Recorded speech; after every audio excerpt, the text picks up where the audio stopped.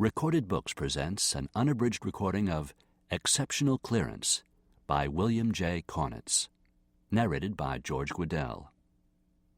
This work is copyrighted 1991 by William J. Caunitz. This recording is copyrighted 2001 by Recorded Books. When a young woman is brutally murdered in New York City, the NYPD are at a loss to explain what caused her wounds. And wounds just like them on another murder victim discovered a few days before. Now Detective Lieutenant John Vinda is rescued from the dead-end limbo of missing persons cases and charged with doing whatever it takes to close the file on the psychopath. And now, Exceptional Clearance. Chapter 1. The night was cold. November's snow banked deep along the curb. A young black woman climbed up out of the subway at Bergen Street, a shopping bag filled with gaily wrapped presents clutched in her right hand, and her pocketbook wedged tightly against her body. Waiting for the light to change, she gazed across Flatbush Avenue at the limestone fortress that was Brooklyn's 78th Precinct station house.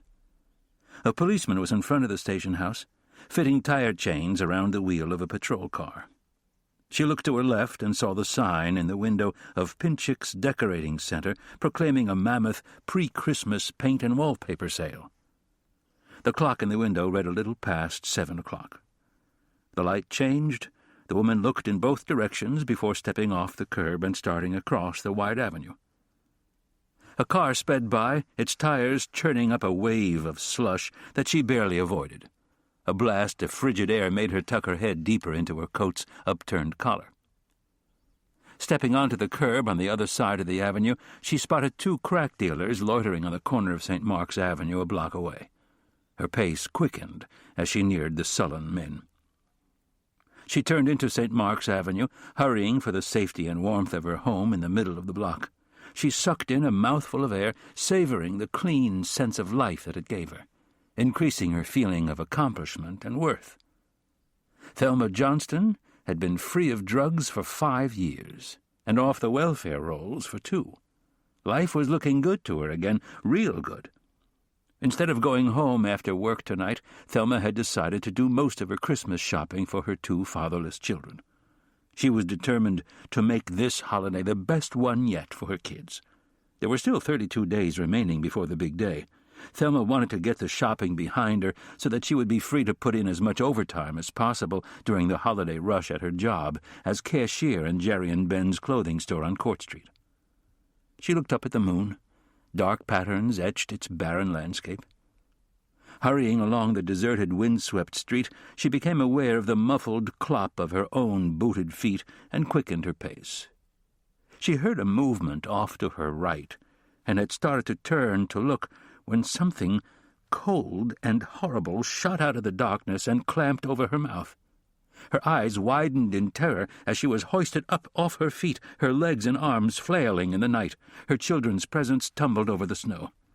"Dear Jesus, protect me," she prayed, as she was bodily lifted into the dark on the side of the brownstone stoop. Something was pressing in on her. Her terrified eyes stared up at her attacker. She felt his warm breath on her throat. Her body shook with fear, and she begged God's protection for herself and her children. Suddenly she felt a pinching sensation in her throat, quickly followed by an overwhelming feeling of suffocation, and then, as abruptly as the nightmare had begun, it was over. She was free, floating along in a crimson abyss, with the inaudible words, "Help me, help me," forming on her lips. Chapter 2. The policeman assigned to the security booth saluted as the black sedan rolled onto the ramp leading down into the headquarters garage of One Police Plaza. Chief of Detectives Sam Leventhal relaxed in the back of the department auto, reading the recommendations of the Mayor's Committee on the Consolidation of the Transit Police and the NYPD. The members had concluded that both departments should remain separate entities. I could have told them that and saved the taxpayers a lot of money, Leventhal thought, gathering up the papers scattered over the dark blue velour-covered seat. The police driver drove the car off the ramp and steered it into the C of D's parking space alongside the cinder-block wall of the dispatcher's cage. Leventhal got out and walked over to the executive elevator set into the alcove behind the cage. He inserted his key into the lock, and when the door opened, he stepped inside. Leventhal was a tall man with wavy hair that he dyed black. At 46 years of age, he was the youngest and vainest chief of detectives in the department's history, a man who would never dream of appearing in public without giving meticulous attention to every aspect of his clothing and grooming. His lordly way of dressing had earned him the nickname Sam Staypress. Studying his reflection in the elevator door, he adjusted his tie and brushed down the sides of his hair with his palms. He bared his teeth, making sure that no trace of morning bran muffin remained. His trim body was complemented by a brown tweed suit set off by a white shirt and paisley tie. A camel's hair coat was draped rakishly over his shoulders. He strode into the chief of detectives' suite of offices on the 13th floor and was greeted by a babble of "Good morning, Chief," from his clerical staff. "Good morning," he replied, walking for his office, noticing Sergeant Jack Riley, his lead clerical, anxiously waiting for him. A bad omen to begin the day. "We got to talk, Chief," Riley said, following the C of D inside his corner office. Leventhal slid off his coat and hung it up inside his closet. "What's up?" "A homicide went down in the 7-8 last night, same M.O. as a Lucas homicide in the 8-8 last week." "Shit!" Leventhal snatched the case folder from his lead clerical and, walking to his desk, began reading the official reports. Riley left the office and returned shortly with a mug of black coffee, which he put down on the desk. Leventhal opened the envelope inside the folder and took out the crime scene photos that showed Thelma Johnston lying face up in a pool of blood. He dropped the hastily dried color prints and picked up his mug of coffee. He sipped thoughtfully and then said, "The 7-8 and the 8-8 adjoin each other." "Yeah, at Atlantic and Flatbush Avenues. Could be the doer is a local guy." Leventhal's mind worked at high speed. This could be big trouble. Who could he trust to handle it and contain it? He glanced at a picture in an old silver frame on his desk. The photograph showed two young policemen standing in front of a radio motor patrol car with their arms around each other. They were uniformed in the outmoded dark blues of long ago. One of them was sticking his tongue out at the unseen photographer. Leventhal smiled in fond remembrance and asked himself where all those years had gone. He looked at the desk clock, saw it was 8:40 a.m., and asked, "Is the PC in the building?" "The balloon went up at 0750. "Get me copies of the 61 on the Mary Lucas homicide," Leventhal said, dialing the police commissioner's phone number. The Honorable James P. Coverton, the police commissioner of the city of New York, had come up through the ranks. A handsome man of 58 years, with a head of thick, silver grey hair and a heavy jaw, he had been closeted inside his 14th-floor office for 40 minutes with the commanding officer of the Office of Management and Analysis, going over the final details of the department's new closed-circuit arraignment procedure that was about to go into operation in Brooklyn and Queens. When the PC's lead clerical interrupted the conference to announce that the chief of detectives was on his way to see him, the PC let his pencil fall from his hand and sighed. Sam Staypress never ventured onto the 14th floor unless it was important. The PC turned to his COOMA and said, "We'll continue this later, Chief." 3 minutes passed before Leventhal was ushered in by the commissioner's clerical. The PC beckoned his chief of detectives into the chair at the side of his desk. "What's up, Sam?" Leventhal handed him the 2 homicide case folders. Coverton took his time digesting the 61s, UF-61 complaint reports, and DD-14s, resumes of homicide cases. When he finished reading, he looked at his meticulously dressed C of D and asked, "What are we doing about it?" "As you can see, both victims were black and both had their throats sliced open in exactly the same way, which would indicate the same killer. Until last night, there was no indication we were dealing with serial killings. I think we had better give some thought to forming a task force." Coverton leaned back, stroking his jaw.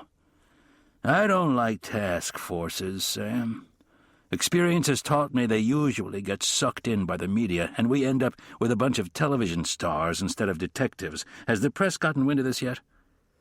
Black homicides generally aren't big news for the papers or TV. So far we've been able to keep it in-house. Any hue and cry coming from the black community? Not yet. I want you to reach out to some responsible community leaders in Park Slope. Let them know about the 2 homicides and tell them we're on top of the situation. We could take a few of our best people and assign them to the case, keep it compartmentalized within the detective division, use only solid guys who can keep their mouths shut. Has the National Crime Information Center been checked? This morning, NCIC has no record of a similar M.O. Looks like this guy's just getting started. The prick would have to pick New York for his playpen. I'm going to have to brief the mayor on this one. Coverton toyed with a crystal ashtray on his desk. Sam, the job does not function well under the glare of publicity. We have 2 black women with their throats ripped out. This could be racial. This is just the kind of case that can slide downhill fast, pulling us all into the shitter. Solve it, and solve it fast. Have you given any thought to a whip to head up the investigation? No, but he'd better be the best we got. Pick your whip, Sam, and make sure he's camera-shy and has congenital lockjaw. 5 minutes later, Chief of Detectives Leventhal was looking out his office window at the people scurrying along Pearl Street. The door opened, and Inspector Paul Acevedo, the Detective Division's executive officer, entered carrying several folders tucked under his arms. Acevedo's portly frame always bulged out in his badly fitted suits. "You wanted to see me, Chief?" Not turning from the window, Leventhal said, "We need a whip for a homicide investigation." "A sergeant or a lieutenant?" "A lieutenant. There's Kelly in Midtown North, and Howard in 114, and Greenberg in Safe and Loft." "Where is he, Paul?" "Who, Chief?" "You know who."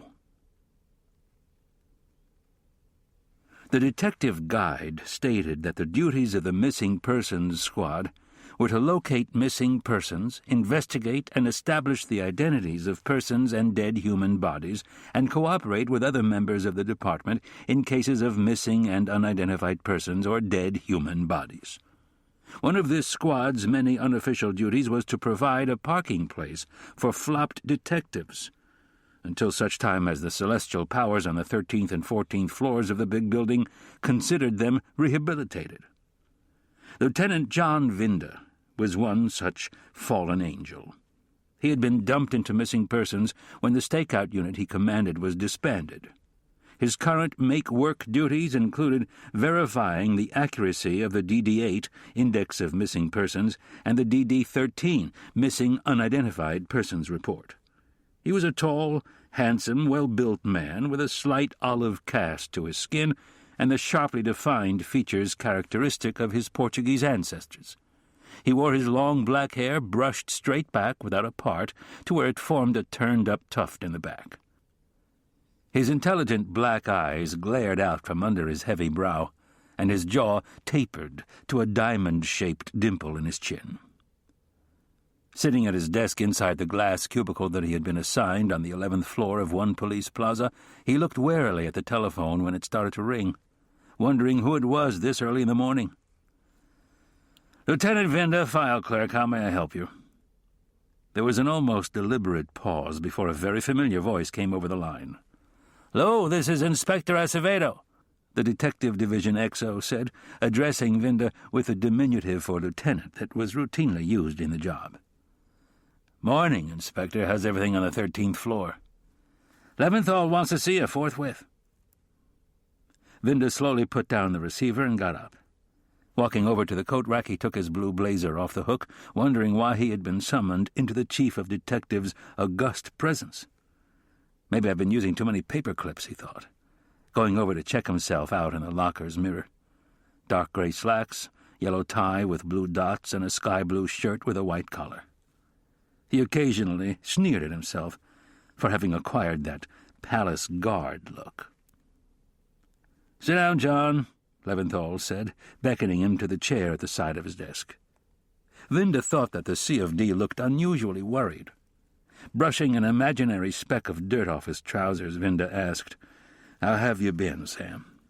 "Pretty good, John." Then there was a moment of awkward silence while each man looked appraisingly at the other. Vinda tried to ease the strain. "How's your mother?" A genuine, unforced smile broke across Leventhal's face. "You wouldn't know her. She moved into one of those swinging retirement communities in Daytona Beach after Dad died. Dyed her hair blonde and changed her name from Gussie to Ginger." Vinda laughed. "Hope springs eternal." Leventhal looked over his nails, his expression somber. "How have you been getting along since about the same? Like they say, time heals all wounds." He picked up the picture frame from the desk. "We sure were young. A couple of white knights going forth to free the city of crime." Vinda's eyes narrowed, forming tiny furrows around the edges. "I never thought my lance would get stuck in a pile of political bullshit." Leventhal leaned forward, saying, "I did everything I could to protect you and your men." Vinda set the frame back down. "Protect me? From what, Sam? I did nothing wrong. Your unit blew away 43 people in 26 months. The press branded you the leader of the department's death squad.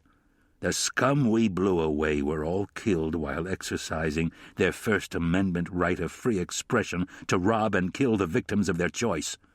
"Spare me your sarcasm, please." "Every one of those scumballs was taken down during the commission of an armed robbery. You personally formed the stakeout unit because the robbery and homicide rate had climbed into the ionosphere, and you made me the whip because you knew I'd do a job for you. The rate took a nosedive after word got around that we were in operation. We saved lives, Sam. Decent working people's lives. But did you have to waste so many?" His voice brimming with anger, Vinda answered, "Yes, damn it. In each and every case we identified ourselves and ordered the perp to drop his weapon, and in each and every case the mutt opened fire first or made a threatening motion to do so. And in each and every case the grand jury and the Firearm Discharge Review Board found our use of deadly force justified under the penal law and department guidelines." Leventhal absent-mindedly ran his index finger over a large brown mole on his right cheek, the one blemish on his otherwise perfect features. "You seem to be unable to appreciate the pressure I was under to disband that unit." Leventhal looked the lieutenant in the eyes. "Not one of your people got hurt. Each one of them was eased into less stressful assignments, like filling out requisitions in the quartermaster or outfitting rookies in the equipment bureau. You cut the legs out from under some fine people who were out there doing a dirty job for you. What did you expect me to do? Go to the wall for them?" Leventhal's shoulders slumped.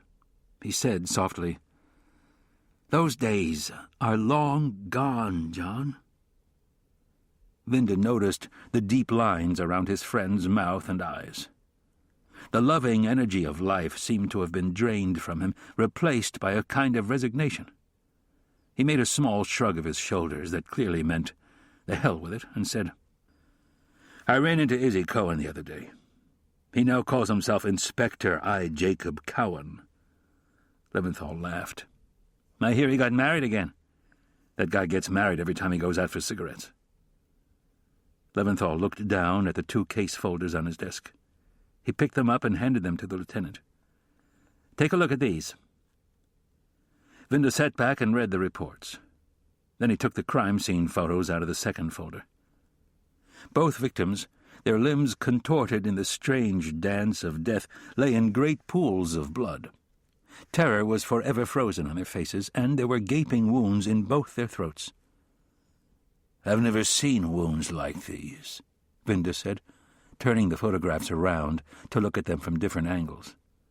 He slid the photos back into their folder, placed the case folders on the desk, and said, "You got a problem.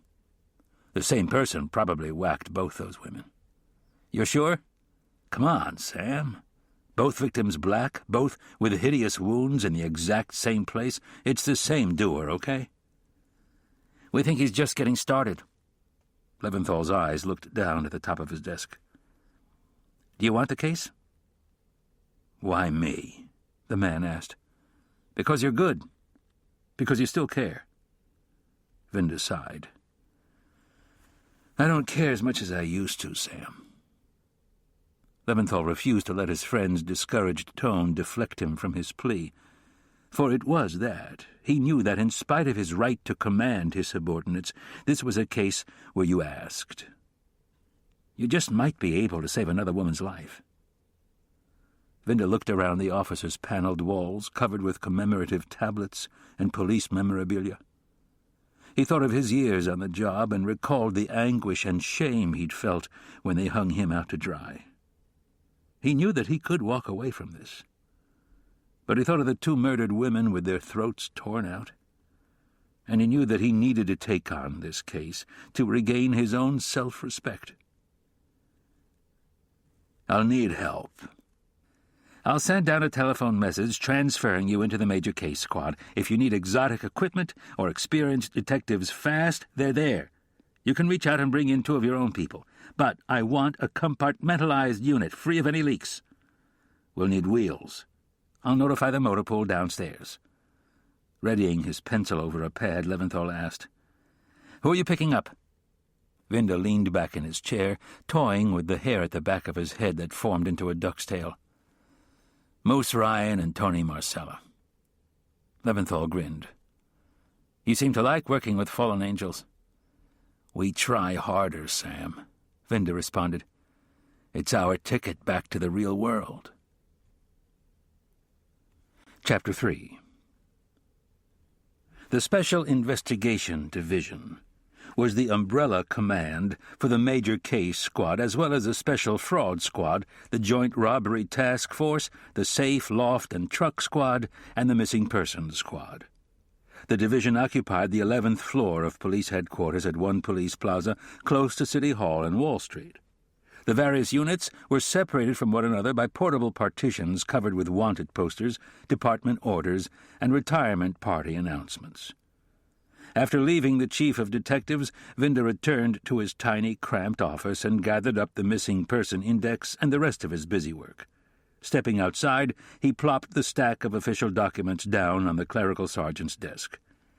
"I've just been rehabilitated, Sarge." The sergeant, a gaunt man with 40 years in the job, looked up at Vinda. "You're going back out into the street, Lou?" "Yes." Scratching his jaw thoughtfully, the sergeant said, "Some guys just don't ever learn." A long aisle ran the length of the 11th floor, connecting the various SID units. Vinda made his way down the corridor into the Major Case Squad. It occupied the entire north corner of the floor and had ranks of glass-fronted offices with outside windows along the east and west sides of the floor. These offices served as private workspaces for the bosses. As soon as Vinda stepped into the Major Case area, he felt as though he was back in the real war.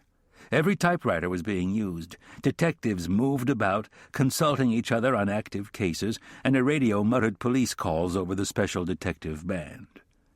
Vinda reported to the CO of Major Case, who told him that the chief of detectives had personally telephoned and directed him to be on the lookout for Vinda. After leaving the commanding officer's office, Vinda was escorted by a sergeant to his new glass cubbyhole with a corner view of Police Plaza and the municipal building.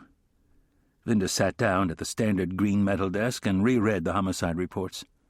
Studying the crime scene photos, he was again struck by the ferocity of the wounds. What kind of an instrument makes a hole like that while slicing into the body? Reaching down into the desk's form drawer, he took out 2 DD-5s, supplementary complaint reports, forms that were used to report on all phases of an investigation, and rolled one of them into the typewriter, thought a few seconds, and typed out the DD-5, transferring the Mary Lucas homicide from the Precinct Detective Squad to the Special Investigation Division. Good move, he told himself, knowing that when the press got wind of the case, he and his men would be buried deep enough to buy some moving around time. On the bottom of the report he typed, "By direction of the Chief of Detectives." Pondering what name to use in the signature box at the bottom, he took out the official roster and began flipping pages. The corners of his mouth spread in a gleeful smile when he saw the name of the commanding officer, Criminal Assessment and Profiling Unit. He typed in the name, I, Jacob Cowan. and forged a signature to the report, hoping that his old friend still had his Bronx sense of humor. He typed another 5, transferring the Thelma Johnston homicide to his unit, and tossed both reports into the department mail basket. Next to it was another wire basket full of incoming mail. On top was a brightly colored brochure, a mailing from the Lieutenants' Benevolent Association offering package tours. He was about to throw it away as he was clearing out the remaining mail for forwarding to the office's previous occupant, when he noticed that a 9-day package to Portugal was featured on the front cover. Vinda couldn't resist looking quickly at the pictures inside, of the beloved land where he had spent so many childhood vacations. Then his mind was filled with powerful memories of that spring day, 11 years ago, when he was the second whip of the 2-0 squad. His official day had started with his checking the details of investigation reports to ensure that they fell within the parameters of Detective Division guidelines, which meant that all asses were covered, especially his own. It was a perfect and warm, early May morning. He had gone out into the squad room to read the latest batch of department orders when he spotted her being interviewed by one of the detectives. He thought she was the most beautiful woman he'd ever seen. Her lips were exquisite, and her perfectly oval face had dimples in the corners of her mouth. Her auburn hair touched her shoulders. It seemed to glow in the rush of sunlight flooding into the squad room. He saw the excitement dancing around inside her green eyes. Her light blue spring dress softly molded the contours of her shapely body. Pretending to read a personnel order, he looked out of the side of one eye and was consumed by an urgent need to meet her. She glanced his way, their eyes met and held. He smiled. Her lips smiled back. He returned the clipboard holding the orders to the wall hook and walked back to his office. Sitting on the edge of his desk, he counted to 20, snapped up the telephone, and dialed the extension number of the desk where she was being interviewed. "Detective Cooperman, 2-0 squad." "Is she married?" "Negative." "What kind of case?" 1021, Cooperman said, using the radio code for a past burglary. "Do the right thing." "You got it." Vinda hung up and rushed over to his locker and checked himself out in the mirror. He smoothed down his hair, straightened his tie, grabbed down some aftershave, and rubbed a few drops onto his face. He was at his desk, taking copious notes on absolutely nothing, when Cooperman led the complainant into his office. "Sarge, this is Jean Wilson. Her apartment was burglarized last night." Offering her a chair, Cooperman explained, "Sergeant Vinda supervises our burglary investigations." "Really?" she said, looking at Vinda, who was still occupied with his notes. When Cooperman left the room, Vinda picked up the complaint report that the detective had put on his desk and began reading the details. "How long have you resided at your current address, Miss Wilson?" 24 years. I was born there, Sergeant." "Do you live alone?"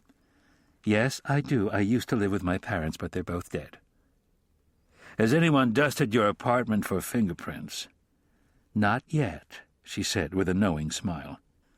"But I suspect you are going to volunteer to do the job yourself." "What's so funny?" he asked indignantly. "When I was a teenager, my uncle always made me laugh with his stories about the job."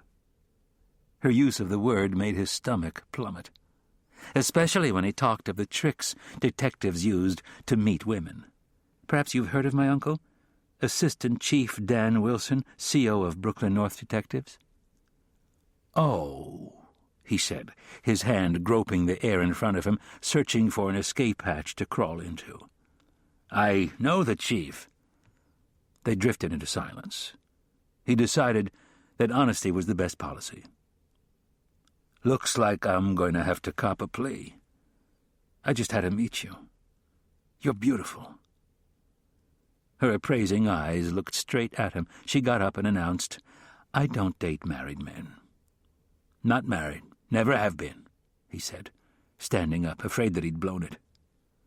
She opened the door and looked over her shoulder. "My phone number is on the 61. She smiled. "Bye."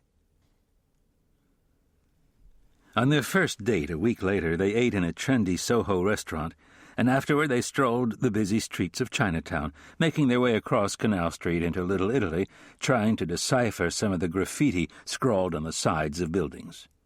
She wore a yellow dress, and her legs were bare. They ambled into Carmine's on Mulberry Street and squeezed into a curbside table, blissfully ignoring the crowd flowing along the narrow, brightly lit street. They drank cappuccinos and shared a dish of zabaione and raspberries while they took turns talking about their lives. She was a special ed teacher who worked with brain-damaged and retarded children at Humanities High School. A lover of animals, opera, dance, and movies, Jean particularly loved the two hanky romantic movies of the late 30s and 40s. He told her about his childhood summers visiting his grandparents in Silvish, Portugal, and of how he and his friends used to play, despite strict injunctions not to, on the battlements of the 10th century castle that the Visigoths had built on the hill overlooking the ancient city. Portugal represented the side of his life and identity that he never talked about on the job. It was 2 a.m. when a waiter's diplomatic cough made them aware of all the empty tables around them. "Let's walk," she said, putting her arm around him and pressing close. It took them almost another 2 hours to stroll uptown to her rent-controlled apartment in a massive old building on the east side of West End Avenue at 82nd Street. The sun was up, and the birds were singing as they ambled arm in arm into the marble lobby with its high Doric columns. He rode up with her to the 7th floor and left her unkissed at her apartment door, secure in the knowledge that he had met the woman he was going to marry. They married that August, and honeymooned in Portugal. She met all his aunts and uncles and cousins, savored the rich Portuguese sauces at family meals, enjoyed the biting taste of freshly caught fried sardines, and posed happily for family photographs under the castle's portcullis.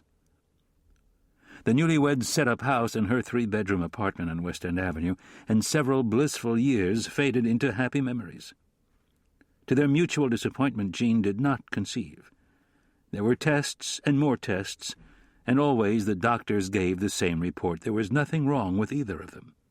Prescription? Relax. One day 3 years ago, soon after he had been dumped into missing persons and the stakeout unit disbanded, he arrived home after doing a day duty to find Jean in the bathroom, running the fingers of her hand over the right side of her neck. Watching her watch herself in the mirror, he saw her frightened eyes lock on his reflection and heard her say, "It's swollen." The next day a surgeon did a needle biopsy that revealed a line of swollen lymph nodes. Further tests revealed the primary source to be a mole concealed in her hairline.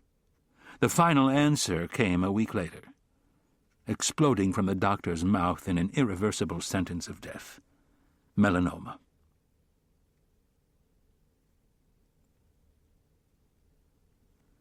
Linda tossed the brochure into the wastebasket and swung around to face the window, preventing anyone outside his office from looking in and seeing his tears. He pulled his handkerchief out, wiped his eyes dry, and shoved the cloth back into his trouser pocket. He spun back around, picked up a yellow legal pad, and began outlining the case. First he listed the times and dates of occurrence, the names of the victims, and their pedigrees. The more he examined the crime scene photos and studied the similarity of the wounds, the more convinced he was that the killer was someone who needed to kill. He went over to the portable blackboard pushed flush against the wall. Checking the notes he had made on the tablet, he wrote out the key elements of the crime on the board. He took a few of the crime scene photos and thumbtacked them to the board's wooden edges. Then he stepped back, examining his work. He knew that he needed the job more than ever now. His Jean had died 4 months ago. The void left by her death was filled now only with loneliness and regret. It was good to be back. It was all he had to hold on to, all that he had to give his shattered life any meaning. The slam of the door to his office made him look up and see Tony Marcella and William Moose Ryan standing in front of his desk, silly grins plastered on their faces. "Good to see you guys," Vinda greeted them. When that telephone message came down from the C of D transferring us to Sid, we ran out to our cars and drove like hell to get here," Moose said, looking around the office. "We both felt our former leader's devious hand lurking somewhere in the background." "They had me and Moose invoicing auto wrecks at the Whitestone Pound," Marcella said. "It was getting time for us to abandon ship anyway. So, what kind of a dirty job they got for us this time?" "A couple of homicides," Vinda said, picking up the case folders and handing them to the detectives. "Will the illustrious Sam Staypress fuck us over again if the media screams for fresh meat?" Moose asked. "No one ever promised you any tomorrows in his job," Vinda said, watching them read the reports. The detectives exchanged folders. Moose asked, "You're the whip?" "Yeah," Vinda answered. "That's good enough for me," Moose Ryan said. "I'm tired of all that pencil-pushing bullshit. I want to get back out in the street. I miss all that blood and carnage and down-to-earth, do-me-dirty shit." Watching them digest the reports, Vinda thought how much alike the two detectives were, yet how different. Both were street-smart cops who believed in the rights of crime victims. Both were married and had children, and, like most of their contemporaries in the job, both were deeply in debt to the Municipal Credit Union. Moose Ryan was a big man with a fat neck that bulged out over his shirt collar. His tiny brown eyes were partially hidden under his heavy, overhanging brow. Moose was, in short, a liberal's nightmare of what cops should look like. And he could indeed be a hard-ass when he had to be. But buried inside of him was an amazing degree of sensitivity. Only his wife, children, and a very few other cops knew that. He and his wife were animal rights activists, and Moose was forever wearing an assortment of animal rights buttons pinned to his lapels. People often did a double take when they saw these unexpected decorations on him. Marcella, in contrast, was a handsome man with a swarthy complexion and a trimmed moustache that gave him the look of a Latin gigolo. He was an elegant, thin man who favored European-cut clothes and double-breasted sports jackets, while his partner consistently dressed in an unmatching rainbow of polyester. "What do you think, Lou?" Moose Ryan asked, looking up from his folder. "I think we're dealing with a major wackadoo." "Similar M.O., Marcella observed. "According to the ME's report, there was no rape, underclothes undisturbed, no sperm in any of the orifices or on the clothes. None of these reports mentioned if any money was taken." "Neither of the ladies lived in a high-rent district," Moose said. "Where do we start?" Marcella asked. "I want you two to go to Central Records and duplicate all the paper. Then go to the precincts of occurrence and interview the detectives who caught the cases. See if they have any information scratched on the back of a matchbook that they didn't put on the fives," Vinda said. Holding a pack of cigarettes in front of his mouth, Marcella took one between his lips and asked, "And if they want to know why the case was transferred, tell them the Bias Unit Investigations Section is interested in a possible racial motive," Vinda said, adding, "That'll make them happy to be rid of the case." Moose Ryan said, "This could be a racial case. Both victims are black." "That's something we're going to have to take a look at," Vinda said. "I want you to recanvass the scenes, interview friends and relatives. According to the fives on the Mary Lucas homicide, the victim's mother was too distraught to be interviewed when detectives went to her home. She has to be interviewed." Vinda handed them index cards. "Give me phone numbers where you can be reached." Marcella wrote down an extra number. He didn't bother to tell the whip that it was his girlfriend's. "What about wheels and communications?" Moose Ryan asked. 2 cars have been assigned to us," Vinda said. "I've arranged for radio operator 47 on the citywide band to be our communication link." He picked up a large manila envelope and shook out 3 beepers. Handing one to each detective, he said, "If these things go off, get on landline to operator 47. The detectives clipped the instruments to their belts. "Let's get back to work," Moose Ryan said, making for the door. He paused with his hand on the doorknob and said quietly, "You know, boss, I've got my 20 years in come April. I don't want to get jammed up on this one." Marcella edged the department auto between two snowbanks to park across the street from the 7-8 precinct. The detectives got out and hurried through the blustery wind into the station house. Walking across the muster room toward the staircase, Ryan held up his shield to the desk officer and announced, "We're going up to the squad, Lou." The desk lieutenant nodded and continued making his blotter entry. The second-floor squad room was a collection of old desks and old typewriters scattered around a spacious room with a detention cage cut into the east wall. The three detectives who were typing reports ignored the man standing by himself in the middle of the room. He was dressed in a white running suit and wore white sneakers and white cotton gloves and was spraying himself with something that smelled like disinfectant. Reaching over the wooden gate to release the latch, Moose Ryan said, "Joe McMahon?" The heavy-set detective looked up from his typewriter. "I'm McMahon." "I'm Tony Marcella, and this here is Moose Ryan. We're the guys who inherited the Thelma Johnston homicide." "You are, huh?" McMahon said, going back to his report. "I'll be with you in a second. I want to finish off this 5. Ryan looked over his shoulder at the man with the spray can. "Who's your friend?" "The Lysol man," McMahon said as he typed. "He lives on Pacific Street and comes in here every morning and evening to disinfect himself." He pulled the report out of the typewriter, signed it, and tossed it into the opened case folder on his desk. "Another crime brilliantly solved." He looked at Moose. "You guys from Sid?" "Yeah," Moose said. McMahon sat back, lacing his hands across his rather ample stomach. "Why the hell is the Special Investigation Division interested in a homicide in my backyard? We're the raggedy-ass part of Park Slope." Marcella improvised quickly.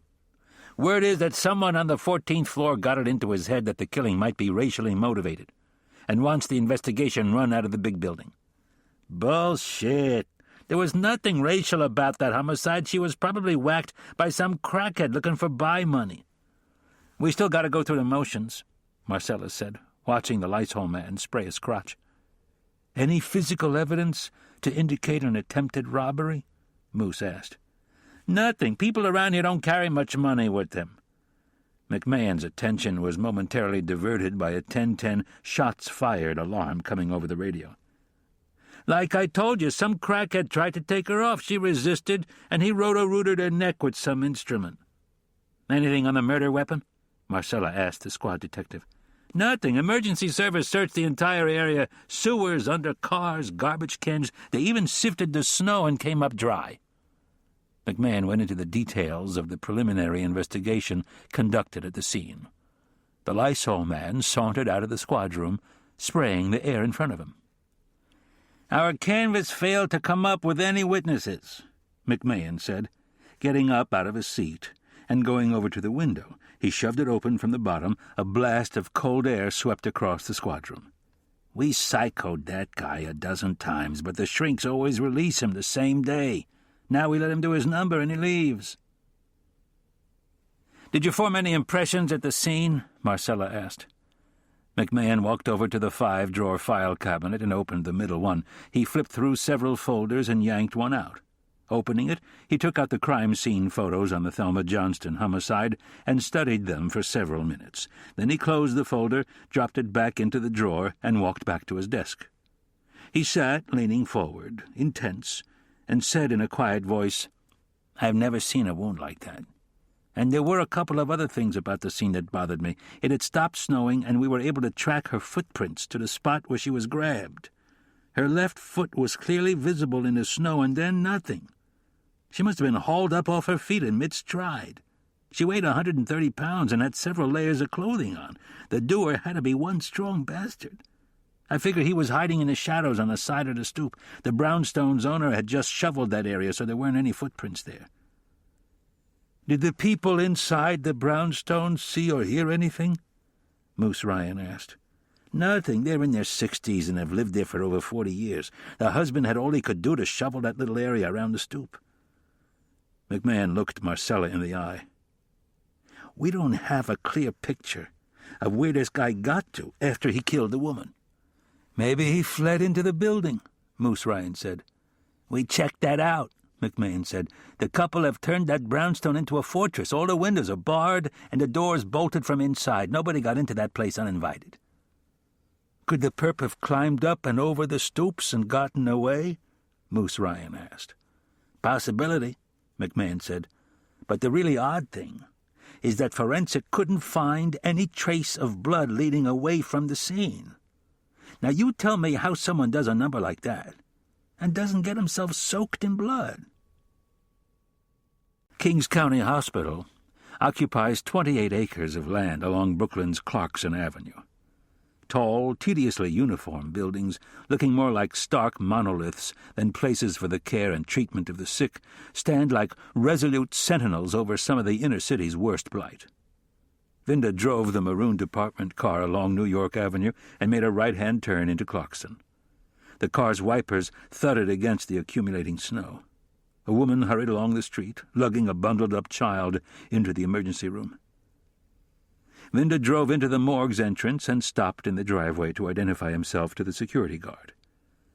"Park and visitors parking, Lou," the retired cop told him. Vinda steered the car into the courtyard between the C&D buildings and parked. Foreboding gray afternoon clouds cast gloomy shadows over the snowy landscape. He got out of the car and, with his gloved hand, scooped snow off the windshield. A brick building resembling a school stood between the C&D towers. It was the medical examiner's Brooklyn morgue. Several hearses idled by the loading bay. Snow crunched beneath Vinda's feet as he made his way toward Death's warehouse. He had gone a short distance when a woman's voice called out his name. Detective Adrian Agueda was walking down C Building's ramp, waving to him. With her was another woman. "Hi," Vinda said, watching them coming over to him. "Lou, this is Detective Joan Hackstrom, the newest member of Brooklyn's South Sex Crimes Unit," Agueda said. "Hello," Vinda said to the detective. "I've been trying for years to get the good lieutenant here to join the Hispanic Society, but he refuses to go for the $20 initiation fee," Agueda told Hackstrom. "First of all, Detective Agueda, I'm Portuguese, not Spanish," he said in an exaggerated accent. "And second, I happen to believe that there are too many religious, fraternal, and ethnic organizations in the job. And third, when I was a kid, I always got F in plays and gets along well with others." "A likely story," Agueda said, brushing her thick black forelock from her forehead and smiling at him. "What brings you out of the big building on such a cold day?" "Following up on a missing person case," he lied. "What about you?" "We got some scuzzball operating in the borough who gets off on sodomizing women over 70, Hackstrom said. Vinda winced. "Why, Detective Hackstrom, don't you realize that the poor man is probably acting out some horrible psychological trauma of his childhood and shouldn't be held responsible for his acts?" "Really?" Agueda said. "Well, Lou, when we catch up with him, we're going to cut off his trauma and end all his problems." "Right on, Detective Agueda," Vinda said, and turned to leave. Adrian Agueda hurriedly said, "I was sorry to hear about Jean." "Thank you," he said, and walked away. He knew that she was sorry for his loss, but that there was much more that she wanted to say to him. At this point in his life he couldn't deal with it. Knowing that he couldn't postpone a conversation with Agueda forever, he pushed aside the 2 swinging doors that led into the pathology suite. Dr. Patricia Marcal, an assistant medical examiner, was a handsome woman of considerable girth. Dressed in a lab coat with her pince-nez dangling from a long silver chain around her neck, she was perched atop a stool, peering into a microscope when Vinda knocked and walked into the room. "Hi, beautiful." She spun around. "When did they let you back out in the street?" She slid off her perch and hugged him. "It's good to see you, John." Leaning back so that he might better see her face, he said, "You're as lovely as ever." He kissed her cheek. "Don't you try that olive oil charm of yours on me, John Vinda. I'm a happily married lady." She released her grip on him, a sad cast coming over her cheerful face. "How are you managing?" "I guess okay. I take it a day at a time. I'm glad her suffering is over, but I miss her very much." "I know. Anyway, what brings you here?" "Mary Lucas and Thelma Johnston." Concern furrowed her brow. She had seen many good cops shoved down the drain of obscurity because they stumbled into homicides that turned out to be racial or political or both. "Pass on them, John. My guts tell me they're the kind of cases that could end careers." "I can't. They're my ticket out of purgatory." She sighed and affectionately patted his cheek. "I can't tell you what killed them, but I can tell you how they were killed. Come on, I'll show you." Thelma Johnston lay atop a stainless steel table with draining canals around the sides and top.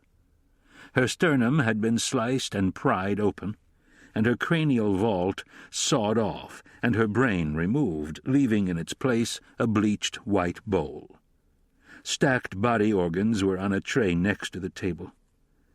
"I did the post on both victims," she said, turning the corpse's head so he might better examine the wound.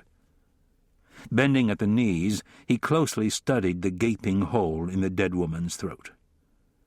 The common carotid artery, the jugular vein, and the superior thyroid artery of both victims had been severed, Markel explained. "It's almost as though some sharp instrument slashed around inside their throats. And, John, there are no entrance marks, no puncture wounds. But look here, to the right and a little below the wound." Vinda saw what appeared to be 2 bruises about 2 inches apart. He ran his finger over them. "They appear to be puncture wounds that didn't break the skin." "That's right. Both victims had the exact same marks in exactly the same spot." "Could an animal have done this?" "No way. Animals rip and tear at the flesh, leaving teeth marks on their prey. There were no dental impressions on either victim." She pulled a pair of plastic gloves out of a nearby box, stretched them over her hands, set her pince-nez on her nose, and stuck her thumb and forefinger into the lesion, groping for parts. Stretching out a severed vein and artery, she said, "Look at these. They've been surgically severed." Vinda took the body parts in his hands. Blood oozed out of the artery. "What could have done this?" "An instrument that makes a massive puncture wound going in and slices coming out." "Was any trace evidence found?" "The clothing of both victims was vacuumed, and we found nothing that could be of value for microscopic or instrumental analysis." "We're batting 0. "I did standard hematocrit tests on both victims to measure the amount of blood in the body. Both tests were inconclusive." "Why?" "As soon as an artery is severed, there is a forceful rush of blood that continues until the heart stops pumping. The body contains about 11.5 pints of blood. We sopped up as much as we could at both crime scenes. We still can't be sure how much blood is unaccounted for, if any." Vinda frowned and said in a puzzled tone, "I examined all the crime scene photos and couldn't find any trace of blood leading away from the area." The pathologist looked at the policeman, shrugged, and said, "Maybe this guy can fly." Chapter 4. The unmarked police car slid along the curb and parked in front of Thelma Johnston's house on St. Mark's Avenue. It was 6:30 in the evening, and winter's darkness had cast its cheerless hue over the city. Moose Ryan and Marcella remained inside the car, staring out at the row of gracious brownstones carefully maintained by the residents of this middle-class enclave. Neither man paid much attention to the police calls coming over the radio. They had just come from interviewing Mary Lucas's family, and their thoughts were full of the despair and grief they had just left. Mary Lucas's mother, her face blank with shock and disbelief, sat in a wicker rocking chair, clutching a photograph of her murdered daughter to her chest, staring vacantly ahead, her lips mumbling a prayer. The dead woman's children and her sister moved about like dazed sleepwalkers, afraid to wake to the horrors of real life. The mother could not be brought back to reality long enough to be interviewed, which meant that the detectives would have to return at some later date to speak to her. Marcella reached into the bag on his lap, took out a container, and handed it to Moose. "Let some air in here," Moose said, prying off the plastic lid. Marcella pressed the door button and the window slid down a few inches. Frigid air swept through the car. "Lucas's family were genuinely nice people," Marcella said, setting his container down on the lid of the glove compartment. "Yeah." Moose sipped coffee, then put his container on the dashboard. Steam vapored the windshield. "Being off the street for a while almost makes you forget the shit that goes on there, like what heartbreak looks like." Marcella closed his eyes and leaned his head back. After a while he said, "My dad did almost 30 years in the job, and when I came on he told me to keep my fly closed and my eyes open. But when I saw my first DOA child, a 6-year-old crushed under the wheels of an oil truck, I knew that a cop had to get some kind of a crutch to help him forget all the shit he sees." Moose glanced at his partner. "So you forget by running around with your fly at half-mast? Friend, when you find something better than pussy, call me." He picked up the container and, holding it in front of his mouth, said, "I wonder how I'd react to losing one of my children like that. Having some nut job rip out their throats." He drank, pulled a sour face. Cracking the door, he dumped out the coffee. "Why do cops drink so much of this crap anyway? I don't even like the stuff." "Me either," Ryan said, and emptied his out the window. "You know, it's one thing to lose a child to disease, but to have some scumbucket kill them? I really want to get this guy, Moose." "Me too," Ryan said, and shoved open the door. The name on the doorbell was Johnston. Marcella pressed the button. They waited inside the vestibule, looking beyond the curtains at the mahogany staircase. A lanky man with steel-gray hair walked out of a side room. The man's black tie was askew, his shirt collar open. Walking to the door, he assessed the 2 white men waiting on the other side and smiled faintly as he opened the door. "How you doing? I'm Ken Hayes. I'm with the housing police." The instant rapport of cops took hold as the 3 policemen shook hands and the 2 NYPD detectives introduced themselves. Hayes told them he was Thelma Johnston's brother-in-law and watched as the detectives struggled out of their rubber overshoes and placed them on a sheet of newspaper next to the radiator. Hayes led them into a parlor with high ceilings and elaborate 19th-century molding. A frail old woman, her dazed face lined with grief, sat on a brocaded sofa, cradling 2 scared children and sing-songing a Baptist prayer. "That's Thelma's mother and children, Dwana and James," Hayes said. The other people in the parlor continued their hushed conversations, as Hayes led the detectives into the dining room, where a woman sat at a butcher-block table, dabbing her eyes with a lace handkerchief. "This is Thelma's sister, my wife, Selina," Hayes said, sliding a consoling arm around her shoulder. He introduced the detectives to his wife, telling her that they were assigned to Thelma's case. Her tear-swollen eyes moved up to meet theirs. "It's not fair. It's just not fair," she lamented. "Thelma worked so darn hard to make a home for her children. So hard. And then to have this happen?" She slammed her fist down on top of the table and cried. Moose Ryan bit down on his lip. "We're doing everything possible to catch the person responsible." "I know that," she sobbed. "We come from a police family, my dad, my husband, my brothers." "Are your brothers here?" Marcella asked. "They're making the arrangements for Thelma," she said. "Can you think of anyone who might have wanted to hurt your sister?" Moose asked gently. "No," she said, shaking her head and blowing her nose. "What about someone from her past when she was into the drug scene?" Marcella asked. Outraged by his question, she glared up at the detective and said, "My sister walked away from that sleaze and never looked back. She started a new life for herself and her family." Marcella nodded and asked, "Where is her husband?" "He was a no-good drunk who used to beat up on Thelma. The drink finally killed him," she said. Stealing a look at the grandmother and children in the next room, Moose asked, "What's going to happen to them?" "Selina and I are going to raise them.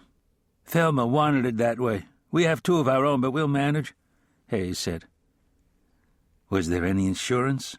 Moose asked, a sarcastic grin twisting the housing cop's mouth. "There ain't no insurance, and there ain't no estate." Marcella gestured to his partner that it was time to leave, then looked at the housing cop and said, "We'll keep you informed." Watching Marcella leaning up against the hallway wall, stretching his overshoes back on, Moose asked, "How much bread you got?" "About $40. "Let me have a quarter." Marcella snapped on his left overshoe, counted out $25, and handed it to his partner. Taking the money and going back into the dining room, Ryan removed a similar amount from his wallet, placed the $50 on the table, and said, "Buy Thelma's kids a Christmas present from us." Selina looked up at the detectives, tears brimming in her eyes, took hold of his retreating hand, and said, "God bless you." Elegibos on Hudson Street, just off the corner of King Street, was a restaurant that specialized in Caribbean food and samba reggae music. Brazilian bands sang in Portuguese and Yoruban, decrying broken promises and telling of love and hope. It was almost 11 o'clock that night when Vinda parked the department car on Hudson Street. Since Jean had died, he'd been unable to go directly home from the job.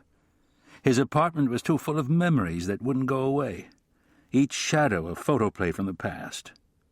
He would frequently go to Elegibos, where he would lose himself on the dance floor, dancing alone or with groups of gyrating strangers until he was exhausted and covered in sweat. Only then would he drive home, undress, toss himself into his lonely bed, and fall asleep.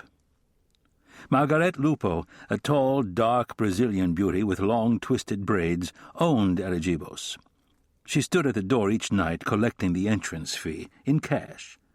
When she saw her old friend walk in, she left the woman she had been talking to and went and threw her arms around Vinda, saying in Portuguese, "It's good to see you, handsome. Are you okay?" "I'm trying." "Well, if you ever need a warm body to help ease your way back into the world, you can have mine." Leaning forward, she kissed him ever so gently, piercing his closed lips with her tongue. "Thanks, Margaret, I needed that," he said, reaching into his pocket for money. She grabbed his elbow, stopping him. "Your money is no good here." "Thank you," he said, and walked into the restaurant.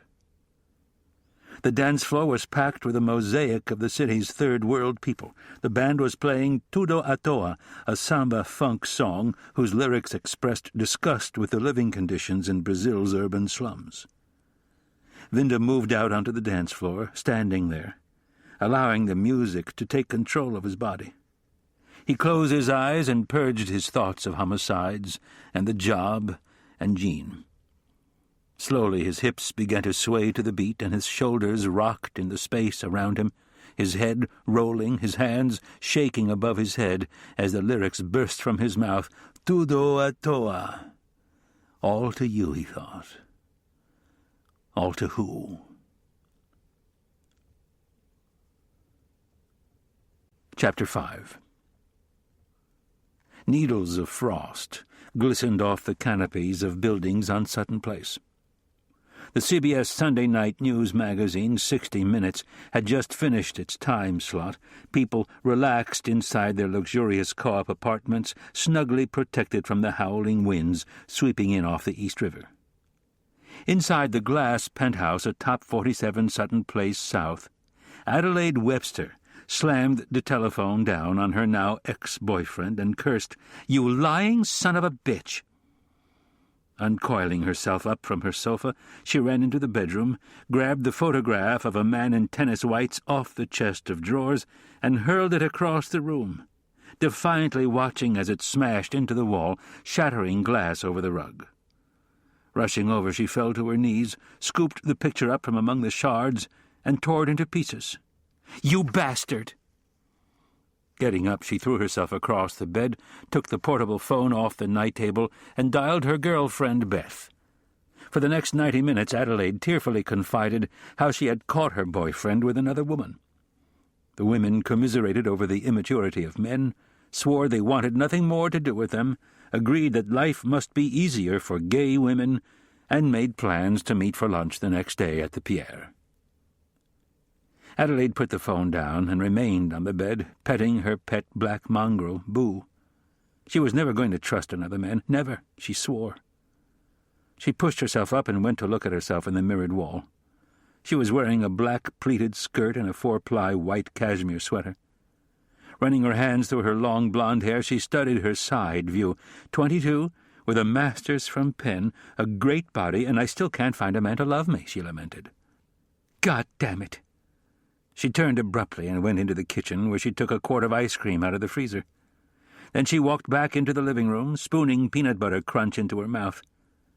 She opened the terrace door and stepped out onto the wraparound balcony. Ignoring the battering wind, she ate more ice cream as she stood on the terrace, gazing across the street into other apartments. The man she had named the war hero was walking around naked in his duplex. Why don't men know how silly they look with their balls and their things flopping all about?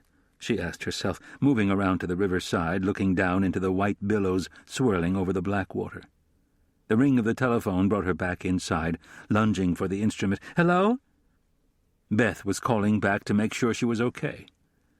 Gulping disappointment, she said she was just fine, and they talked for another 20 minutes. Hanging up, she saw Boo sitting by his leash. "Boo, I forgot all about you, honey." The dog's tail wagged. She went and opened the closet and took out one of her mink coats. Removing a silk Hermès scarf from the pocket, she slid it around her neck, slipped into the coat, and unwound the leash from the knob. The sundial at the entrance to Sutton Place Park sat on a tilted pedestal set in cobblestones. The Vest Pocket Commons was nestled against Adelaide Webster's cooperative apartment house on the north and by 53rd Street on the south. The park's eastern wall overlooked the FDR Drive and the East River. Sutton Place South bounded it on the west. Stone planters brimming with carefully trimmed evergreens decorated the park's entrance, and 3 stone steps led down to a plot of asphalt bordered by green benches. Pachysandra and rhododendron, green against the black and white of winter, were thickly planted across the front of the park. A man crouched under the overhanging green umbrella, his back against the wrought-iron fence overlooking the FDR Drive. His hands locked his knees to his chest as his cold eyes studied the whirlpool of debris dancing over the park. An automobile sped down Sutton Place, barely slowing for the stop sign, and turned west into 53rd Street. The man's eyes searched the apartment terraces above him, watching people inside moving about. Doormen in livery waited inside the vast lobbies of the surrounding apartment buildings. The man in the bushes groaned from his hunger and despair. He remained motionless, a watcher in the night. Voices, movements. His ears pricked up. A doorman across Sutton Place was holding a door open for an elderly, mink-clad woman and her poodle. He listened to them exchange banalities about the weather and watched the dog strain at its leash. The woman's mink hood hid her age. His eyes followed as she left the building and walked carefully and slowly out of the curving driveway to the street. She stopped under a street lamp and watched as her dog squatted. The pool of light bathed her lined face. He became acutely aware of the pain knotting his stomach. Then he heard another voice, closer. A young voice, the one he wanted to hear. "Boo, stay in the park." Her dog bounded down the steps and into the park. A young woman walked past the sundial, making for the steps. His eyes locked on her face, and his heart surged. His muscles coiled, ready to strike. He looked across the street and saw the old lady and her poodle hurrying back into the lobby. The young one stood in front of him, the back of her fur coat shining faintly in the streetlights. A leash dangled in her right hand as she watched her pet run free in the park. The dog came over to where the man was hiding in the bushes and stopped, its snout sniffing out the scent. Its tail fell between its hindquarters, and it ran off, whimpering. "Boo, what's the matter?" He struck, springing up and clamping his hand over her mouth, muffling her terrified cries. Hoisting her struggling body aloft, he bent her body to him and kissed her throat. Pulling back, he looked into her horror-stricken eyes, smiled, and lunged his face forward, biting deep, allowing blood to gush from her throat.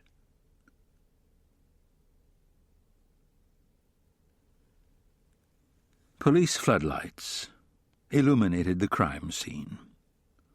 Vinda, Ryan, Marcella, and the chief of detectives huddled inside the park, watching the lone photographer move about the frozen zone, taking pictures of Adelaide Webster's body. She lay in the bushes, her legs and arms unnaturally bent, her torso splayed across her mink bier, her features twisted as though revolted by the dreadfulness of death. "This one ain't racial," Marcella said, gaping down at the body. "She's white and rich." Vinda nodded silent agreement. He had been on the edge of sleep when Operator 47 telephoned. Vinda looked across the street. The temporary headquarters trailer and the crime scene station wagon, along with a phalanx of other police cars, were parked in the cooperative's curving driveway. Bundled-up people stood on terraces, looking down at the controlled chaos of police work. The people looking down reminded Vinda of Eskimos squatting patiently over a seal's breathing hole in the ice. Technicians loitered around the headquarters trailer, awaiting their summons into the frozen zone, the crime scene area marked off by orange tape. Vinda looked at Moose and Marcella. "What do we got?" Consulting his notes, Moose Ryan said, "Female, white, 22, resides alone at 47 Sutton Place South. According to the doorman, she takes her dog for a walk around 2200. 40 minutes later she hasn't returned, which, according to the doorman, is unusual, so the doorman puts on his coat and goes searching for her. He finds her DOA with a dog crying over her body. He snatches up the dog, runs back into the lobby, and using the house phone, dials 911. Vinda bent down and examined the spattering of bloodstains circled in yellow chalk on the black asphalt. "I want you and your people to catch this case too, John," Sam State Press said. "The precinct squad will assist on the preliminary." Vinda asked the chief of detectives, "We got help coming?" "I directed Manhattan North and South to fly in 30 detectives to assist with the initial canvass. I also got the ME out of bed and asked him to assign Dr. Marcal to do the post. This way we'll have medical continuity in the chain of evidence," Leventhal said, looking down at the body. "I don't see any press," Vinda observed. "We got lucky," Moose said. "There were no radio calls for them to pick up on. All notifications went out over landline, and the guys in the first car in the scene were smart enough to use the lobby phone to notify the desk officer." "That'll buy us some time before the circus starts," Vinda said. "This is no ghetto. The media will be all over us like flies on shit once they find out a homicide went down on Sutton Place." Detectives from outside commands were arriving and reporting in at the temporary headquarters trailer, where their names, shield numbers, commands, and times of arrival were recorded in the headquarters log. Vinda noticed that there was another entrance to the park on 53rd Street. He told Moose he wanted barriers thrown up along the entire front of the park and at both entrances. "I'll telephone the wagon board and have them send a truckload," Marcella said, hurrying off. Vinda walked out of the park, crossed the street, and climbed inside the temporary headquarters trailer. Shouldering his way past the crowd into the clerical compartment in the rear, he asked in a loud voice, "Who's from the local squad?" Looking over the crowd of detective sergeants packed into the small and stifling space, and realizing from the cautious way their eyes met his that they recognized him too, he waited for the local whip to announce himself. A tall, wiry man with bulging eyes raised his hand. "Tommy Bowden, 17th Squad, Lou." "I want one of your people to maintain the assignment log, Tommy." "Done." Bowden slid a stack of department forms from the pigeonhole above the small metal desk and said, "Here are the 30s. He was referring to the UF-30 detail rosters that listed the official pedigrees of members flown in to assist. Vinda looked at the forms. "I want a tight span on this one sergeant for every 5 detectives. And I want every apartment facing—" He picked up on Bowden's indulgent grin, made a slightly embarrassed gesture with his shoulders, and said, "Do what has to be done, Sarge." He left the trailer and returned to the park. The photographer had finished his task. Marcella started to wave another technician into the frozen zone, but Vinda told him to wait. The whip circled the body, careful not to step into the globs of blood. He bent down and examined the gaping wound in her neck, Carefully he ran his hand below and to the right of the hole, and felt 2 indentations. They were covered in her blood, but they were right there, in the same places on the other victims. "Light," he demanded. Marcella handed him a penlight. He directed the beam into the wound and cursed to himself. He moved the beam up to her face, taking in her grotesque death mask, mouth agape, with teeth half hidden behind lips purple in the glaring lights, tongue half out of the mouth, eyes wide and blank, pasty skin drained of blood. Adelaide Webster's legs were spread apart, her skirt up around her stomach, white silk panties showing through the top of black pantyhose. He pulled her skirt down and whispered, "Rest in peace, little girl." He nodded to Marcella. The detective motioned the next technician into the frozen zone. The technical moved under the orange crime scene tape and put his kit down. He took out plastic bags and covered the corpse's hands with them. Using a small, clean spoon, he carefully scooped up blood from around the body and the blood that had splashed on the mink coat. He carefully spooned the blood into test tubes, coated inside with a saline solution. Several minutes later, the barrier truck rolled up on the scene. Moose Ryan and Marcella helped the 2 policemen from the barrier section set up the wooden sawhorses. Leventhal came over to Vinda and said, "John, it's a little after 1 and I've got an 8 a.m. conference with the PC, so I'm going to take off." "I'll keep you informed," Vinda said, noticing Bowden coming into the park. The chief of detectives and the detective sergeant nodded as they passed each other. "The assignments have been made and recorded, Lou," Bowden said, coming over to the whip. "What about notification of next of kin?" Vinda asked. "I've got 2 men inside her apartment now going through her telephone book. They'll come up with someone," Bowden said. "The doorman told one of my guys that her father is a big deal on Wall Street." When the lab man finished his work, Vinda told Bowden to send in the sketch man. Vinda had long ago learned that detailed descriptions and accurate measurements were the only safe way to record a crime scene. A camera's lens cannot capture the exact locations of objects or their relationship to other objects. A sketch prepared by an expert can. "What kind of sketch you want, Lou?" asked Bowden. Vinda surveyed the entire crime scene and said, "Triangulation, using both park entrances as poles, with the triangle's apex fixed on the body."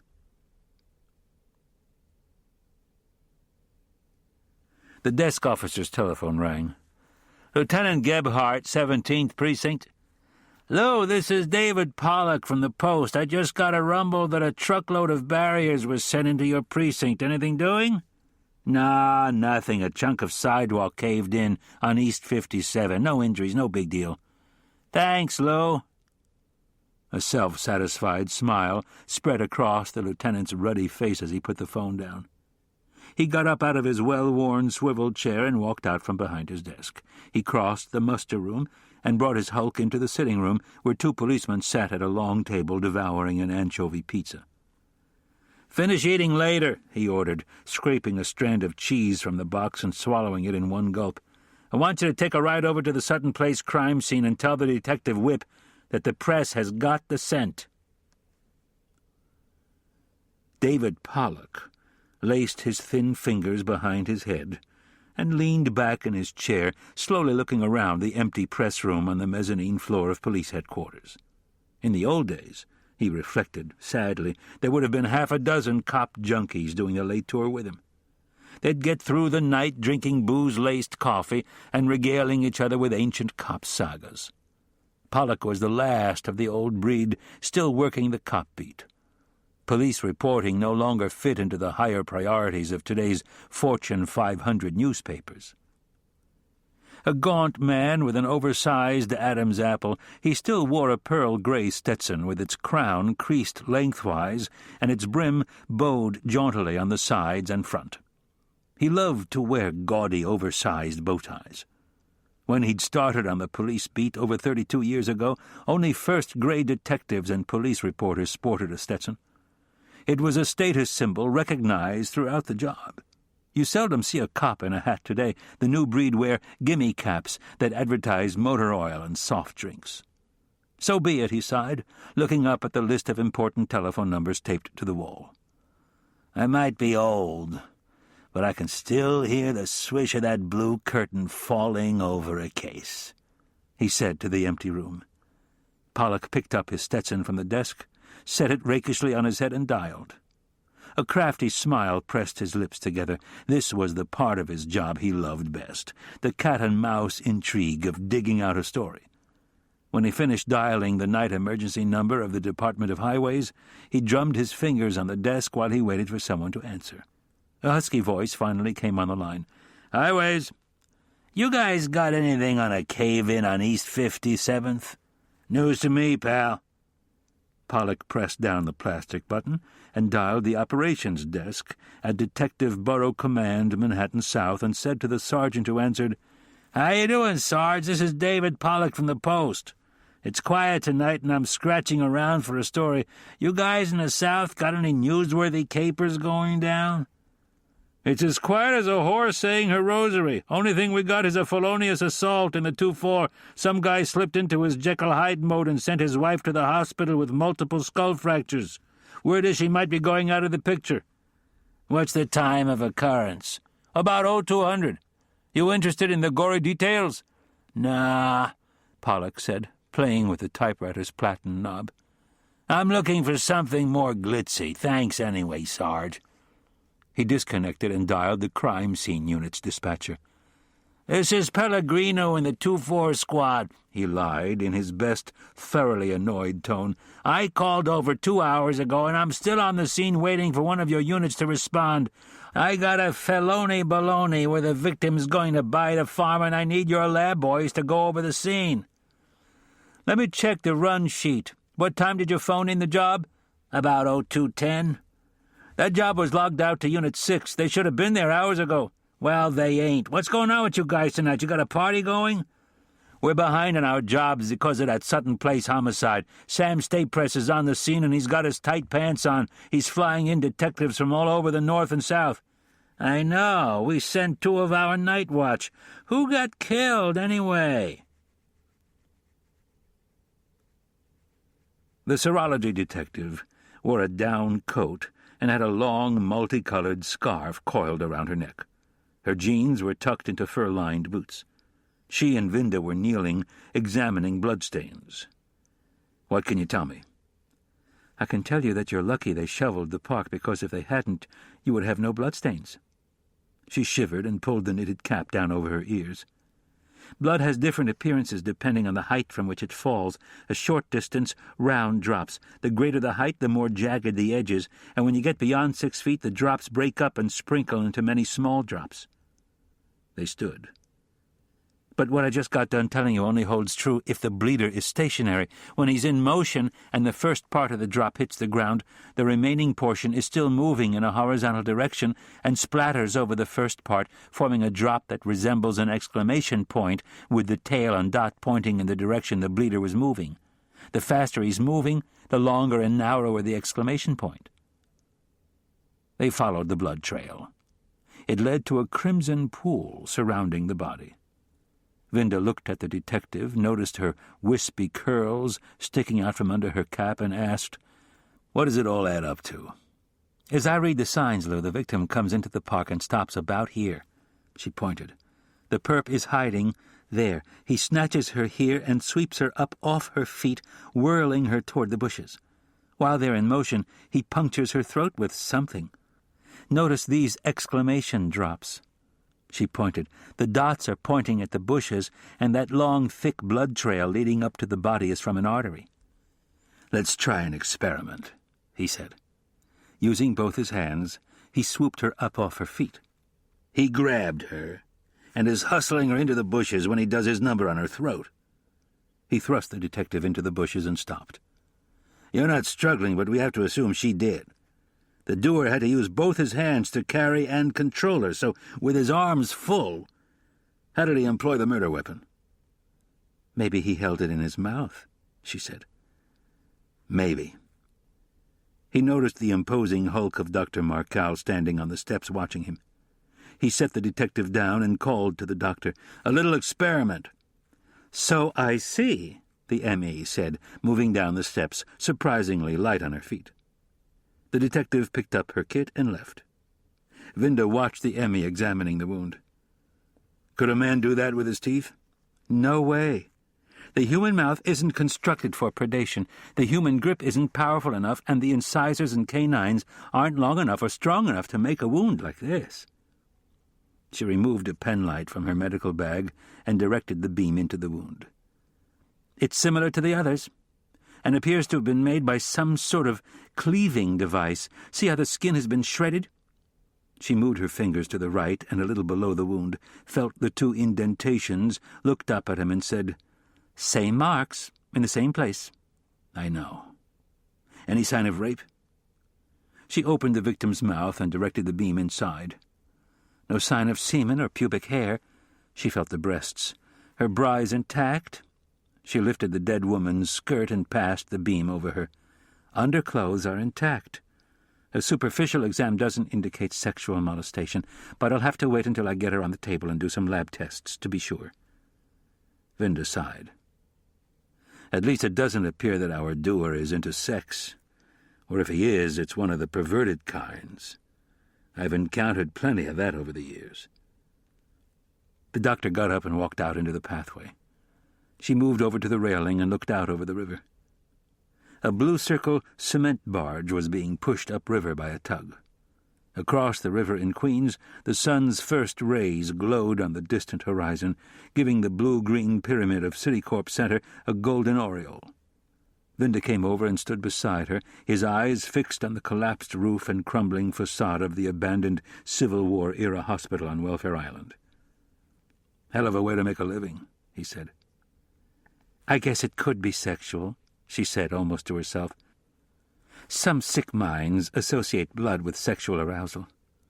The object of some sexual murders is shedding blood, not to cause death. Cases like that almost always produce wounds to the neck. Vinda stared down into the water. A frightening question formed in his mind. How many more before we stop this guy? Chapter 6. The squall blew across the Columbian Basin, churning up whitecaps and then disappearing into the west, leaving in its wake a boundless vista of cobalt-blue water. The Adelaide, a 150-foot yacht powered by twin GM .16 V140 diesels, sliced through the sea, its tethered Bell Jet Ranger helicopter casting a shimmering outline upon the water. Below decks in the fantail area, Malcolm Webster stretched his big frame over a brown calfskin-covered lounging chair and talked into the telephone. "There is to be no 13D filed with the SEC. If I wanted to show my hand, I would have told you." He placed his hand over the mouthpiece and said to a crewman standing nearby, "Bring me a bottle of Bedouin." The young sailor went to the bar and returned with a bottle of mineral water, which he put on the low mahogany table next to Webster. Then he filled a glass with ice. Webster nodded his thanks. "Never mind telling me that. I know the rules, too," he said, sipping at the glass. "And just in case you've forgotten, it was me who dreamed this one up, not your corporate finance department." Webster twirled his glass as he listened in exasperation to the voice from Wall Street. "Harry, don't try to con me about legitimizing the deal by raising your corporate finance fee. You know the people to call. Tell them if they don't play on this one, I won't be there when it's my turn to make their deals go." He sipped his drink. Tinkling ice, he looked across the saloon at the crewmen and said into the phone, "We should earn ourselves $60 million less interest on this one."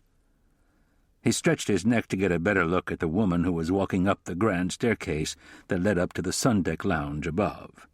Great ass, he thought, suddenly irritated by the voice from New York.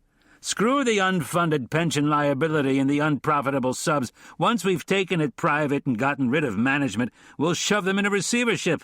Let the unions collect from the trustee. Call me when you have the list together." He hung up and took another sip from his glass. He picked up a pair of binoculars from the table, adjusted the focus, and scanned the rolling, verdant hills of Barranquilla off in the distance. Then he put down the glasses and left the saloon for the deck above. Malcolm Webster was a lean, bony man with a still youthful, though somewhat acne-scarred face and abundant energy that belied his 62 years. Dressed only in white shorts and topsiders, he had that rich, glowing tan that only a lot of money could buy. As a dirt-poor kid working in the Texas oil fields in the 40s, he'd sworn he would be rich one day. He'd made his first million when he was 35 and never stopped to count the rest. He owned vast amounts of real estate, shopping centers and oil fields, and had one of the world's largest collections of primitive art.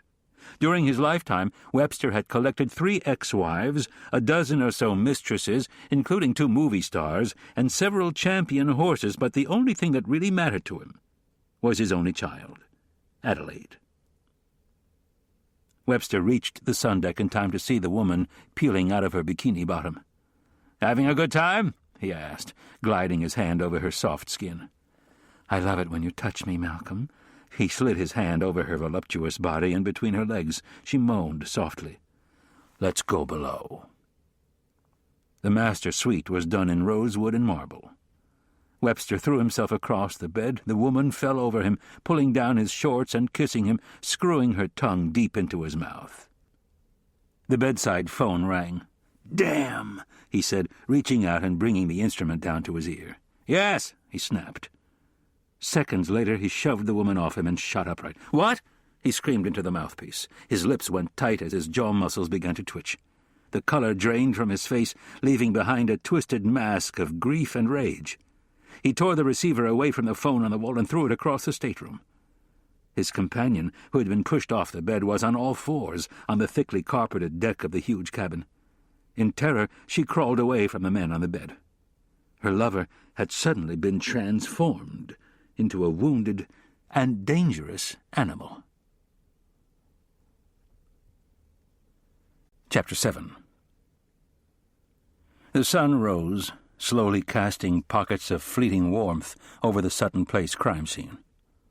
Residents had begun leaving their apartments for work around 6 a.m., only to be questioned inside their lobbies by teams of waiting detectives. Other teams were still busy making their way down from top floors, knocking on doors, rousting some people from sleep, asking the same question over and over: had they seen or heard anything? Outside, an emergency service division loudspeaker van drove through the area, blaring out an appeal for witnesses to come forward. Inside the Blue Police Department temporary headquarters van, courier detectives brought hastily filled-out 5s from the teams working the apartments, tossed them into baskets, and left. Clerical cops would type up the supplementary complaint reports from the handwritten ones.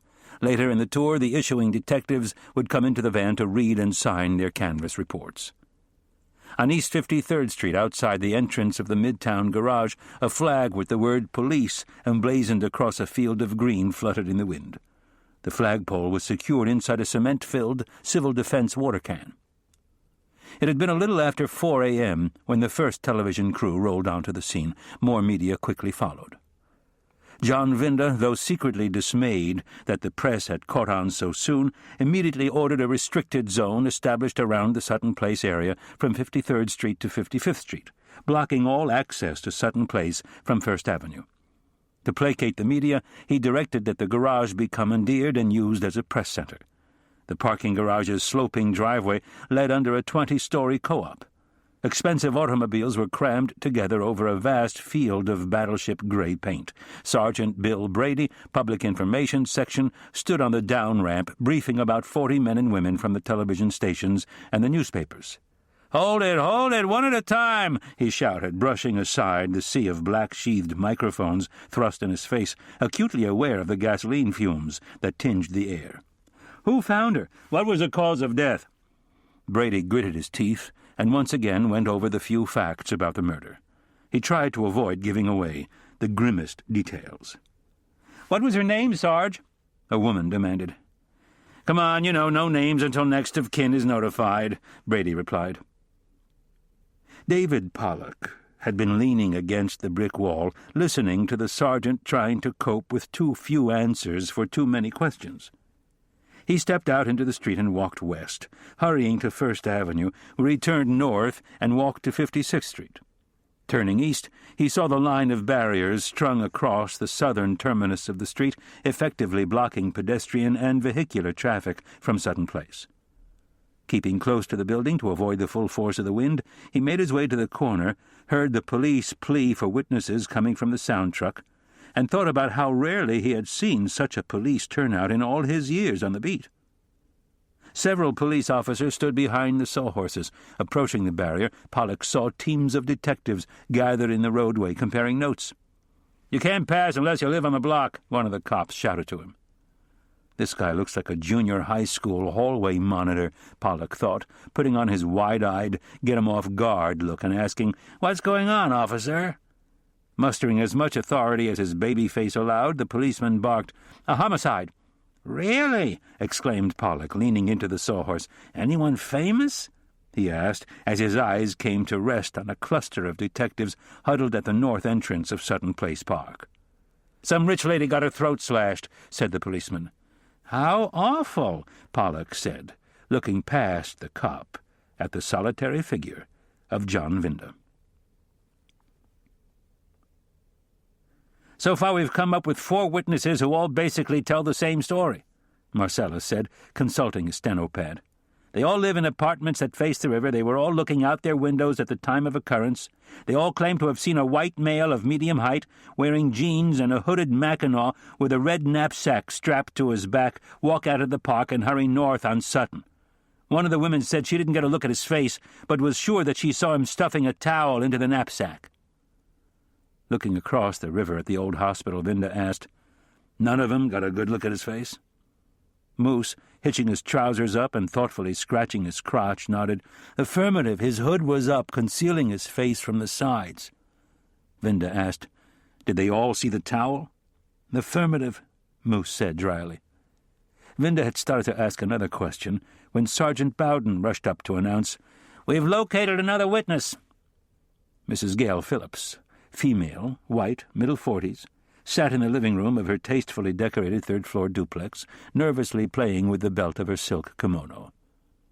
Walking into the room, Vinda was immediately aware of her nervousness and whispered to Bowden, "1085, a female officer."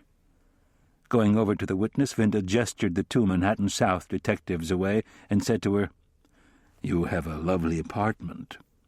She looked up at the whip and smiled. "Thank you." "May I sit down?" Vinda asked, aware of Bowden's soft voice speaking into the walkie-talkie. Smiling at the witness, he remembered a cardinal rule taught in detective training courses: never, if possible, question a female without the presence of a female member of the force. "How long have you lived here?" 20 years, she said, looking at the other detectives. Vinda decided to stall for time until a female MOF arrived, so he talked about the last snowstorm and how cold it had been lately. A few minutes went by, and a uniformed female police officer slipped into the apartment. The newcomer smiled at the witness. Obviously relieved at the presence of another woman, the witness smiled back. "Do you mind answering a few questions?" Vinda asked her. The witness looked across the room at the other woman and said, "I'd be happy to." "Please tell us what you saw," Vinda asked, pulling out an RN-89 miniature tape recorder and setting it down on his lap. "As I told the other detectives," she began, "my husband is away on business, and whenever he's gone I have trouble sleeping." She went on to tell them how, unable to fall asleep, she had gotten up and gone over to the bedroom window to watch the river's soothing flow. "I saw this man come out of the park, wiping his face with what looked like a bath towel. Then he reached behind and stuffed it into one of those red nylon knapsacks all the young people seem to be wearing." "Did he appear to be cleaning his face?" "Yes, come to think of it, he did." "What color was the towel?" "I really can't be sure. I think it was white, but it looked dirty." "You said he stuffed it into his knapsack. When he did this, were you able to get a look at his face?" "No. He turned his face to his right so I couldn't see it." "Please show me where you were standing." She got up and led him into the bedroom. The large window looked out over the river and the park. He studied the scene below. A mass of shrubbery had concealed the killer as he went about his grisly task, Vinda concluded, as he walked back into the living room with his witness. He questioned her closely for another 10 minutes, thanked her for her cooperation, and left with the others. They rode the elevator in silence down to the first floor and stepped out into a black marble lobby adorned with large Chinese vases filled with fresh-cut flowers. The uniformed woman officer strode outside into the cold. The detectives formed a circle inside the warm lobby. Vinda said to Moose Ryan, "I want you and Tony to see that there is no mention of the towel in any of the reports." A shadow fell across Marcella's face. "Do you think maybe this Looney Tune believes he's Dracula?" "You've been around long enough to know blood's an emetic," Vinda replied, looking directly at Marcella, "and I don't recall any vomit at any of the scenes." Bowden rejoined, 7-8 years ago, a cuckoo bird named Kinahan Goodman thought he was a vampire and used a straight razor to slice Bowery bums' throats." "I remember that case," Vinda said. "The jury didn't believe he was crazy, and he was convicted of murder, too. He's sitting on a quarter to life in Greenhaven." "I'll check, make sure he's still inside," Marcella said, making a note. A far-off look came over Vinda as his thoughts drifted away. Finally, he muttered, "I'm going to see a friend."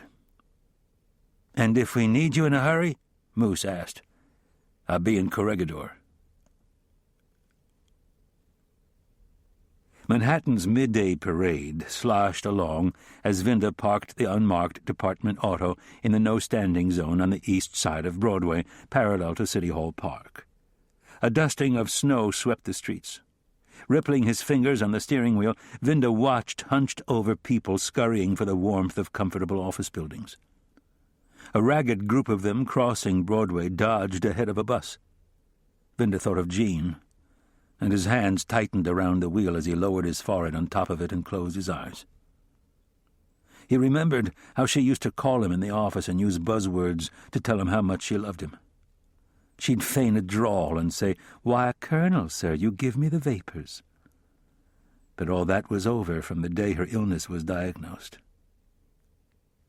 He wished that it were possible for him to run home, grab Jean and hold her in his arms forever. Even as she was dying, they would watch videos of old movies until 2 or 3 in the morning, holding on to each other the way they did when they were first married. How wonderful it could have been. Vinda lifted his head up off the wheel and saw an RMP, a radio motor patrol car, cruise past. The cruelty of his reality overwhelmed him. His Jean was dead, and he was a lonely cop trying to stop a killer from murdering again. In an attempt to revitalize his tired body, he sat up tall, gripping the wheel and stretching his arms so that his back pressed into the seat. He breathed in deeply several times, tossed the vehicle identification plate on the dashboard, and got out of the car. Standing on the curb waiting for the light to change, he looked across Broadway at the intricate architectural details of Manhattan's Cathedral of Commerce, the Woolworth Building. Pushing his way through the gilded revolving doors, Vinda entered the Woolworth lobby and cast an appreciative eye up at the sparkling mosaics of the vaulted ceiling. He walked past the building's directory and glanced over the list of police line organizations that had offices in it: CEA, Captain's Endowment Association; LBA, Lieutenants Benevolent Association; SBA, Sergeants Benevolent Association; SOC, Superior Officers Council. He checked the time. Corregidor's tunnels would be filling up. Walking behind the majestic marble staircase, he reached the down staircase that emptied into a subterranean tunnel leading to Harry's restaurant. On both sides of the Rathskeller's double doors were lithographs of Lower Broadway and Bowling Green, dated 1826. Vinda pushed through the doors and entered the restaurant, the favorite watering hole of the Palace Guard. Entirely underground, Harry's had long ago been called Corregidor because it evoked, for some cops who could remember, the fortress made up of tunnels carved out of the rock of that Philippine island. He moved across the wide entrance foyer to the U-shaped mahogany bar. Familiar faces abounded. The assistant director of the FBI's field office was deep in conversation with Jimmy Tower, the LBA president. The Queen's PBA trustee was huddled with the boss of DEA's undercovers. For the first time, Vinda noticed how virtually everyone spoke in low tones, even whispers. Corregidor. It certainly suggested the job's siege mentality, but did the name also mean they were losing the war? A tunnel led from the foyer into the main dining room, where more tunnels branched off into other dining areas, all of them with barrel-vaulted ceilings. The bar was to the right of the dining room. Vinda headed straight for it. The bartender came over. Vinda ordered an orange juice. The lunchtime crowd trickled into the restaurant. A host and hostess greeted the patrons. Jerry Goldstein, the whip of Safe and Loft, walked in with a brunette clinging to his arm. Spotting Vinda at the bar, he disengaged himself from the woman and came over. Placing his back against the bar, facing the wall, Goldstein grinned wickedly and said quietly, "Here you've been rehabilitated." Word travels fast. Vinda realized he was almost whispering, too. "Big building, small job." Vinda looked at the waiting woman. "Who's your friend?" "A horny detective from Pickpocket and Confidence. What a great job this is. See you around." Goldstein went back to his friend. Vinda watched the hostess greet a group of newcomers. He made eye contact with the man he'd come to see. He quickly moved into an alcove near the bar and sat at one of the 2 tables inside. Rows of wine bottles filled the wall behind him. Special Agent Gus White, the man Vinda needed to see, had been the FBI's liaison with the NYPD for 20 years. That long in that job meant that White had done very well indeed. He had earned the trust of the NYPD brass, who had little love otherwise for the Bureau. Completely bald, with sky-blue eyes and a Texas twang, he had an affinity for boldly striped shirts and Gibsons. White passed under the alcove's arched entranceway and pushed out a chair. Lowering himself next to Vinda, he quietly asked, "What's up?" He betrayed no surprise at seeing Vinda rescued from obscurity. "I'm looking for a guy who gets off on killing women by ripping out their throats with some kind of slicing tool." "Did you check with NCIC?" "They have nothing that matches up with the M.O." "John, if the guy you're looking for is not in the files of the National Crime Information Center, how can the Bureau get hold of it for you?" White whispered, his eyes roaming the bar crowd. "Gus, don't pull my chain, okay? Your people have a line into every department in the country," Vinda said, taking in the gathering of police elite and thinking, "We're Meshuggah. The system has turned us into a bunch of whispering schizoids." "This wouldn't have anything to do with the Sudden Place homicide, would it?" Vinda's eyes flashed to the FBI man. White grinned and explained, "It went down last night, and you're wearing that scraggly late-tour complexion." "What you don't know is that Adelaide Webster was his 3rd victim." The restaurant door opened, and a tall, distinguished-looking man wearing a black overcoat came in, surrounded by laughing mid-level PD brass. "Your brand-new Deputy Commissioner of Community Relations just made his grand entrance," White said. "I've not yet had the pleasure. What's the word on him?" Vinda pondered the question a second or two and answered, "He ain't going to win the jackpot on Jeopardy." White scoffed. "Another political deadhead." His eyes came back to Vinda. "You want us to check out every damn department in the U.S.? As we say in the trade, you got it." White dropped his hands on the table and made a move to get up and leave. Vinda pushed his shoulder down and said, "One good turn deserves another," and added softly, "Your photoblind across from the Iranian mission has been blown." "Oh?" "Afraid so." "Are you sure?" Vinda steepled fingers in front of his mouth to explain. "Last week, an RMP responded to a 1052 noise complaint in the building where you have your surveillance equipment set up. The cops discovered the apartment door unlocked, so they picked their way inside only to discover 1 male and 1 female agent screwing each other on a Bureau-issued sofa." "Assholes," White hissed, then got up and angrily stalked into the dining room. Vinda remained seated, watching the horse trading going on around him. More police business was conducted in Corregidor than in the big building, he thought. A waiter came into the alcove and placed a tub of cheese and crackers on the table. Reaching for the knife sticking out of the tub, he spotted David Pollock standing by the entrance, and Vinda's eyes widened. The people around the bar also spotted the reporter, and a hostile silence fell over the bar. Several people called for the tab. Coming over to the table, Pollock tossed his Stetson on one of the empty chairs and said, "Hello, John." He sat. Vinda gave him a welcoming smile. "Ever notice how a bar empties when you enter?"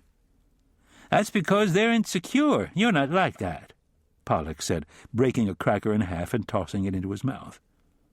I saw you engaged in some heavy-duty conversation with Mr. FBI. Got anything to do with Adelaide Webster? Vinda looked expressionlessly at the reporter. Can I buy you a drink? I gave up the firewater, got tired of sitting on the bathroom floor night after night hugging the porcelain altar.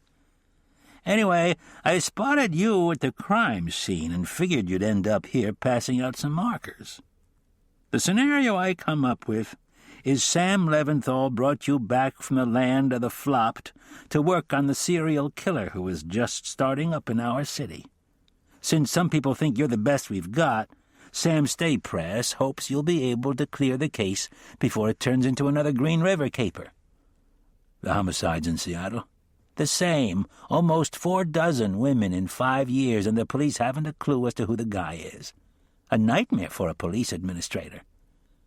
I have no personal knowledge of any serial killings in New York, Vinda said, taking the knife and digging out a chunk of cheese. May I remind you that I was the only game in town to stand behind you when the big building's bureaucracy of self-preservation whined, "It's not our fault Vinda and his assassins killed so many feral youths." I remember. After I spotted you and your guys this morning, I nosed around and discovered that an M.E. from Kings County had been assigned to do the Webster post. Knowing that Brooklyn M.E.s do not do Manhattan autopsies, I inquired further and found out that Dr. Markel had recently done the posts on 2 black women who were the subjects of homicides with similar M.O.s, to wit, the perp tore out their mother-lovin' throats. Vinda gazed out at what remained of law enforcement's ruling class. Timothy W. Eberhardt, the chief of patrol, whose wild temper tantrums and unkempt red hair had earned him the nickname within the job of Agent Orange, was holding court at the other end. As he talked to Gillis of Secret Service, Agent Orange's eyes slowly inventoried the crowd. When they fell on Vinda and his guest, they turned cold. Vinda had long ago been painted with Sam Staypress's brush, and the CFD and the CFP hated each other. Thus Vinda was also the CFP's enemy. Vinda returned the hostile stare. Agent Orange nervously shifted around, presenting his back to Vinda. Reinstated but not yet permitted to walk among the living, Vinda thought. John, I've been in this business over 30 years, and I make a lousy $42K, while those capped-teeth humps on television make millions, and with few exceptions, none of them could find an elephant in a snowstorm. Hell, most of them can't read English. I need this case, John. If it is as big as I think it is, if I get ahead of the pack, I got the biggest story of my life here. You'd have made a good detective, David. Hell, I am a good detective. Chapter 8. Linda Camacho nodded her thanks to the doorman in the brown and gold pillbox hat and walked inside Rue Saint-Jacques, a momentarily fashionable and ferociously expensive fashion mecca on East 57th Street. Unaccustomed to shopping there, she was relieved to find a sign that told her the swimsuit collection was on the mezzanine floor. As she walked toward the stairs, she paused to admire the silk scarves and the jewelry display.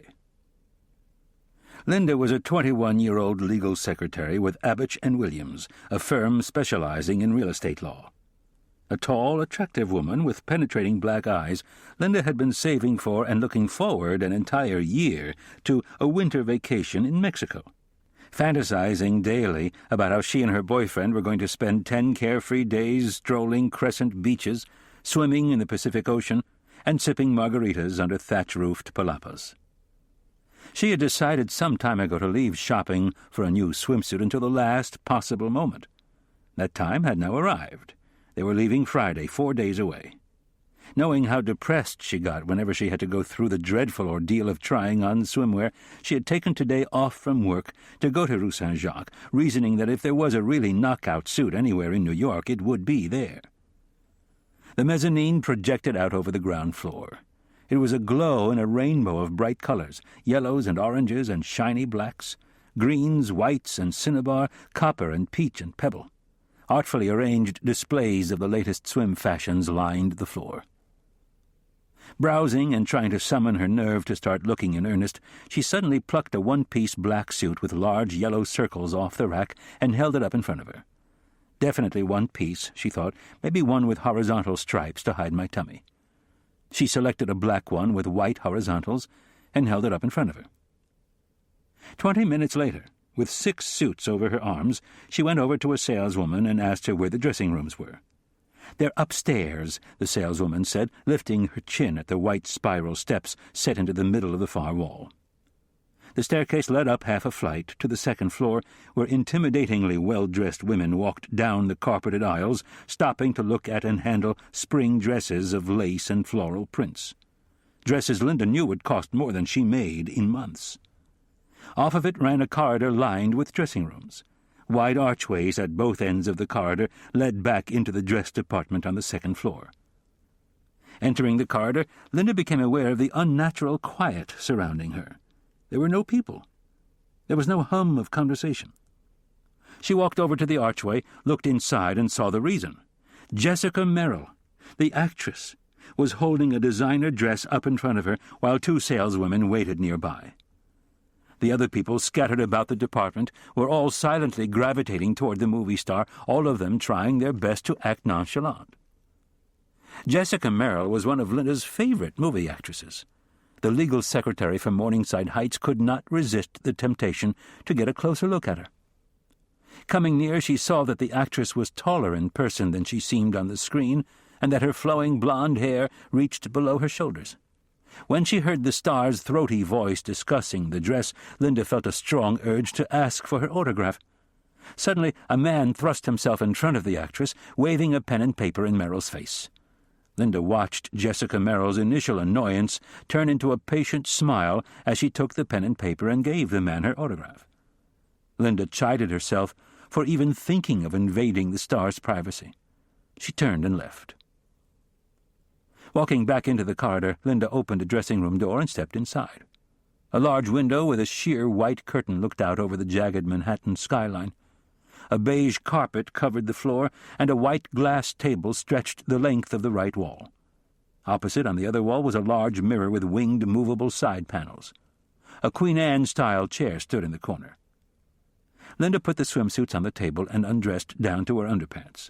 She hung her coat on one of the hooks and neatly folded her clothes on the chair.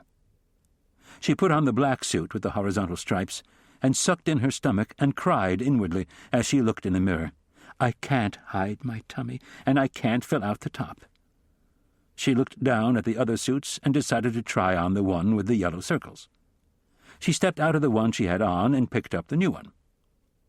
She was balancing herself on one leg, trying to thrust the other one through the leg opening, when the door flew open, and before she could regain her balance, a hand was locked over her mouth, silencing the terrified screams gathering in her throat. Propelled forward, her head rammed one of the mirror's side panels, spiderwebbing the glass. Pinned by powerful arms, she fought against her attacker, kicking him. She bit the hand over her mouth, but it wasn't human skin. It was some kind of monster skin. She struggled to see its face, and when she did, her eyes grew enormous with terror. "How lovely you are," he whispered, and jerked her head to one side, exposing her throat. Carrying 2 dresses into the fitting-room area, Jessica Merrill paused, deciding which room to use. She noticed a thick ribbon of liquid suddenly seep under one of the doors. Puzzled by it, she looked questioningly at the growing red stain and knocked on the door. There was no answer. She knocked again. There was no reply. Her first thought was to call for a salesperson, but instead she pushed the door open. Her hands flew up to her face, blocking out the gruesome sight. A dry, retching sound came from her throat and grew in intensity until a scream exploded from her famous mouth. The 2 dresses lay forgotten on the floor.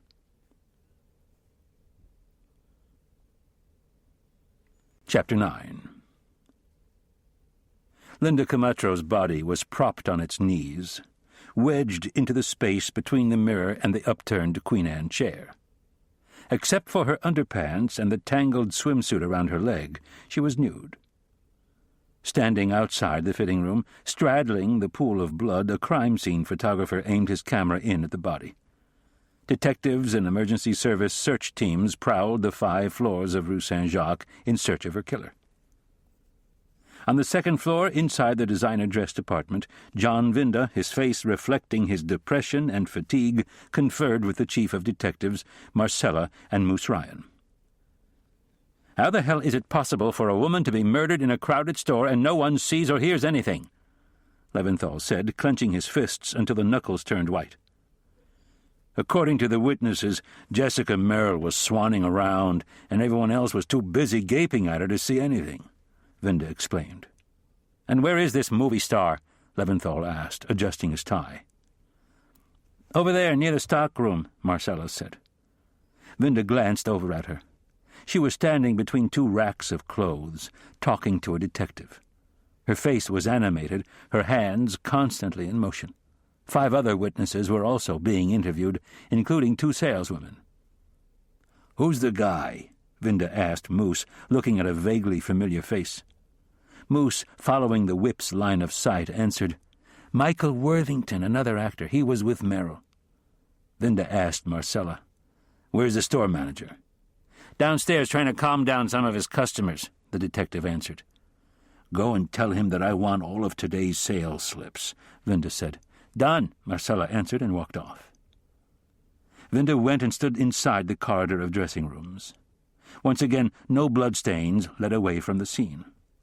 Leventhal came over to him and, as though reading the lieutenant's mind, said, "Maybe he uses a towel to clean up before making his exit." Vinda shook his head. "There's too much blood. It'd take much too much time."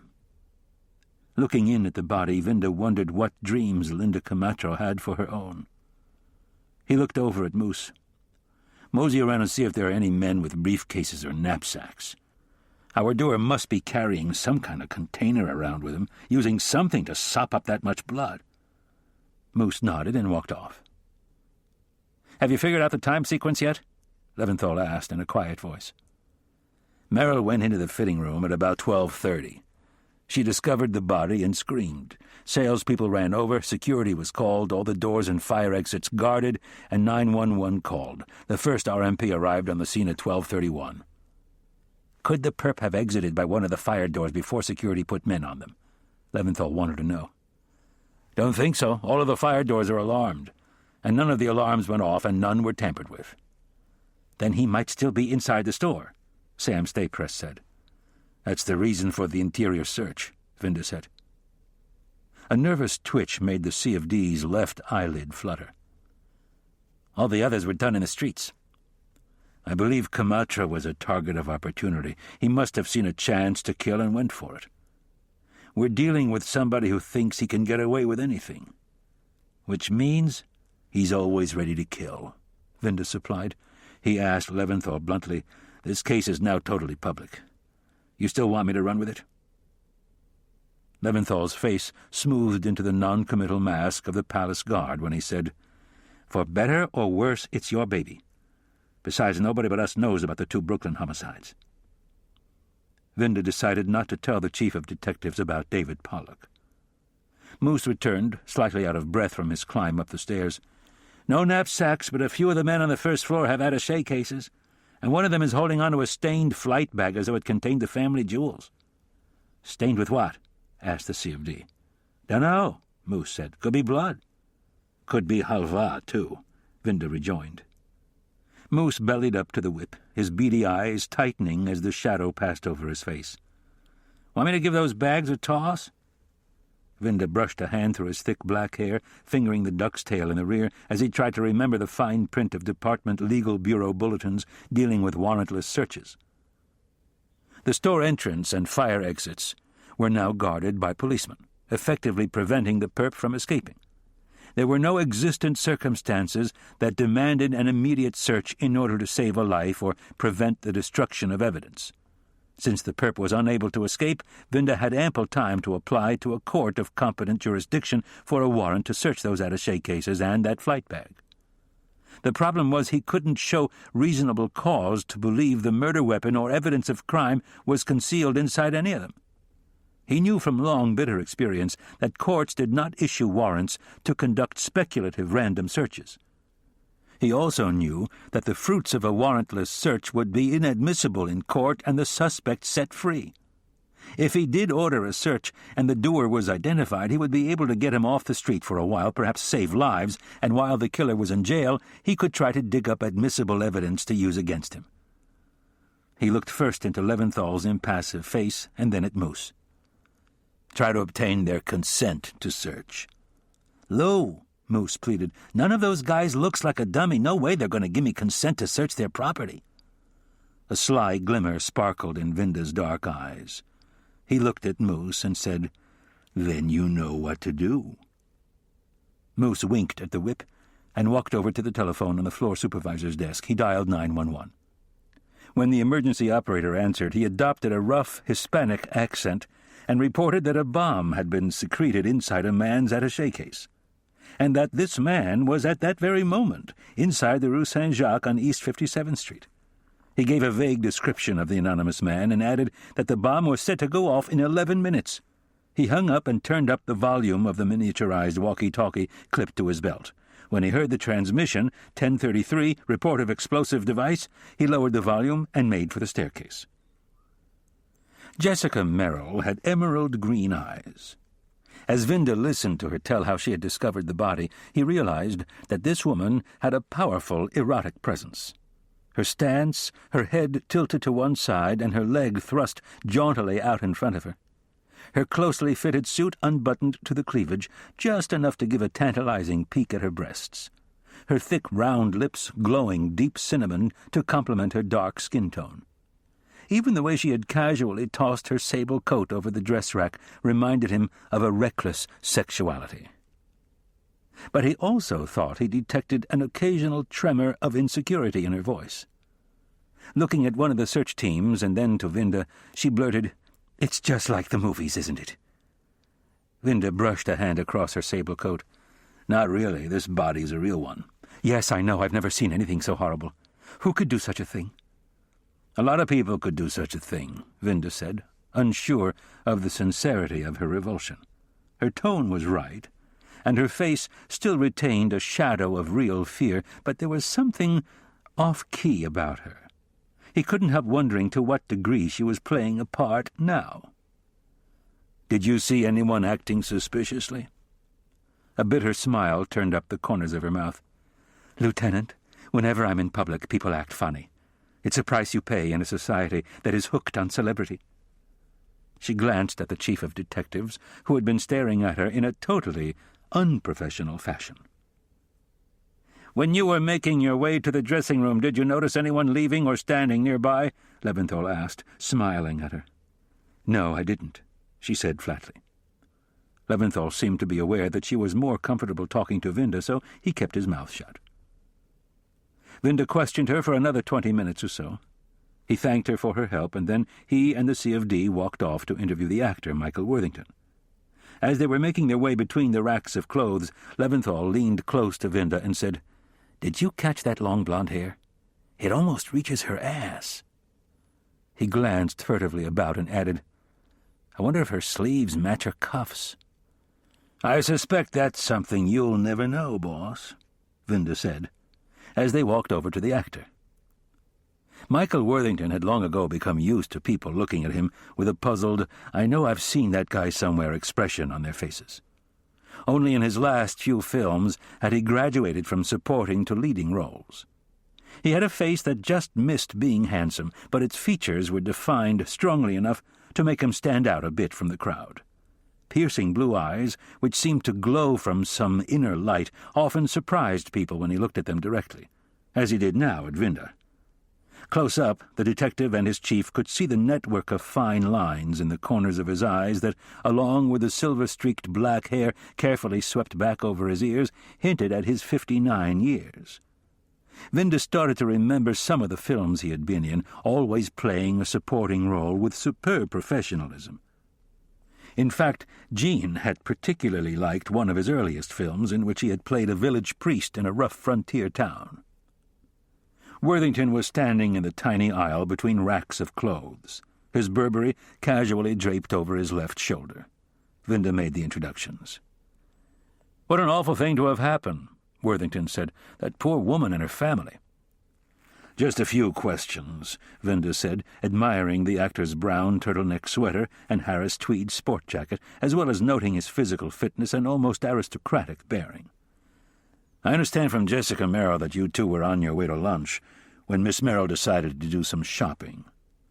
Worthington smiled and admitted, "Jessica considers it a sin to pass a place like this without at least taking a peek inside." "Where were you while she was looking at dresses?" Vinda asked. "Standing right here," Worthington said, "being as patient as I always am when she cons me into shopping with her. It bores me to tears, but it makes her happy for some reason when I tag along. I generally stay in the background, amusing myself by watching people watching her." "Did you notice anyone loitering in the fitting-room area?" Vinda asked. "Yes, I did," Worthington answered. Vinda and Leventhal exchanged hopeful looks. "Tell me," Vinda said. "A man was hanging around the dressing rooms. He wasn't doing anything or paying attention to what was going on inside the salon. He appeared to be waiting for someone to come out of one of the rooms." "Describe him," Vinda said. "A tall white man, middle to late 50s. Distinguished-looking with thinning grey hair, well-built, green eyes. He was wearing a camel's hair sport coat, grey slacks, brown tassel loafers, and a light blue button-down shirt. I'm not certain, but I think he had a light brown overcoat over his right arm." "You're very observant," Vinda said, looking at the actor with respect. "Lieutenant, an actor is a lot like a cop when it comes to seeing, really noticing people. We learn to study them, to use them as raw material for creating a part." "Did you notice anything out of the ordinary about this guy?" Vinda asked. Worthington put his coat on the top of a nearby dress rack. He folded his arms across his chest, his sober expression a reflection of his deep thought as he tried to remember more. While he waited, Vinda looked over at Jessica Merrill, who was half-heartedly examining a blue-spangled dress. She finally dropped it on a chair and gazed sadly in the direction of the dressing room. "Yes," Worthington said suddenly, as if agreeing with his own thoughts. "I remember thinking that was odd." He looked at Vinda. Here was this well-dressed man, and he was toting a dirty red knapsack around with him. It just didn't go with the way he was dressed. It was out of place. A surge of excitement raced through Vinda. Mrs. Gale Phillips, one of the Sutton Place witnesses, had seen a man leaving the park stuffing a towel into a red knapsack. "I need you to work with one of my detectives to prepare a composite sketch of the man you saw." "I don't have much time. My wife is waiting for me at home." "It won't take much time," Vinda said, motioning one of the detectives over and telling him to get hold of an artist from the crime scene unit and tell him to bring his composite sketchbook with him. "I'll do whatever I can to help, but I must call my wife. She'll get nervous if I'm not home on time."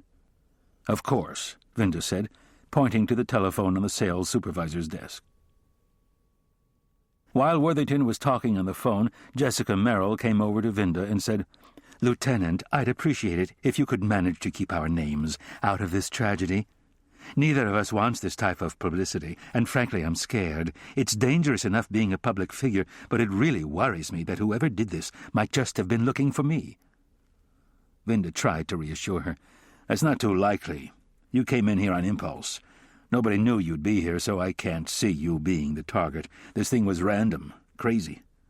But don't worry, we'll do everything we can to keep your names out of it. We don't want the press to know about you any more than you do. Movie stars involved in a case generate a huge amount of publicity, and that is one thing we don't need."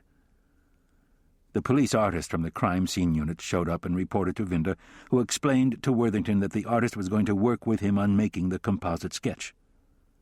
"Go someplace where it's quiet," he told them. Looking around, he suggested, "The stockroom should be okay." "I'll go too," Jessica said. "I'd like to see how this is done." "We don't need you, Jessica. You go home. You've had the most awful experience. You must rest," Worthington said firmly. "But I'd like to see how it's done," she insisted. Worthington looked directly at her and said in a stern tone, "Jessica, this is one set you're not needed on. Go home." She snapped her coat off the top of the rack, slid into it, picked up her 2 shopping bags, and demanded, How do I get out of here without the press seeing me?" The chief of detectives stepped up to her and said, "Come with me, I'll show you." Watching them stroll off toward the service elevator, Vinda absently picked up the sleeve of a dress and thought, how does Worthington get away with talking to her like that? Are they an item? He glanced down at the price tag on the sleeve and dropped it as if it were electrified. $5,500? He screamed inwardly, and picked up another $3,600, speculating about the women who bought them and the men who paid for them. They certainly weren't cops. 10 minutes later he wandered into the stockroom and watched Worthington work with the crime scene unit artist.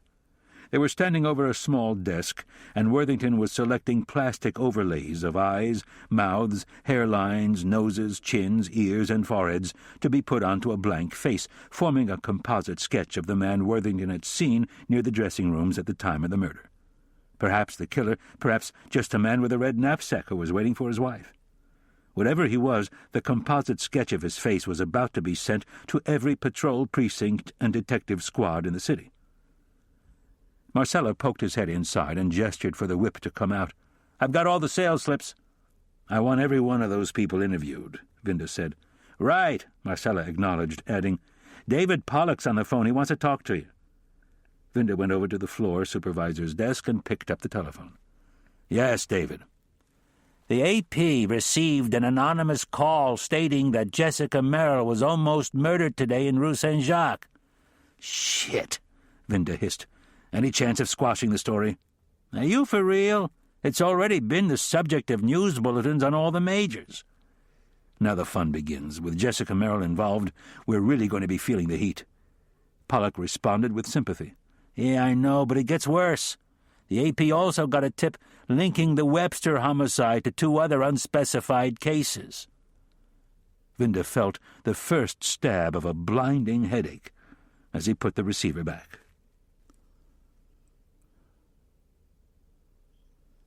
Chapter 10. A burly detective sat at his desk studying the case folder. The travel clock next to his dictionary said 7:26. It was only hours after Camacho and Webster had been murdered. The 11th floor squad room of the major case squad was empty, except for the 5 detectives doing the night duty. Most of the overhead fluorescents had been switched off, bathing the room in a strange ballet of dancing shadows. The vertical blinds were open, revealing the incandescent sprawl of the city.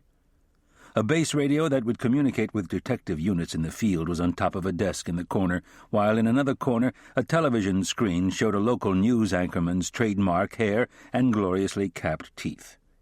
He was telling the world about Jessica Merrill's harrowing escape from death at the hands of the depraved killer who was terrorizing the city. "Fear is abroad in New York City tonight," the anchorman said as the composite sketch of the killer came onto the screen. Below the face, confidential police telephone numbers appeared, and the anchorman asked viewers to call if they recognized the man in the sketch. The next segment played up the announcement that department stores throughout the city were going to put on added security. The detective's ears pricked as he looked up from the open folder and glared his displeasure at the face on the screen. "Another asshole," he growled, heaving himself up out of his seat and going over to the set and snapping it off. Striding back to his desk, he looked down the floor's connecting aisle and saw that missing persons and safe and loft were busy. He also noticed the lights were on inside the glass-fronted office that had been commandeered by the task force working on the burgeoning murder investigation. He saw John Vinda pacing inside and recalled working with him in the 2-0 squad. Jules Cooperman thrust his hands deep into the pockets of his sagging trousers, remembering that May morning when Jean Vinda had come into the squad to report the burglary of her apartment and how he had ushered her into the second whip's office. It seemed like a lifetime ago. His attention was suddenly snagged by the sight of the chief of patrol storming down the warren of cubicles toward the task force office. Chief Eberhardt's ruddy face was pumped up with anger, and his rust-colored hair tossed wildly about.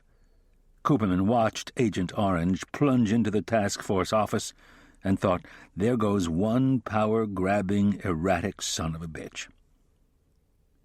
As Agent Orange burst into the room, he immediately engaged the C.of.D. in a heated argument over this month's telephone bill for the detective division, which included $2,000 to dial-a-porn numbers. "What's the matter, Sam? You got a bunch of preverts you can't control?" Chief of Detectives Leventhal glared at the CFP and said, "Fuck off, Timothy." Vinda looked down at the pile of copies of the composite sketch on his desk. The distributing room had already sent out thousands to every field unit of the department and every law enforcement agency within the metropolitan area. Every newspaper and television station had also received copies. He looked up from the sketches and saw Moose and Marcella typing the names and addresses of witnesses who were inside the boutique and still had to be interviewed. He listened to Leventhal and Agent Orange going at it. The two of them had hated each other since their academy days. Some ancient slight had developed into a lifetime dislike that increased with their rise to stardom within the job. Moving over to the window, Vinda banished them all from his mind and looked out at the darkness over the city. The crescent moon was high in the sky. Gazing at it, he thought, how beautiful and peaceful it is, so far out there, safely away from the cruelty of man. He thought of the telephone calls he used to receive from Mr. Snow, and tension rekindled in his stomach. Mr. Snow was the pseudonym used by the Universal Collection Agency. Back then he had been behind 2 months on the loan he had taken out to pay off Jean's medical expenses. He still felt angry when he recalled Mr. Snow's condescending voice lecturing him on the importance of maintaining a good credit rating. Vinda had spent a week at a backgammon club on 10th Avenue playing the game and winning the money to pay off his medical bills. He felt hungry, tired, and dirty. Detective crud. It had been almost 24 hours since Operator 47 notified him that a homicide had gone down on Sutton Place. A hot bath was the best way of getting rid of the creeping crud of a long tour. The super chiefs were still locked in argument. The detectives ignored them, going about their business. Vinda recalled those 2 anonymous phone calls to the AP. Did it mean that the killer wanted publicity? Was he the kind of guy who got off on playing the puppeteer, remaining hidden but pulling the strings from the darkness with the department dangling in the wind? He turned away from the window and walked past the chiefs, leaving the office. David Pollock was hunched over his desk inside the press room, devouring a meatball and sausage hero. His oversized Adam's apple bobbed in time with his hasty masticating. When he saw Vinda, he reached down into his drawer and took out his backgammon set. "Want to play a fast game?" he asked, taking another bite of his sandwich. Vinda's grandfather had taught him the game when he was a child, and he had learned well. Pollock had been trying to beat him at it for years, and up to now had never been successful. "Don't you ever get tired of me beating you at this game?" Vinda asked, opening the board and setting up the stones. Pollock rolled the first die for the privilege of going first. He rolled a 3. Vinda cast a 6 and won the first roll. He put the pair of dice into the cup and cast 2 6s. "A double," he said with a grin. Pollock sighed. Moving his stones, Vinda said, "Those calls to the AP, you happen to know who received them?" "I'm way ahead of you," Pollock said, rattling the dice and casting them on the board. "I've spoken to both of them. It would appear that the doer has a hard-on for the job. He told both reporters that he intended to destroy the department." Casting dice, Vinda asked, "And exactly when did you plan on telling me all this?" Pollock took a bite of his sandwich and said, "As soon as I finished eating." Vinda walked into his apartment and felt the loneliness pressing in on him. He went into the bedroom and stared at the stack of cassettes on top of the VCR. They were all of Jean's favorite movies. He pulled out Waterloo Bridge, turned on the set, slid the cassette into the slot, and sat down on the bed. Watching the opening credits roll across the screen, he recalled his life with Jean. It had been wonderful. Even as she lay dying, she had thought of him. "When I'm gone, don't live in the past. Live in the present," she would beg over and over. Watching Robert Taylor toss his cigarette into the River Thames and walk off toward the waiting staff car, he recalled the last time he had watched this movie with Jean. As the end had rolled across the screen, he had switched off the set and turned, taking her sunken body into his arms, and slowly rocked her like a child until she drifted off to sleep. With tears seeping from the corners of his eyes, he said to the darkness, "I can't get on with my life, Jean. I just can't." "I have to get out of here," he thought. Getting up, he changed into jeans and a light shirt and left. El Ojibos was crowded. Margaret was at the door. When she saw him walk in, she gave him a loud greeting in Portuguese, threw her arms around him and kissed him. "Will you dance with me later?" she asked. "I'll dance with you any time," he said in Portuguese, taking out money to pay the entrance fee. "Put your damn money away. It's no good here. You should know that by now. Why do you want to insult Margaret?" "Because I'm afraid one day you may want my body as payment for all the times you let me in here for nothing." She moved very close to him and rubbed her body up against him. "That would not be so terrible, would it?" "No, it wouldn't," he said, lifting up her chin and kissing her nose.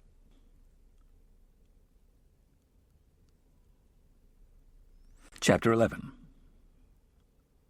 Early Wednesday morning, a ruptured water main on East 14th Street sent thousands of gallons of water cascading onto the tracks of the Lexington Avenue subway, bringing service to a stop. At 8 o'clock the same morning, a steel girder atop the Manhattan Bridge surrendered to years of neglect and broke away, crashing through the windshield of a car, decapitating its driver.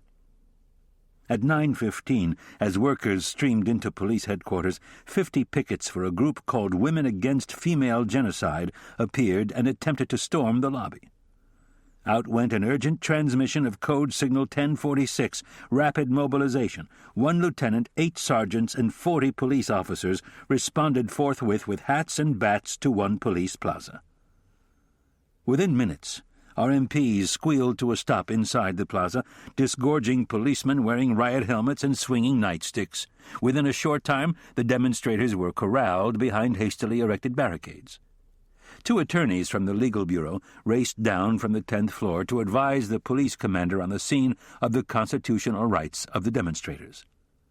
The raucous protesters circled behind the barricades, chanting slogans and hoisting placards at the television cameras.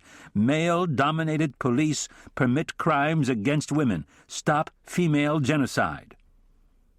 On the 14th floor of the big building, the police commissioner glowered at the chiefs of detectives and patrol. "Why didn't intelligence have advance word on this?" "Commissioner, they're not a mainstream organization," the CFP explained. "They're an ad hoc group from the Women's Register." The super chiefs were sitting directly in front of the PC's antique desk. Leventhal lifted his gray trouser leg and stretched the recalcitrant sock back up over his calf. "It's only the beginning. Every TV station in the city is devoting large blocks of time to the story. Panic is next, and Merrill's involvement has stoked the political coals. Every feminist organization in town is going to try to get in on the free publicity that this case is generating." Agent Orange nervously ran his fingers through his tousled hair. "Perhaps Lieutenant Vinda's personal distractions have caused him to conduct a less than zealous investigation. We might want to consider replacing him with someone without his personal problems." Leventhal withered the CFP with a scornful glance. "Replace him with who? One of your cronies from the Patrol Bureau? You were only trying to piss on the detective division," Leventhal snapped. "In case you've forgotten, homicide investigations are the purview of the detective division, not patrol." The PC leaned forward, hands clasped, and responded coldly, "True, Sam, but as you are well aware, tables of organization are fluid things. We could always, if things didn't go the way they should, move the detective division under patrol's umbrella." Agent Orange smiled smugly. "But then, Commissioner," Leventhal said, his voice heavy with derision, "you would also have to replace the current chief of patrol because, as everyone in the job knows, he's incapable of commanding a rowboat." "I resent that," the CFP shouted. "Resent it all you want," Leventhal shot back, his eyes cold and hard. "The fact is that every command you've ever been given has had to be run for you by your XO." The PC was more than a little aware of the political constituencies of both superchiefs. They represented large ethnic voting blocs necessary for the mayor's re-election. The PC had been told to put these two men in these jobs, and he did not want to get rid of either of them just yet. He smiled. "Calm down, both of you. Sam, are you satisfied with Vinda?" he asked the CFD. "Yes, I am," Leventhal answered firmly. "Then he stays on the case," said the PC. Then he scowled unhappily and added, "The mayor telephoned me at home this morning. It seems Jessica Merrill's manager thinks his meal ticket might be in danger and wants us to provide round-the-clock police protection. We don't bodyguard civilians unless they're material witnesses or there is a pressing necessity," Leventhal said. "The pressing necessity, Sam, is that the mayor wants us to do it. Besides, we simply can't afford to have anything happen to her."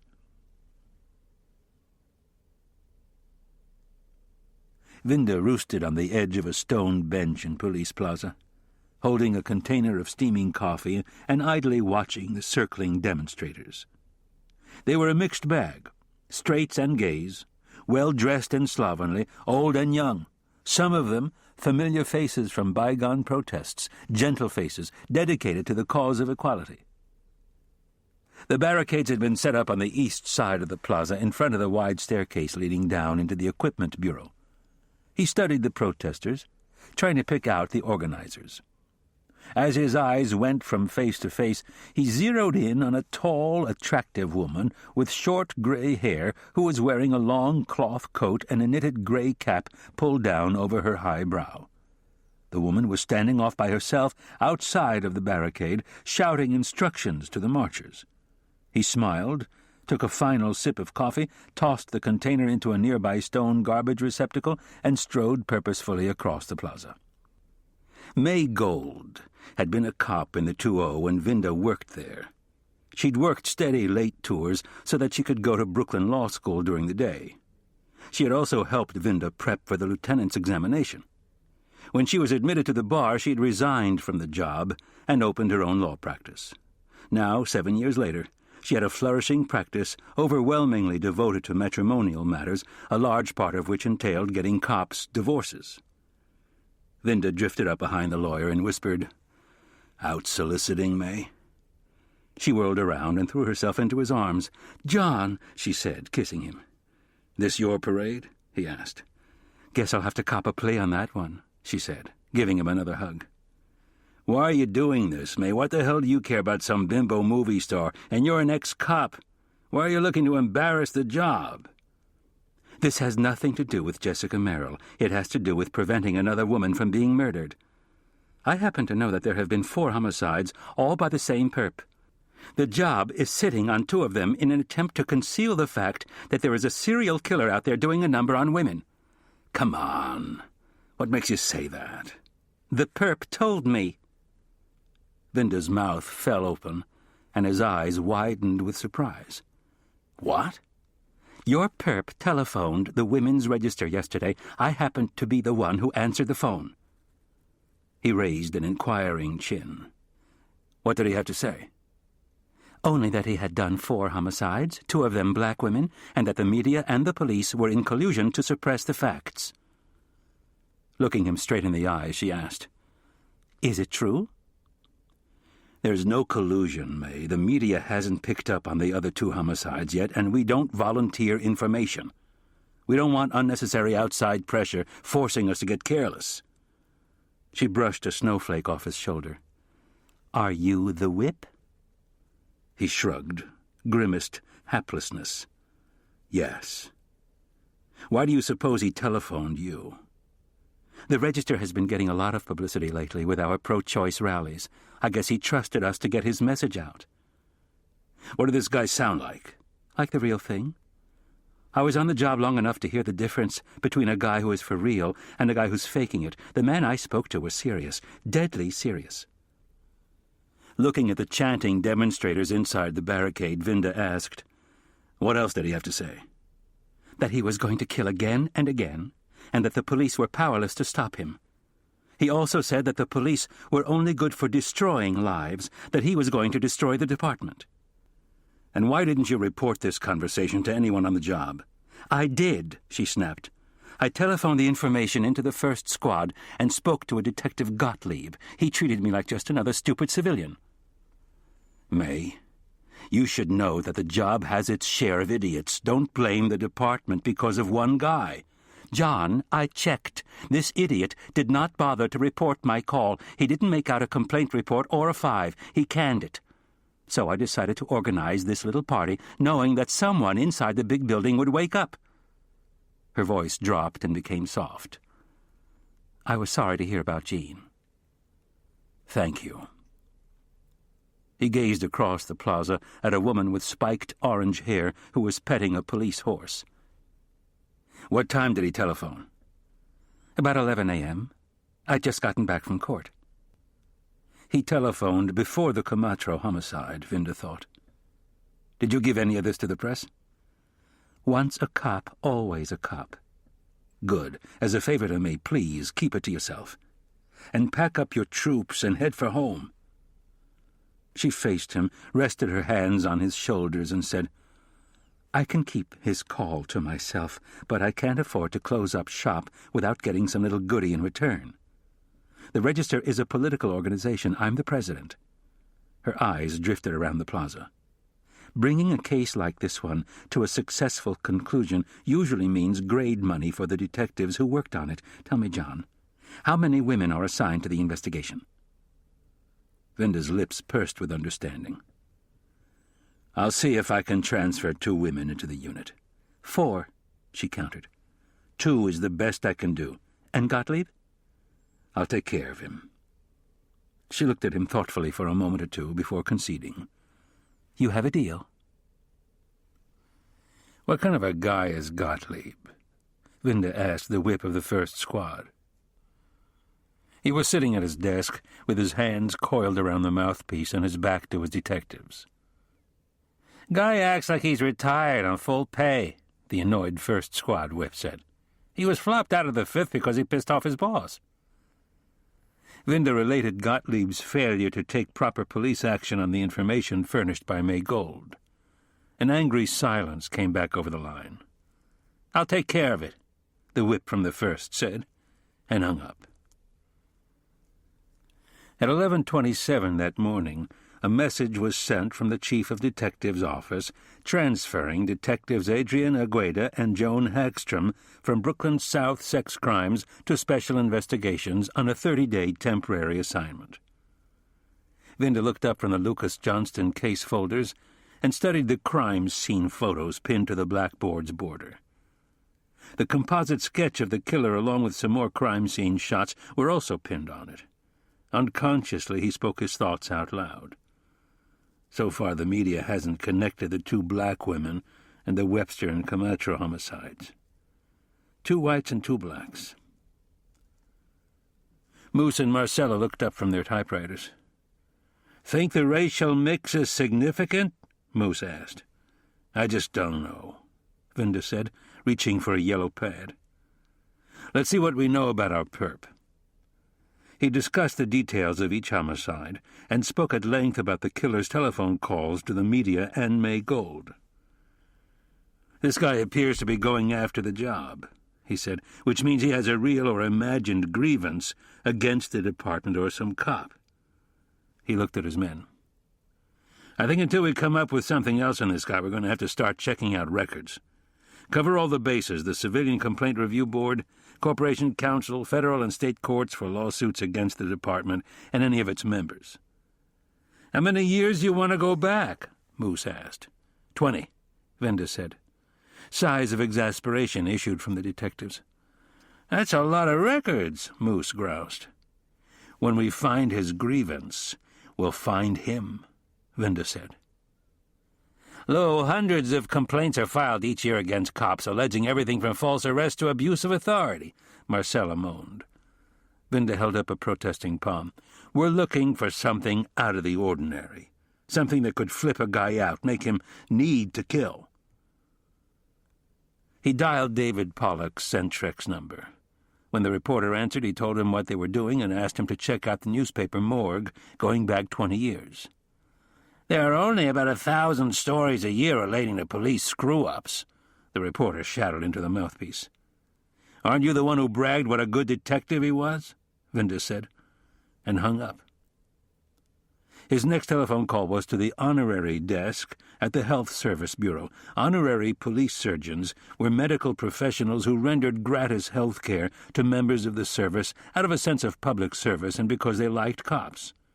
He told the sergeant manning the desk what he needed and was given 2 names along with addresses and telephone numbers.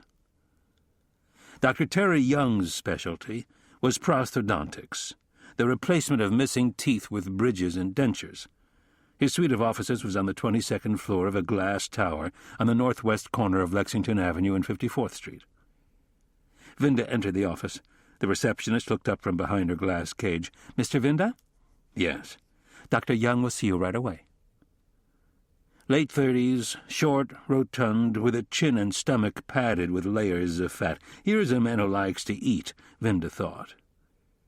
Motioning Vinda toward a small sofa inside his private office, Young said, "Health Services telephoned and said you'd be right over. Now what can I do for you, Lieutenant?" Vinda put the morgue photos of the 4 homicide victims on the desk in front of the dentist and proceeded to tell him about the case. He told Young they were stymied, trying to figure out how the killer was able to control his victims and inflict such wounds at the same time, and that he'd thought the killer might have held the murder weapon in his mouth somehow, but that surmise had been shattered by an assistant medical examiner named Patricia Markel, who had told him it was impossible. I needed to check her conclusions with a dentist specializing in prosthodontics, he finished. Dr. Young studied the photos of each victim. He took his time reading the autopsy protocols. Vinda stared at the pastel wallpaper and tried to contain his impatience, waiting for him to finish. Young looked up from the reports and said, "What you are talking about, Lieutenant, is a prosthesis capable of invading the throat and severing the common carotid artery and the internal jugular vein without causing physical injury to the wearer of the device. In other words, a pair of fangs." Vinda was surprised. "I suppose you're right. I never thought of the murder weapon in those terms." "Well, no matter. I'm sorry to have to tell you that your medical examiner was correct. The force needed for such an invasive act could not be generated by a prosthesis attached to the teeth of a human mouth." He picked up a plaster cast of the mouth and proceeded to give the policeman a lesson on prosthodontics. "The type of device you are looking for would have to protrude from the mouth so that the wearer would not cut off his own tongue when he used it." Darting his pencil over the cast, measuring different parts of the mouth, he added, "The incisors would have to be razor-sharp." His face twisted into a thoughtful expression. He looked Vinda in the eyes. "I'm sorry. What you are looking for simply does not exist. The mouth's configuration makes it impossible." "Can you think of any device that could be attached to the mouth and cause such wounds?" Young picked up the photos, looked them over again, and said, "No, thank God."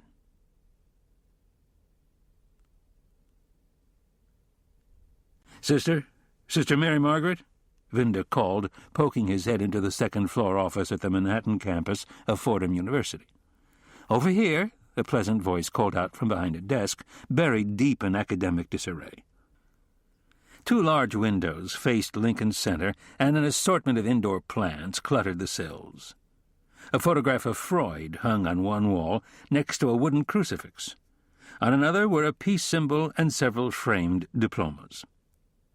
Entering the office, Vinda edged his way around the stacks of journals and term papers cluttering the floor, heading for the desk. A head popped up from behind the uneven ridgeline of books. Sister Mary Margaret Fenner appeared to be in her late 40s. She was a short woman with a gentle face, a glowing smile, and amber eyes. She wore a black skirt and a yellow sweater with a brown vest, and sneakers with blue horizontal stripes on the sides. Only her black veil showed she had taken vows. "I'm John Vinda, Sister," he said, picking his way to the desk. "It's good of you to see me on such short notice." "When Health Services telephoned and told me your problem, I was fascinated, so I rearranged my schedule so that I could see you today. Now, sit here and tell me everything," she said, scooping up an armful of books and papers off the chair. She slipped her hand under a stack on her desk and came out with a pack of cigarettes. She shook one out, offered him one, which he declined, and lit her own. "My brother is a state trooper in Kentucky. He's always boasting about how discreet policemen are. Is that true?"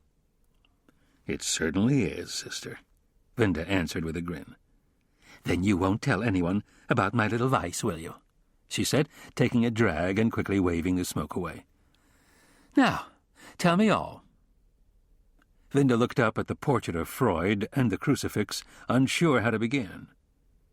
He had homicides being committed with some impossible instrument. The medical people told him there was no such instrument. So if he couldn't identify the weapon, maybe he could start to understand the mind of the person who used it. "I understand you're a psychiatrist, sister." "No, I'm a clinical psychologist. I also have a doctorate in theology. I teach graduate classes at the university, and as a staff member of the Society for the Propagation of the Faith, I am charged with the responsibility of investigating, along with others, all kinds of supposedly supernatural phenomena. Despite what how many critics say, the Church is scrupulously scientific when it comes to investigations of supernatural events and incidents." She smiled. "Do I fit the bill, Lieutenant?" "Yes, sister, you do." He took out the morgue photos and passed them to her. She studied them without displaying any emotional reaction while he explained the details of the investigation. "Is it possible for a person to drink human blood, Sister Mary Margaret?" "Sick minds have a strange way of overcoming the body's intrinsic revulsion to certain acts. For instance, some people are able to ingest human feces. What I see in these dreadful photographs is anger. Eros denied. The Marquis de Sade is a classic example." Vinda nodded and said, "We have reason to believe that his anger is directed at the police department." A doubtful expression came over her face. "It's not that simple. If your killer was seeking revenge against your department, he'd vent his rage at the police or police facilities. But he's not. He's killing women. So I suggest to you that his illness is not subject to simplistic diagnosis." "I suppose people with mental problems believe all sorts of strange things," he said, hedging. "Sick minds, Lieutenant, are capable of all sorts of aberrations." "You must deal with a lot of weird people, sister." She smiled. "Neurotics build dream castles, psychotics live in them, and psychiatrists collect the rent." "What type of dream castle does my killer live in?" "From what you've told me, I would guess that you're dealing with a paranoid whose delusions and obsessions have emotional and symbolic meaning to him. Such people are known as classical paranoids. They function well in most areas, but have a fixed delusional system woven into their lives. A capsulated psychosis that springs out whenever the right button is pushed." "Could such a person believe he was a vampire?" Her eyes widened in surprise, and she paused before she said in a low voice, "Yes." "Would such a person be knowledgeable about vampire lore?" "Yes. It would possibly fuel the delusional system." Vinda leaned forward, a vague uneasiness stirring inside him. "Have you ever dealt with people who believed they were vampires?" "Yes, I have. I've investigated 8 so-called vampiric incidents over the years. Every one of them involved pathology, not vampires. And I can tell you that in each case, the person who believed he, or in one case she, was a vampire ended up in a mental hospital." She flicked ash into a partly open drawer of her desk and inhaled deeply on her cigarette. "From what you have told me so far, I see no reason to believe you are dealing with a vampire psychosis. What facts do you have to substantiate such a theory?" "It's not a theory, sister. It's a suspicion. One of several that this investigation has engendered, which I have to look at and examine." "Okay, tell me what has led you to this, suspicion." "The similarity of the wounds on all victims, the fact that the ME is not sure if any blood was missing, the fact that we cannot find any blood leading away from any of the crime scenes." She got up out of her seat and went over to the windows. She opened one. A blast of cold air gushed across the room. She tossed out the cigarette, closed the window, and hurried back to her seat. Leveling a cold, almost unfriendly gaze on him, she said, "Most of what you've told me can be explained away, Lieutenant. For instance, arterial evulsion, gushing blood, makes it almost impossible to account for all the blood loss. Perhaps your killer is wearing some sort of blood-absorbing suit. You're not dealing with a vampire, Lieutenant, real or imagined." He couldn't keep the shock out of his voice. Real vampires? The earliest references to vampires are in Chaldean and Assyrian tablets. Ancient Greek and Roman lore contain many references to incidents of vampire attacks, she said, obviously trying to sidestep the question. Vinda was hooked. He forced the issue and asked bluntly, "Sister, do they or don't they exist?"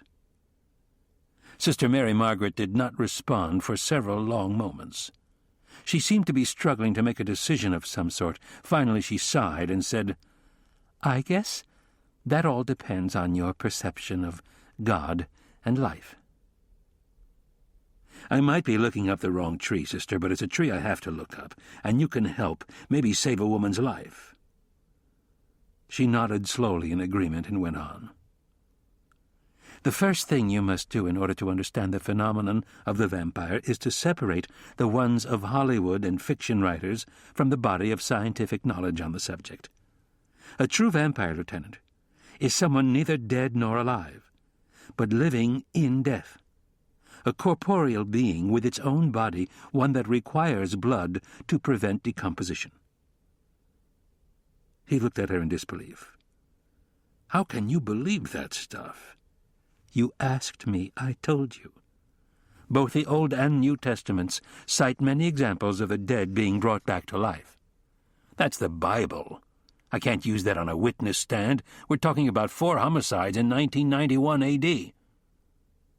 "Do you know what November 2nd is?" "No." "It's the Feast of All Souls, when many still celebrate the annual return of the dead to this world in 1991 AD. Many people still believe that the dead retain a certain material form, that they even have hunger and thirst. The custom of bringing food to the grave and eating it there has survived from the very distant past because people still believe the dead will be strengthened and comforted by the sight of living people eating, Lieutenant." Looking at her in bewilderment, he leaned up out of his seat and asked, "What does that have to do with this case?" "The significance of this custom," she continued, ignoring his question, "implies that the feeding of the dead is done so that their hunger will be sated, so they won't come back from the grave and attack the living."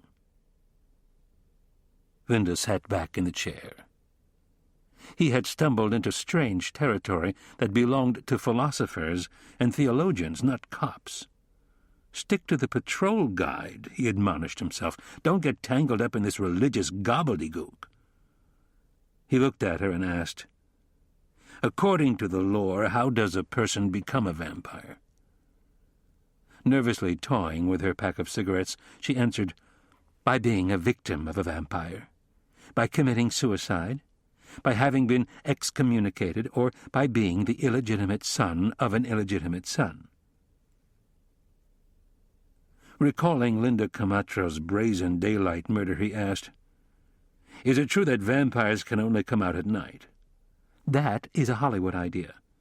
According to tradition, they can function any time, day or night, and they appear normal in all respects. The only restriction on their movements is that they may not leave their burial place on a Saturday." "Why is that, sister?" "Because Saturday is sacred to the Mother of God. St. Bernard tells us that the day after the death of her son, Mary remained constant in her faith." Vinda looked at her with open skepticism. "The entire subject of vampires is steeped in religious mysticism." "Yes, I suppose it is. C.S. Lewis wrote that all important truth comes to us through myth, not necessarily through scientific formulae and laws." I always thought God created us in His image and likeness. He did. He created the angelic and man, both good. They did evil because God gave them free will. Lucifer was an angel whose great crime was his desire to equal God. Perhaps your killer thinks he is like Lucifer. Vinda felt a mounting sense of frustration. He tried to get things back on the rails. You said before that they appear normal in every respect. Is there any way to spot them? The nun said with some reluctance, the ancient church believed they could be detected by their foul and fetid odor. But I'm not too sure about the probability of that. Grasping at straws, Vinda asked, anything else? Paranoids are extremely adept at drawing people into their delusional belief systems. They're the perfect confidence men. They fabricate a life in their own minds and can even make you a part of it. That's something you might look out for. Can you think of any reason why he would kill only young women? According to the tradition, the myth, if you will, their blood is pure and strong, and it is the blood that sustains and nourishes the vampire, prolonging its existence of life in death.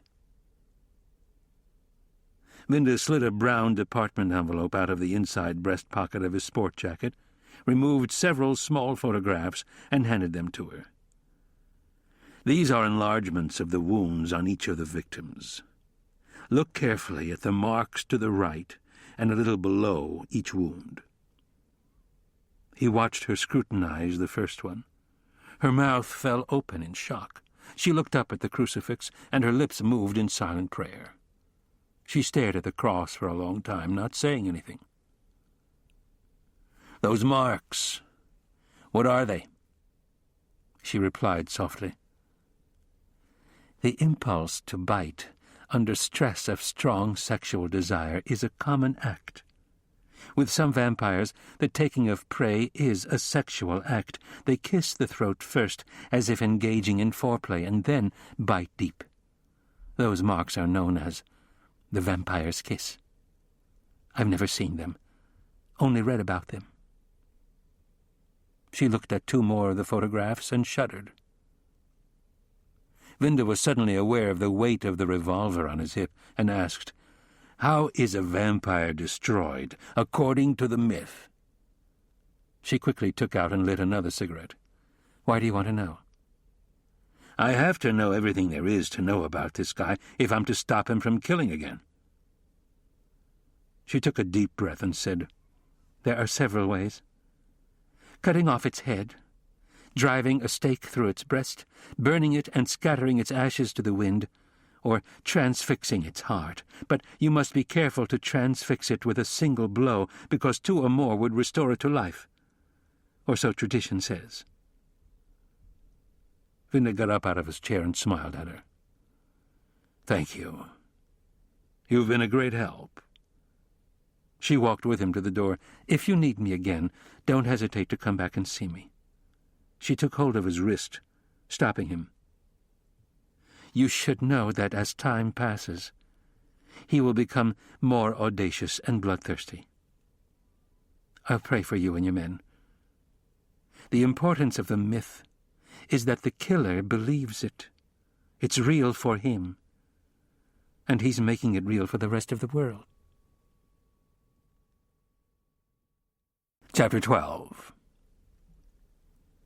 A rap party for the cast and crew of Lovers and Friends was being held in Polo's, a Third Avenue restaurant favored by high rollers and showbiz types.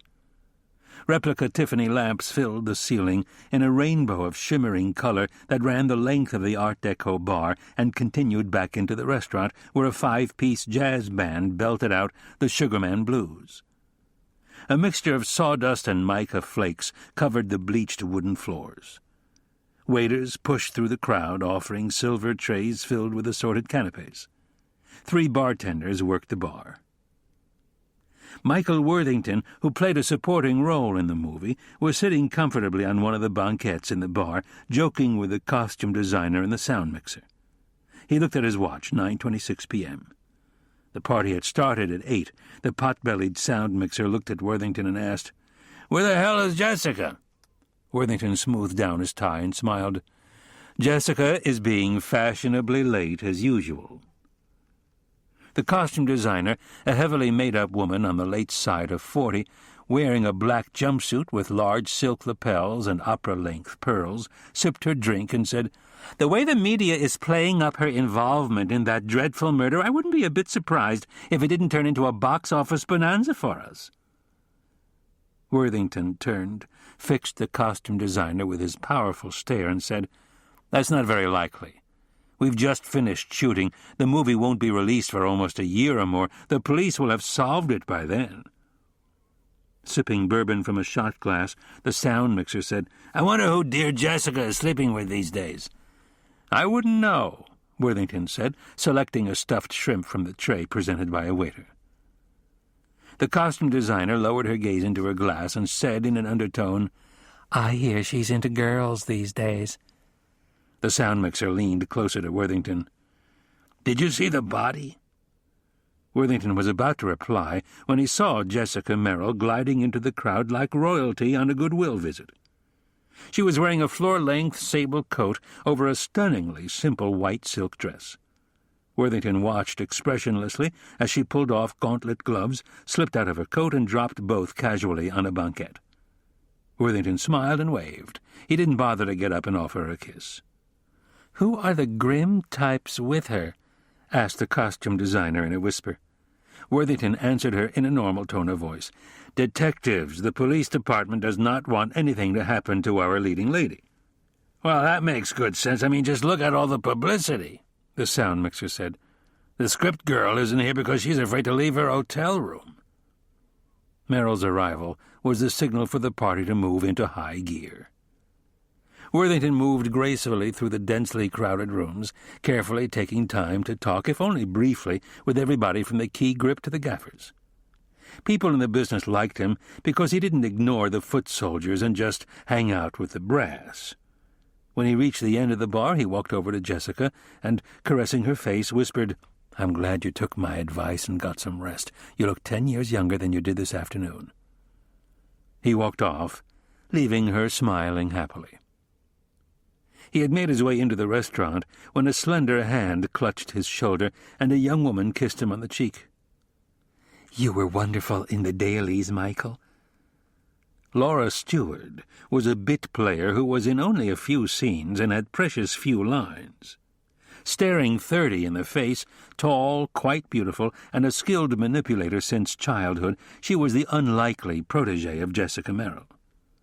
He had noticed her earlier, networking the crowd, attempting to turn acquaintances she had made during the filming into real friendships. "Hi," he said.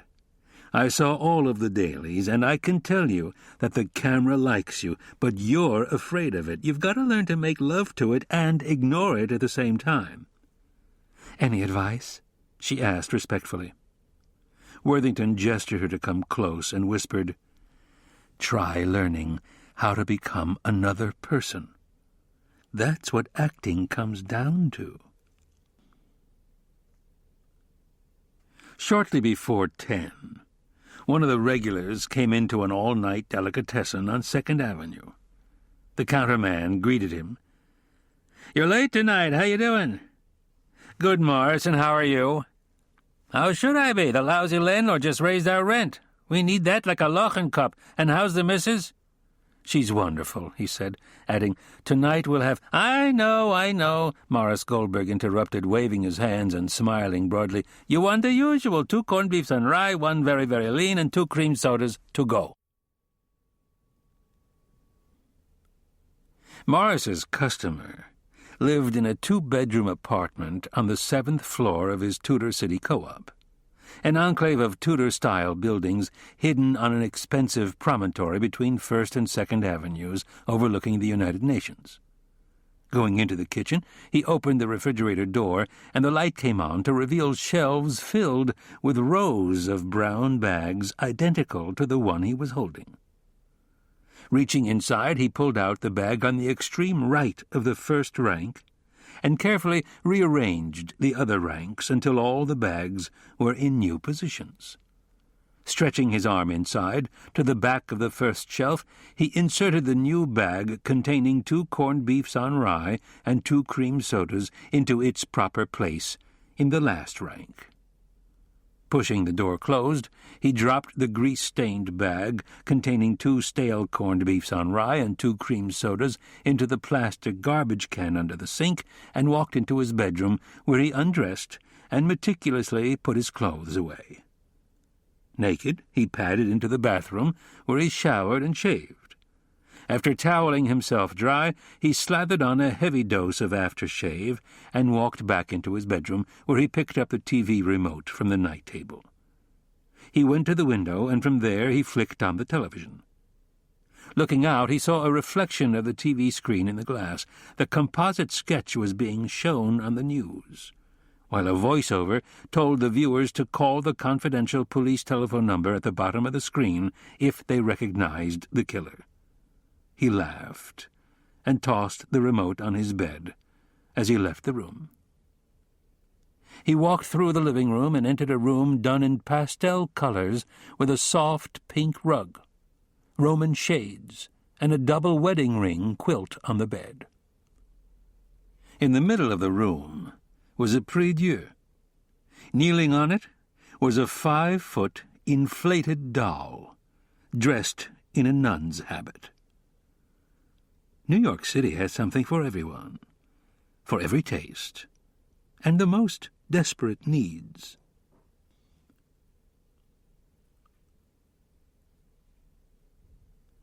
Chapter 13. Thursday did not begin well for Vinda. He had been jolted awake during the night after dreaming of a coffin draped in a blanket of lilies and Adrian Agueda, dressed in skimpy underwear, standing over the coffin, reading a eulogy. Why did I bring her into the case? He asked himself in his dream. He tried to get back to sleep, but couldn't. When the alarm went off at 8, he slid out of bed, showered, and dressed. Going into the kitchen to make himself a cup of instant coffee, he opened the refrigerator and saw the stack of throwaway aluminum containers stacked in the back of the box. They held food left over from Jean's morning feast. Stuff must be really ripe by now, he thought. He cleaned all of the stuff out of the refrigerator and took it outside to the hallway incinerator, where he tossed all of it into the garbage chute in a plastic bag. Another gesture of letting go. Arriving at the squad shortly before 9, he found Adrian Agueda and Joan Hagstrom sitting together behind one of the 2 desks that had been hastily ordered from the quartermaster. They were going through the case folder. Agueda looked up, smiled, and said, "Good morning, Lou." "Welcome aboard," he said, going behind his desk and picking up the latest department orders.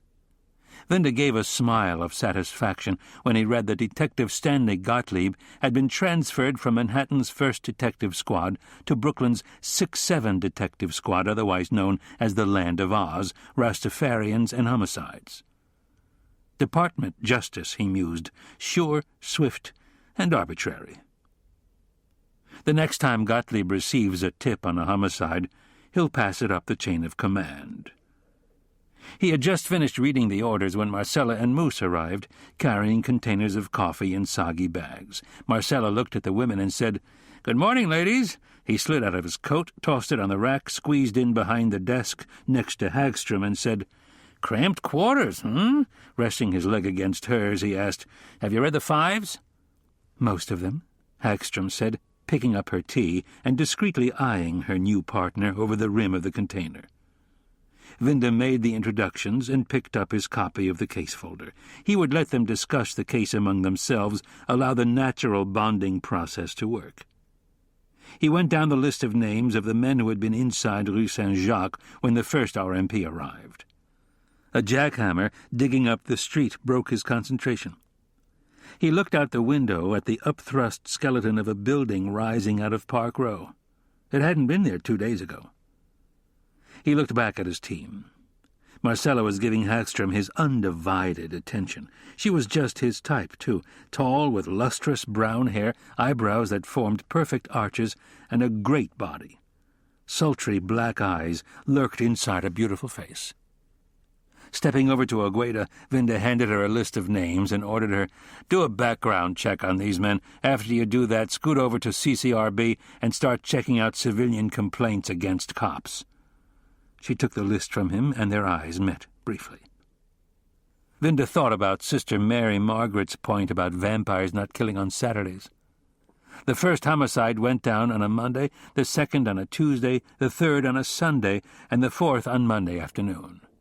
He's skipped Saturday, Wednesday, Thursday, and Friday. So what did that mean? He threw his hands up in frustration. "I want you and Tony to start with the Department of Mental Health." "What about checking out the Corporation Council for Lawsuits Against Cops?" Moose asked, tugging his tie loose. "Later, if we have to. When plaintiffs bring an action against the job, they almost always file a civilian complaint against the cops involved as a matter of course. Things might go faster if we start with CCRB and mental health," Vinda said. "Makes sense," Marcella said, smiling at Hagstrom. Vinda asked the two male detectives, "Have either of you gone back to interview our first victim's mother?" "Haven't had time, Lou," Marcella replied. "I'm going to Brooklyn to check out the two crime scenes," Vinda said. "I'll stop by her house and speak to her." It was almost 10 when the four detectives got up to leave the office. Agueda stopped at the door, looked back at the whip, and asked, "Did you get the application I sent you in the department mail?" "I keep telling you I'm Portuguese, not Spanish." She gave him a small smile, but closed the door with a bit more force than was required. Watching her through the glass wall as she walked down the hall, he remembered how easily her body once moved under a clinging dress, and saw that she had put on a little weight since the old days. But it somehow looked good on her. A few minutes later, Special Investigations lead clerical walked in and tossed a report on Vinda's desk, saying, "Hot off the press, Lou, a new procedure for clearances." Vinda picked up the report and saw that it was an amendment to the administrative guide, adding another method of closing cases. The new subdivision, titled Exceptional Clearance, stated that a case might be closed when the identity and exact location of the offender were known and there was enough information to support an arrest and prosecution, but for some reason beyond police control, the offender could not be arrested. Vinda tossed the blue pages into the file basket, thinking of his killer, wondering when he would kill again. Winds howled out of the north down Madison Avenue's canyons, sweeping up trash and whirling it along streets and gutters. A stylish older woman wearing a mink jacket had her skirt lifted up by a sharp, sudden gust. A taxi driver saw and shouted, "Yo, babe, great bod!" Vinda waited on the northwest corner of Madison and 53rd. His breath frosted the air as he stamped his feet against the biting cold and complained to himself, another of the job's paranoid orders, go and do and then forget what you didn't do. A hunched-over wagon master, pushing his caravan of 8 shopping carts, caught his attention. Each of the carts was bound to the other by S-links, and each one brimmed with the homeless man's worldly possessions. Scavenged deposit bottles, tattered clothes overflowing from tall bags, an aluminum folding chair, slabs of cardboard tied together. A rug rested across the tops of 4 carts, secured through the push-handles. Vinda glanced around him at the ski-slope sides of the Continental Illinois Center, intrigued at how the pleated glass sloped inward to form a rectangular prism. He looked back just in time to see the wagon master maneuvering his column of baskets into 54th Street and thought, the land of good and plenty. For some. Vinda's eyes were heavy from lack of sleep, and as he watched the parade of beautiful women along Madison Avenue, he kept asking himself, why Jean? Why? He checked the time, 11:37. His gaze moved across the street to the blue and white facade of the Savings Bank's 24-hour banking center. and he thought, here I am, wasting valuable time, digging through piles of horseshit looking for a horse. A Rolls-Royce with darkened windows drew up in front of him, and a muscular bodyguard type emerged from the passenger seat. Mr. Biceps, who looked as though he existed on a diet of steroids, looked uncertainly at the whip and asked, "Mr. Vinda?" "Yes."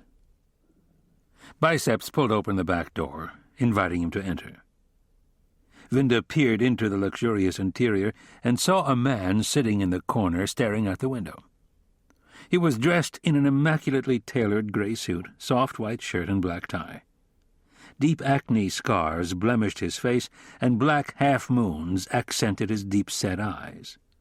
He had thinning brown hair streaked with gray, and his high forehead had a bandage on it, glaring white against his tanned skin. Vinda got in, and the door closed behind him with a thud. He found himself inside the surprisingly quiet interior, staring at the stranger huddled in the corner, ignoring him. "You have a name, pal?" Vinda asked impatiently. The stranger turned, scowling at Vinda. "Malcolm Webster is my name, Lieutenant." Vinda's voice softened. "My condolences. Adelaide was my only child." He made a sigh that sounded more like a groan and said, "I've been informed that you are in charge of the investigation." "Yes," Vinda answered cautiously, wanting to hear what was coming next, watching the car slowly pull out into the traffic headed uptown. Webster looked back out the window. "Do you know who murdered my daughter?" "Not yet." "Why was my daughter killed, Lieutenant?" Leventhal had set up this meeting, so Vinda reckoned that whatever Leventhal knew, Webster now knew too. The best way to handle this uncomfortable situation was to placate and stall until this guy got to the bottom line, Vinda thought. He said, "We believe your daughter was the random victim of a serial killer." Webster said nothing. He kept staring out the window, his face deliberately turned away. Vinda had the strange sensation of riding through Manhattan's harsh, discordant noises in a soundproof compartment, and he thought of the homeless man struggling with his train of shopping carts through the heavy, dirty traffic toward his next oasis of garbage cans where he would scavenge for his daily bread. Webster turned to look at Vinda. "As soon as you know his name, I want you to tell me. And I want this done before any arrest is made." "Knowing who it is and proving it are two different things, Mr. Webster." "Proving? You don't have to prove anything, Lieutenant. The man who murdered my daughter is not going to get off with any insanity plea." You get enough money and power, Vinda thought, and you think you're God. I have to operate within the framework of the law, Mr. Webster. It's not a cop's function to determine guilt, innocence, or degree of culpability. Webster gave him a hard look. "I'll determine culpability and degree of diminished capacity. You just provide me with his name." "Can't do that." Webster's eyes widened in anger. "Can't?" "You got that right." "Do you know what it took for me to get you here this morning?" "Probably a telephone call." "And what does that tell you?" "That you know what buttons to push." Webster relaxed back against the soft leather seat, his eyes fixed upward. "I won't bore you with threats about what I could or could not do to affect your career." Vinda thrust out a silencing palm. "I've been dealing with men like you ever since I came on the job. You believe you're a law unto yourself, but I'm here to tell you you're not. I know from bitter experience that when the brown stuff hits the fan, your kind runs for the foxholes, leaving the guys on the bottom of the heap to take the fall." "Your cynicism is refreshing, Lieutenant. But I wonder how you would feel if it was your Jean who was murdered in Sutton Place Park instead of my daughter." Vinda tried to keep the surprise from showing on his face. "I'd probably feel the same way you do," he answered, wondering what else Webster knew about his private life. "I'm sure you would." A consoling tone crept into his voice when he added, "I'm sorry about your wife." Vinda nodded in acknowledgement and rapped on the partition between the front and back seats, motioning the chauffeur to pull over to the curb. The bodyguard looked up into the rearview mirror, trying to catch Webster's eye. Webster nodded his assent. The bodyguard said something to the driver, and the limousine glided to the curb. Vinda pushed open the door. City sounds and cold rushed into the warmth. Webster's voice halted Vinda. "During your time in the department, haven't you ever bent rules?" Vinda smiled. "Goodbye, Mr. Webster."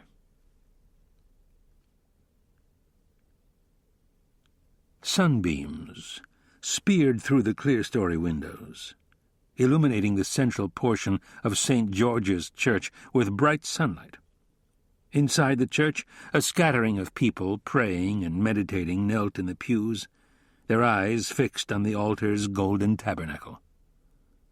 A passer-by, his tan cashmere overcoat draped over his shoulders, stood at the bottom of the wide steps, looking up at the church's spires towering over the new 9-plex movie theater at 1st Avenue and 32nd Street. His gaze fell to the massive bronze doors that depicted Christ in his majesty and Abraham leaving the sepulchre. He put his foot up on the first step and then withdrew it. Clutching both lapels, he debated with himself whether or not to enter the Eternal One's house. Perhaps he would give him a sign. Perhaps he would listen to his pleas. He sucked in a mouthful of air and went quickly up the steps. Entering the marble vestibule, he looked down at the bénitier and, without realizing what he was doing, plunged his hand into the holy water. A soothing sensation flowed into his fingers and up his arms, engulfing his body in a sea of tranquility. Pulling his hand out of the sacramental liquid, he held his dripping fingers up and shook drops of water off of them. Going inside, he slid into the last pew without genuflecting. The bench extended under one of the ambulatory's arches and was bathed in shadows. Sitting alone in the darkness, he sat perfectly still, hidden from the world, and filled with rage at the injustices he had suffered. "Why have you forsaken me? I've done everything you have told me to do. What more do you want of me? Tell me, I beg you. Don't allow them to take Valerie away from me. Please, not again." He sat for a long time, staring out at the altar, aware of the pain gnawing at his stomach. An aching cold had invaded his body, numbing his bones. He pulled his coat tight across his chest. "Give me some sign," he prayed, close to despair. Movement off to his right made him turn. 3 sisters of St. Joseph were walking down the aisle. The one in front was young and very beautiful. The watcher's mouth fell open, and his eyes grew wide in astonished recognition. It was his Valerie. Rising up out of his seat, he watched as she genuflected at the foot of the altar, pushed open the brass gate, and walked up the carpeted steps toward the altar. The Eternal One had sent him his message. He had commanded him to send him more nuns to replace Valerie. Not one at a time, but several at once. That way their trinity would grow strong, bonding the 3 of them together forever.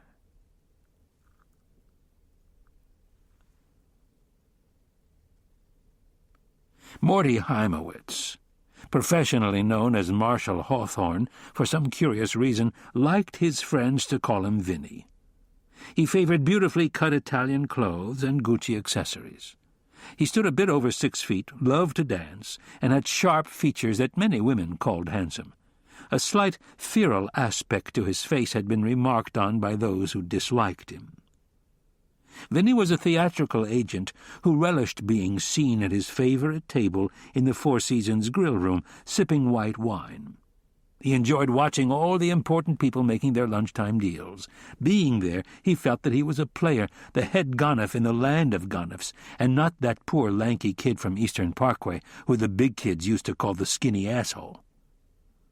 Vinny was toying with his wine-glass, waiting for his guest to arrive. He usually enjoyed this lunchtime game-playing, but not today. Today he had to deal with his most pain-in-the-ass client, Michael Worthington. Whenever Vinny would suggest that this or that was the way to go on a deal, Worthington would balk and want to do the opposite. Vinny could never figure out whether he did it because he got off on being a contrary son of a bitch, or because he was one of those guys walking around with a constant committee meeting going on in his head. Then he saw Worthington coming over to the table with a very unpleasant expression on his face. Glancing disdainfully around the room as he sat down, Worthington said, "You know I don't do lunch, so why the 'it's important we meet' phone call? 2 days ago I expressed you the screenplay of Reckless Disregard. Did you read it?" "Yes, it's violent, moronic junk." Vinny hid his dismay and anger behind a false smile. Ignoring his client's reply, he continued as if he hadn't heard Worthington. "Paul Hiller called me from the coast this morning. He's packaging the movie and he wants you for the male lead." "I just got done telling you. The screenplay is crap." "Michael, I've spoken to at least a dozen other people who've read it, and you're the only one who doesn't think it's great. So sue me." "This movie could make the difference to your career. It's the lead, Michael. Jeff Wilder is directing, Lawrence Hill did the screenplay, and your friend Jessica Merrill has already agreed to do the female lead. These are all top people. I'm telling you, Michael, this project has real money written all over it." "I'm not interested. And stop bullshitting me. Jessica told me she gave you a maybe on this one, not a yes." The bastard's tormenting me on purpose, Vinny thought. He mustered every ounce of courage he could and said, "I've worked hard for you, Michael. When you first came to me years ago, you were broke and didn't have a decent screen credit to your name. I've developed you into one of the industry's leading supporting actors." Vinny leaned across the table. His patience had run out. "Christ's sake, we're talking about the lead opposite Jessica Merrill. A chance like this comes along but once if you're lucky." Worthington let his wrist hang limp over the edge of the table. "Where's it going to be filmed?" "Here in Manhattan." Vinny noted with dawning hope that Worthington suddenly seemed less negative. "What kind of a deal did Hiller offer?" Vinny brightened. 500,000, 500 per diem, and, more important, equal billing. "What about a piece?" "Negotiable. I can probably get you 2 points of the net." Worthington picked up his butter knife and began restlessly scraping the blade over the tablecloth. "I'm surprised Jessica has agreed to do another film so soon after the last one." "Jessica wants to stay on top, and she knows the best way to do that is to continue to make good movies." Worthington scanned the elegantly spacious dining room, enjoying Vinny's discomfort. Finally, without looking at his agent, he said, "I'll think about it." Vinny's shoulders gave a slight sag of relief. "What about you and your wife having dinner with me and my lady friend one night this week? I've never met her." "I've told you many times, I keep my family life and my professional life separate. I don't want my wife getting involved in this lunatic business. We keep our social life private." He picked up a menu and began to study it. "You scumbag," Vinny thought. "So I'm not good enough for you socially. I just keep the money rolling in. Well, pal, what you don't know is that I'm going to make more money out of Reckless Disregard than you are. And it is a piece of shit." On 47th Street, just west of First Avenue, there's a warren of small street-level stores that are difficult to rent because of their size. 3 years ago, Worthington had rented one to use as his own personal exercise room and rehearsal hall. All the walls were mirrored, and the floor shone with polyurethane varnish. Banks of white fluorescent light fixtures hung down from the ceiling. The only furniture in the store was a complete set of home Nautilus exercise machines, a bridge table with a television on top of it, and a folding chair in front of the television. Worthington had completed most of the Nautilus circuit and was working on the abdominal machine. He was wearing only shorts, and his body glistened with sweat. His flat stomach showed the strain of the workout. While he went on with his exercise program, he grinned at the irony of his agent's desperation. taking the role in reckless disregard would suit him perfectly. It was junk, but it would keep him in New York, freeing him to implement a plan that, had Vinny known about it, would have turned Vinny's delicious lunch into ashes in his mouth.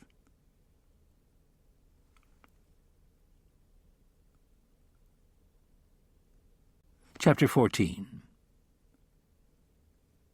The obelisk-shaped clock tower of the Williamsburg Savings Bank had long been a Brooklyn landmark, its towering dome holding the tallest four-faced clock in the world, a beacon of a glorious past. Vinda parked the department car in Hanson Place. It was bitterly cold outside. The car was filled with warmth and the windows fogged over. He got out and looked across the street at the Long Island Railroad's Atlantic Avenue station.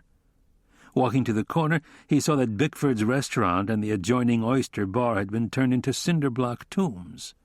He grimaced in sadness and walked away from the corner, heading for the first homicide victim's residence on South Elliott Place. He had just come from visiting the Lucas and Johnston crime scenes. Both victims had been murdered near their homes. He wondered if the place of occurrence was significant. It was a little before 4 o'clock, and a sullen winter twilight was gathering on the horizon. He ruminated about his earlier meeting with Malcolm Webster. Since that morning he had been suppressing the urge to telephone Sam's stay press and voice his indignation over being set up. He knew better than to do that. The chief of detectives would deny ever having heard of Webster. Vinda would only get angrier and angrier, and might say something stupid to his boss. Hurrying along, he saw that the wholesale meat market on 6th Avenue was closed for the day. The butchers began their day at 2 in the morning and ended it around 9 a.m. Empty trucks were parked parallel to the curb, and most of the premises were shuttered behind steel accordion doors. Scurrying cats scavenged scraps of offal. Other creatures lurked inside of doorways, behind trucks, two-legged creatures, prepared to rob, mug, and rape. As Vinda neared South Elliott Place, his cop instincts alerted him to danger. He reached inside his coat, slid out his .38 Colt Detective Special revolver, and thrust it into his overcoat pocket. "Yo, my man!" someone called out to him. Vinda continued walking fast, his hand tightening around the checkered grips of his gun. He heard movement behind him and spun around. There were two of them, one tall and white, the other short and black, both wearing the junkie's uniform of the day, dirty, torn jeans, old worn sneakers, T-shirt under olive drab field jacket. The taller one had on a Yankee baseball cap, its bill turned sideways. Their faces had long ago become masks of despair with glazed, sunken eyes. The white guy was twitching and shivering, holding a filthy rag to his running nose. Vinda thought wearily, "Here come the fun-time twins, Lamont Scumbag and Danny Dickbrain." "Yo, my man, got a match?" the taller one called. "Yo, Lamont, you got any hope of recovering from your wounds?" Vinda shot back. The shorter of the two began shuffling and twisting in a dance of arrogance. "You think you be's a bad motherfucker? Bro, I ain't afraid of you." "What motherfucking wounds?" the taller one asked, approaching warily. "The ones I be putting in you with this," Vinda announced, aiming his revolver at the tall one's face. "Shit, man, we only be wanting a match," the taller one said, turning and swaggering off. His partner glared at Vinda, spat on the ground, and then followed him. Vinda watched their backs until they disappeared around a corner. South Elliott Place was a block of row houses waging a winning war against the pestilence of decay and drugs. The Lucas home was halfway down the street and had small planters of hardy ivy decorating both sides of the steps. Two signs were attached to a pole sunk into the well-tended plot of yellowish-green grass. One said, "Keep our community clean," the other, "Junkies need not apply." A tall, attractive black woman in her mid-30s peered out from behind the door curtains. Her pleated white skirt and tan sweater were set off by a long strand of black pearls. "Lieutenant Vinda?" "Yes," he said, producing his shield. She opened the door and stepped aside. I'm Vanessa Brown, Mary Lucas's sister." He took off his coat and placed it in her waiting hand. She hung it on the wall rack just inside the vestibule and said, "Lieutenant, my mother's not well. My sister's death has devastated her. I really don't see why it is necessary for you to interview her." "Mrs. Brown, your mother might possess some scrap of information that could set us on the right course. It's important, or I wouldn't be here."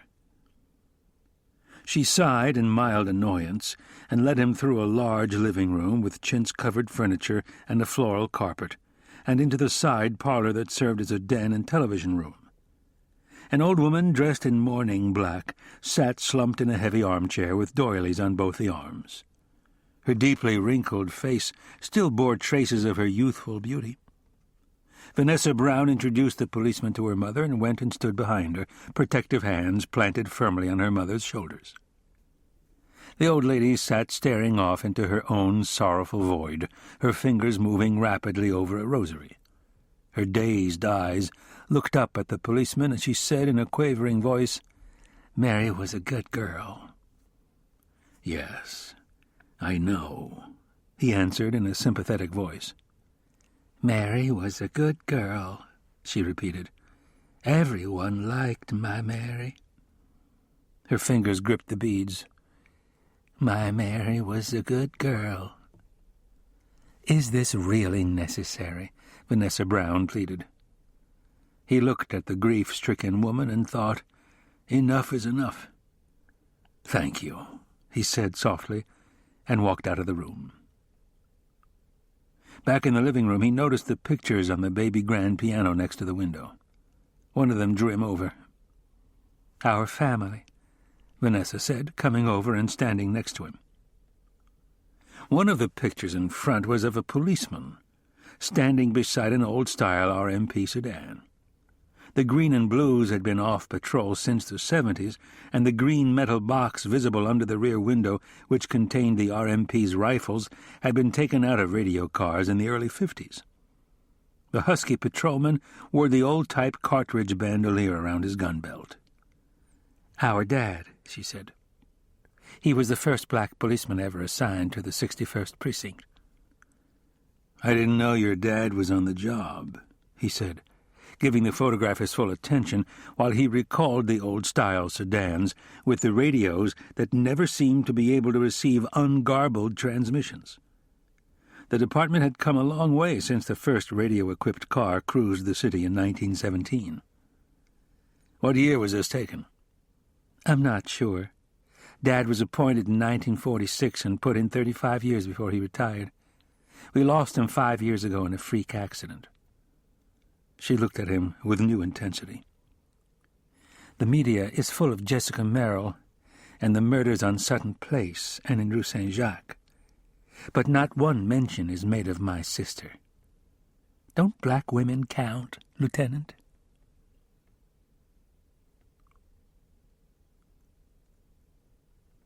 People moved back and forth in Corregidor's tunnels. Middle-aged men gathered around the bar, talking in muted tones, while their suspicious eyes watched the crowd. A cloud of cigarette smoke hung over the bar, its plumes separating and floating upward, disappearing into vents in the carved hardwood canopy. Marcella and Moose Ryan had arrived a little before 6 and had appropriated one of the scarce alcove tables.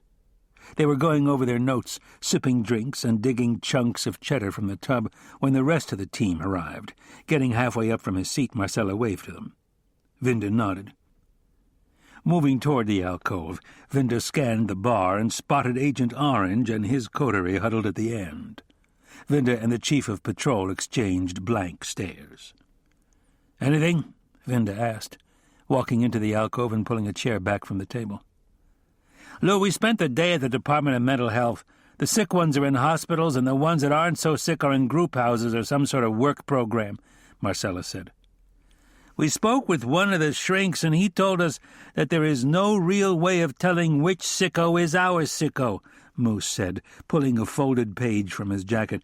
"Here are 40 possibilities who might fit the bill. You can see from their diagnoses that they all have direct lines to JC." Vinda unfolded the sheet and studied the list.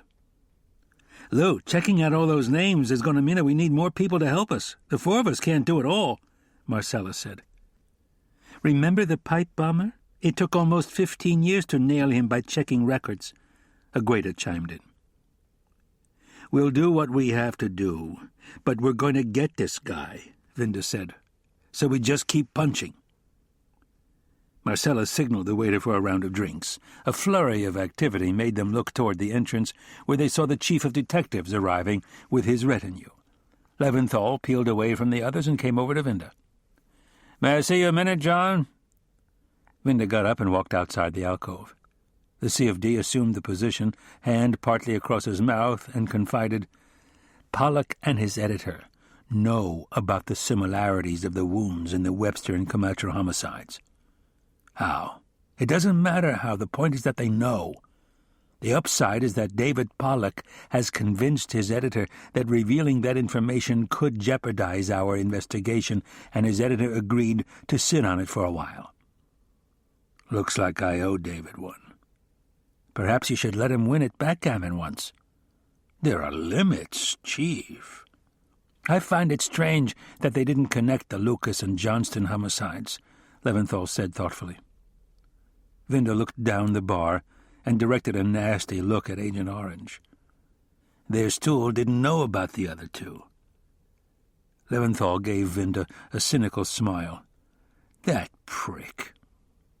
He carefully adjusted his tie, tugged down his suit jacket, and said, "I've got an appointment." He moved off into the tunnel that fed into the main dining room. Vinda watched him heading toward the detectives waiting for him, and then noticed an attractive female detective standing in the middle of the group. She was giving the chief of detectives a warm smile. While Vinda was outside the alcove, Marcella leaned close to Hagstrom and whispered, "I'd like to have dinner later." Brushing her hair off her shoulders, she lowered her eyes and whispered, "Why, sir, you're a married man." "I don't park my car in that garage anymore." "Where have I ever heard that song before?" "Are we having fun yet?" a familiar voice asked Vinda from behind. Vinda turned and was taken aback by the blazing chartreuse in Pollock's oversized bow tie. "David, where'd you get the nerve to wear those ties?" "When you're secure with yourself, my policeman friend, you can wear whatever you're comfortable with." Brushing an imaginary hair off the reporter's blue peacoat, Vinda said, "I owe you one." The reporter shrugged indifference and, jerking a thumb at the bar, asked, "Listen and tell me what you hear." Vinda's ears pricked. Ice tinkled above the swirl of hushed conversations. "Ice." "Ice," Pollock echoed. "Do you realize that this is the only bar in town where the ice cubes make more noise than the customers? And do you further realize that any one of those whispering paranoids at the bar could be your killer?" "Cops are xenophobic, David. They're not killers." A waiter darted past them, balancing a tray of empty glasses. "Have you come up with anything in your newspaper's files?" "Not yet. I've gone back 4 years and come up dry. I'll keep trying." "Thanks," Vinda said, and walked off into the bathroom. Standing at the urinal, he became aware of a hurried movement beside him and looked to see the chief of patrol staring down into the urinal. "I hear there's been a leak to the press," the C.of.P. muttered. Stiffly courteous, Vinda zippered up and said, "That's funny. I haven't heard a thing." He turned and left the room. Returning to the alcove, Vinda found the team exchanging ideas about the case. He noticed that someone had placed a glass on top of the page containing the list of 40 names. He removed it, noticing the brown ring the glass had made on the paper. Absent-mindedly, he took out his pen and wrote on the fold, "Blood and murder weapon." Moose looked at the writing and asked, "You think that's the way we should go, Lou?" "I think we have to figure out how this guy does his number without leaving a blood trail. There's just no way he can kill like that and not be steeped in blood," Vinda said. The detectives retreated into their own thoughts. "A condom?" Agueda offered. "A what?" Marcella asked. "You know," Hackstrom said. "One of those rubbery things that men slide on their thing before they do it, but a big one, a body condom. He puts it on before he does his thing and takes it off when he's finished." "And what about in a public place like Rue Saint-Jacques?" Moose asked. Digging a chunk of cheese out of the tub, Vinda said, "He ducks in someplace, slips it on, does his number, takes it off, and stashes it in a bag or briefcase." "Sort of a wetsuit," Marcellus said, rubbing his chin. "I got a detective friend of mine in Hawaii who could solve this caper for us." "Yeah, I know," Vinda said. "He wears a white hat and has a thin, drooping mustache, and his name is Charlie." "Charlie Chan, how'd you know that?" Marcellus said. "I'm the whip. I'm supposed to know these things," Vinda said, getting up. "It's late. I'll see you in the a.m."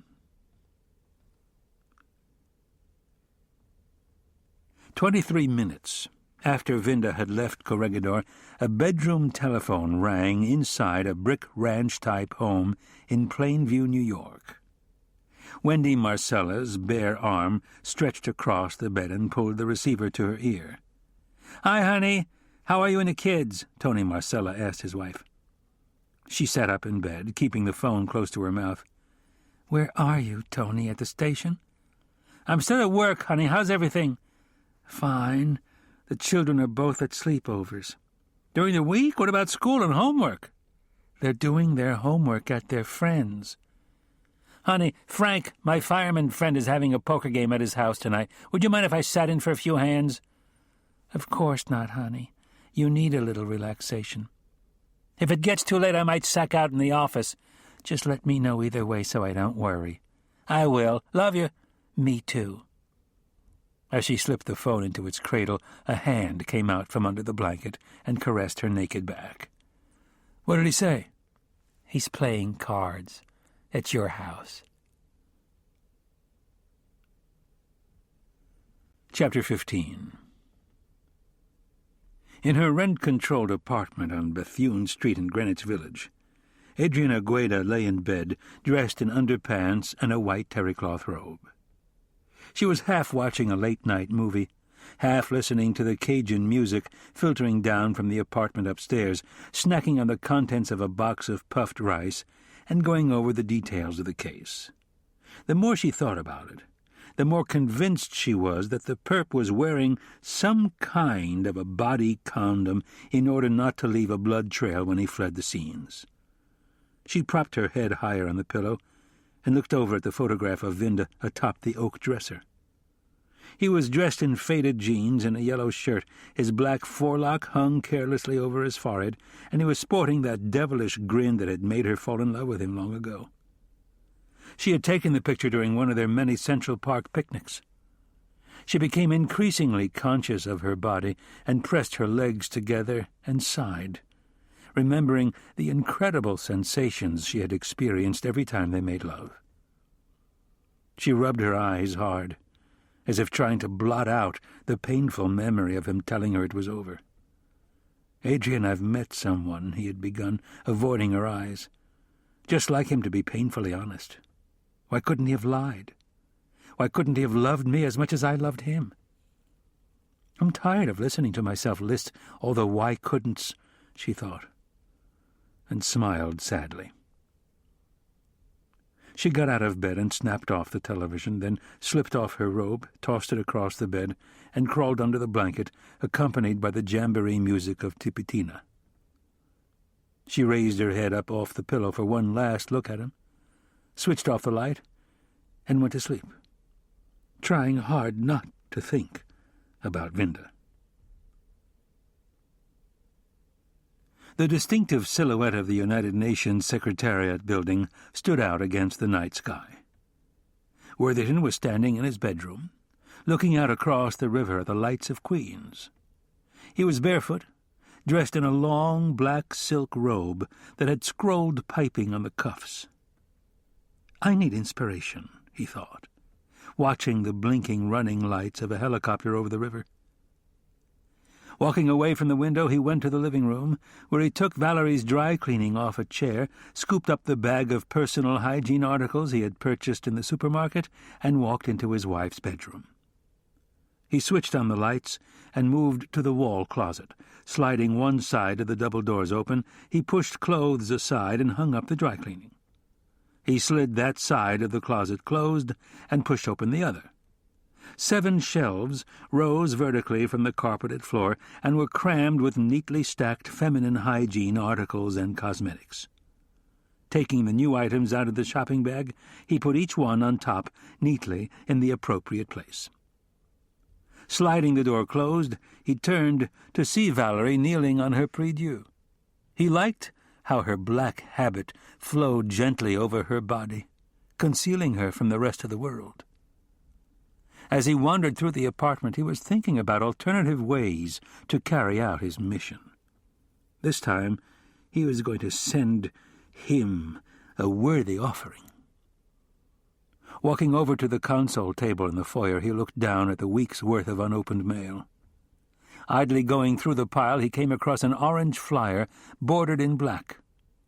He pulled it out and read that the Women's Register was holding a rally next Monday night to protest the discriminatory pricing policies of the pharmaceutical industry.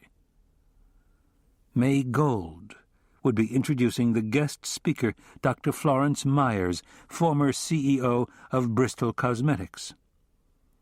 He reread the flyer, amazed that his prayers had been answered so quickly. But sooner or later, they were always answered. A little after 2 that morning, a taxi stopped at Roosevelt Avenue and 64th Street in Woodside, Queens. Worthington paid the driver and got out. His greatcoat reached down to his cowboy boots, and his brown corduroy trousers were cuffed. A silk scarf was jauntily wrapped around his neck, and a white cordovan hat sat on his head. He was carrying a stout oak walking stick. Strolling toward 62nd Street, his nose wrinkled at an appalling stench of urine as he passed a man sleeping inside his cardboard box hovel in the doorway of a cinder-blocked store. Reaching into his pocket, taking out a wad of money, he peeled off a single $50 bill and tucked it into the sleeping man's hand. "Things'll get better, old friend."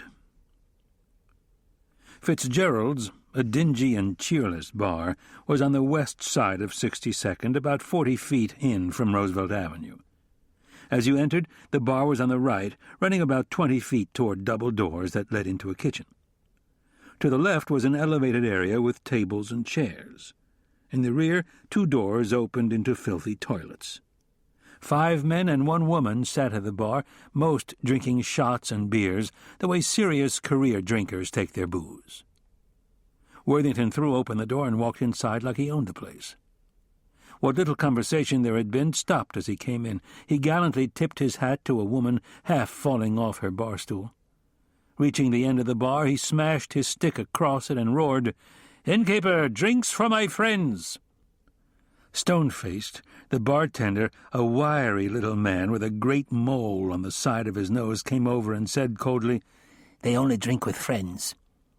His brogue had all the warmth and welcome of Catholic Belfast for English troops. "Aye, if assholes could fly, this place would surely be an airport," the actor lamented, smiling and quickly adding in a light brogue, "They're me misguided friends. Give 'em all a drink on Dinio." Leaning over the bar, he pointed his walking stick at another man behind the bar who was bending over, scooping up garbage and dumping it into a can. "And give himself a drink, too," Worthington ordered. The other man had massive shoulders and iron-gray hair cut close to his scalp.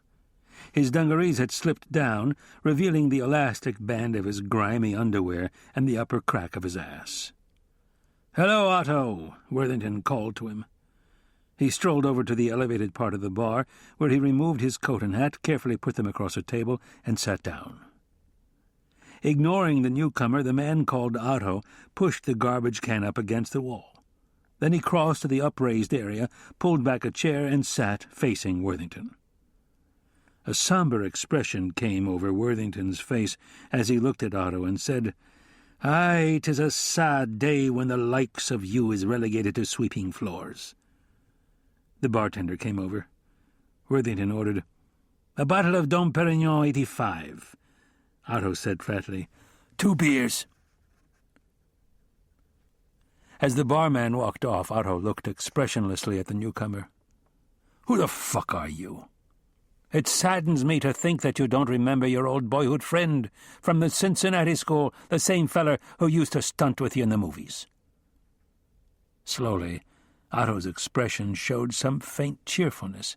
He asked, in an unsure tone, "Is it really you?" "Aye, Otto, it's really me." "But your face, it's all changed.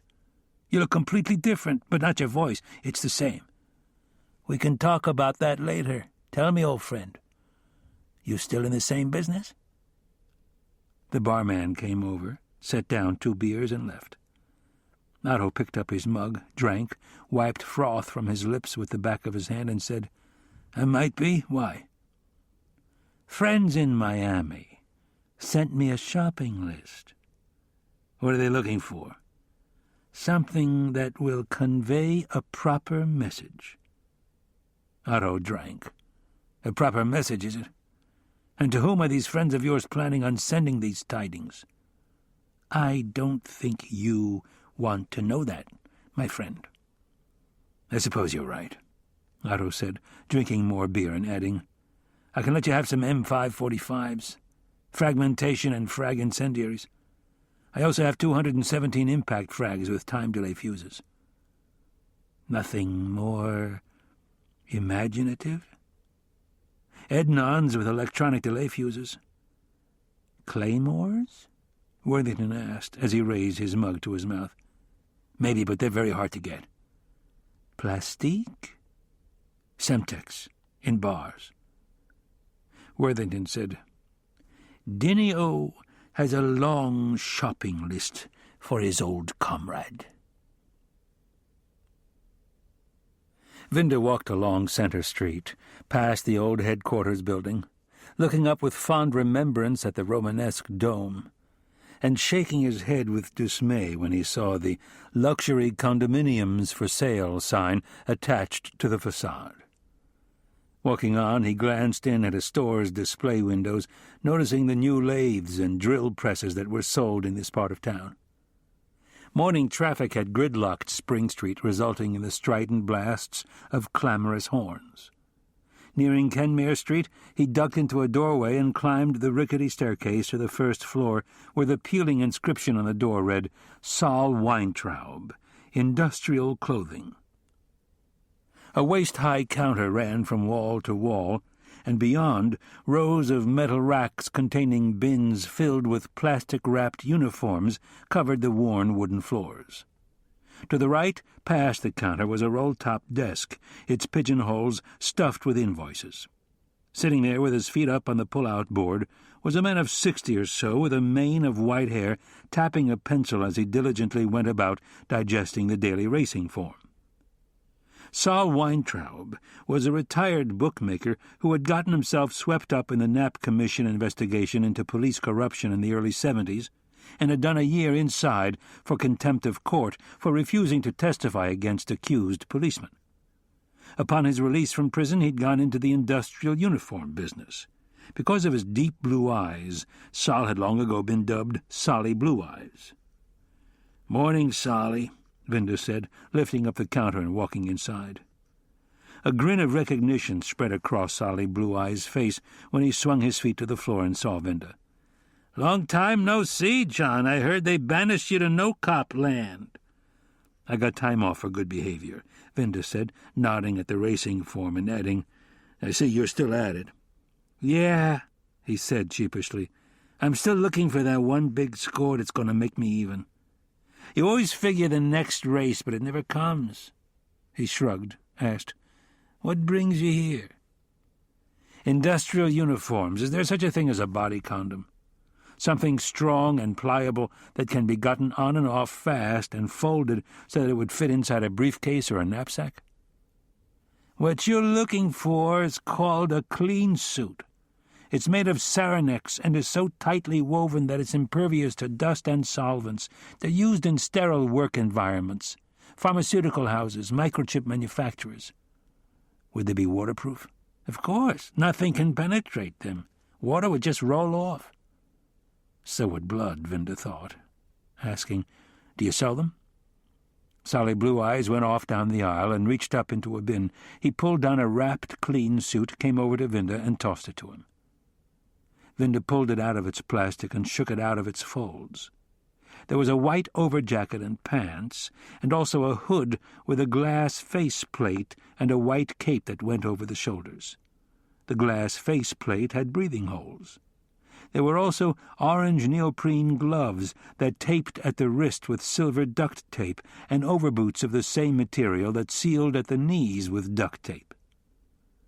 Vinda put the suit on over his clothes. Walking about, swinging his arms and kicking out his legs, he tested the suit's pliability. He had the sensation of being inside a spacesuit. The perp wouldn't have to wear the entire suit, he reasoned. All he would need was a covering to take that first gush of blood. He could then turn his victim away so that the spurting blood would not get all over him. Working his way over to Solly Blue Eyes, Vinda asked, "Do they come with mouth openings?" "That would defeat their purpose. You'd have snot, spit, nose hair, saliva, and all sorts of germs falling all over the place, and that'd be the end of your sterile environment." Vinda undid the suit and stepped out of it. Holding it up by its shoulders, he examined it thoroughly. "What are you looking for?" "I'm looking to see if you could make a mouth cutout in the faceplate." "Of course you could. But you can remove the glass entirely." Vinda brought the suit over to the counter and spread it out. He began refolding it along its crease lines. It folded into a box configuration about 15 inches by 7 inches. He pressed down on it, forcing out the air and flattening the suit.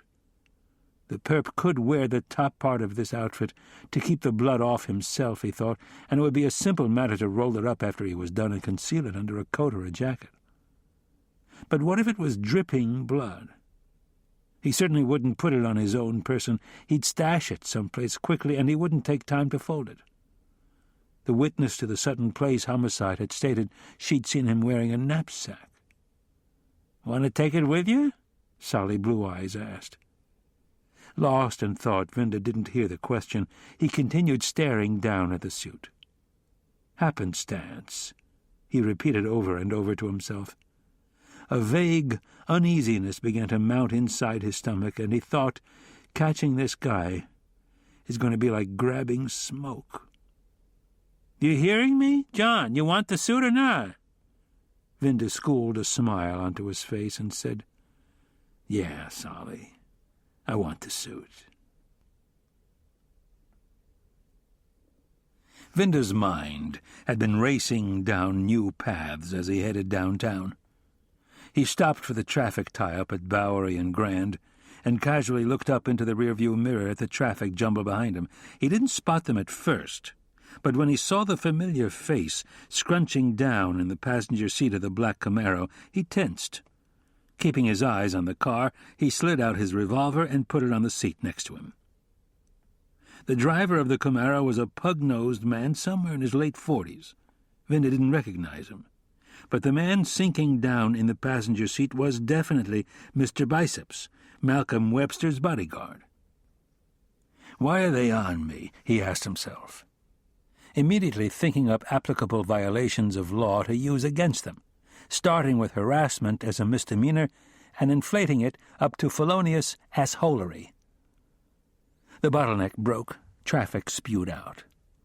The Camaro stayed behind him. He made a right turn into Canal Street and found himself fighting the traffic creeping into the Holland Tunnel. If Mr. Biceps was part of Webster's security staff, he'd more than likely be armed, ditto Pugnose.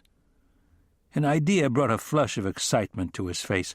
"So they want to play, do they?" he thought, snatching the handset from under the dashboard. Holding it chest-high so they could not see what he was doing, he pressed the transmit button and radioed, "Special 1 Essential K. Go, SP1. This unit has uninvited guest, K. Your location, SP1? Heading west on Canal toward the tunnel, just passing Sullivan Street. Can you ID guests, SP1? Vinda gave descriptions of his shadows and their car, advising Central of the identity of Mr. Biceps. "You want backup, SP1? Negative that, Central. Notify New Jersey State Police to 85 this unit the other side of tunnel. 10-4, SP1. A crescent of sunlight signaled the end of the underwater highway. As he came out of the tunnel, he noticed the revolving turret lights of 2 New Jersey State Police cars flashing yellowish beacons over the highway. The cars were parked alongside a green garbage dumpster. Vinda reached under his seat and took out the portable turret light. Opening the window, he slapped it onto the roof and waved to the 2 state troopers waiting inside their patrol cars. The Camaro drove out of the tunnel. Vinda stuck his hand out of the car window and pointed to it, at the same time nodding to the 2 troopers. The troopers acknowledged and wedged their cars into the traffic flow, intercepting the Camaro, boxing it front and back. The loudspeaker of one of the police vehicles blared, "Keep your windows closed and follow us." The Camaro was convoyed through the traffic over to the dumpster. The troopers got out of their vehicles, both young, well-built men. They took their time strutting over to the Camaro. This was going to be their show, so Vinda got out of his car and walked slowly over to the dumpster to watch. "Turn off the ignition and get out," the taller trooper ordered. Pugnose, who had the battered features of a losing middleweight contender, demanded, "Why'd you pull us over?" The shorter of the 2 officers came up to Pugnose and barked in his face, "Assume the position." Biceps glared at Vinda, who smiled and shrugged innocence. Biceps and Pugnose turned and spread-eagled against the dumpster. The shorter trooper began frisking Pugnose. My, what have we here?" the trooper said, yanking a 9mm S&W automatic from a hip holster. "I got a carry permit," Pugnose announced smugly. "Really?" the taller trooper said in mock surprise. The shorter trooper shoved the automatic into his Sam Brown belt and proceeded to frisk Biceps. "I got a carry permit, too," Biceps said when the trooper patted his holstered .38 Colt. After sticking the Colt in his belt, the shorter trooper said, "Let's see those permits." They took out their wallets, removed their permits, and handed them to the trooper. Scrutinizing the official documents, a scowl of disappointment glided across the trooper's face. Without comment, he passed the permits to Vinda, who looked at them and said to Biceps, "You don't have anything to say, and I strongly advise you not to." "What do you mean?" Biceps growled, thick cords taut against his neck.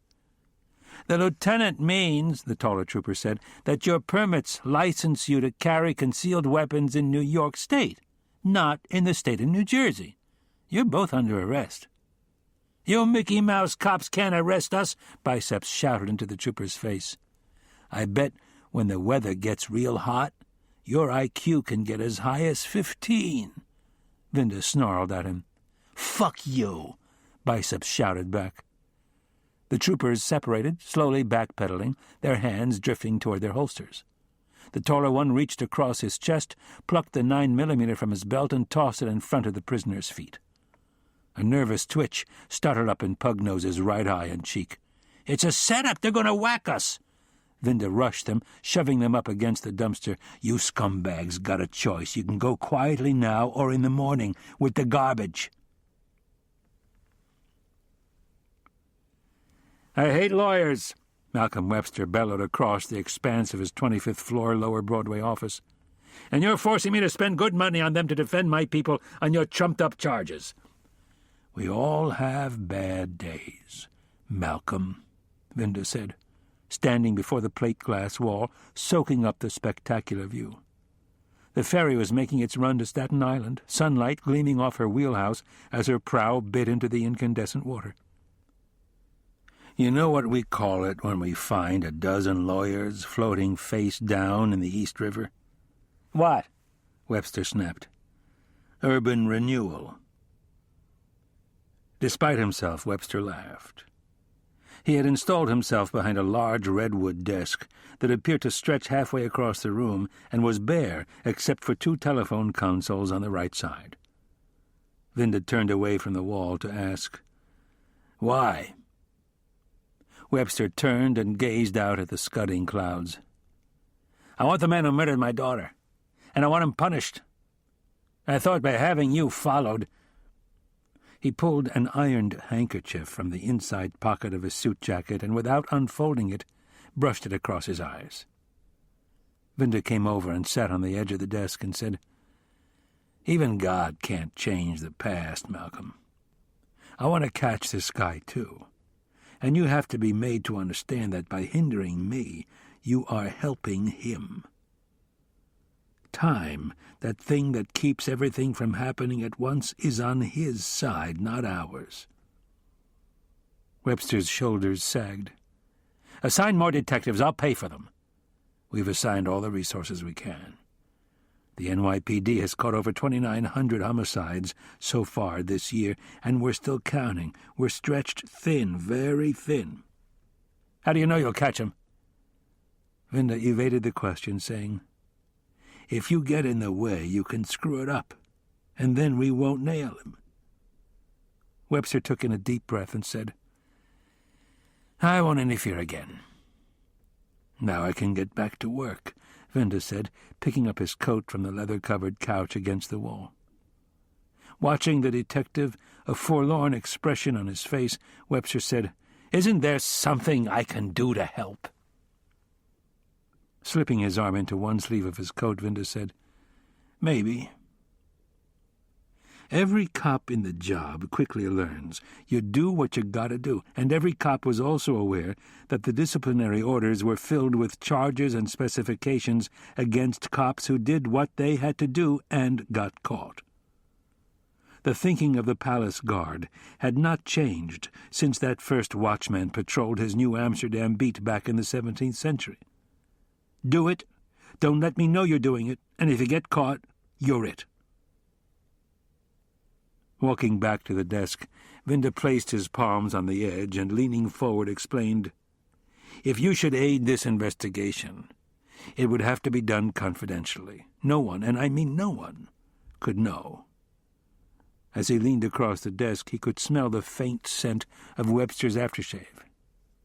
"If what you did should become public knowledge, any fruits of your help would very likely be inadmissible in court and could result in the perp walking. A man like you has a lot of connections. You can get into places that I can't, and you're in a position to grease palms, which I can't do." He fixed his eyes on the face of the dead girl's father. "Still want to help?" "Yes," Webster replied in a subdued tone. "I'll do anything I can." Vinda jammed his hands in the pockets of his overcoat and chose his words carefully. The instinctive distrust that cops have for all civilians was overcome only with difficulty. "I've got a psychological profile on this monster from one expert. What she told me would get me thrown off the case if I put it in a report." Looking away from Webster, he said thoughtfully, "I want you to reach out and find some other top experts, shrinks who make sense, people that courts will listen to. I'll give you copies of some of my notes. Find people who can tell me more about this guy." He started to leave and had a last-minute thought. "I'll need a very secure phone number, a direct line I can reach you on day or night."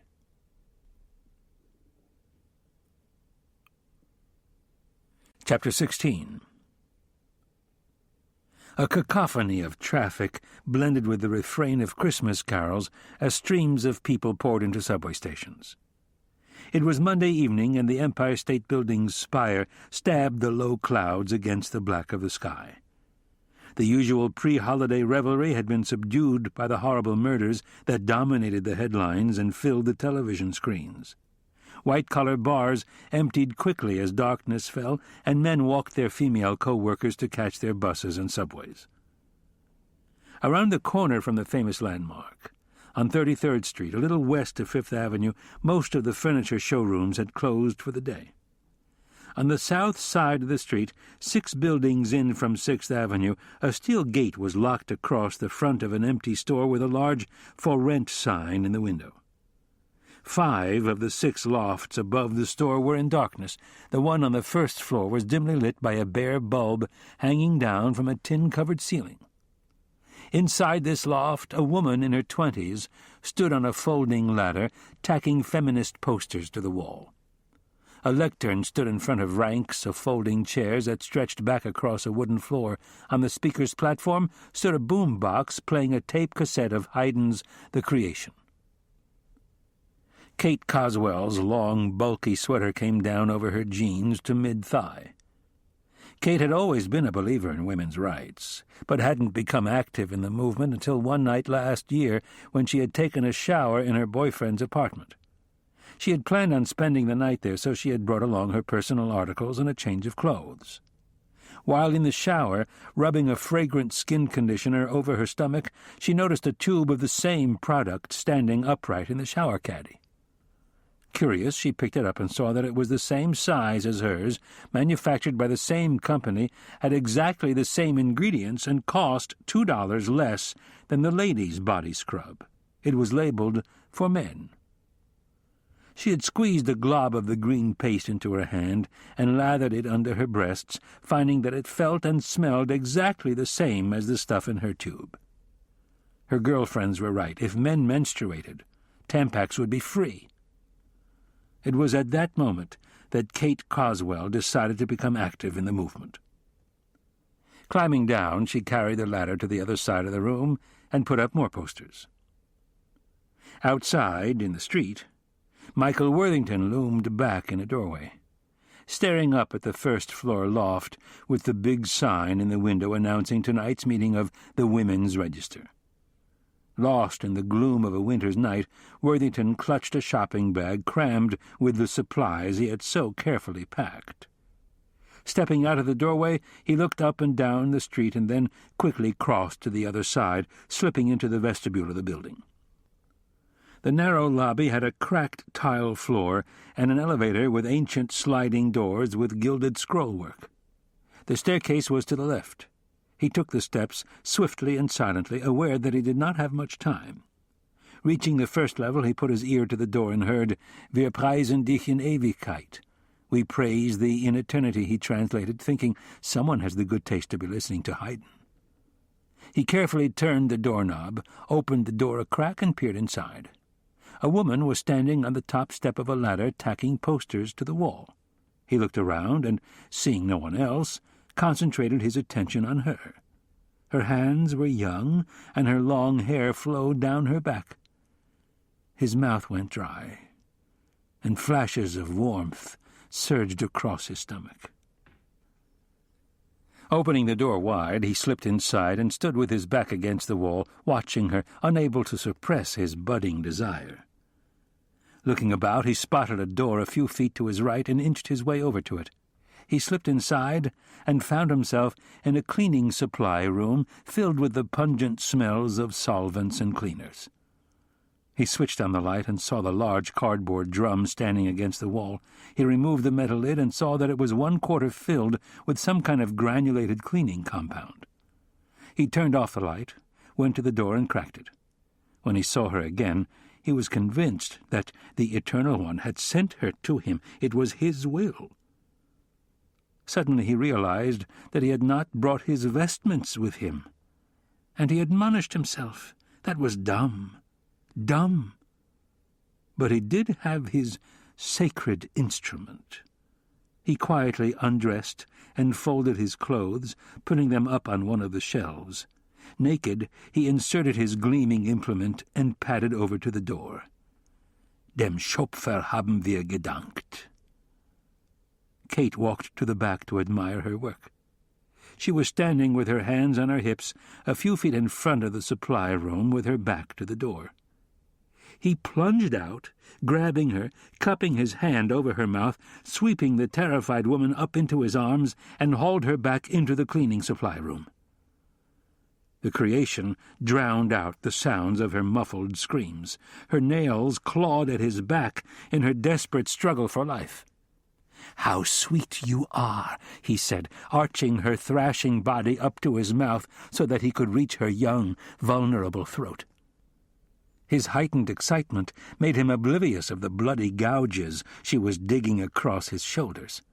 He ran his tongue over her throat and gave her a vampire kiss. He jerked his head back, saw the stark terror in her eyes, and then struck, slashing as he withdrew.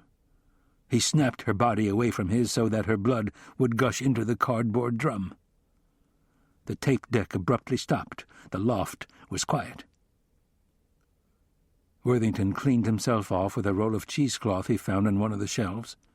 He dressed now, acutely aware of the searing pain in his shoulders. Back in the main room, he spent several minutes studying its layout and noting the ventilation grills in the walls. He smiled and muttered, "Piece of cake for old Dinio," easily slipping back into character. He carried the ladder over to the grill behind the lectern and climbed up. He took a Swiss Army knife out of the shopping bag, pulled out the screwdriver blade, and unscrewed the grill, carefully placing each of the 6 screws in his shirt pocket. Reaching back into the bag, he took out a bar of plastique and placed it down on top of the ladder. Pulling out the larger knife blade, he cut off a quarter of the bar, picked up the grill, and molded the explosive over the back. Going back into the bag, he fished out a 3-inch tube that resembled a meat thermometer with an electrical wire running out of one end and leading into a digital timer with a watch-sized face. He inserted the detonator into the plastique. After checking the time, he set the timer for an hour and a half. He proceeded to check the bomb to make sure he had set it up properly. The detonator was inserted firmly into the explosive. When the minute hand of the timer struck the appointed time, the alarm would go off, closing the circuit, sending a current of electricity into the plastique and exploding it. How excellent and fitting a sacrifice, he thought. And for a moment, it was as if 2 men stood there in the room, each a stranger to the other. Chapter 17. A temporary morgue had been established in the bagel joint, a luncheonette 5 doors east of the disaster scene. A row of blistered, oozing, unrecognizable hulks were lying on plastic ground sheets on the floor in front of the lunch counter. The building where the Women's Register had held its meeting no longer existed. In its place was only a huge mound of smoking rubble, protruding beams, and jagged slabs of masonry. Emergency Service Division police officers and fire rescue teams gingerly picked their way over the rubble, probing it for survivors, while heavy-duty cranes stood ready to lift debris off any that were discovered. C of D. Leventhal stood outside the temporary headquarters trailer with other police brass. An emergency service sergeant, his uniform caked with plaster, came over to them and announced softly, "Definitely an explosive device. So far, we've come up with 8 bodies and we're still looking." The grim-faced officials looked at each other. The sergeant drew the C of D aside by the arm and confided, "Chief, we've found something you should see." 30 minutes later, Vinda stumbled his way over the rubble to the knot of detectives huddled around the entrance to an underground chamber that had been formed out of tumbling I-beams and debris. Floodlights illuminated the cavern. A parachute harness had been set up to lower and raise people from the chamber. Vinda strapped himself into the harness and was lowered into the cavity. The air inside was filled with a fine mist of dust particles and smelled of coal and cornstarch. Unstrapping himself, Vinda looked into the chief of detectives' worried face and asked, "Why the forthwith?" "A bomb did this. It was planted in the first-floor loft where the Women's Register was holding a meeting." Vinda's thoughts leaped to May Gold, the former cop-turned-lawyer. Then he focused on the crumpled cardboard drum wedged between beams and timbers and asked in a puzzled tone, "What has this got to do with my caper?" "The victims were all women." Leventhal pointed at the drum, adding, "Take a look." Vinda made his way around and between the I-beams and timbers into the space where the drum stood in an upright position. Looking inside, his face contorted in an ugly expression of disgust. A woman's body had been wedged into it. The lower torso was mired in ruby-colored mud. He reached down into the drum, tilted the head, and examined the enormous, ghastly wound in her throat. Looking up at Leventhal, he called, "Have someone give my team a forthwith." Standing under the opening, Leventhal shouted out orders. Measuring the wound, Vinda brushed his fingers over the marks of the vampire kiss, knowing his killer had struck again. A multiple homicide this time. He wondered what had caused him to make such a radical departure in his M.O. Probing the wound with 2 fingers, he pulled out severed arteries that had the same clean cuts as the others. He cleaned his hands on Kate Coswell's bulky sweater. Hearing a commotion behind him, he turned to see Dr. Patricia Markow being lowered in the harness, holding her medical kit against her chest. Leventhal rushed to unstrap the doctor. "Over here," Vinda called. The assistant medical examiner passed her medical kit through to Vinda, and stretching her leg over the first beam, climbed into the chamber. Hunching over, she made her way over to the drum. "Take a look," Vinda said. After a brief examination, she looked up at Vinda and announced, "It's him again." She plunged her hand into the awful mass in the drum and pulled out the dead woman's slim hand. With her own hand, she carefully wiped off some of the fingers and said, "Get the baggies out of my bag. Looks like she scratched him. Those skin balls under her nails will give us his genetic fingerprints." 22 minutes later, Vinda, Leventhal, and Dr. Markow watched the drum being hoisted up and out in the parachute harness. "It's a miracle that it survived the explosion," Leventhal said to Vinda. "I've seen things like that before," Vinda answered. "A building explodes and things like the stained glass windows survive intact. The girders protected it when the rest of the building came down." The detective whom Leventhal had dispatched to notify Vinda's team returned from temporary headquarters to report that Moose, Agueda, and Hagstrom had all been notified.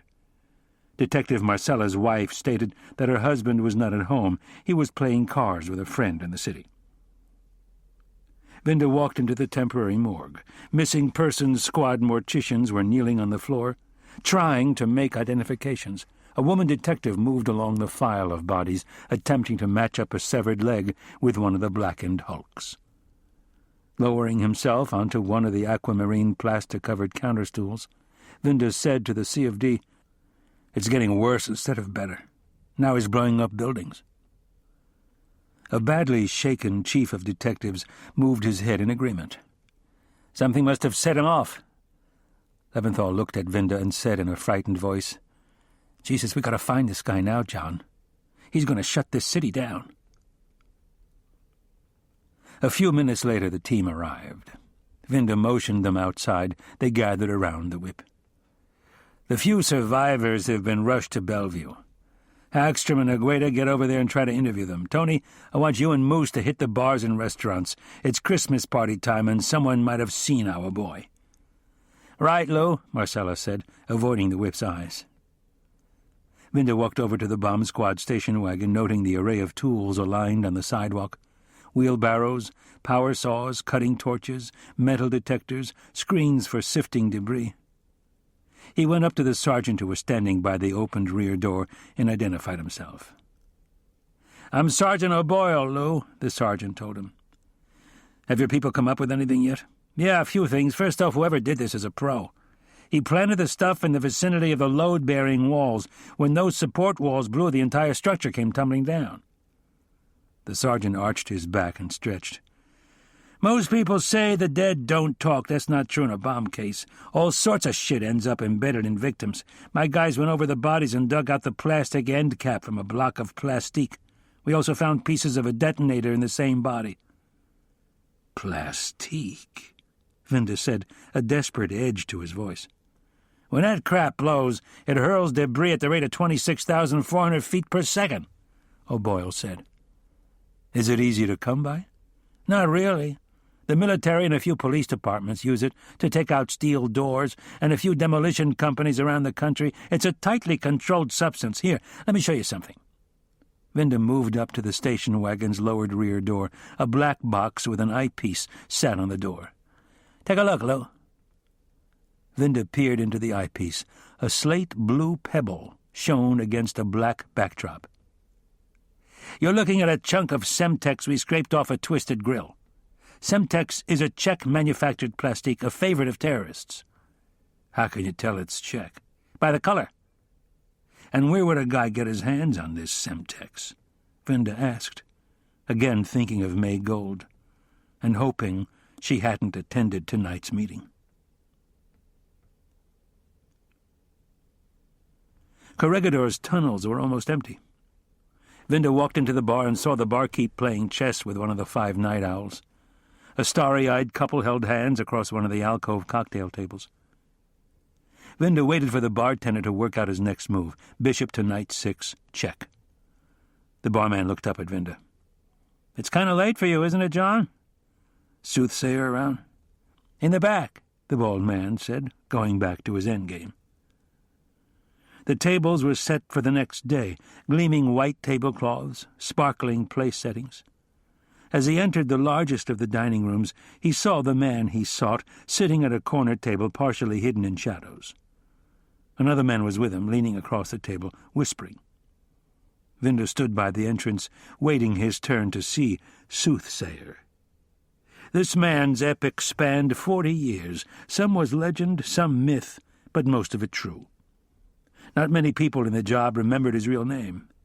They knew he was a retired first-grade detective who had spent his entire career in the job's various intelligence units. They also knew that he had bodyguarded some of the most powerful and influential men in the country, men who considered Soothsayer a friend and confidant. It had even been whispered in the corridors of the big building that Soothsayer had been the head Watergate bagman. Yet his name was never mentioned in any court papers, nor did it appear in any newspaper. Nowadays he could be found in one of Corregidor's tunnels after 4 p.m., Monday through Friday, bringing people together, making deals, dispensing favors, calling in markers. The man at the table got up and left, passing Vinda without acknowledging he was there. Soothsayer's wrinkled, age-spotted hand came out of the shadows, beckoning him. Vinda crossed the room, pulled out a chair, and sat. Soothsayer was a dark, undefined shape in the shadows. Only his right hand, resting on the table and toying with an 18-karat gold ring shaped into a replica of a detective's shield, was in the light cast by the nearest overhead lamp. "Nice ring," Vinda said admiringly. "Nelson gave it to me when he came back from Washington." His face came forward into the light. Deep-set eyes, like those of an ancient sea turtle, dominated his face with its pale, wrinkled skin and thick, cracked lips. His hair was cropped short, in military fashion. "I hear you caught a real bitch of a case, Lou. Anything I can do to help?" Folding his arms across his chest, Vinda went over the details of the bombing. "The bomb squad boys told me Semtex is difficult to get hold of." He let the unasked question hang. Soothsayer's thumb toyed with the ring. "All you have to do, Lou, is know where to go, who to see, and what to say." He picked up a bottle of Delamare and poured cognac into a snifter. He held the glass under his nose, inhaling the aroma, then set it down firmly. "Would you like a drink?" Vinda shook his head no. "You know, Lou, years ago we could take a handshake on a homicide." He cradled the snifter in his hands, gently swirling the cognac. "The perp would tell you he had something important to do over the weekend, and that he'd surrender himself first thing Monday morning, and like clockwork Monday morning he would show up. He'd show his appreciation, of course, and everything would be cool." He sipped cognac. "It's all changed now. You got yourself a high-tech, remote-control killer, who also happens to be as crazy as a bedbug. He's clever, resourceful, and he isn't going to turn up in any of the usual databanks." Soothsayer shook his head slowly and muttered, "This one was a sleeper. My guess is he's been a walking bomb for years. He'd be a loner, keeping the wild side secret, waiting for the right moment. Hell, I don't think even he knew when it would be. Vinda frowned in perplexity. "So how do I get a line on this phantom?" Soothsayer smiled. "He's done you a favor. Using the Semtex, that's going to leave a trail. And knowing how to use it, that means he got demo training somewhere, most likely the military. So you got to start looking for him in his past, not his present." He looked at Vinda, and something resembling a smile drew back his lips. "Tell me what little you know about this burp of yours." "Male, white, doesn't like women or the job." "A hard-on for the job?" "Yes." "Hispanic?" "Don't think so." "That probably eliminates the narco crowd. They don't much trust gringos." Vinda watched him sip cognac and waited for more. "There aren't too many local hardware guys who deal that type of explosives. The feds keep a tight lock on it because of the terrorism business. Your best bet is one of the bomb freelance dealers, not any one of the true believers like the IRA. There are only 4 or 5 of them in this area who deal plastique. Now, I can tell you who some of them are and where you're likely to find them, and I can also tell you they don't deal with strangers. Either they know you or someone vouches for you. Take out a pen, Lou. Hope your insurance is paid up."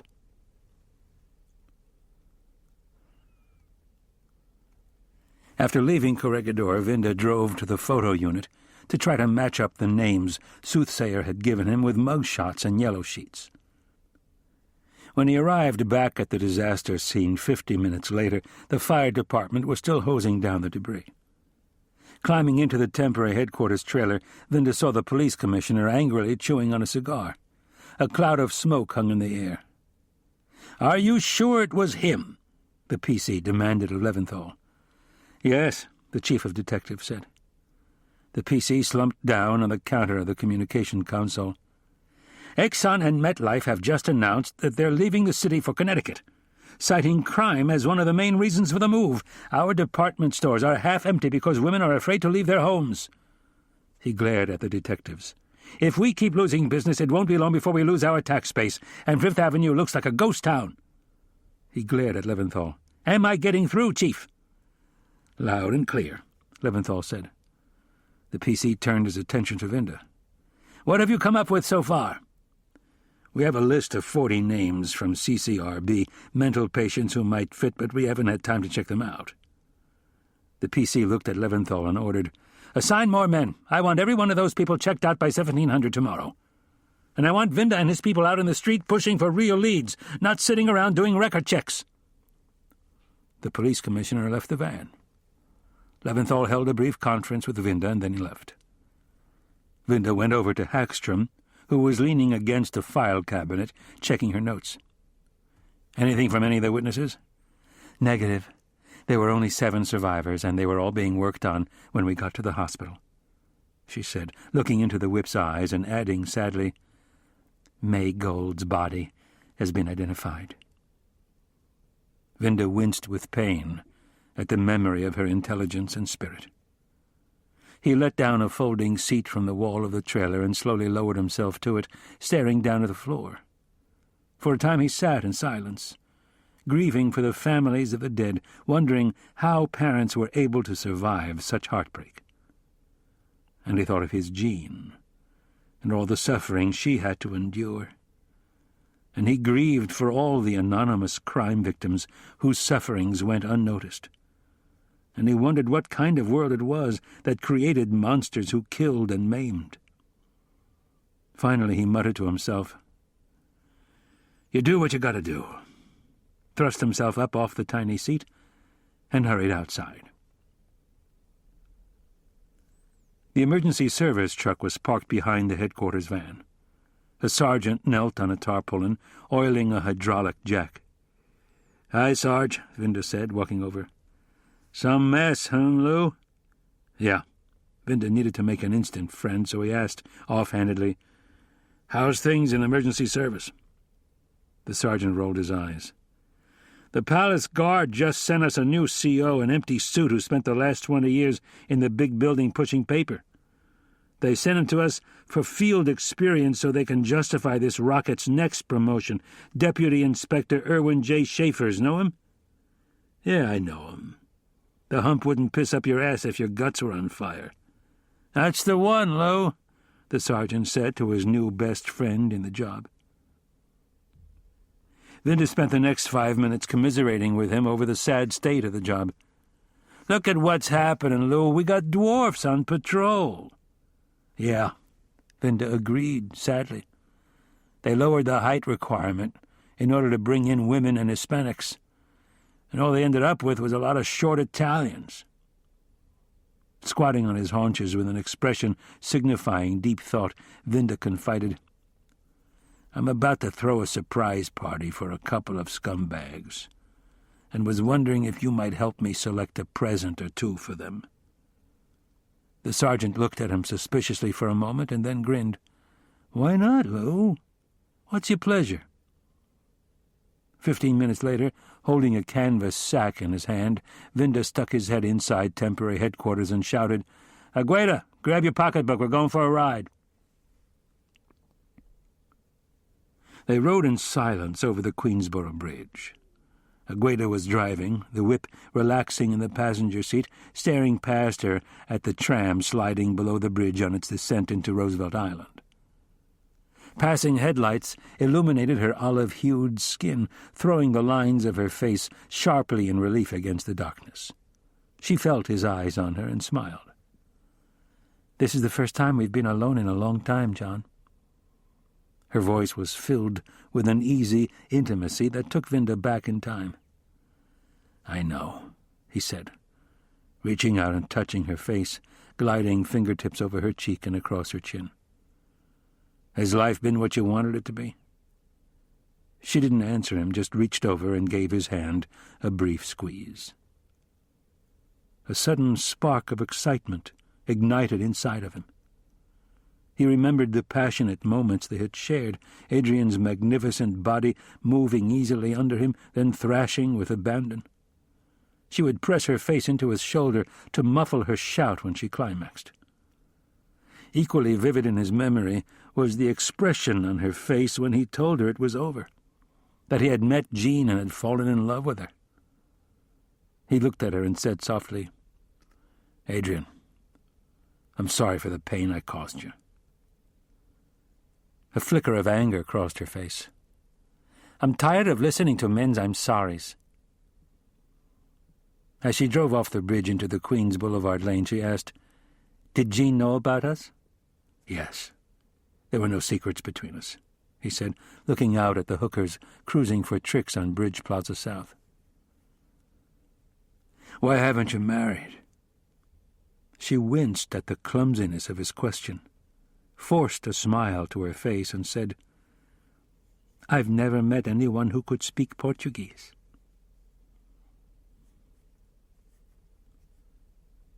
A metallic squeal resonated off tenement walls as the F train navigated the winding curves at 32nd Avenue. Overhead tracks cast down slatted shadows on the roadway, while the sidewalk was aglow with the blaze of gaudy lights from Hispanic clubs and restaurants, El Capital, Los Borrachos, Los Cuatros Papagayos. As the unmarked car moved along Roosevelt Avenue, Vinda reflected on how this once working-class Irish neighborhood had, in a few short years, been transformed into a miniature Sodom where every form of sin was for sale, and where most of the clubs and restaurants served as consular offices for the Medellin and Cali cartels. Agueda drove into 62nd Street and parked near the corner, facing Fitzgerald's bar. She switched off the headlights, noticed the motor transport's warning sticker pasted to the dashboard, carbon monoxide kills, and cracked the window a few inches at the top. Cold air swept into the warm car, bringing with it the sounds of reggae. Vinda pulled a multi-use department envelope from his inside pocket, took out a mugshot and yellow sheet, and handed them to her, saying, Otto Holman. Pointing to Fitzgerald's, he added, That's his place of business. She unfolded the criminal record sheet, read it, and then looked at the mugshot. Sweet-looking guy. Love his skinhead cut. I see most of his collars have been federal, mostly by agents of the Bureau of Alcohol, Tobacco, and Firearms. Holman's in the bomb-selling business. Soothsayer gave me 4 names. Holman's was at the top of the list. They watched a man walking his dog. I want you to do a stroll by, see if he's inside the bar. Right, Lou, she said. As she got out, Agueda looked back at him as if she were about to say something. Apparently changing her mind, she reached inside her coat, lifted her sweater, and released her 2-inch cobra from her inskirt holster and stuck it into her coat pocket.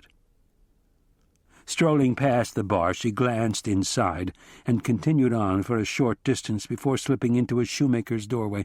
Peering out, she gave him the high sign that Holman was inside.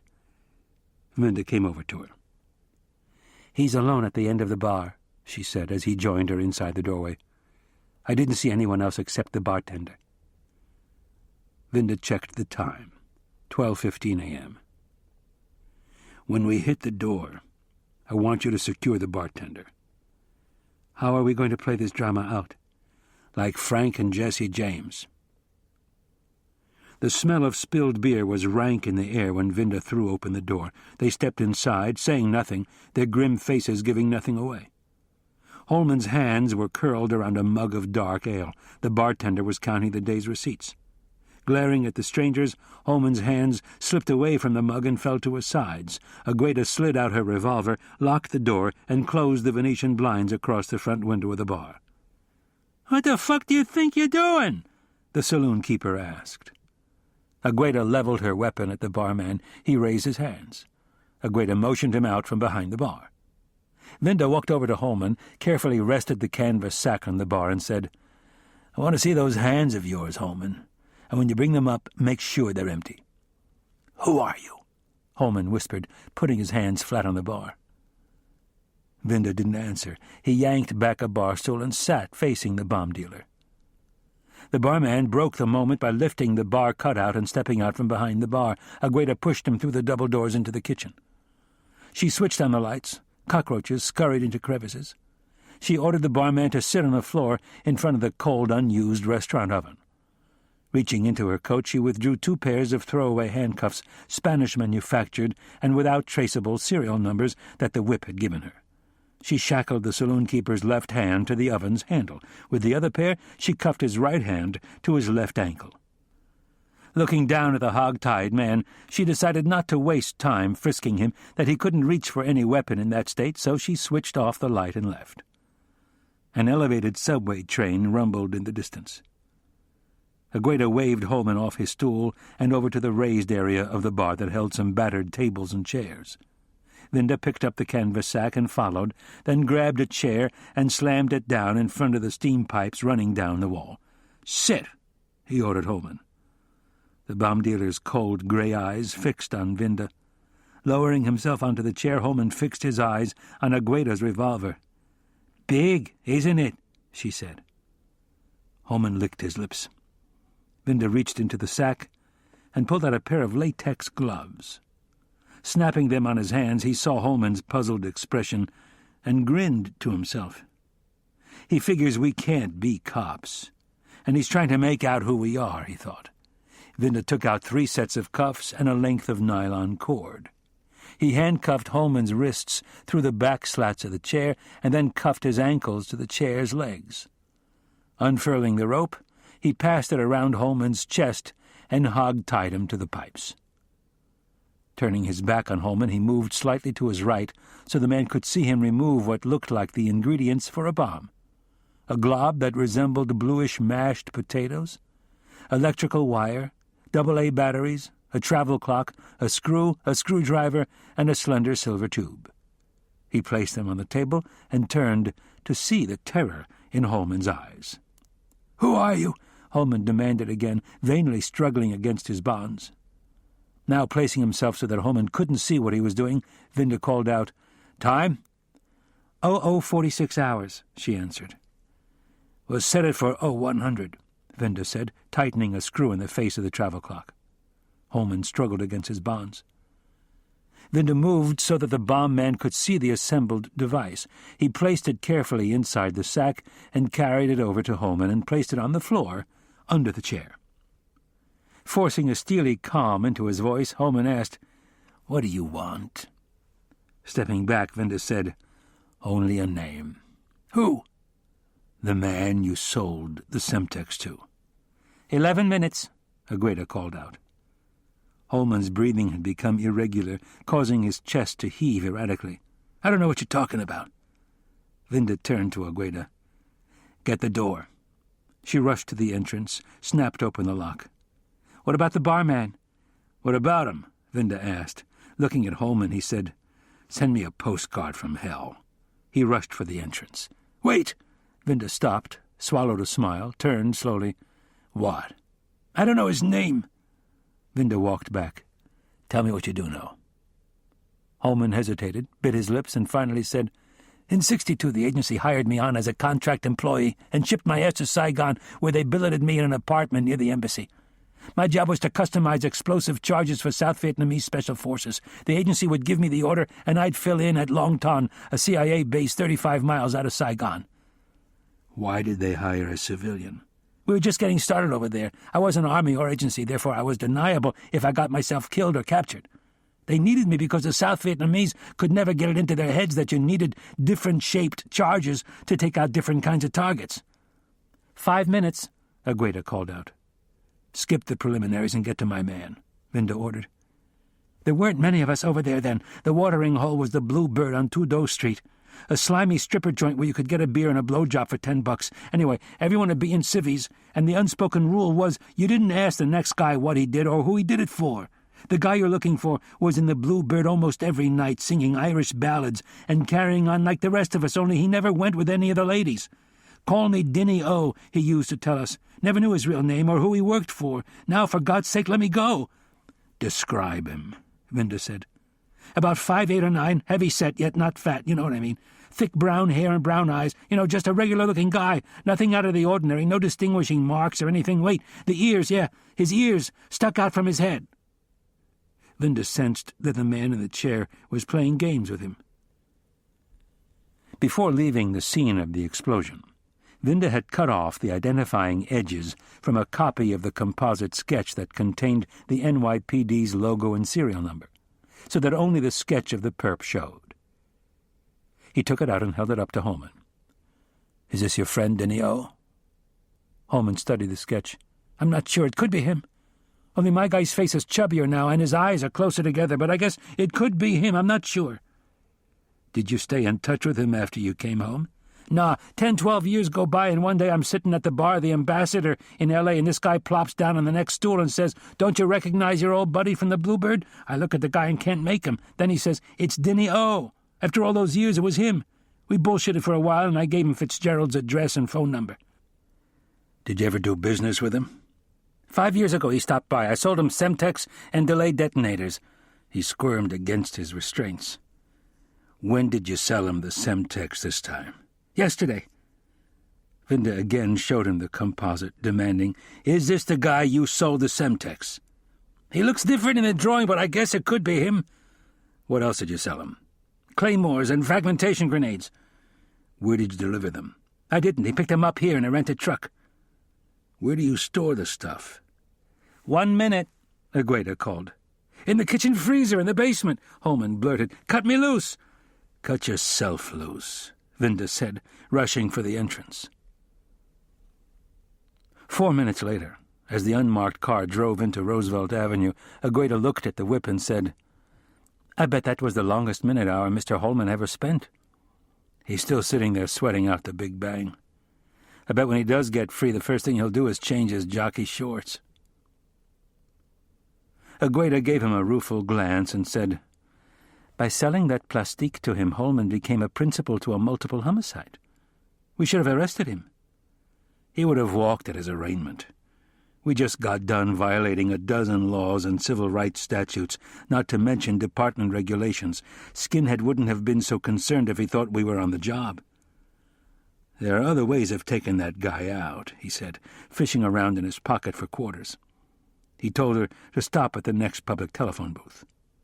She saw one a few blocks away and drove up to it. He pushed open the door and started to get out. She reached out and drew him back by the arm. "What?" he asked, looking at her. "Nothing, John. I was just wondering if you needed change." He looked at her with mingled sadness and tenderness. What I need is to get back the last 10 years of my life. Chapter 18. Vinda's face sagged with fatigue, and his late tour mouth had the consistency of cotton balls doused with rancid butter. 6 o'clock in the morning, and he, Agueda, and Marcella were installed in a window booth inside the Roadshow Diner at 10th Avenue and 15th Street. Steaming coffee, crisp bagels, and eggs over easy helped assuage the foul tastes in their mouths. Agueda watched with mild amazement as Marcella smothered his eggs in ketchup. After returning to temporary headquarters at the scene of last night's explosion, Vinda dispatched Moose and Hagstrom to the hospital to interview a witness who had regained consciousness. He wanted to talk to Marcella for a few minutes, so he asked him and Agueda if they'd like to have breakfast. The waitress came over and refilled their cups. Agueda took her pocketbook and slipped out of the booth. "I'm going to powder my nose." The lunch counter was shoulder to shoulder with truckers. Waitresses rushed around taking orders, pouring coffee, slapping roving hands. Vinda pulled a napkin from the holder and placed it in his saucer to soak up the coffee that had spilled from his cup. He looked at Marcella. "You still dancing with Hagstrom?" "Not to worry, Lou. I get off on living on the edge. I'll dance around with her for a while and then dump her." "The lady carries a gun. Suppose she doesn't want to be dumped?" Sopping up egg yolk and ketchup with a chunk of bagel, Marcella answered, "I've been playing these games for a lot of years, Lou. I'm a pro at it. Won't be any problems with Joan. One of these days I'll give it all up and play house with the wife." "No, you won't. Game players always play games," Vinda said, piercing an egg yolk with his fork. Agueda returned. The men stopped talking. Sliding into the booth, she asked, "Did I interrupt boy talk?" "Nah," Marcella said, tossing a chunk of bagel into his mouth.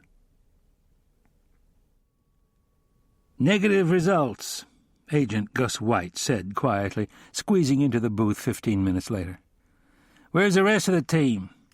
"You just missed them," Vinda said. "They've gone home for a shower and a change of clothes. We're meeting at the office at 0900. Now, what did you mean by negative results?" "I ran a check through VICAP, our Violent Criminal Apprehension Program, and our Psychological Profiling File of Criminal Personalities and our MO files, and I've contacted every field office in the U.S. and have come up with a big zero. There is nothing, official or unofficial, on anyone like this guy." The gum-chewing waitress came over. "What'll it be, sport?" "Poached 2 on blueberry muffin," White said. "You got it, sport," the waitress said, pouring coffee into the FBI man's cup. Dumping sugar into his cup, White said, "After you got me up at that ungodly hour this morning, I went directly into the office and checked the hot sheet. Your little explosion was number 1 on the list." Taking his time, stirring, he looked across the table at Vinda and said, "The ATF boys made a big bust in Queens last night, a big haul of explosives." "Really?" Vinda said, drinking coffee. Continuing to stir his coffee, White said, without looking up, "The official version is that acting on a tip from a reliable CI, they hit this dump where a hump named Holman attacked one of the agents, necessitating the lawful use of force, etc., etc., etc. You know the rest of the fairy tale." Raising his cup to his mouth, he added slyly, "I'm happy to see you didn't leave your balls in purgatory." Vinda smiled. "Will Holman do time?" "Long and hard." Clasping his hands together in front of his mouth, Vinda leaned forward. White put his cup down and did likewise. "My vampire has changed his M.O., Vinda whispered. "Oh, shit," White said, making the connection.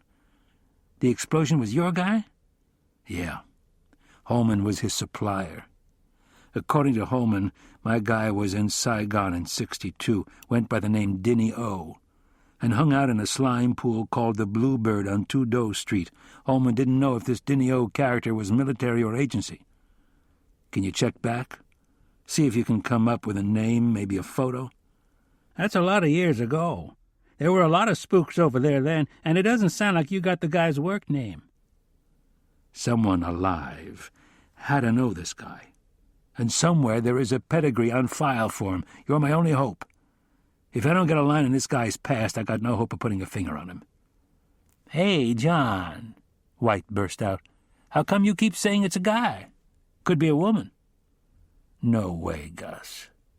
Women don't kill this way."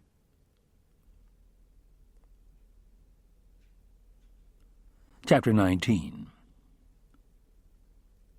The police commissioner glared at the 5 super chiefs sitting around the oval table in response to his calling an 1100 conference. The sleepy and worried brass, all of whom had been at the explosion scene, squirmed impatiently in their seats, waiting for the detective from the Intelligence Division to complete his daily electronic sweep of the room. "Are you going to take forever?" snapped the PC. "Just a few more minutes, Commissioner," the detective said, passing the wand of his electronic bug detector over the molding. Several long minutes passed before the detective pronounced the room clean, hurriedly gathered up his equipment, and left. The PC stiffened. Clasping his hands on the table in front of him, he began talking in a low, deceptively calm voice. "Gentlemen, the Hotel Association has informed me that as of 0900 this morning, every major hotel in this town has a 60% cancellation rate, which they directly attribute to our incompetence." His nostrils flared, and his fingers tapped the table impatiently. "I can also tell you that our retail stores are really hurting, and as I am sure you are all aware, the media is full of nothing else but Jessica Merrill and her alleged brush with death. Now they've got this mad bomber stuff. Also, for those of you who are brain-dead, let me advise you that almost every feminist group in town is screaming for our heads." The chief of patrol lifted his hand in protest. "Commissioner, I don't want to hear it," the PC said. "I want results. I want an arrest." His eyes bored in on Leventhal. "Talk to me, Sam." Leventhal leaned forward in his chair. "Every television station and newspaper has agreed to run the composite. I've assigned my XO and 20 detectives to run down every name that Vinda and his people come up with." "What else?" asked the PC impatiently. "Vinda has come up with some promising leads," said the CFD. He looked directly at the chief of patrol and added, "If the media ever found out about what we got—" He let his implied warning hang in the charged air. The PC picked up the gauntlet and hurled it at Agent Orange. "If anything discussed in this room leaks, I will know the culprit, and will forthwith reduce him to his highest civil service rank and ship his ass to Brooklyn North, where he'll be the permanent late-tour duty captain." The chief of patrol looked down at the blank pad of paper in front of him as if some priceless truth were inscribed on it. "Continue," the PC ordered Leventhal. "Vinda has come up with a name, Dinny O. Our perp might have been in Saigon in 62. The FBI is checking that out. Vinda has also come up with skin scrapings from under Kate Coswell's nails, and he's identified the high-order explosive used, Semtex." The chief of detectives went on to brief them on all aspects of the investigation. When he finished, he leaned back and asked, "Any questions?" The chief of organized crime, a burly Italian who packed his gun in an ankle holster and who for years had coveted the CFD job, looked at Leventhal and asked, "In your opinion, Sam, has your boy Vinda covered all the bases?" "You guinea scumbag," Leventhal thought, smiling at organized crime and saying, "Yes, he has. Every crime scene has been canvassed and recanvassed. They've been measured, photographed, vacuumed for trace evidence, and grid-searched. Every piece of forensic and physical evidence has been meticulously invoiced and letters of transmittal attached to preserve the chain of evidence." Organized crime's expression showed that he remained unconvinced. "We should consider designating a captain or above to head up this investigation in view of all the publicity the case has generated." A tense silence filled the room. Sam Staypress's eyes roamed over the rows of photographs of former police commissioners, then settled on the 26th President of the United States. "I want to stay with Lieutenant Vinda." The PC stared straight ahead, his face betraying nothing of his feelings. "With the movie star getting so much publicity, it might be wise to put more weight at the top," Agent Orange said to the PC. "When I was studying for sergeant, I never dreamed that one day I'd be dealing with such backstabbing cunts at the top," Leventhal thought, breaking in to head off the stampede. "If we assign more weight at the top and the case is not closed satisfactorily, then the captain or above who we assigned would see his career flush down the toilet." The PC looked at Leventhal. "The detective division is your shop, Sam. Go with whoever you want." "Vinda," Leventhal declared firmly. But he knew that John Vinda had very little time left to accomplish what seemed impossible. So he would be the first one who would have to be thrown to the wolves. "Bitch," Worthington cursed, standing naked before the medicine cabinet, his head turned so that he could examine in the mirror the bloody furrows gouged into his back. Stretching his left hand around his shoulder, he bathed the wounds with a gauze pad soaked in hydrogen peroxide. Stinging froth bubbled in the wounds. "Bitch."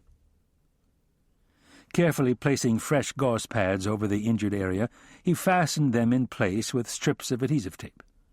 Straightening up, with his arms at his sides, he relaxed his body.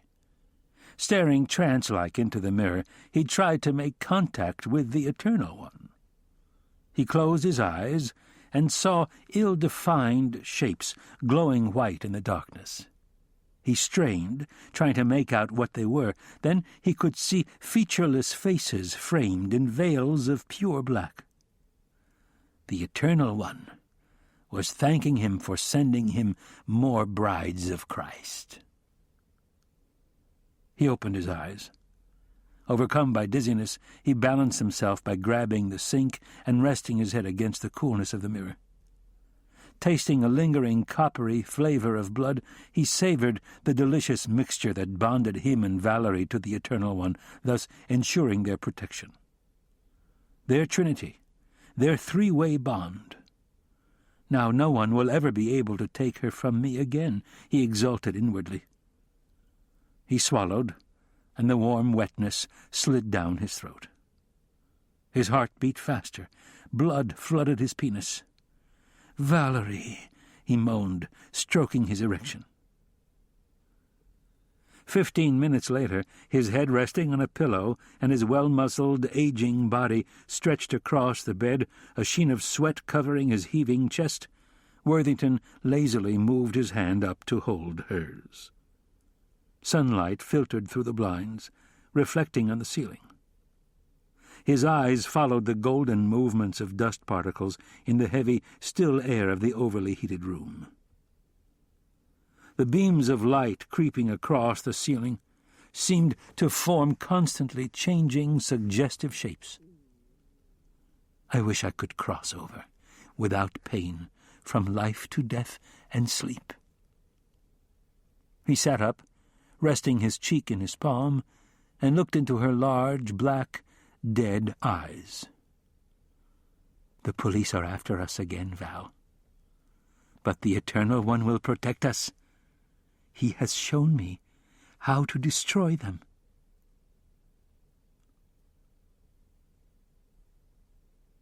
Vinda parked the department auto on 57th Street, east of Fifth Avenue, and got out. It was not yet noon, and one of the city's main shopping areas was almost deserted. He crossed west on Fifth Avenue and walked to the main entrance of Rue Saint-Jacques.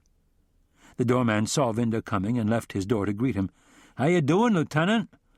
"Good. How's business?" "Between you and I, it stinks. My tips are way off. You'd better hurry and get this guy." "I have to go upstairs," Vinda said, walking away into the store. Salespeople stood idle behind uncrowded counters. He went up the staircase to the mezzanine, entering the rainbow-colored world of swimwear, and thought again about the vacation that Linda Camacho never had. He walked along the aisle to the stairs leading up to the designer dress department. A single well-tanned woman browsed in the racks of expensive dresses. One of the saleswomen recognized him and rushed over. "Hello again." "Hi, mind if I look around?" he asked. Not waiting for an answer, he walked down the aisle toward the dressing room where the homicide had occurred. The bloodstain in the carpet outside the room had been cut out and a matching patch inserted. The smell of paint was still in the air. He opened the door and saw all signs of the carnage had been removed. The Queen Anne chair was upright, the shattered glass of the winged mirror had been removed, and a new panel substituted. The blood-spattered curtains were gone. Stepping inside, he closed the door behind him and took out the composite. He hung his overcoat on a hook, pulled the fragile chair away from the wall, and sat. Leaning forward with his forearms on his knees, he held the composite in his hands, studying it, attempting to force himself into the killer's psyche. You saw her come in, and needed to touch her, to run your hand between her warm legs. He stopped. Nah. It's not your bag. You're not into ordinary sex. You're into sucking on blood. You have to feel their struggle for life, to see the sheer terror in their eyes. But that's only the foreplay, isn't it? You really get off on taking their lives. He felt his anger growing. You're crazy. Yet you take precautions not to get their blood on you, not to be seen. Yeah, you're sane enough to do that. But why do you have a hard-on for the job? And why did you telephone the press?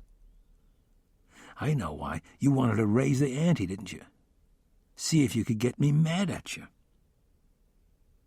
He thought about the swimsuit tangled around Camacho's ankle. Why didn't anyone see you bust into the dressing room? You had to be suited up before you broke in because you knew you'd need both hands to control her. Yet no one saw you. No, Worthington saw you. But he said you didn't have your clean suit on. He repeated, you didn't have your clean suit on. He sat in the room for another half hour, thinking, hoping for an epiphany. Inspector Paul Acevedo was standing next to a file cabinet inside the safe loft and truck squad, digesting the list of names that Detectives Agueda and Hagstrom had just handed him. Walking up to the Detective Division's executive officer, Vinda smiled at the two women. "How's it going, Inspector?" "We're about organized at this end," Acevedo said, adding, "Unfortunately, I had to waste half the morning playing grab-ass with squad commanders. I send down telephone messages transferring detectives here on a 30-day steal." "And they sent you the names of detectives on vacation or terminal leave," Vinda interrupted. Acevedo nodded annoyance. "You got that right. The 2-4 whip had the balls to send me the name of a detective on extended sick for a year and a half." Vinda grinned knowingly and commiserated. Squad bosses hate to lose people to temporary assignments. The work keeps piling up. "Know what I did?" Acevedo said, looking over at the two female detectives. "I sent down another telephone message transferring 2 of his best detectives by name." He pointed. "That's them sulking in the corner. That'll teach him to play grab-ass with the king of grab-ass."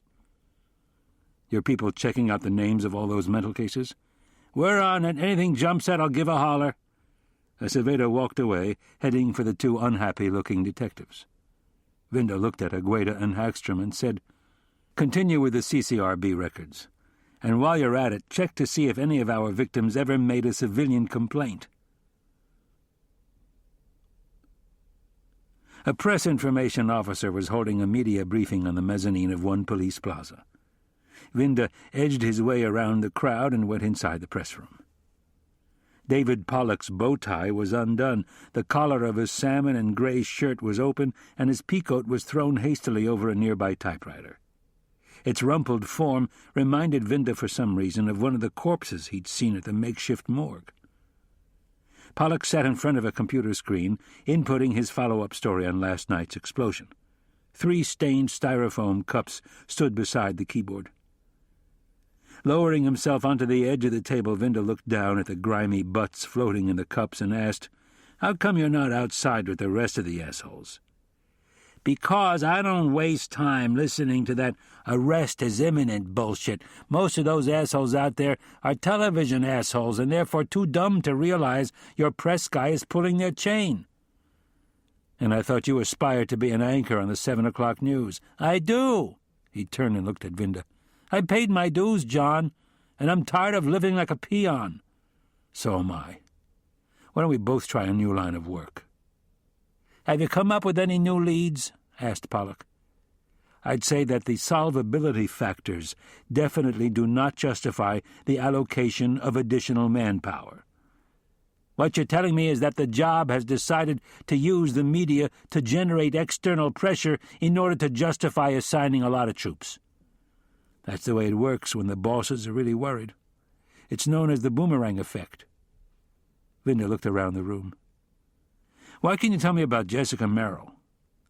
American Academy of Dramatic Arts in New York. Went out to L.A. where she broke into small parts, playing sultry ladies in nothing movies. Her break came in Mora Flats. Why do you ask? Vinda shrugged.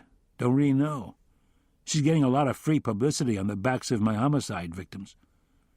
You can't seriously think she's involved in any way? No, I don't, Vinda said, sighing wearily. I just like to know all the players. I never bought her as a target, but I just know she's a factor in this, somehow. Want me to check her out with our arts and theater guy? I'd appreciate that, David. And while you're at it, check out Worthington, the other actor, her friend. Consider it done. Find anything in your newspaper morgue? Not yet. Pollock turned around and took the backgammon board and dice cup out of his center desk drawer. Got time for a quick game? Vinda smiled and shook his head with regret. David, I got no time at all.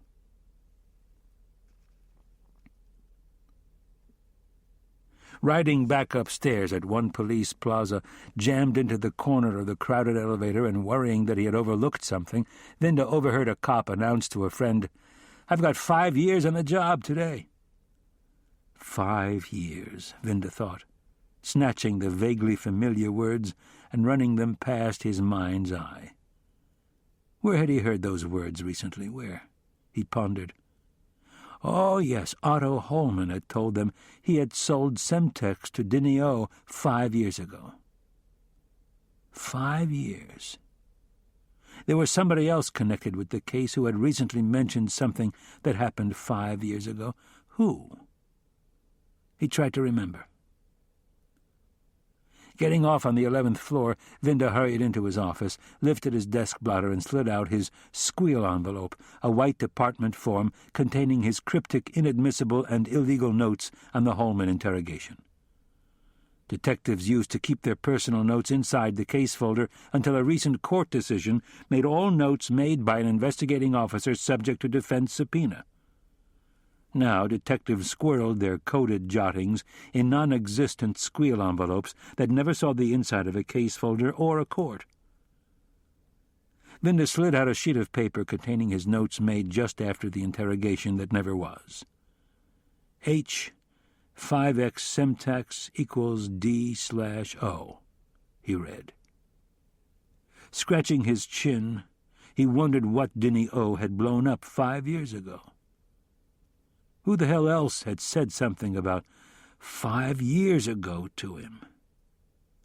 He flipped open the case folder, trying to retrieve the vague memory.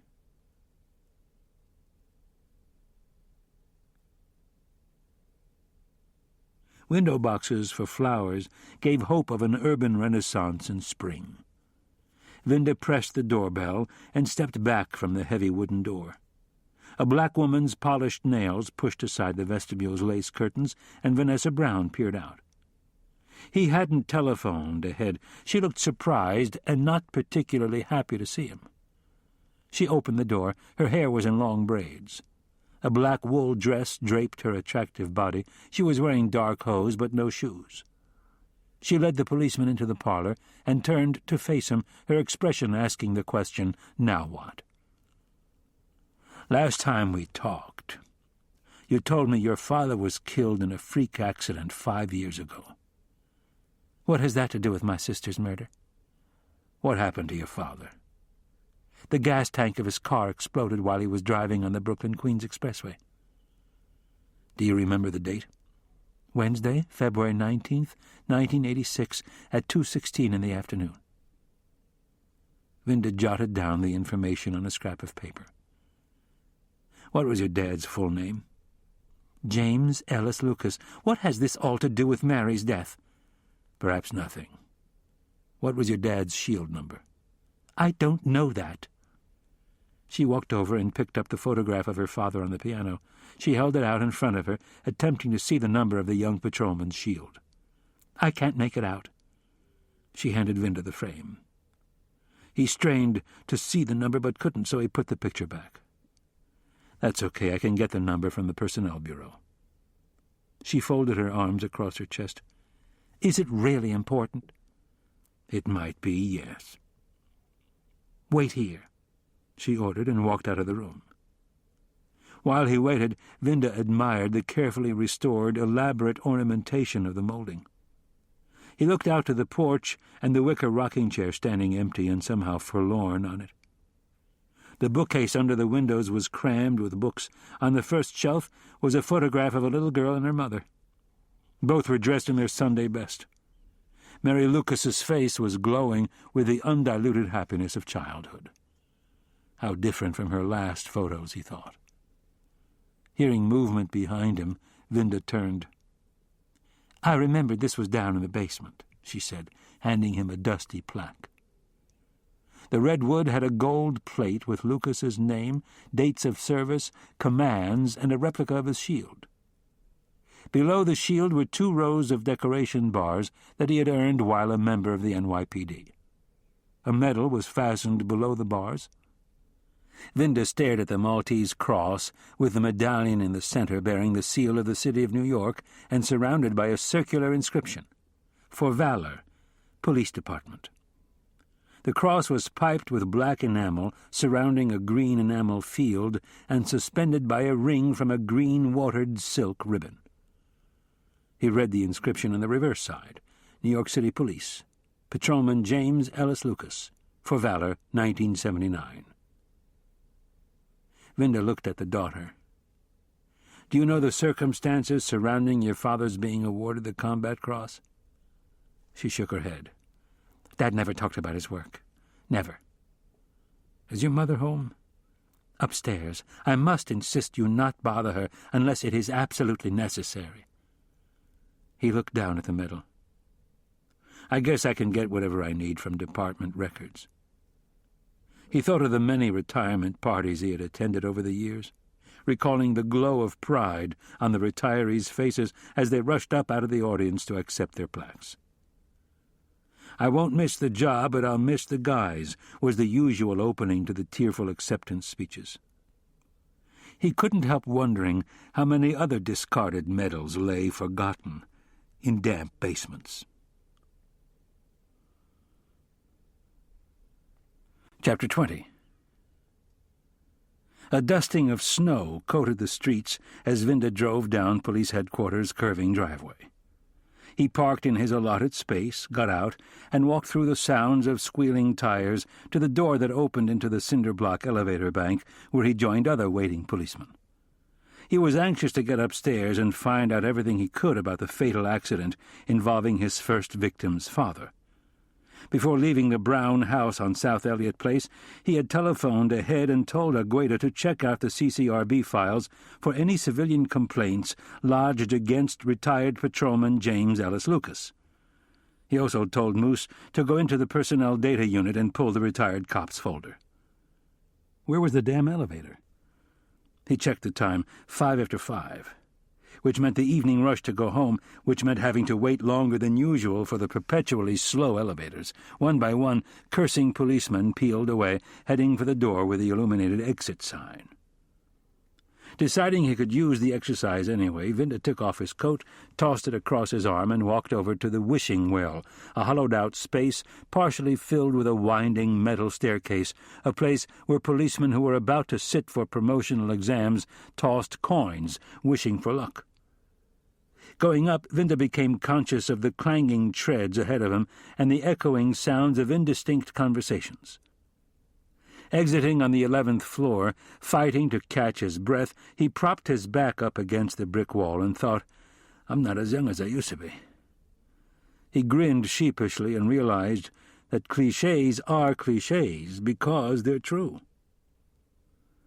Marcella and Moose were going over some folders when the whip walked in. "Better have a look-see," Moose said to Vinda. Aware of his smelly armpits and sweaty body, Vinda resolved never to walk up 11 flights again. He hung his coat on the rack, went over to his desk, opened the side drawer, and took out a spray can of deodorant. Opening the buttons on his shirt and pulling his tie aside, he directed the spray under his arms. That done, he buttoned up, looked into his detectives' worried faces, and said, "That bad?" "Yeah, that bad," Marcella confirmed. Retired Patrolman James Ellis Lucas's folder was spread open. The duplicate force record card, personnel data card, and the rest of the obligatory forms mandated by the administrative guide were stacked on the left flap of the 11x14 manila file. The other side contained letters of commendation and arrest reports. The communication on top was the unusual occurrence report on the incident that had earned Patrolman James Ellis Lucas his Combat Cross. Vinda noticed another personnel file under Lucas's. He looked at the name on the flap, and his chest muscles tightened. "Oh, no," he moaned. It was all there, on a report called the Unusual, otherwise officially known as the Unusual Occurrence Report, the contents of which were all too often all too usual.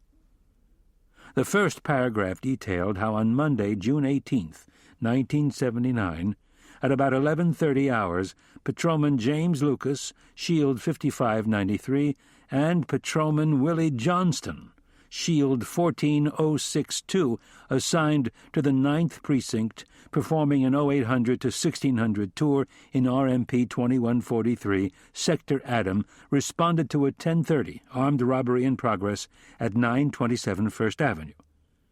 Arriving at the scene, the officers confronted 4 armed white males fleeing a payroll robbery of the Holloway Electronic Corporation. Alighting from their patrol car, the officers ordered the 4 suspects to drop their weapons, whereupon the suspects whirled on the officers and opened fire. Taking cover behind their RMP, the officers returned fire. During the course of the next 6 minutes, 42 rounds were exchanged, resulting in the deaths of the 4 perpetrators and 1 civilian bystander. Investigation revealed that the civilian, identified as Mrs. Valerie Griffin, female, white, 27, was leaving St. Rose of Lima Church at 894 First Avenue at the time of occurrence and was caught in the crossfire. The Unusual went on to identify the hold-up men by the B numbers of their yellow sheets and listed their criminal records. They were alumni of the state's finest reformatories and correctional institutions. The 15-page report contained the names and addresses of 10 witnesses. Their statements were attached in Appendix B. There was a detailed map of the crime scene and a cross-projection showing the impact points of each spent round. Photographs of the scene were attached. The ballistic protocol stated that Mrs. Valerie Griffin expired as the result of being struck by 138 bullet discharged from Patrolman Lucas's service revolver. The medical examiner's protocol detailed the grisly damage done by the bullet. Vinda looked up at the detectives, a shadow passing across his tense face. "Our first 2 homicide victims were the daughters of these 2 cops?" "Afraid so, boss," Marcella said gravely. "No mistake?" Vinda asked, glancing at the folders. Rubbing his Save the Florida Panther button, Moose said, "We checked and double-checked. Mary Lucas and Thelma Johnston were indeed their daughters." Lighting a cigarette, Marcella added, "Our doer could be the dead broad's husband." "You're only good for serving summonses and destroying lives," The perp had told the AP. Vinda got up and walked over to the blackboard. Studying the crime scene photos, he realized that the thrust of his investigation had been all wrong. They'd been looking for a major wackadoo who killed randomly, but it now appeared that the Lucas and Johnston homicides might have been carefully premeditated. But what about the other homicides? What about the victims of the bombing? There was just too much forensic evidence tying the same perp to them all. Suddenly, Frank Griffin, husband of Valerie, had become a man Vinda wanted to talk to. But if Griffin was the doer, where had he been hanging out for the past 12 years? And why the vampire stuff? Vinda picked up the telephone and dialed the FBI. When Gus White came on the line, Vinda asked him to check out the name Frank Griffin as a possible Dinny O. "I'll get right on it," White said, "but you owe me big." The Accident Investigation Unit's report on the explosion of retired patrolman James E. Lucas's car made no mention of an explosive device. Flat police language claimed that Lucas's car had inexplicably and suddenly exploded in flames. Identification had been made through dental records. The AIU investigator who caught the case reported that the deceased had used his credit card to purchase gasoline 15 minutes before the accident. The vendor's copy of a credit card sales slip revealed the purchase and that it had been made at a gas station at Flatbush Avenue and Tillery Street in Brooklyn. The absence of skid marks attested to the suddenness of the explosion. Conclusion? Deceased neglected to secure gas cap properly after purchase of gas, resulting in overspill that was accidentally ignited by a discarded cigarette. Vinda leaned back, thinking fast. The AIU cop who conducted the investigation had no reason to suspect an explosive device, so he didn't bother to summon the bomb squad to the scene to look for a killer's signature in the debris. It would have been a simple matter for someone to slap a device on Lucas's car in that gas station. Closing the AIU file, Vinda asked, "What do we know about Frank Griffin?" "Nothing. Zilch," Marcella replied. "The Unusual gave his name and address. I checked with telephone security in Caunitz, and no Griffin listed at that address." "I took a ride over there," Moose said. "A new high-rise went up on the site last year. No Griffin." "The wife's family?" The detectives shrugged. They had hit a dead end again. Marcella came over and perched on the edge of the whip's desk. "The plot thickens, Lou. After we read the files on the two cops, we contacted Corporation Counsel. Are you ready? No, I repeat, no lawsuits were filed on behalf of Valerie Griffin against the city, the job, or the two cops." "What?" Vinda said, unable to hide his surprise. Moose bellied up to the desk and added, "Agueda telephoned just before you got back. No CCRB complaints were lodged against Lucas and Johnston as the result of Valerie Griffin's death." Agueda and Hagstrom walked into the office. "You sure about Valerie Griffin and the CCRB?" Vinda asked the women. "Absolutely," Hagstrom said. Agueda confirmed that they had checked the records 3 years before and 3 years after the date of occurrence and had come up with negative results. Vinda looked at the detectives. "Any of you have anything personal to do this evening, shove off. The rest of us are going to tear apart these reports. They're bullshit. But there might be a pony in there somewhere." Nobody got up to leave. After a few minutes, Marcella sneaked a look at Hagstrom and walked out of the office. Going into the major case area, he picked up a phone and dialed home. He told his wife that he'd probably be stuck late and would, if it got too late, sack out in the office. "That's okay, honey," said his wife, flipping her address and telephone book open to her list of babysitters. When Marcella walked back into the office, Agueda asked him, "Chinese okay, Tony?" "Good," Marcella answered, sneaking a wink at Hagstrom. Agueda took their orders and phoned them into the local Szechuan restaurant. 15 minutes later, spooning noodles into his mouth, Vinda flipped through the pages of The Unusual. He found it hard to believe that in this litigious city not one of Valerie Griffin's family had filed a lawsuit alleging her wrongful death. Marcella was apparently also puzzled. He slumped into a chair, shook a cigarette out of the pack, lit it, and said, You know, Lou, Valerie Griffin's death was a lawyer's wet dream. Waving his hand confidently, he added, I mean, the city would have automatically settled out of court for some big numbers in a case like this. There's got to be some reason no suit was filed. Maybe the husband dropped dead or something, Moose said. Vinda's expression showed his doubt. He picked up the supplementary report on the original Unusual. His attention was drawn to the duty captain's indemnification endorsement at the end of the last paragraph. From my investigation, it appears that at the time of occurrence, Patrolmen Lucas and Johnston were acting in the proper discharge of department duty and were guilty of no misconduct, and no charges have been or are likely to be preferred against them by reason thereof. Request that the Corporation Counsel be assigned to defend them in any future action. The supplementary was dated the day after the shooting. Bending over and pulling out the bottom drawer, Vinda leaned back in his chair, planted his feet on the top edge of the drawer, and looked thoughtfully out at the glass towers in the distance. That duty captain must have been damn sure there'd been no kickback, or else he would never have inserted the indemnification paragraph so soon after the incident.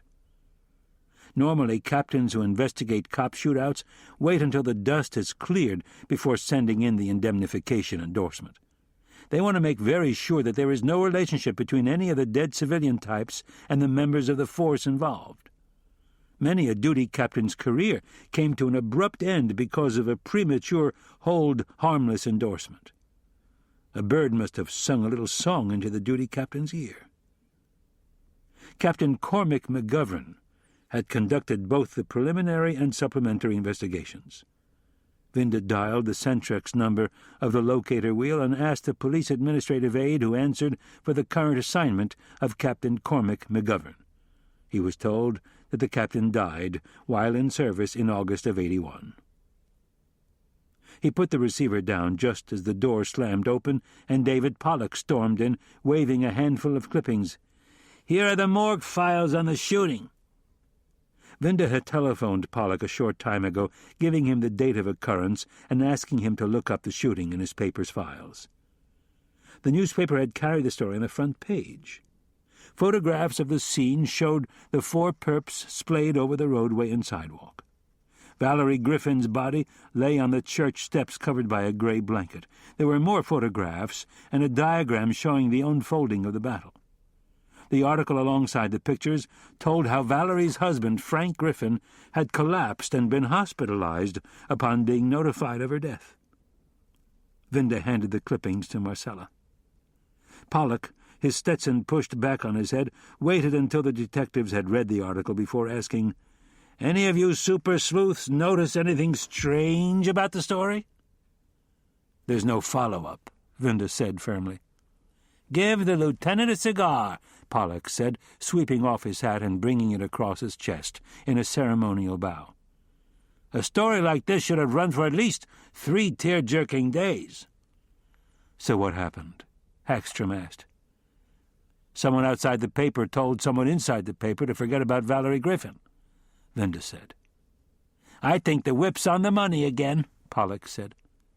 Moose asked, "Can you maybe nose around, find out who, what, when, where, how, and why?" "If I stuck my nose somewhere it didn't belong, someone upstairs would cut it off," Pollock responded. Vinda picked up the Unusual and the supplementary, holding them side by side, comparing the headings on both reports, aware of something odd and feeling a growing excitement. Seeing the whip's new intensity, Marcella asked, "What is it, Lou?" "Something's wrong here," Vinda said, scrutinizing the 2 reports. They gathered around the whip. Vinda became conscious of Agueda's scent and of her presence behind him. "Lou, look at the list of overhead commands that received copies," Agueda said, leaning over him, her breasts touching his shoulder. Feeling his face flush, he leaned forward to separate himself from the disturbing softness of her touch. Unusual occurrence reports are forwarded by subordinate commands up the chain to overhead units with a need to know. Department regulations on records and correspondence require that the abbreviated designations of commands receiving copies be typed in the upper right-hand corner of the first page of the unusual. The last set of initials in the right-hand column glared up from the page at Vinda. BOSS. Bureau of Special Services, the NYPD's defunct intelligence units that had been used to do black bag jobs for the FBI and CIA. The grandfather of the job's current intelligence division. "Why the hell would Boss have received a copy?" Moose asked the crew. No one could answer him. Vinda was about to say something when Gus White telephoned to tell him that a few fast phone calls to some of his friends in the world of mirrors revealed no Frank Griffin, a.k.a. Dinny O, in Nam during that time frame. Vinda thanked him and hung up. "Holman conned us," Agueda said contemptuously after the whip told her what the FBI man had said. "Probably," Vinda agreed, "but Holman is a pro. And I'm sure he mixed up a bit of the truth in with the lie." Looking at Marcella, he asked, "Where's Holman now?" "Out on $500,000 bail," Marcella said. "He's probably holding court in the dive in Queens." "Want us to scoop him up, Lou?" Marcella asked. "We can't go near that guy," Vinda said, stretching and yawning. "My brain's on overload. Let's call it a day." Looking into the mirror in the 11th floor ladies' room, Hagstrom puckered her lips and applied lipstick. "Do you think this Holman guy really knows a Dinny O and who he is?" "Yes," Agueda called from inside a stall. "What kind of guy is Holman?" "A grade-A scumbag who thinks he's Rambo." After pressing her lips together, Hagstrom said bitterly, "I've known a few of them in my time." "How far away is Holman's hangout?" "No traffic, 20 minutes. The toilet flushed. Agueda walked out of the stall, straightening her skirt. Going over to the sink, she washed her hands. Hagstrom dumped her lipstick into her pocketbook, took out her hairbrush, and began brushing her hair. "Do you think a couple of frail female members of the force could induce old Otto to tell them all about his friend, Dinny O?" "Some people just might call that a harebrained scheme, Detective Hagstrom." "I wouldn't," she said, staring at herself in the mirror. "Female detectives have certain unmentionable advantages that our male counterparts do not have. Getting Holman to be cooperative could be really gross. You do what you gotta do. Besides, I like the Lou." "Me too." "I know."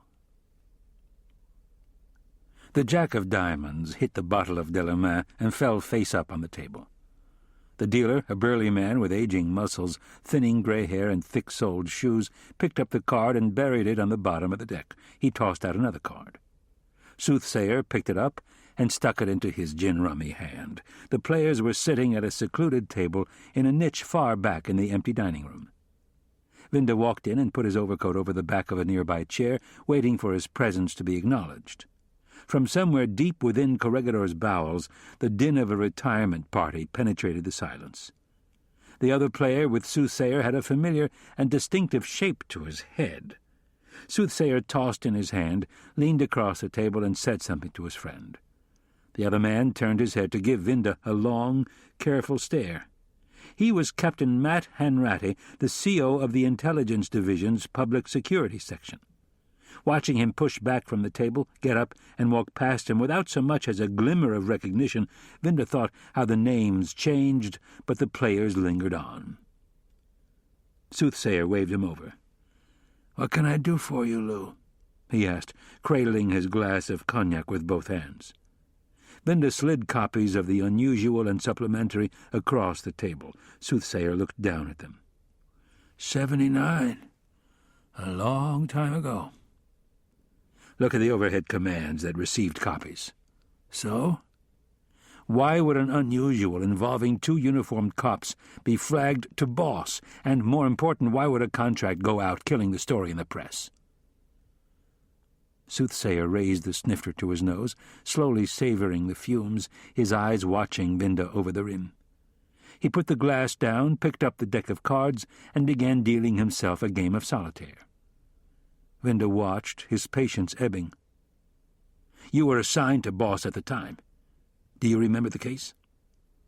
Soothsayer placed the queen of spades on the first file. The 7 of clubs went on the second. Soothsayer ignored his question. "Why this sudden interest in ancient history?" Tapping the unusual with his forefinger, Vinda announced, "This piece of ancient history popped up during the course of my homicide investigation." A note of anger came into his voice. "Do you remember the case?" "I remember it. I had just deposited Nelson in one of his pied-à-terre and went into the office to catch up on what was happening in the job. I was in the boss's office when the contract came in. The call came from City Hall." He picked up the snifter, breathed deeply of the fumes. "Fucking doctor told me I can't drink anymore, but he didn't say anything about smelling it." He looked across the table at Vinda and said, "Valerie Griffin had been a nun. She hadn't taken her final vows, so when she petitioned for release from her vows to marry, it was granted. Only months after hanging up her habit, she married this guy Griffin, and then 2 weeks later she gets herself blown away leaving church." Vinda brushed his hand across his jaw and, in a flat, emotionless voice, asked, "Who put the kibosh on the story?" An impish smile turned down Soothsayer's lower lip, revealing crooked yellow teeth. He reached out and slid the ace of spades from the first file, took out his pen, and wrote a name across the card. He slid the card across to Vinda. "Small world, isn't it, Lo?" Chapter 21. Salsa music could be heard coming from inside the restaurant on the first floor of a tenement. A sputtering neon sign identified it as La Capitale. The greenish-purple neon letters threw light on a filthy, melting bank of snow by the curb. Detective Adriana Agueda parked her 6-year-old Volvo on Roosevelt Avenue and watched as Detective Joan Hagstrom got out of her 10-year-old Honda across the street from Fitzgerald's, Otto Holman's place of business. Hagstrom slid out of her car and walked to the corner. Watching her approach, Agueda rolled down her window. Hagstrom reached into her pocketbook and took out her police credentials and passed them through the window to Agueda. "You sure you want to go through with this, Joan?" "I'm sure," Hagstrom said, unclipping her in-skirt holster and handing it to Agueda. Then, keeping her hands out of sight, she slipped a compact, heavy object into the pocket of her coat. "What if Holman's not inside?" Agueda said, taking the holstered weapon and putting it under the seat. "Then we'll come back. See ya," Hagstrom said, walking off. 2 drunks sat on stools next to each other while the bartender leaned on the bar, paging through a skin magazine. A gust of wind heralded Hagstrom's entrance. Her black wool coat flared out at the hem, and her spiked heels made her appear taller than she actually was. Her gray skirt was split to the knees, and her white silk blouse gave ample proof of a curvaceous body. She wore black pantyhose with a silky sheen. She managed to look both classy and sexy, a novel combination for this neighborhood. Moving up to the bar, she took a fast look around and spotted a man with closely cropped gray hair over in the raised area. Putting just the right note of distress in her voice, she thrust a $1 bill at the bartender and blurted, "My car broke down on me. I need change to call AAA." "Sure, honey," the bartender said, taking the money. She unbuttoned her coat and let it fall open. One of the drunks looked up at her in befuddled amazement and announced to the bartender in a hoarse voice, "Charlie, you've got the carriage straight up here tonight." She smiled at him, took the change, and walked over to the pay telephone.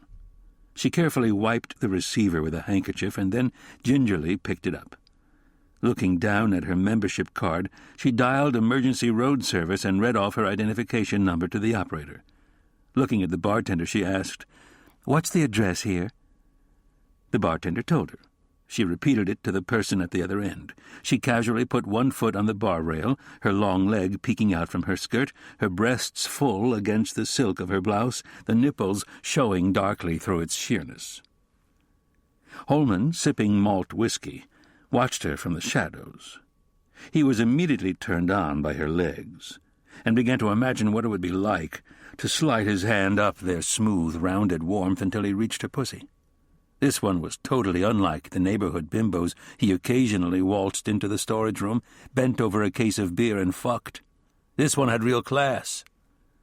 He fixed his lustful eyes on her breasts and called, "Hello." Joan turned her head slowly in the direction of the new voice. "Over here," he called. The bartender went back to his magazine, and the two drunks stared morosely ahead. One abruptly rested his face down on the bar, his cheek bathing in a pool of spilled booze. "Where are you?" she asked, moving tentatively toward the man with the closely cropped hair. "Here," he said, standing up so the light revealed his features. She recognized him from his latest federal mugshot. Keeping her distance, she regarded him suspiciously. "Your car broke down?" "Yes, I've got help coming." He sipped his malt whiskey, put down the glass, looked up at her and announced, "If road service doesn't show in a little while, I'll take a look at your car. I know a lot about fixing automobiles." "That's very kind of you, but I'm sure it won't be necessary." She pointedly turned her back, knowing that her cold shouldering him would be a sufficient challenge for his overblown ego. Several long moments elapsed in the silent bar before he slipped into position next to her.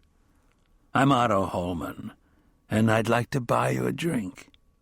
"No, thanks. I'm driving," she responded coldly. She looked around as if she regretted having come in to get help. Holman, wearing camouflage fatigues and a green T-shirt, saw her anxiety and attempted to reassure her. "Not to worry. You're safe here with me. I own this joint. Nobody's going to get out of line while I'm around." "I don't doubt it, but what'll it be?"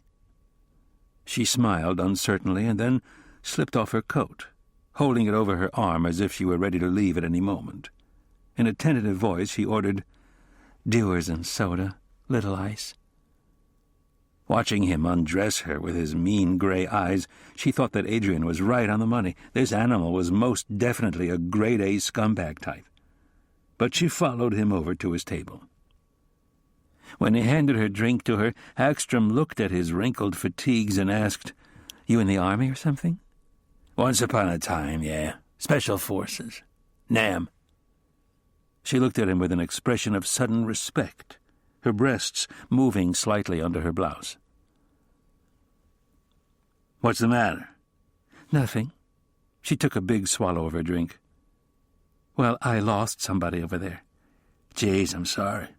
Somebody real close?" "My big brother. I was only 10 when he was killed. He was Army, too. Oh, sorry, my name's Joan." She had set it up perfectly. Holman's guard was down. All he was thinking about was how to get over with her. He didn't pause to wonder why Santa had dropped this present in his lap. Hagstrom slowly drew him out. It was easy to get him to start telling stories, tales she knew were pure fantasy. 3 drinks later, he leaned forward and confided, "When I was in Nam, I did things, well, things I'm not too proud of now." "Did you ever kill anyone up close?" He drank some whiskey before whispering, "Yeah." "Did it—" "What?" "Excite you?" "I never told anyone this before, but yeah, it did. A few times I even got off on it." She lowered her eyes. "I think I understand." "Why? Does violence turn you on?" She turned away and said shyly, "Sometimes." "Do you get off on bondage?" She looked defiantly at him and announced, "Yes." Then, as if appalled at her own words, she blurted out, "I have to go." "Joan, wait. Please." He tugged her gently back into her chair. "Joan, Once, maybe twice during my lifetime, I've met a woman who I found exciting, someone I wanted to know better, someone I wanted to get it on with. But I never had the courage to take command of the moment, and then—" he shrugged, let his shoulders sag.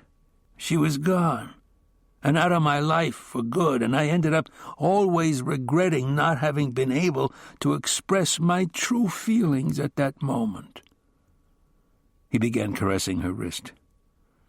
"You're a very exciting woman, and I don't want to lose this moment with you." When she said nothing but remained sitting, Holman gave the bartender a signal. In a few minutes, she and Holman were alone in the dimly lit bar. The two drunks had been shoved out the door by the grinning bartender, who then discreetly vanished into the back room. Holman's fingers made tiny circles on her wrist and then suddenly gripped it hard. He gradually increased the pressure. "Am I making you wet?" she moaned. "Yes," thinking, what an utter asshole. "Let's get it on right here and now, the two of us."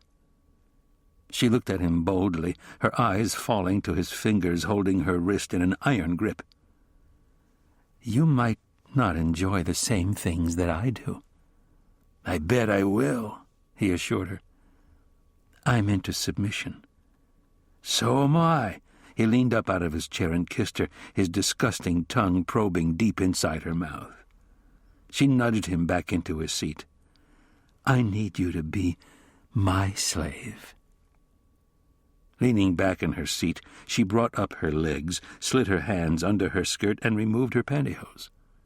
She got up and circled him, dancing the hose over his head and face, at the same time toying with the bristles of his short hair with her free hand. When she was behind him, she stopped and slipped the crotch of the pantyhose over his head. "Can you smell me?" she asked, leaning over his shoulder and lifting up his arm. "Yes, I can smell you, and I love it." Pulling a sour face, she said, "I'm glad," and with one leg of the pantyhose she tied his wrist to his neck. She did the same with the other arm. Stepping back, she admired her work, Rambo tethered to pantyhose. She wished she had a photo of him for next year's Chippendales calendar.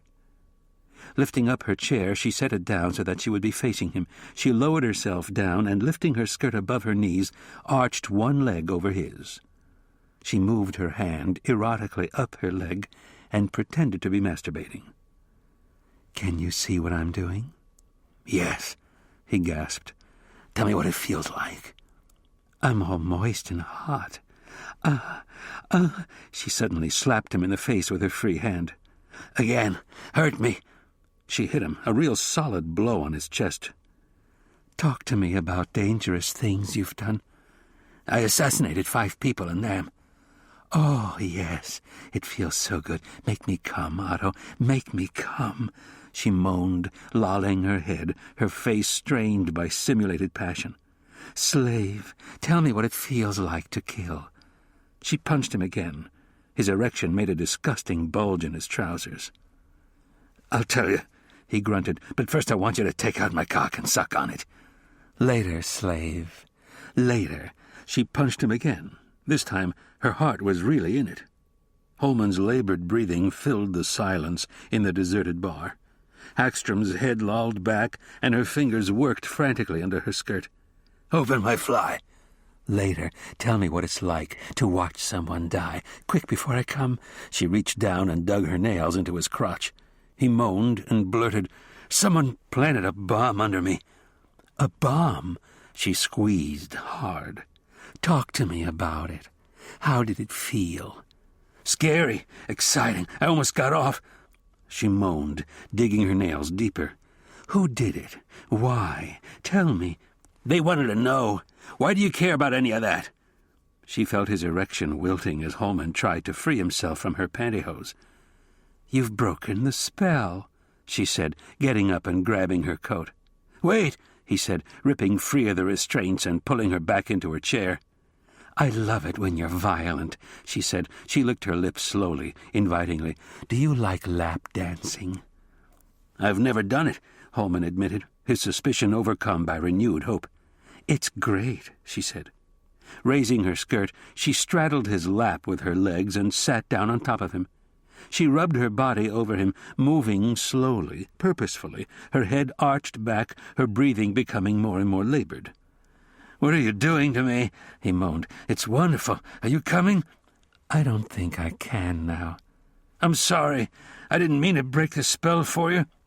She didn't respond, but continued to glide her body across his, circling, pumping, groaning.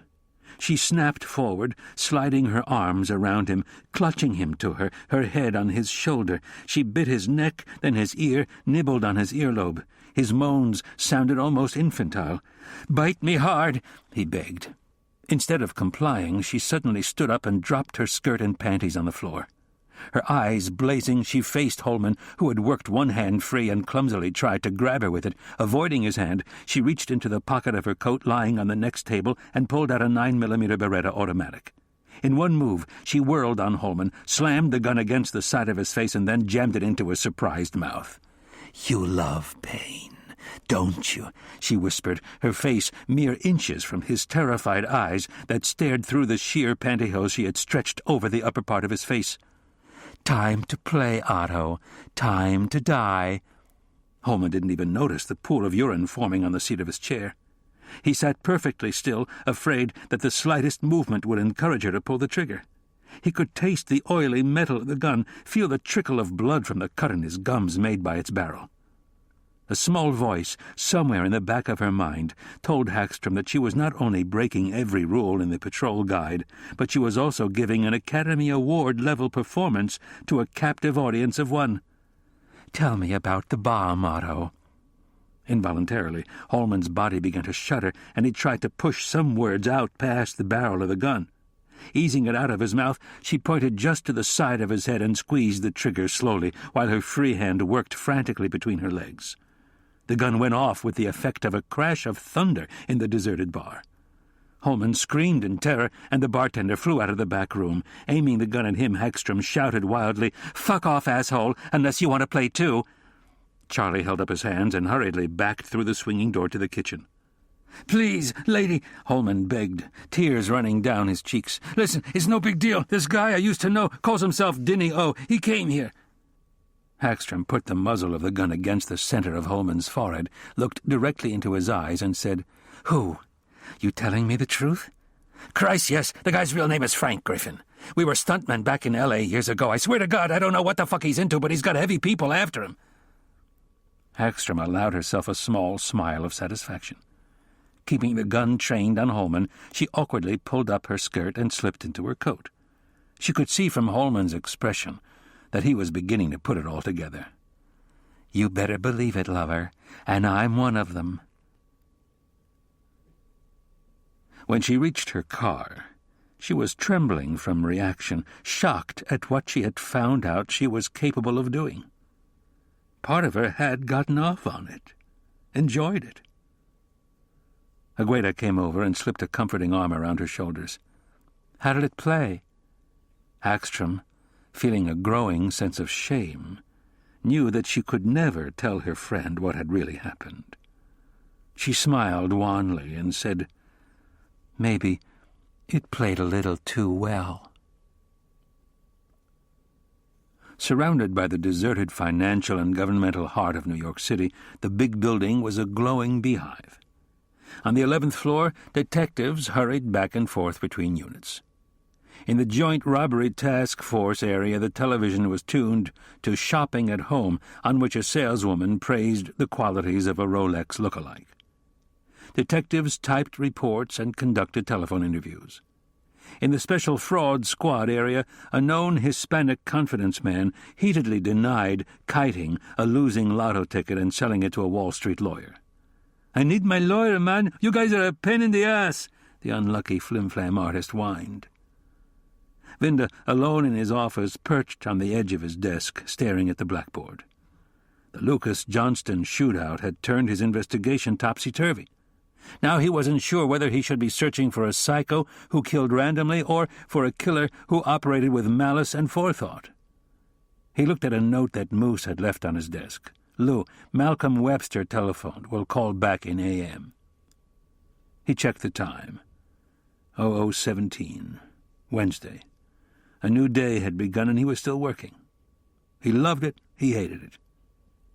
He looked at the telephone and thought of the last time he had spoken to Jean. He had called her to see how she was feeling. "Pretty good," she had said. "I'm watching Now Voyager."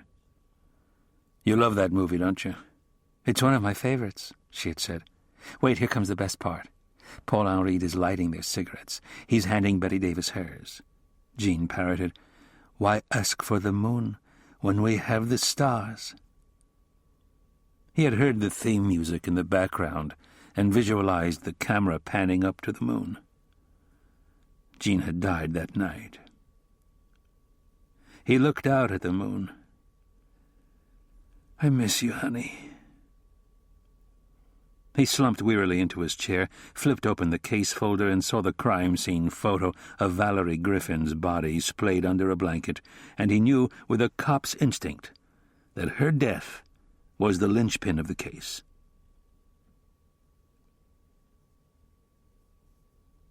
Veronica Place cut across Erasmus Street and continued past the convent of Holy Cross Church, a house of worship renowned for its flamboyant tracery, stained-glass windows, and wide buttresses sunk deep into the Brooklyn earth. 2 large oaks shaded the convent's facade, their barren branches etching shadows across the nunnery. A footpath ran alongside both sides of the convent and met in the rear where it separated, connecting the priory with the church and the school. The grounds were dark, deserted. A wind gust sent small eddies of snow whirling over the surrounding blacktop. In the back of the church, the silhouette of a man loomed in the shadows. Worthington studied the convent, a wide 3-story brick building with rows of 5 windows on each of the 3 floors. Drain pipes came down at both ends of the gutters. Some of the windows on the 2nd and 3rd floors were slightly open. Worthington's head was deep within the hood of a black parka, and a black turtleneck was thick around his throat. He darted over to the priory and dropped a knapsack on the ground. He took out a length of rope that he tied in a reef knot around his right ankle and tied the other end to the knapsack's straps. Standing on his toes, he stretched his arms up and, placing his hands on the sill, shinned himself up onto the narrow ledge, balancing himself by digging his fingers into the brickwork. Reaching gingerly into his parka, he pulled out a rubber plunger cup and suctioned it against the glass directly over the inside latch. Then he took out a glass cutter, placed the blade flush with the edge of the suction cup, and cut out a circle of glass, which he removed with the plunger cup and carefully placed on the sill. Inserting 3 fingers inside the hole, he slid open the hatch. With the heel of his palm, he pushed up the window, then climbed inside. Standing perfectly still, he attuned his senses to the sights and sounds of the nunnery. As he crouched on the floor, somewhere upstairs, a toilet was flushed. He untied the rope around his ankle and hoisted in the knapsack. A large kitchen was to his right. The parlor was on the left. It had heavy, rather ugly furniture and dark patterned wallpaper. He reached into his backpack and took out a Saranex overjacket and pants. He put them on and slipped on the hood and cape. He picked up his fangs and inserted them into his mouth. Reaching back into his pouch, he lifted out a folded piece of black cloth and unwrapped a gleaming new double-bit axe with a sawed-off handle. He slipped thongs attached to the axe's handle around his right wrist and walked noiselessly over to the staircase. The stairs led him up into a carpeted corridor with closed wooden doors on both sides. A nightlight glowed from a wall sconce. He padded over to the first door, unmindful of the axe's cold blade bobbing against his knee. Quietly working the knob, he cracked the door and stepped inside a drab little room with a dresser and a small writing table and chair. A crucifix hung on the wall above the bed. A nun who appeared to be in her late 60s and had short gray hair snored peacefully. Looking down at her, his face puffed out with anger. The blood must be fresh, pure. In order to strengthen the bond, this one was old, useless. He raised the axe above his head and was about to bring it down into her head when he stopped. "No, I'm not going to sully my offering by taking worthless blood," he told himself, and lowered the axe. As he was leaving the room, he heard a door open down the hall and jumped back. Peeking out, he saw a woman walking toward a door at the end of the hall. She wore a maroon robe and had short, auburn hair glowing with the luster of youth. This one was young. His skin tingled. He watched as she went into the room and closed the door. He padded after her, placing his back to the wall, his hands outstretched, waiting. A toilet flushed inside the room. Tap water ran. The doorknob was turning. His lips stretched around his fangs. She stepped out, only to have his claw-like hand slap across her mouth, shoving her back inside. He kicked the door closed and forced her over to the bathtub. Her robe fell open, revealing a pink cotton nightgown. He thrust the hand holding the axe under her legs. The free-swinging axe clanged against the tub as he swept her off the floor and raised her trembling body up into the air. Tears gathered in her frightened eyes, and her face had a deathly pallor. He arched her head back to uncover her soft throat. He brought it to his open mouth. His cold fangs kissed her, pricking her skin, and then he plunged the razor-sharp incisors into her throat, slashing them about as he withdrew, and snapping her head away from him as the scarlet jet rushed forth, spraying the wall and tub. Forcing the dying woman down on her knees, he held her head in the tub until the forceful stream had become a trickle. Then he dropped her body and stepped back. Looking down at the kneeling corpse, he saw that her robe and nightgown had gathered up around her hips. He stared at the thick curls between her legs and thought of his Valerie. He hurried over to the door, opened it, and peeked out, thinking, "Is this the only young one?"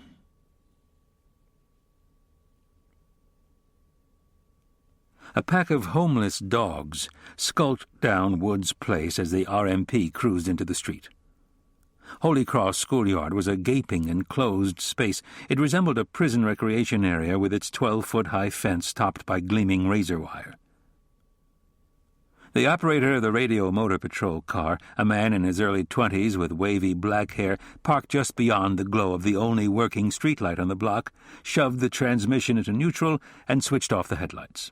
His partner, the RMP's recorder, who was charged with the operation of the radio and entering the time and verbatim record of all radio transmissions directed to their car, was a tall woman also in her early 20s. Her long black hair was pulled severely back and tied in a ponytail. She opened the glove compartment, reached down into the soggy bag between her legs, and pulled up 2 containers of coffee that she set down on top of the glove compartment door. Both officers took their containers, pried off the lids, notched drinking holes into the rims, and replaced the tops. Wisps of steam flowed out of the holes. Sipping coffee, the recorder asked, "You still seeing the medical student?" "Yeah." "Did you ever get around to telling her you're on the job?" "You kiddin'? She wouldn't piss on me if she knew I was a cop. I told her I was in law school." Sipping her coffee, she asked, "What do you think of the new contract?" "It sucks. The PBA sold us down the river again." "You're right. The damn dinosaurs who run the union only care about enriching their own pensions and don't ever think about us having to make a living." He turned in his seat, measuring her with growing interest. "You know, late tours make me horny." She shook her head, smiled, and said, "If you want, I'll get out and you can relieve yourself, but please use a handkerchief." He sat stewing in mixed embarrassment and anger for 5 minutes. Then he looked straight ahead, scratched his jaw thoughtfully, and pointed to the automobile parked in front of them. "Strange place to park a new car on a deserted side street like this." "Lovers?" "I don't see any movement inside." She opened the door and slid out of the car, unholstering her revolver as she walked. With her flashlight extended in her left hand, she cautiously approached on the passenger side. The operator got out and approached on the driver's side. Worthington was disoriented and almost faint when he walked from Erasmus Street into Wood's Place and saw the policeman walking away from his rented car. "The devils want to destroy us," he seethed, his fingers forming angry claws before he caught himself and composed himself, presenting a smiling, benign persona. "Good evening to you, officers." "Do you live around here?" asked the recorder, directing her beam at the gaunt stranger. "I do. I'm Father McAndrews. I live in the rectory." "It's 2 a.m., Father," said the operator, relaxing his guard. "What are you doing out in this deserted place?" "That's my car," the priest said, "and I'm on my way to give the sacrament of extreme unction to a dying parishioner." "Extreme unction?" the recorder echoed, arching a puzzled eyebrow at the bogus priest. "I haven't heard a priest refer to that sacrament by that name in a long time. Usually they say last rites." "Really?" the priest said, aware of the potential danger of her words. "Do you have any identification, Father?" she asked. Shaking his head at his overzealous partner, the operator rolled his eyes and looked away. The priest looked at her for a second or two and said, "I do, officer." He walked over to the RMP and slid his knapsack off his shoulder and onto the hood of the police car. The police officers gathered on either side of him, the operator on his right, the recorder to his left. "I suppose you just cannot be too careful these days," the priest said, unstrapping his knapsack, rummaging through the contents, sliding his hand around the axe's handle, gripping it. "Ah, here's my wallet." Whipping out the axe, he whirled and savagely smashed the flat side of the heavy blade against the recorder's kneecap, shattering bones and cartilage and sending her reeling backward onto the ground, where she lay writhing in agony. The operator's face paled at the sight of the steel coming directly at his head. Instinctively he went for his revolver, at the same time twisting his body away from the onrushing blade and snapping his free hand up to protect his face. But the young policeman was not fast enough. The blade struck, severing his hand at the wrist and plunging into his skull with a thudding crack. Splayed on her back, the recorder saw her partner go down and screamed, "You son of a bitch!" She fired 3 rounds at the fleeing assailant. The pain blurred her vision. She fired another round. Where did he go? Her back was propped up against the schoolyard wall, her face twisted by pain. "Bastard, where are you?" She opened the cylinder and saw she had discharged 4 rounds. Reaching under her duty jacket, she pulled out a speed loader containing 6 rounds and placed it on her lap. "Keep calm," she told herself, looking at her partner and knowing with certainty that he was beyond help. Keeping her revolver at the ready, she turned awkwardly onto her side and, reaching into her jacket, extracted her portable radio from its holder. Groaning from the pain in her leg, she bit down on her lip, brought the radio up to her mouth and transmitted, 67 boy, 1013, Woods Place and Erasmus, 1013, my partner's been killed." Before Central had a chance to retransmit the 13, the sounds of distant sirens splintered the night.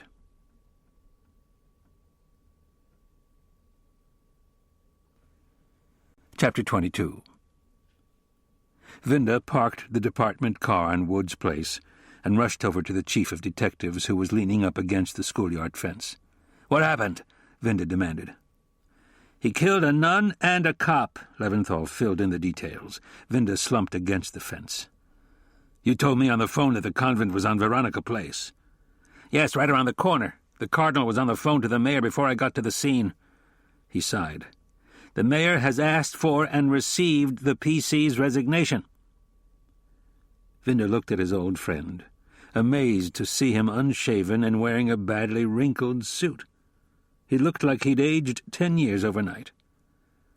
"Has the mayor named a new PC?" "Yeah." "Who?" "Me."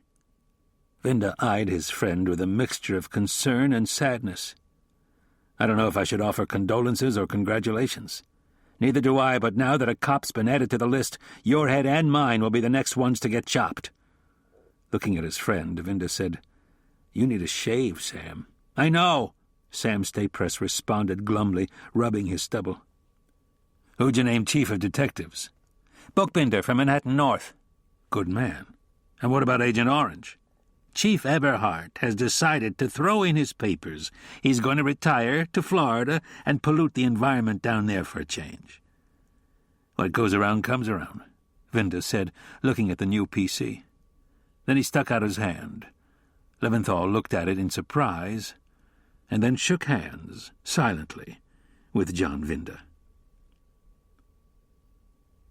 Police cars and service vehicles had cordoned off Woods Place. The emergency service floodlight truck that had illuminated the scene during the early morning still had its lamps on, silver beacons glowing into a gray day. The killer's rented car and the RMP assigned to the dead cop were corralled behind orange tape. A chalk outline of a body showed where the police officer had fallen. Drying blood pooled next to the outline of the head. Crime scene technicians, their tasks done, packed up equipment. Emergency service teams still scoured the area, attempting to account for the 4 spent rounds the officer had fired at the perp. 2 detectives from Brooklyn's South Homicide Task Force came over to Vinda and the PC. "Commissioner," a thin black detective said. Nodding to Vinda, he looked at his memo book and reported, "No witness except the injured cop, no blood trail leaving the scene, which means she didn't hit him. The doer's car was rented to a James Turner, with an address that turned out to be a convenience mail drop on 12th Street in Manhattan." The other detective, an overweight white man with a hawk nose and a prominent jaw, said, "We sent a team there. It's a phony, rented by some fucking phantom a year ago." "Prints?" Vinda asked hopefully. "Plenty. All we gotta do now is match him up with some mutt," said the thin detective. Vinda slowly looked over the crime scene. "Any signs of the murder weapon?" "Nada. Among the missing," the black cop said. "Let me see if I got this right," Vinda said, and proceeded to reenact the crime. He whacks the cop in the head with his axe. The cop goes down here. Pointing, he added, "His injured partner is on the ground over there. She struggles to get her gun out of her holster and lets 4 go at the perp." He folded his arms across his chest, adding, "And while she's plugging shots at him, the doer is retrieving his axe from the dead cop's skull." "That's how it plays," Hawknose said. "If someone was unloading lead at me, I certainly wouldn't waste no time in hauling ass out of there," said the thin detective. "Neither would I," said the PC. "Unless you were Mr. Super Cool or a Major Wackadoo," Vinda said, going over to the rented car and bending under the tape. The doors and windows of the car were smeared with fingerprint powder. Squeezing inside and kneeling on the front seat, Vinda looked into the open glove compartment. The car's documents were inside a plastic packet. The doors on the passengers' and driver's sides had been opened, ventilating the car with cold air. Vinda took a deep breath. Despite the eddy of air, the saccharine smell of some strong perfume, possibly aftershave, still clung tenaciously to the interior. The ancients, the nun-psychologist had said, believed vampires could be identified by their putrid odor. He wondered if a 20th century version might try to conceal his imagined stink with some heavy-duty aftershave or cologne. Vinda backed out of the car. He looked toward Church Avenue. Barriers held back the curious and the media. Going to the corner of Woods Place, he looked up Erasmus Street at the impressive stone buttresses of Erasmus Hall High School. Turning back, he saw the new PC standing alone by the schoolyard fence. He went over to him.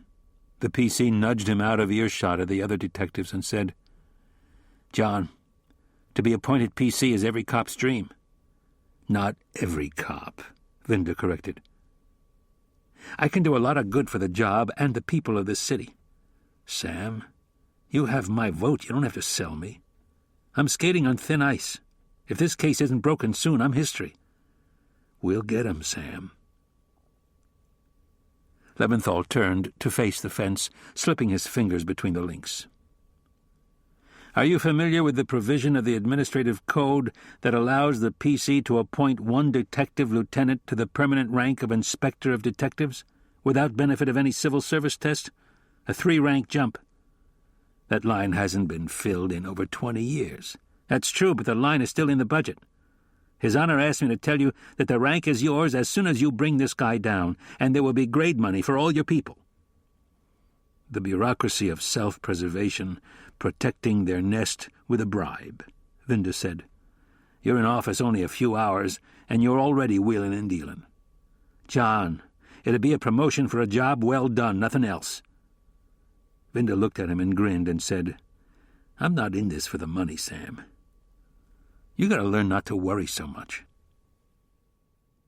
Vinda found Moose and Marcella at the top of the staircase in the convent. What do we got? He asked them.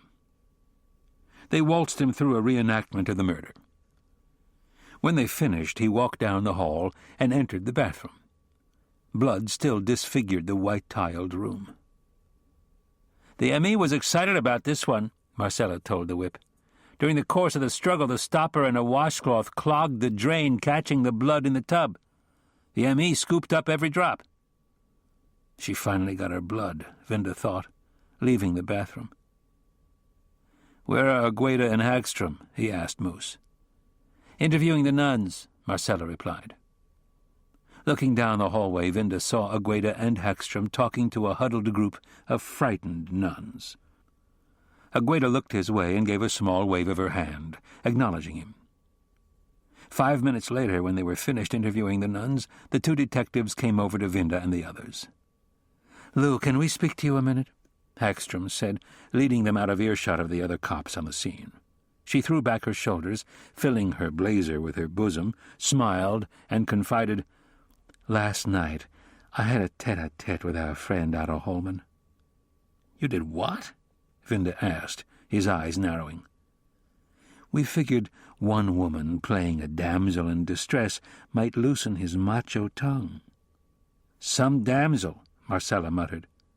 Vinda looked at Agueda. "Did you go along too?" "Yes," Agueda said. Shaking his head in mild approval, Vinda asked, "Did you find out anything?" "According to Holman, Dinny O and Frank Griffin are the same person." Vinda reeled back against the wall, clasping his hands behind his head and staring off down the corridor at one of the nuns who was weeping and being comforted by another one. "Were the sisters able to tell you anything?" "No," Agueda said. Vinda continued to stare down the corridor, a jumble of different thoughts racing through his mind. "We need a photograph of Griffin," he said. "Holman told me that Griffin used to be a stuntman," Hagstrom said. "Get over to the Screen Actors Guild," Vinda told Hagstrom. "See if they have a photograph of Griffin. I'm starting to doubt the accuracy of that composite."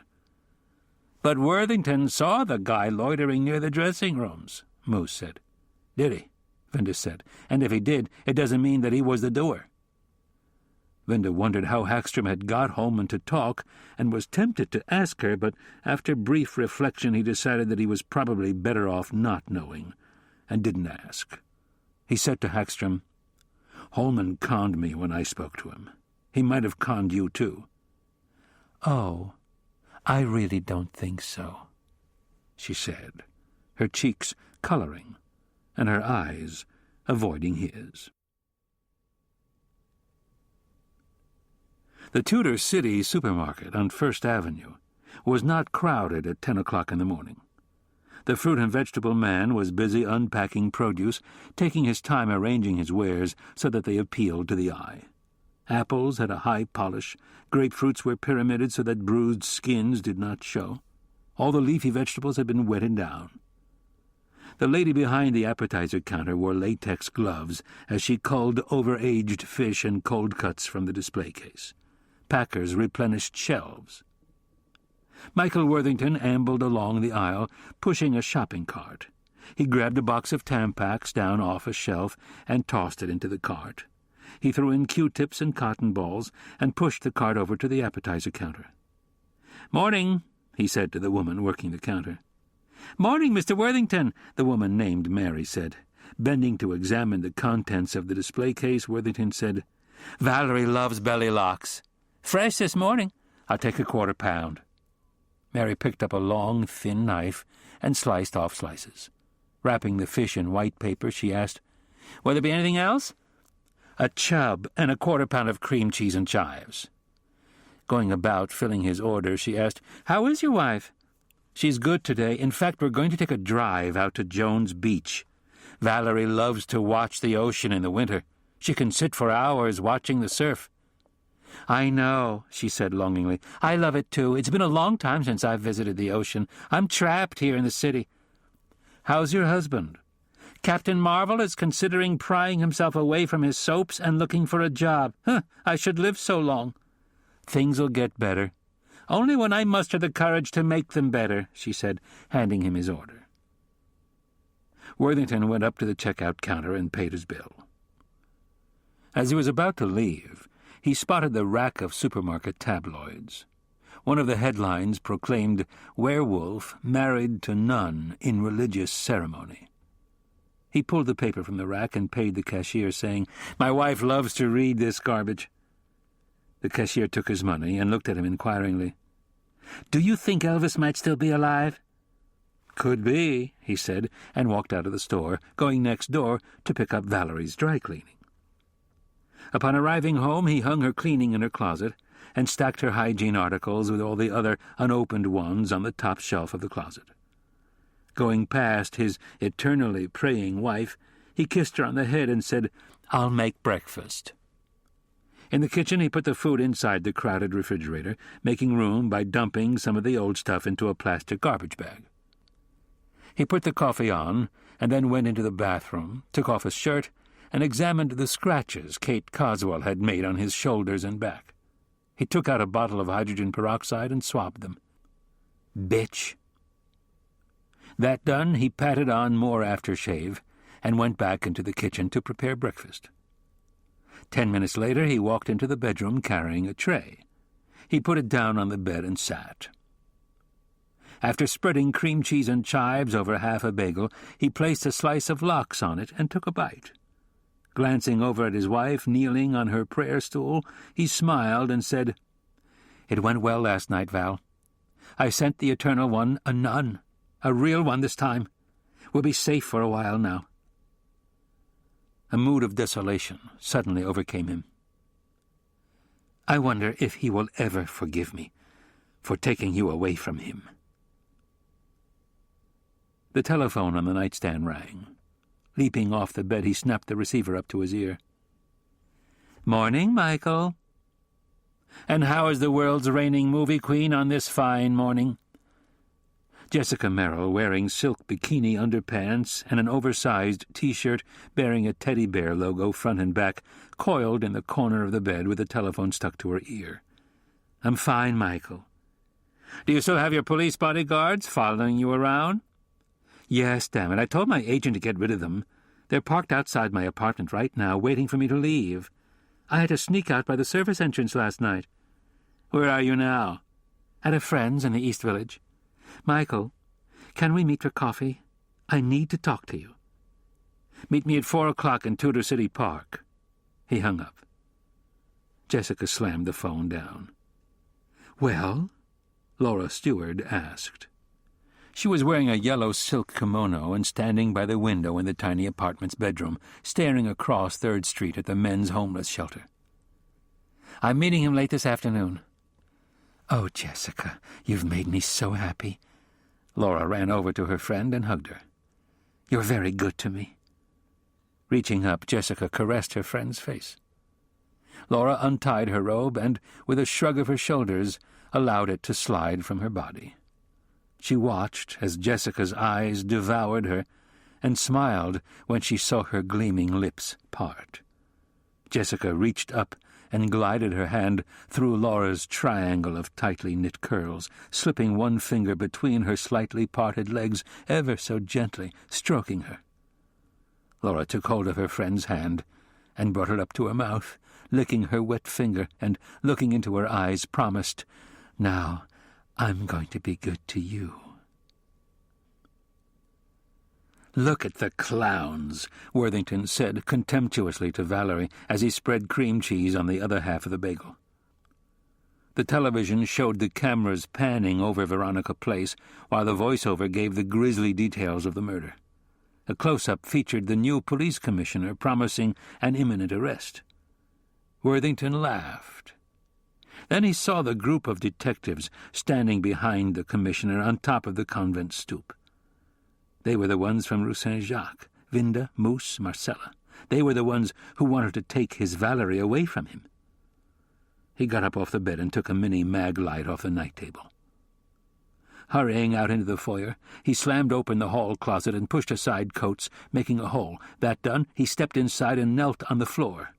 Turning on the mag light, he directed the beam to the molding. Flush with the wood, 2 hinges, camouflaged with oyster-white paint, attached a fake panel to the wall. Standing up, he directed the light to the top part of the panel, then reached up on the closet shelf and took down a grapefruit knife that he kept there. He inserted the knife into the thin vertical line just below the shelf and pried off the panel. He leaned it up against the wall.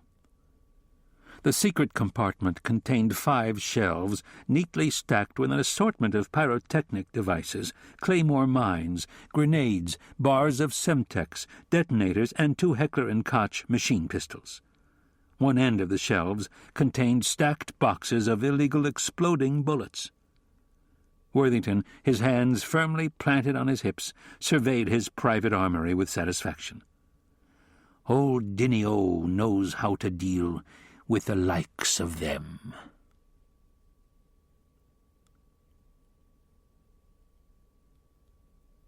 The 4th-floor corridors of the east wing of Kings County Hospital were clogged with beds. Emaciated AIDS patients gazed dully at the people passing by. Stepping out of the oversized elevator, Vinda was struck by the look of utter despair etched on their sunken faces. At the end of the wing, 3 semi-private rooms were kept in reserve for injured police, fire, and correction officers. Police officer Lucy Seaver shared her room with a female correction officer who had suffered a compound fracture of the left arm trying to subdue a flipped-out junkie. As Vinda and the 2 women detectives made their way down the hallway toward Seaver's room, they spotted the group of off-duties milling about. Police Officer Vinnie Cutrone, Brooklyn South Chunky PBA trustee, was busy loudly complaining about the job. When he saw Vinda and the others, he pushed away from the off-duties and greeted Vinda. "How you doing, Lou?" Cutrone's hands were constantly in motion when he talked. "How is she?" Vinda asked. "In a lot of pain," the trustee said. "And I'm going to tell you something else, too. I'm getting fucking tired of going to cops' funerals." "Me too," Vinda said, asking, "What did the doctors say?" "What did they say? They say what they always say. They don't know. She'll be on sick report for at least 6 months. They wired the pieces of her kneecap together, and if that don't work, they go back in and give her a knee replacement. The kid's only worried she'll be surveyed out of the job."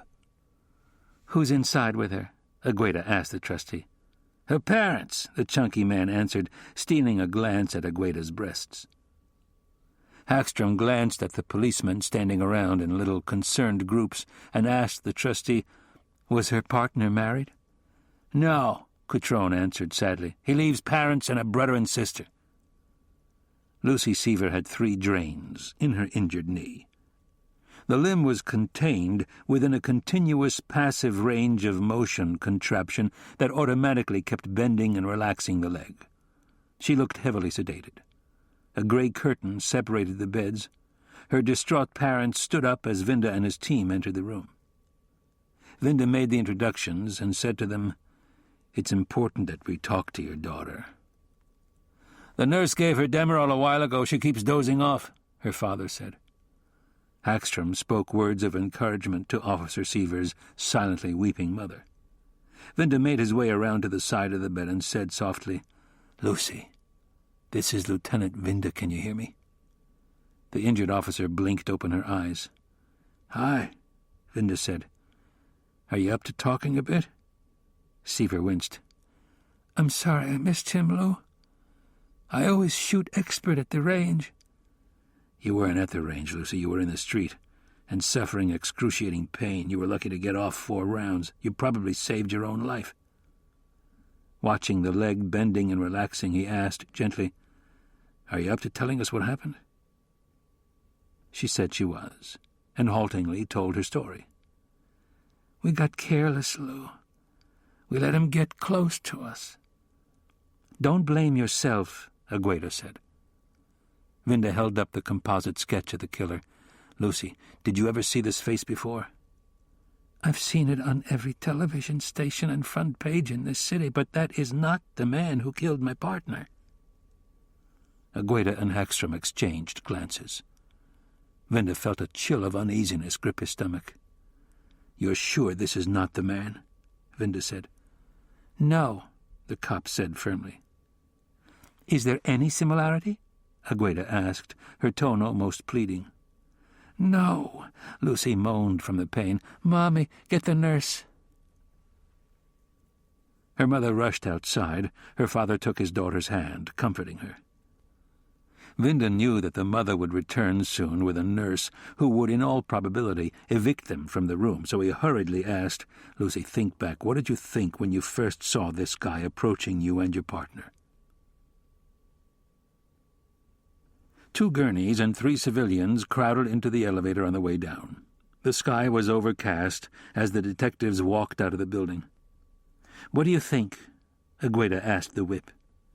"I think we're going to have to pull back all those composites," Vinda said. "I'm going to speak with Worthington. Lucy Seaver's perp sounds like a close match to him. God, what an idiot I've been." He stopped outside the door that led to the morgue.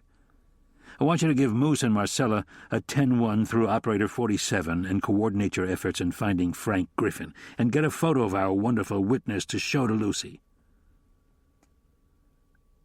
"John, what are you doing here?" Dr. Patricia Marcal asked, looking up out of a cadaver's chest cavity. Running his finger over the stainless steel table, he said, "I hear you retrieved blood from the bathtub." She peeled off her gloves and threw them into the wastebasket. "I don't believe he's drinking their blood." Going over to the body on the table, he said, "The poor nun?" "Yes." Examining the wound, he asked, "Why the vampire act, I wonder?" "I think we have to assume it's a sexual thing with him. But we haven't found semen at any of the scenes."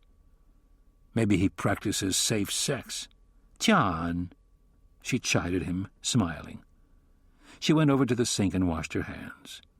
Pulling towels out of the wall dispenser, she turned to face him and said, "If you are correct, and he has the murder weapon in his mouth, then when he bites down and severs the arteries, blood would swill into his mouth, causing him to retch, perhaps vomit. That would not happen if he found some way of keeping the blood out, like maybe snapping the head away the instant he slices into the artery. That would require precise timing on his part." "Not timing, Doctor. Practice."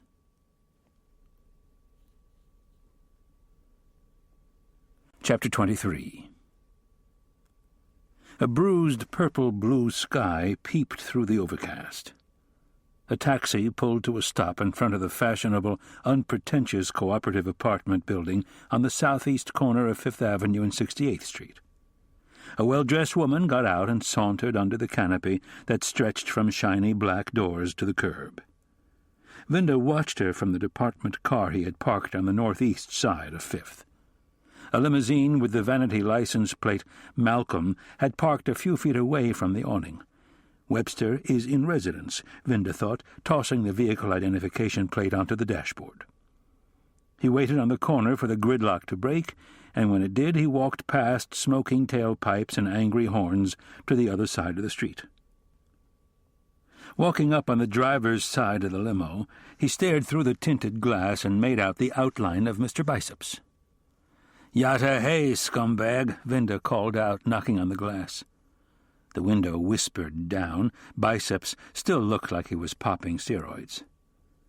"How'd you like New Jersey?" "You cops all think you're comedians, don't you?" "Nah, we're just a bunch of working fools trying to make it home at the end of the day." "Sure you are. Is your master upstairs?" "Waiting on you." The window slid back up. Vinda stepped off the elevator into the penthouse's foyer. Webster was waiting. He took Vinda's coat and hung it in a closet. The foyer was furnished with an antique walnut chest fitted with arms and a back that served for seating and 2 walnut hall chairs. Webster led him into the living room. The glass walls looked out over Central Park. Across the park's bare, snow-dusted trees were the buildings of Central Park West, etched in the distance. A tall, distinguished-looking man rose to greet them. "You asked me to locate the best prostodontist in the country, and here he is," Webster said to Vinda, introducing him to Sidney Polgreen. Vinda and the doctor shook hands. "I'm working on a murder case." "I know," Polgreen said. "Malcolm gave me all the details."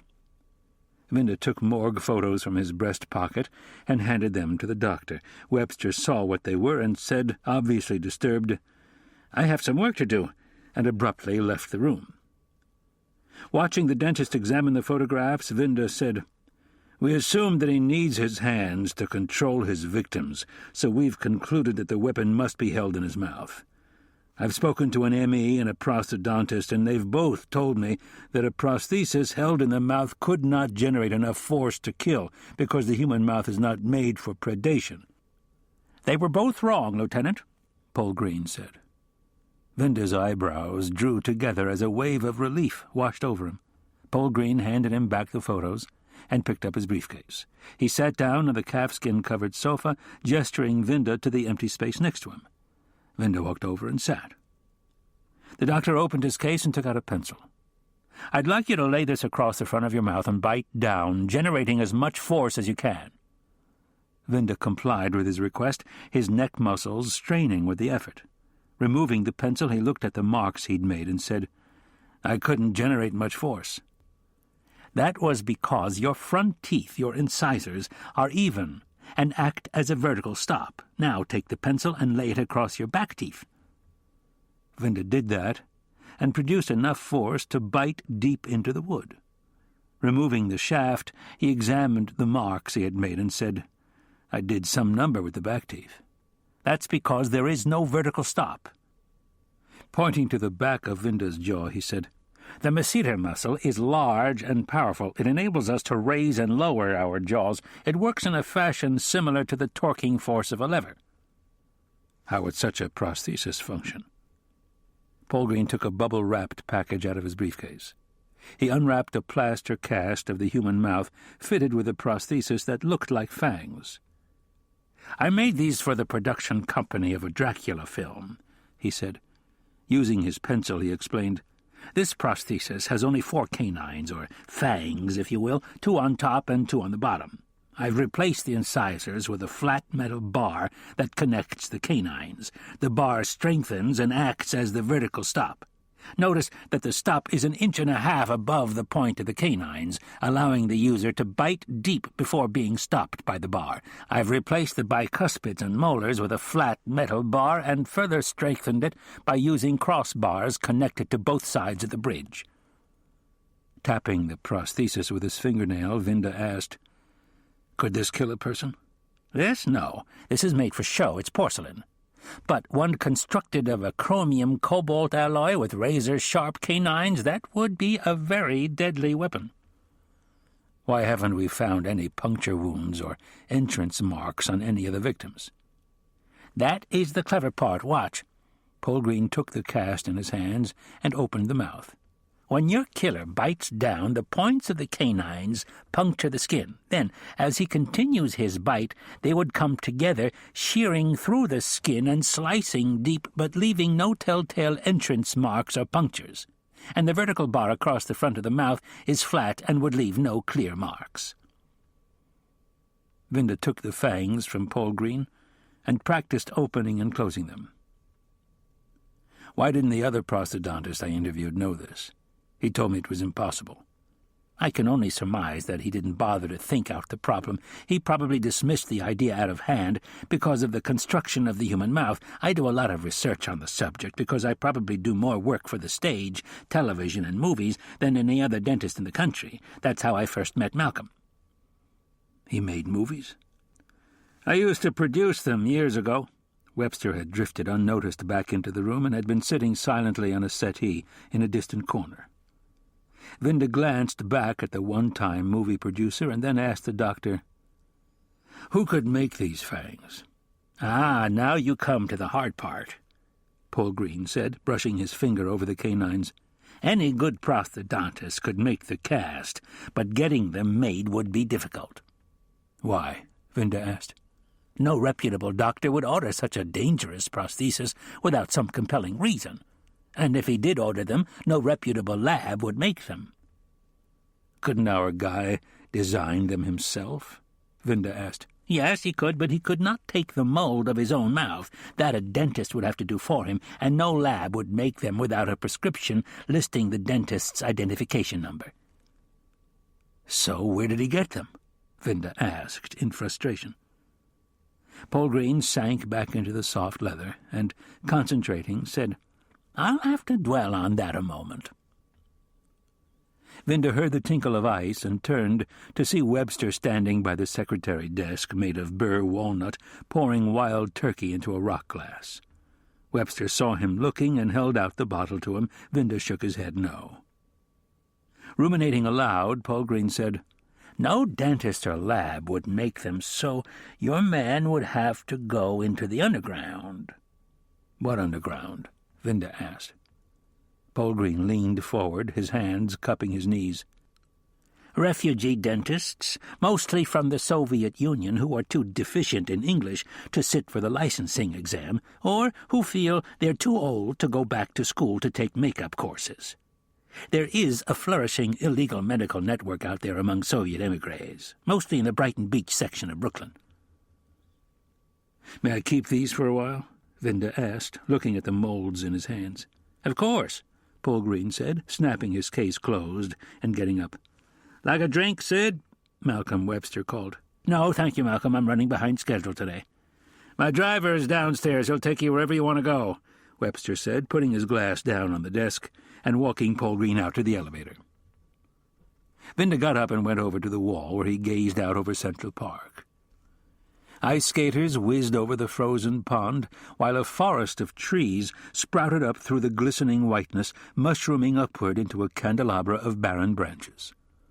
Off in the distance, the soft white glow of the thousands of lights that festooned the tavern on the green lit up the grey day. Vinda was suddenly struck by the fact that this would be his first Christmas without Jean. An almost paralyzing depression came over him. Hearing footsteps, he turned and saw Webster walking over to the secretary for a refill. Vinda shook off his mood and said warmly, "Thank you for finding Paul Green." Webster made a dismissive gesture and continued to plop ice cubes into his glass. "I'll do anything to get the bastard who murdered Adelaide." Vinda walked over to the secretary and ran his finger over its beautiful carved wood. He looked at Webster and asked, "You ever know a guy named Frank Griffin?" Webster picked up his glass and, shaking the ice thoughtfully, finally answered, "No." "You sure?"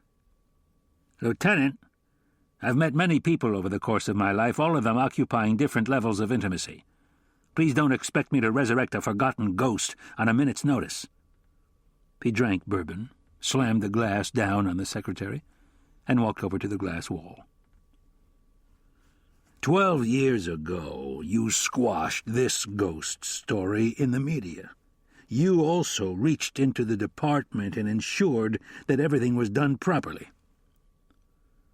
Genuine surprise showed on Webster's face. "That Frank Griffin," he muttered, staring off in the distance, concentrating on forgotten memories. "I remember now. Why did you have the story killed?" "Griffin had worked on a few of the movies I produced. I only knew him casually from the set. Anyway, after the accident with his wife, he telephoned me, begging me to use my influence to have the story buried. He'd always been a nice guy, and he was in a lot of pain, so I did it. No big deal." He tossed down the remainder of his drink. "A casual employee of yours telephones asking you to kill a news story and ensure that the department stonewalls it too, and you do it just on the basis of his being a nice guy?" "Yes, just like that. I get off on helping people. It helps me assuage the occasional pangs of guilt I get over some of my less commendable business activities." "You expect me to believe that?" Webster banged his glass down and sat on the sofa. He looked balefully at Vinda and snapped, "Yes, I do expect you to believe me. I told you I felt sorry for him. Griffin was a loner who carried around a lot of luggage from his past." "What kind of luggage?" "Don't know. He was a strange, brooding man who kept to himself. The only time I ever saw him happy was when he told me he was getting married." "Did Griffin give you a reason for wanting the story killed?" He said he didn't want the world to know that God had punished his wife for leaving him to get married. Didn't you suspect that this guy might be a little nuts? The man was distraught and a lot of pain. I did what I could to ease his suffering. I'm beginning to think you are a pussycat, Malcolm. Webster's tone hardened. You don't ever want to do business with me. What did Griffin do on the movie set? A stunt in Squib Man. What's a Squib Man? Squibs are small electric or pyrotechnic devices used to ignite a charge. Whenever you're at the movies and you see bullets stitching along a wall or a car, or when you see some part of a body explode from a bullet's impact, those are squibs, little charges concealed in the wall or on the actor's body and set off electrically. Then it's safe for me to assume that Griffin was an explosives expert, too. Absolutely. Whatever happened to him? Don't know. He called me up to thank me, and I never heard from him again. Webster's face clouded over as he saw where Vinda was heading. Is Griffin the man who murdered Adelaide? I don't know. Maybe. Vinda felt a stab of panic. Webster was capable of killing anyone he thought might have killed his daughter. He wouldn't wait for proof. How can I help you find him? Do you still have access to the records of those production companies of yours, payrolls in particular? Of course. Dig me out Griffin's Social Security number. I'll have it for you in the morning. Good. Vinda walked out into the foyer. A houseman appeared, holding his coat ready for him. Vinda slid his hands through the arms and shouldered the coat. He looked Webster in the eye and said, Thanks. Stay in touch. And resist temptation. Okay? Webster didn't respond, but turned on his heel and walked away. The late afternoon wind whipped across Vinda's face, invigorating him. He dashed across 68th Street and got into the car. Tossing the vehicle identification plate back behind the visor, he saw Webster rush out of the building and look frantically around. Vinda got out of the car and called to him.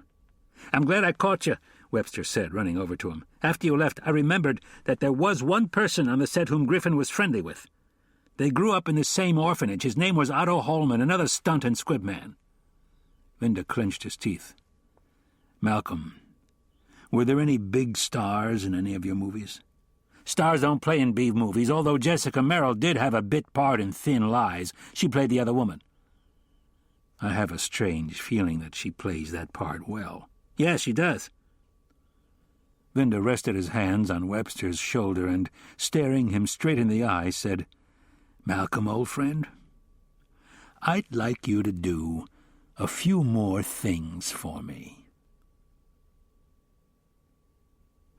A tendril of grayish-white smoke came up from behind the barricade of books.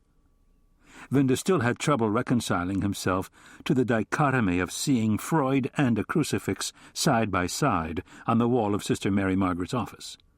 He grinned as he made his way around the piles of books and journals cluttering the floor. Peeking over the top of her desk, he said, Afternoon, Sister. How did I know you would be dropping around sometime today? She said, following his gaze down to the overflowing copper ashtray. She shrugged. Who am I kidding? God knows I smoke, and he doesn't mind, so why should I be concerned about what anyone else thinks? She looked at him with a troubled face. I heard about the murder at the convent in Brooklyn.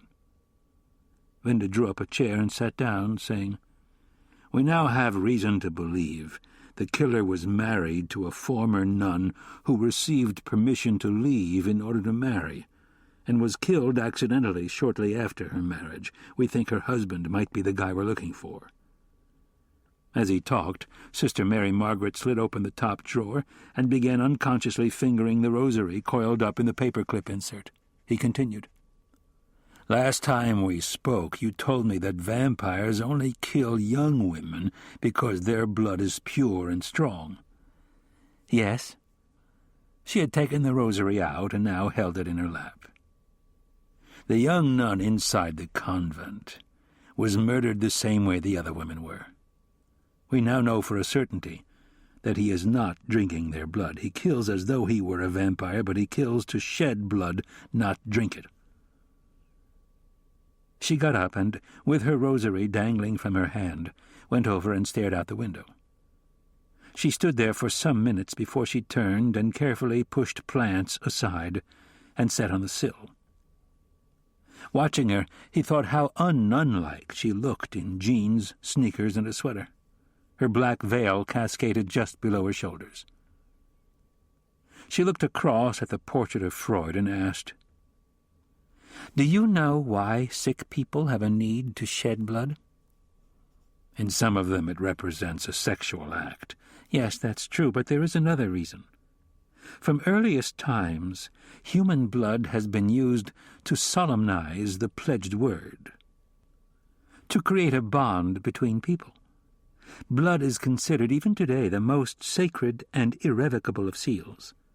The Mafia sheds inductees' blood during their initiation ritual, and the new members are then called wise guys or made men. Fraternities and some secret religious societies draw blood at initiation ceremonies to swear loyalty and brotherhood. You think our guy is pledging blood to God? We can hypothesize that the killer was a good man when he married. It is entirely possible that his wife's death finally pushed the man over the edge of sanity. In his own mind, he might not be able to accept the death of his wife. He could believe that by shedding the blood of young women, he is securing God's protection for himself and his wife. How could a good man do murders?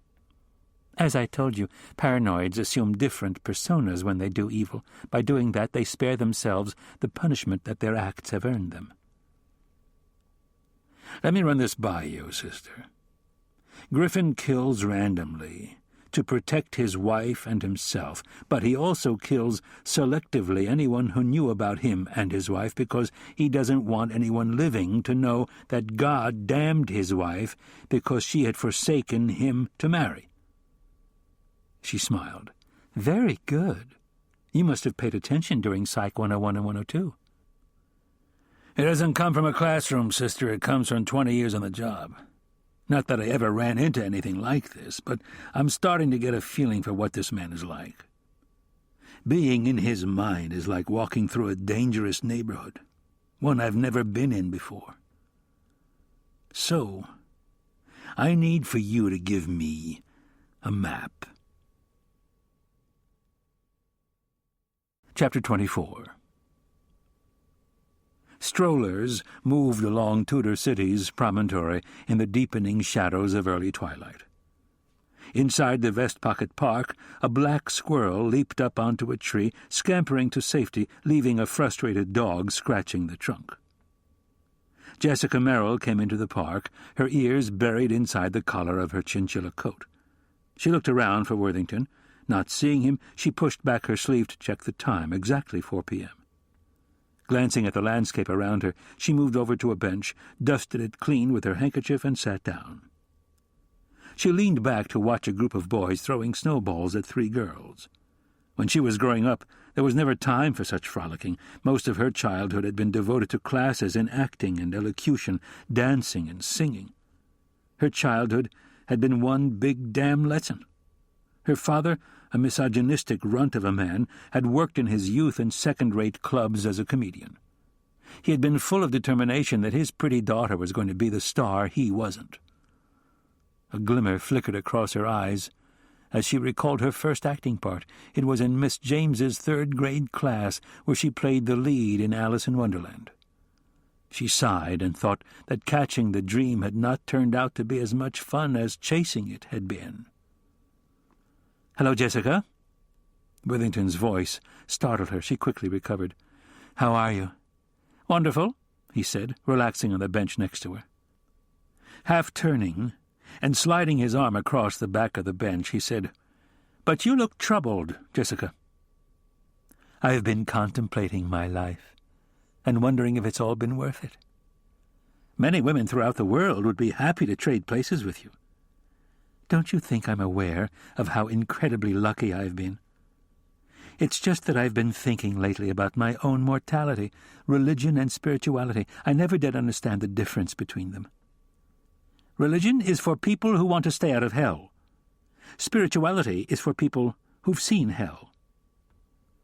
Which of the two do you believe in, Michael? A thin smile of annoyance crossed his lips. Why did you want to see me? Do you remember Laura Stewart? She had a walk-on in Lovers and Friends. I remember her. She has a terrific exterior, and very little beyond that. Merrill ignored the sarcasm and went on bravely. I think she would be perfect for the part of the assistant district attorney in Reckless Disregard. She's too young, and she doesn't look like a woman who's made it in the kind of tough ball game they play in a criminal court.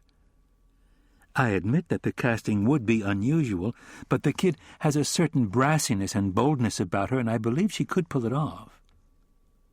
He made a dismissive gesture with his hand. As I recall, her talent is somewhat limited. Merrill refused to give up. With hard work and the proper guidance, I'm convinced she would be perfect for the part. He brushed a forelock from her face. I'm sure she would, with the proper guidance. Lightly stroking her face with his hand, he said, I'm mean to you sometimes, aren't I? Sometimes. But I understand. You've bottled up your hurt inside yourself, and sometimes it's just too much hurt to carry, so you lash out. What do you want me to do? I want you to suggest her for the part to Paul Hiller. Why don't you put her name in nomination to the producer? She looked at the shadows slowly advancing across the snow and said softly, Because I don't want anyone to know that Laura and I are friends. She put a deliberate emphasis on the last word, knowing that Worthington had long understood and sympathized with her secret desires. It was a secret they shared. I see. Michael, everyone in the business believes you're happily married. If you tout Laura to Hiller, he'll think it's strictly business. If I did it, some damn gossip columnist might just make me a headline in all the supermarket trash heaps. I don't want people prying into my private life. Worthington stared down at his shoes and said, Hiller will still want her to audition. All I want is for her to have a shot at the part. I'll see that she's ready for any audition. He reached out and took her hand. I guess I owe you a favor or two. She smiled demurely. I guess so. Only for you, dear Jessica, would I praise Miss Stewart's considerable acting talents to our producer. Jessica kissed his cheek in gratitude, and was surprised by the flushed warmth of his skin. Are you all right? I'm fine. It's just that I'm not used to being kissed by other women.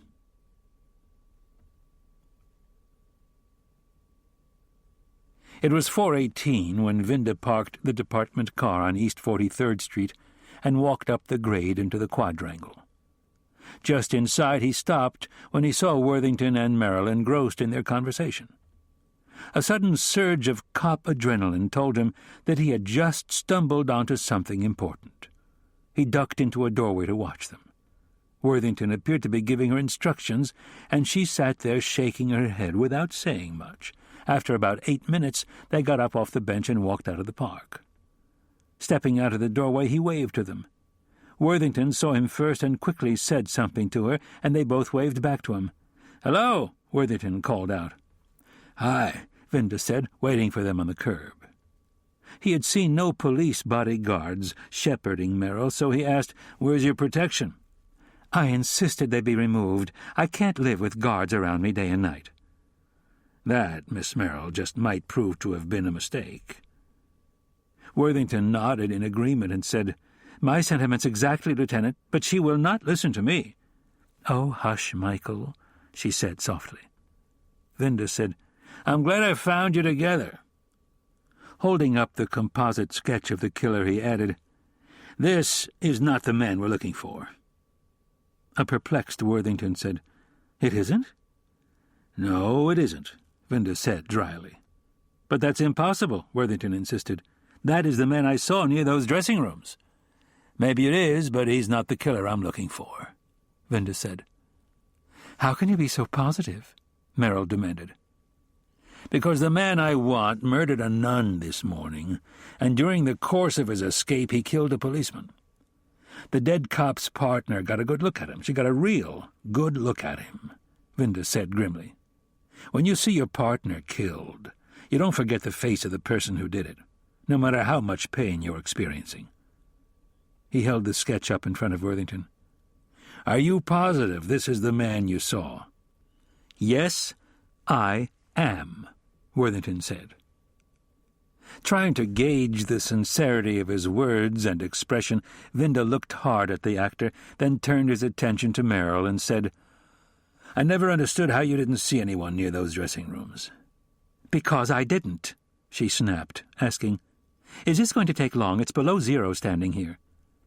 "Why don't we duck inside?" Worthington said, leading them into the apartment building's lobby. The plaque above the white plaster fireplace bore a blue coat of arms. Logs crackled in the fireplace. "Did you ever consider, Lieutenant, that your killer might wear disguise?" Merrill asked. Vinda answered, "We've thought about that possibility." He suppressed a temptation to ask her about her part in the movie Thin Lies and to query her about the two stuntmen in the same movie, Griffin and Holman. He didn't because cops hold their cards close to the vest, real close. Worthington's attention had drifted to the ribbons of flame lapping upward inside the hearth. His calm exterior hid his inner turmoil.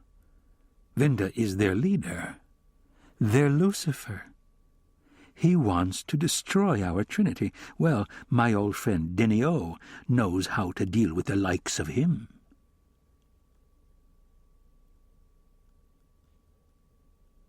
Agueda and Hagstrom walked out of the Beaux-Arts lobby of 1514 Broadway. They had just come from the offices of SAG, the Screen Actors Guild, where they had retrieved glossy photographs of Frank Griffin and Otto Holman from the inactive stuntmen's file. Agueda looked across the street at the short line of people outside the discount theater ticket booth on 46th Street. It was 6:15 on a Wednesday evening, and usually hundreds of people snaked around Duffy Square, waiting their turns to purchase half-price tickets for that evening's performance. Duffy Square was almost empty. Hagstrom looked back at her partner and asked, "A cup of tea?" They walked about 10 feet to the open-fronted sandwich shop and ordered. The counterman set down steaming cups in front of them and pushed off to take care of another customer. Dunking her bag into the water, Agueda asked, "What's happening with you and Tony?" Hagstrom grinned sheepishly. "Tony Marcella is your average married man with a congenital predisposition toward infidelity. I only keep him around to take the edge off until I can meet someone who is available and mature enough to want a meaningful relationship." "I never did understand when a relationship becomes meaningful. When it becomes uncomfortable." They laughed. Agueda moved close to ask confidentially, "Is he good?" "He's a selfish lover. He doesn't play all the instruments." Agueda sipped tea, whispered over the rim of her cup, "Perhaps you should teach him how." "I stopped playing teacher a long time ago." Hagstrom pulled the bag out of her cup and set it in a dirty ashtray. Looking down into the dark liquid, she asked, "What's going to happen with you and the boss now that—" "I don't know," Agueda blurted before Hagstrom could finish her question. She reached into her pocketbook, slapped down $1 on the counter, and walked off without finishing her tea. Hagstrom followed her, feeling dumb for having asked a dumb question. They had gone only a short way down the street when both their beepers went off.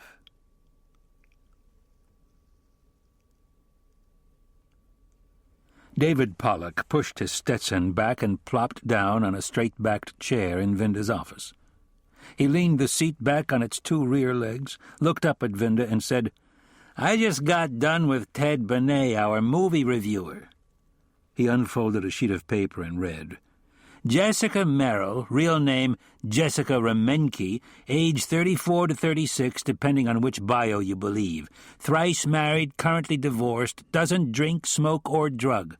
Stage-trained, born in Camden, New Jersey, and knocked around doing the whole 9 yards until her break in Mora Flats. Private life. Nobody knows much about her off-screen. He looked at Vinda, adding, "My guy also told me that she and Worthington have the same agent, Marshall Hawthorne, in real life one Morty Heimowitz, a sleazebag originally from Flatbush who gets off on playing the wise guy and wants everyone to call him Vinny." And Worthington? An unusual Hollywood success story. No training, knocked around at odd jobs doing this and that before he landed a small part as a judge in a movie called Deadly Verdict. That part mushroomed into a movie career. Worthington is his real name. According to his bio, he's 58. Carefully pinching his chin between his thumb and forefingers, Vinda said aloud, "I wonder how he landed that part in Deadly Verdict." Word is that J.B. King, the producer, was searching for some actor to play the part, and someone whispered Worthington's name to him. Worthington was tested for the part, and the rest is history. His voice honeyed. "Would you like to know who his rabbi was?" "You know damn well I would." "Jessica Merrill." Vinda did some fast calculations. Valerie Griffin, DOA in 79. Merrill's break in Mora Flats in 80. Merrill and Worthington worked together in Deadly Verdict in 85. Mary Lucas's father gets himself blown up on the Parkway in 86. Thelma Johnston and Mary Lucas are homicides in 91. 91 seems to be this guy's out-of-the-closet year. What else can you tell me about Worthington? Very professional, always comes on the set prepared. Never difficult, except when other actors are late or unprepared. He doesn't drink, drug, or smoke, and keeps his schmuck in his pants. Lives in Manhattan with his one and only wife, Valerie. Again, Vinda felt the sudden surge of adrenaline through his body. Valerie Griffin and Valerie Worthington. I just wonder, he mused to himself, remembering Sister Mary Margaret telling him how paranoids drew people into their own belief systems. "Will you find out whatever there is to find out about Morty Heimowitz?" "I know that guy from way back. He used to be in the porn flick business. Word was that the smart guys put up the money, and he put up the know-how. He took a fall for kiddie porn, did 3.5 to 5. Vinda thanked the newspaperman for his help, again promising Pollock the inside exclusive on the story once the case was broken. Pollock left the office a few minutes before Moose and Marcella returned, responding to his 10-2, report back forthwith. Agueda and Hagstrom walked in behind Moose and Marcella. "What's up?" Agueda asked the whip. "Did you get the photos from SAG?" Vinda asked her. Handing him the envelope, Agueda said, "Holman and Griffin hadn't paid SAG dues in over 5 years. We were lucky they still had their photos on file." Vinda slid out Holman's photograph and saw that he wore his extreme military haircut even back then. He slid that picture back into the envelope and took out the other one. His eyes widened when he looked at Griffin for the first time and saw how ugly he was. Griffin's lower jaw was ludicrously counterpoised below a markedly enlarged upper jaw with fiercely bucked teeth. His teeth were not only protrusive, but the jaw itself was enlarged so that he couldn't even close his lower lip over the widely spaced teeth. He had a real horse face. Vinda turned the photograph around to make sure they had the right guy. The name on the back said Frank Griffin, Stunts and Pyrotechnics. "This guy doesn't look anything like the face in our composite." "We know," Hagstrom said. "I'm beginning to think our victims were not all the subjects of random homicides. Lucas, Johnston, their fathers, and Adelaide Webster are all connected in some way to Frank Griffin," Vinda said. "How is Adelaide Webster connected?" Moose asked. Vinda said, "Her father produced a movie in which Griffin worked as a stuntman." "That's pretty slim, Lou," Moose said. "Not so slim," Vinda disagreed. "Merrill also worked in movies produced by Webster, ditto our bomb salesman, Otto Holman." Looking at Griffin's deformed face, Vinda told Agueda and Hagstrom, "Go back to SAG and get a photo of Worthington, then get it over to Kings County and show it to Lucy Seaver. Then I want you to pair off, boy, girl, and canvass Worthington's neighborhood, find out if anyone there knows his wife. I want to know if she really exists, and be cool. I don't want him knowing we're checking on him." Hagstrom good-naturedly took hold of Marcella's arm and said, "Come on, handsome. I'll show you how to be a real detective." Corregidor was crowded. A new police commissioner brings new players into the arena, new faces beaming with the joy that comes with newly acquired power. Agent Orange, his voice booze-sad, stood with his clique at the end of the bar. Most of the ex-C of P loyalists would now retire rather than suffer the indignity of being dumped out of the big building into the street. Tim Eberhardt was loudly bewailing the demise of the good old days, while those around him vainly hid their gloom behind stoic countenances. The soon-to-be ex-chief spied Vinda entering and gestured in a drunken fashion, "Lou, come over and have one with us." "Later, Chief," Vinda called back, plunging into the crowd in search of Malcolm Webster, who had telephoned him a short while ago and asked to meet him. Something urgent, he'd told Vinda. He spotted him ensconced behind one of the alcove's cocktail tables, keenly observing the shenanigans out of the bar. "This place reminds me of the executive dining room at RJR Nabisco during the leverage takeover war." Pulling a chair away from the table, Vinda said, "You were part of that bloodbath?" Webster smiled smugly. "Avarice, Lieutenant, is the American way." Gesturing to Agent Orange and his supporters, he added, "I assume they are the outs?"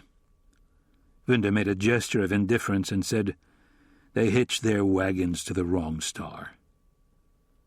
Webster slid an envelope out of his pocket and carefully placed it on the table in front of him, folding his hands on top of it.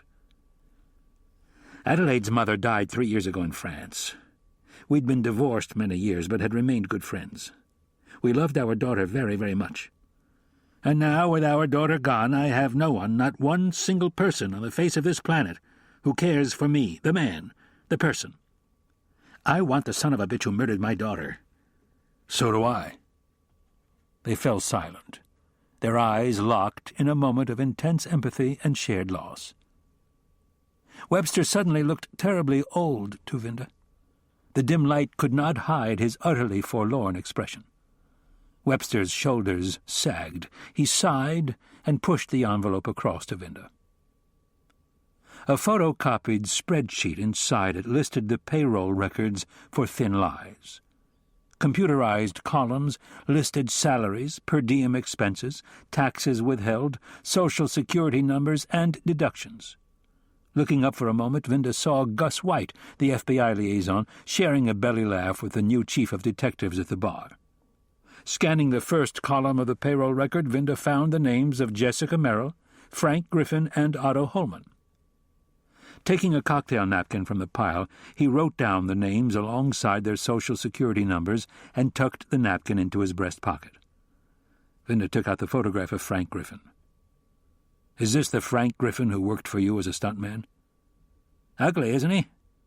I guess handsome is not a requirement for taking dives out of windows and off bridges." "No, it certainly isn't," Webster said, shaking his glass at the waiter, ordering another. "Want something?" "No, thank you," Vinda said, holding up Otto Holman's picture. "Yes, he worked on the movie, too. He was the stunt coordinator. He hired all the stuntmen." "What else do you have for me?" Vinda asked. "I found something else while I was searching through those old production records, but before I give it to you, I'd like to ask a question." "Ask."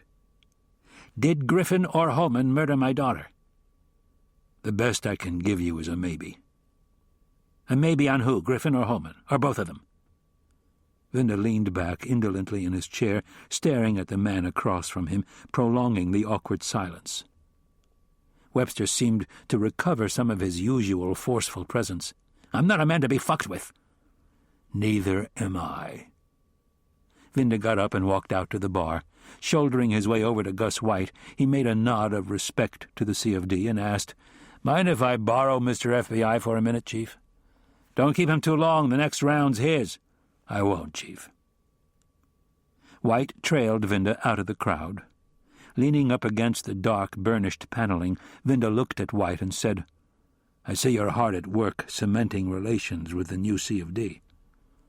"It's all in the stroking, John, nice and easy, like sighting in a hair and squeezing one off." Vinda took the cocktail napkin out of his pocket and tucked it into White's suit pocket, assumed the hand-blocking lips position, and said, "I need work histories on those Social Security numbers." Pretending indignation before himself making the lip-blocking gesture, White protested, "Those records are sacrosanct. Your department and mine have elaborate procedures that must be adhered to in order to obtain those records." "Gus, stop pulling my chain and give those numbers to one of your sacrosanct agents assigned to Social Security, and Gus, I need it fast." "Bartender," White called as he plunged back into the crowd. "A Gibson, up, cold, dry, and stirred, not shaken." Turning to walk away, Vinda found Webster blocking his way. The former movie producer was proffering a business form. Vinda looked down at the form and said, without even trying to read it, "Your price is too high." "Take it anyway. We'll negotiate after you catch him." Vinda took it and walked back to the alcove.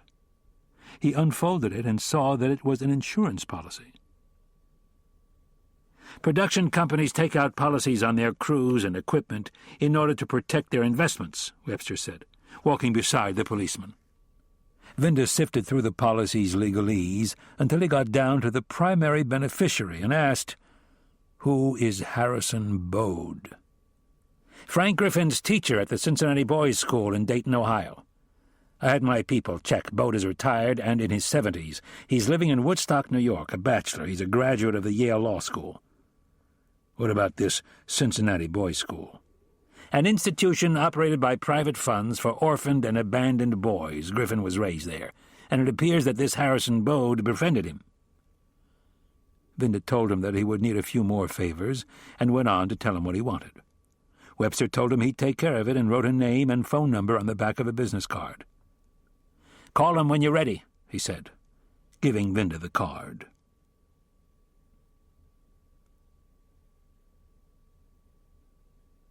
Chapter 25. At 8 o'clock the next morning, a blue helicopter lifted off the bull's-eye of the landing pad on the roof of police headquarters and flew out over the city. The pilot, a well-built man in his mid-30s, with dirty blonde hair, wearing yellow-tinted aviator glasses and an emergency service aviation unit patch on the shoulder of his flight jacket, shouted at Vinda over the whine of the engine, "We're on our way, Lou." Vinda gave a sharp, nervous laugh. "I hope this egg-beater stays up." Moving the cyclic control stick horizontally, the pilot shouted, "Not to worry, Lieutenant." Looking down at the streets of the city below, Vinda thought about last night. He had gone back to his apartment directly from Corregidor. He had undressed and showered, and, leaving the bathroom with a towel wrapped around his waist, aimlessly paced from room to room in the large, desolately empty apartment. He'd found himself back inside the bedroom. On an impulse, he had opened Jean's dresser and found all her clothes gone. Only her scent lingered, and that too would fade with time. He had forgotten that he had asked Jean's cousin, Bernice, to clean out all of her clothing and give it to charity. Vinda had been incapable of dealing with her personal effects. On her dresser sat cosmetics and hairbrushes gathering dust.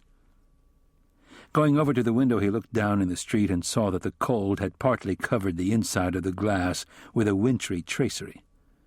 He scratched Jean's name in the frost. Stepping back, he had looked at the name and angrily erased it. "I have to start living. I have to," he thought. Driven by an urge to get out of the place, he had dressed and left. Erigibos was rocking with a mixture of samba duro and samba reggae music. Vinda darted out onto the dance floor and lost himself in the swaying crowd. He felt released from his misery, at least for the moment. The next song was Maravilha Morena, a romantic ballad. He remained on the dance floor, swaying to the soft beat, his arms loose at his sides, his head tilted. He felt a presence in front of him, opened his eyes, and saw Margaret gyrating up to him. Their bodies touched and held, moving as one. He felt the rush of warm blood throughout his body. "This song is about me," she said. "Dark-skinned wonder," he said, giving the title of the song in English. "Yes." Her breasts caressed his chest. He stared at her full, dark red lips and fiery eyes. "It's time, damn it, it's time," he thought, as he pulled her closer to him. "I have a magical body, John," she whispered in Portuguese. His breath caught. "I believe you." "Let me invite you to rejoin the world." He took her hand in his and led her off the dance floor.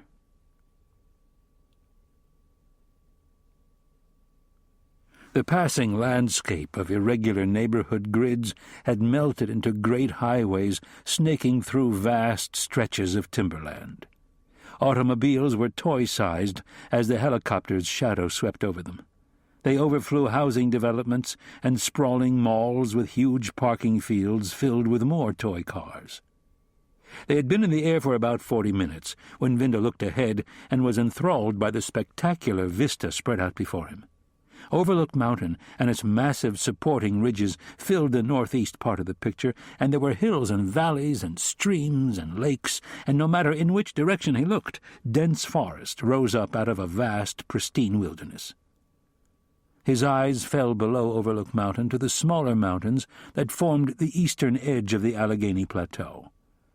Echo Lake was bounded by woodlands, and in the west he saw where the Indian Head Range disappeared behind Alderbark Mountain, and in the southwest, gleaming with icy brilliance in the morning sun, lay the Ashokan Reservoir. "Some view, huh?" the pilot shouted. Shaking his head in agreement, Vinda said, "Sure beats the Bronx." The helicopter overflew the white steeple of Woodstock's Dutch Reformed Church and circled a clearing just outside of the town. A state police cruiser, its turret lights throwing pale colors across the snow-covered field, was parked at the edge of the woods. A trooper, bundled up in the winter gray of the state police, leaned up against the cruiser's fender, watching the NYPD helicopter touch down in an uneventful landing. "Here we are, Lou, safe and sound," the pilot said, reaching across the cockpit and pushing open the door. "Watch your step climbing down." Vinda ducked under the still-turning blade and jogged over to the police cruiser. The trooper, a middle-aged, burly, homespun sort of a guy with a square face, broad shoulders, and a tapered waist, regarded the city cop with a mixture of disapproval and curiosity. He was dressed in a three-quarter wool coat, heavy wool trousers, fur-lined boots, gloves, and a flap-eared wool cap. Vinda's apparel consisted of a tan overcoat, brown suit, white shirt, and paisley tie. Running toward the trooper, he became aware of the crunching snow and a sensation that his feet were burning with pain from the intense cold. He and the trooper shook hands. "I'm Al Brophy, Lieutenant. I suggest we get started." Sliding into the passenger seat, glad to be inside the warm car, Vinda asked, "Mohawk Trail Road near here?" Brophy's lips drew back in a sort of smile. "Not really, and it's not a road exactly, more like a location on a map. Your Mr. Harrison Bode is a mountain man, Lieutenant." "In New York State?"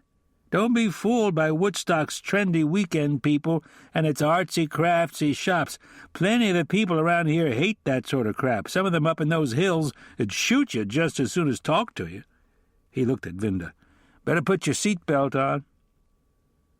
They drove through Woodstock and continued on Route 212 for about 7 miles before they turned right onto a narrow, rutted road lined on both sides by dense timber. Brophy's attention remained fixed on the road ahead of him, guiding the car as if by some sixth sense around potholes camouflaged with snow and fallen leaves.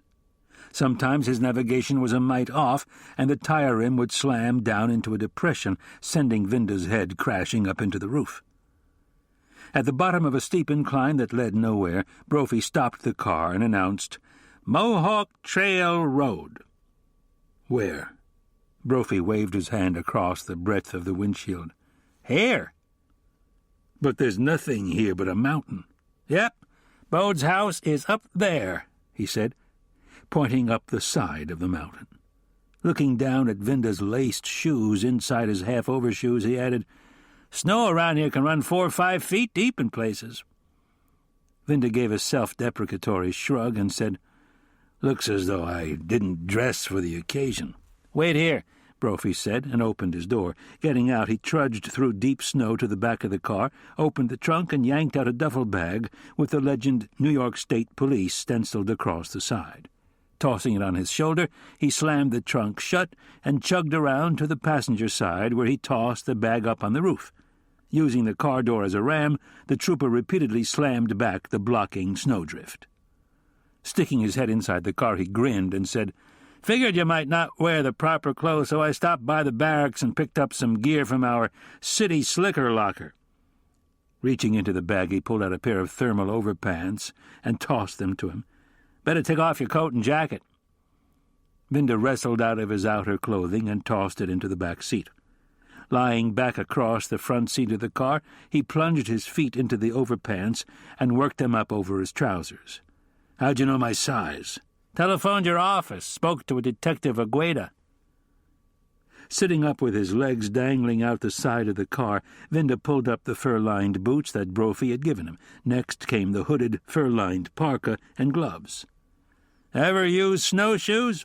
Brophy asked, reaching into the back seat and taking 2 pairs up off the floor and laying them on the snow. Vinda looked down at the oval wood frames strung with thongs and answered, "Many years ago." Watching the city policeman slide into his new footwear, Brophy put on his own set of snowshoes. "You coming along?" A beguiling grin lit up the trooper's weathered face. "I think I'd better, don't you?" "Yes." They trudged up the side of the mountain, Vinda following in Brophy's trail. Vinda's arms and legs began to ache, and sweat trickled down from his armpits and coursed over his chest. His breathing became labored.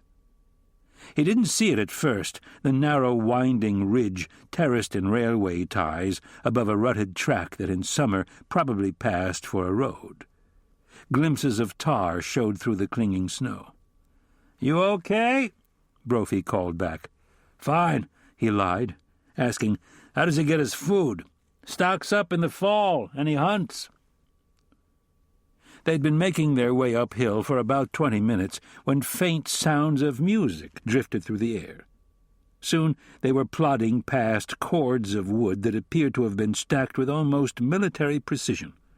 The music grew louder.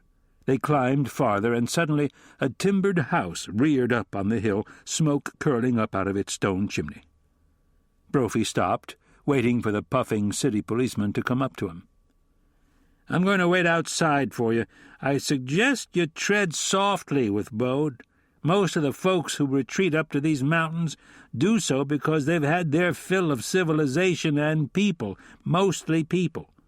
They got plenty of hurt and anger hidden inside 'em, and it don't take much to set 'em off. I'll be careful." They made their way over to the porch and took off their snowshoes. Vinda turned and drank in the view that spread out before him. He wished Jean could be there to share it with him. Then he shook himself out of his reverie, turned, and walked up onto the porch. He had barely raised his hand to knock when the heavy, solid wood door was pulled open. "What do you want?" Bode demanded. Not tall or short, but medium-sized and wiry, with deep gray eyes and thin lips. Bode had a good-sized nose streaked with bluish veins. His face was almost completely covered in unkempt hair, with a beard that stretched down to his chest. His eyebrows were beyond being bushy. They grew out of control in every direction, and his overgrown mustache looked like a spur running off into his matted hair. Holding out his police credentials, Vinda said, "I need to talk to you about one of your former students at the Cincinnati school." Bode eyed him with distrust. "What student?" "Frank Griffin." Color flooded Bode's cheeks. He silently stepped to the side, allowing Vinda to enter. "I'll wait outside," Brophy said, as if reaffirming his presence. A stone fireplace took up most of one wall of the timbered room. A balcony circled the living area and served as a library. Stacks of books were everywhere. The hearth crackled with burning logs. Bode wore thick-soled boots and a checkered shirt tucked inside his bib overalls. He walked over to the music system and, after pausing to listen to the end of a movement of a Mozart piano concerto, lowered the volume. He turned, with weary distaste in his eyes, to face the policeman. One look at him, and Vinda could tell that this was not going to be a convivial chat. He needed some way to win Bode's cooperation. The mountain man crossed the room and sat on a wood sofa with orange corduroy cushions. Lowering himself into a pine chair across from Bode, Vinda looked around the room and then looked carefully at the books stacked on the table next to him. Many of them were in foreign languages. 2 of their spines bore Portuguese titles. A spark of excitement ignited in his chest when he realized that he might have discovered a way to get through to the glacially silent man. One of the books was on the life of Ferdinand Magellan, the Portuguese explorer and navigator who conducted the first circumnavigation of the globe. He grinned tiredly at Bode and said in Portuguese, "I see you're reading about our great navigator Magellan." Bode's face pinched together with surprise, and he began dancing his fingertips together. Vinda continued talking in his father's tongue. "Family legend has it that my distant cousin was Francisco Serrao, who sailed with Magellan in 1508 from Cochin to Malacca." Bode responded in halting but clear Portuguese. "Exactly what do you want of me?" "Frank Griffin needs your help." Bode, switching back to English, tossed him a look of infinite scorn. "Since when do the police help people?" "Since always." "The police killed Frank's wife. They destroyed his life." "That was an accident." He knew that he needed to come up with something that would draw Bode out of his shell of isolation. "Frank thought a lot of you. Did you know that he made you his beneficiary? Now he needs your help." Bode gnawed his lower lip. "What kind of trouble is he in?" "We have reason to believe that his life might be in danger." "Why?" "I can't tell you that. You're just going to have to trust me." He reached into his parka and took out the photograph of Griffin that he had taken along with him. "Is this Frank?" "Yes." "Will you please help me find him? I promise you no harm will come to him." "I don't know where he is. Haven't heard from Frank in years." "Will you tell me about him? The kind of person he is?" Bode sat, frozen in silence, staring up at the row of crossbeams.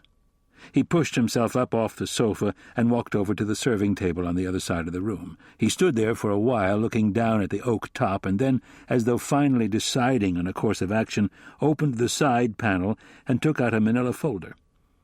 Coming back across the room, he handed the folder to Vinda and said, "In order to tell you about Frank Griffin, I must first tell you things about me." The old newspaper clippings were from the Southampton News and told the chilling story of a sexually abused child killing his abuser, his father. Harrison Bode was 12 when his drunken father first crept into his bedroom, and 16 when he cowered in bed, cradling the shotgun he had just removed from the library gun cabinet. Harrison knew that his father had been drinking and that he would be coming to his room, so he waited with the gun for his tormentor. There were photographs of their Southampton estate and one of the child and his socially prominent mother. The story offered some hints of the torments Bode had suffered. Vinda heard the squeak of a cork and looked up from the clippings to see Bode opening a bottle of champagne. "I've inherited some of my father's tastes," Bode said. The incongruous sight of a mountain man standing next to a silver wine bucket, opening a bottle of champagne, reinforced Vinda's belief that we all live inside the many worlds of our own heads. Bode popped the cork and poured the wine into stemmed glasses. He handed one to Vinda. Sipping, Bode said, "After 20 years of visiting a therapist 5 days a week, I decided to give up the practice of law to devote my life to helping abused and abandoned children. Hence the Cincinnati School." Looking at the stream of bubbles rising up the center of his glass, he added, "I was never going to be able to marry or have children, so I decided to try to help other boys avoid the hell that my life had become. My father's legacy to me, besides his money, was impotence." "You're a brave man, sir." Vinda's compassion caught the mountain man off guard. He stared at the policeman for a long time. Finally, he sucked in a deep breath and began to talk about Frank Griffin.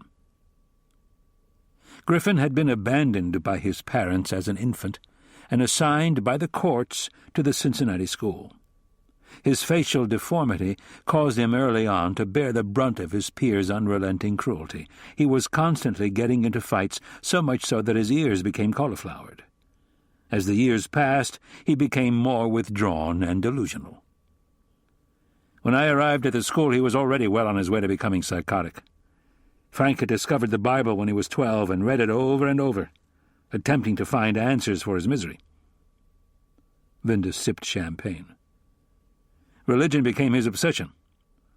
He was fascinated with matters involving the action and influence of supernatural and supernormal powers. The more he studied, the deeper he delved, and the more withdrawn he became. He came to believe that by possessing the secrets of the occult, he garnered the strength he needed to cope with his own inner torment.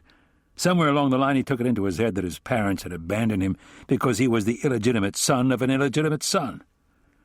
Do you know the significance of that? Vinda put his glass on top of the stack of books on the end table and said, "It's one way to become a vampire." He looked at Bode and asked him, "Why didn't anyone at the school get him help?"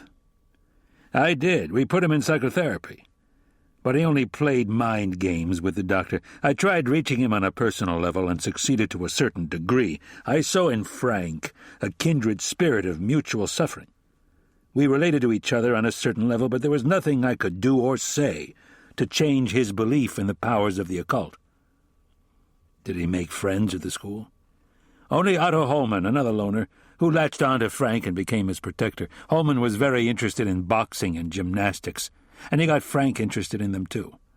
Frank had a natural ability for that stuff." He told Vinda that Griffin had left the school when he was 18 and worked around the country at odd jobs. Some years later he ran into Holman, and his friend from the Cincinnati school got him a job as a stuntman in Hollywood.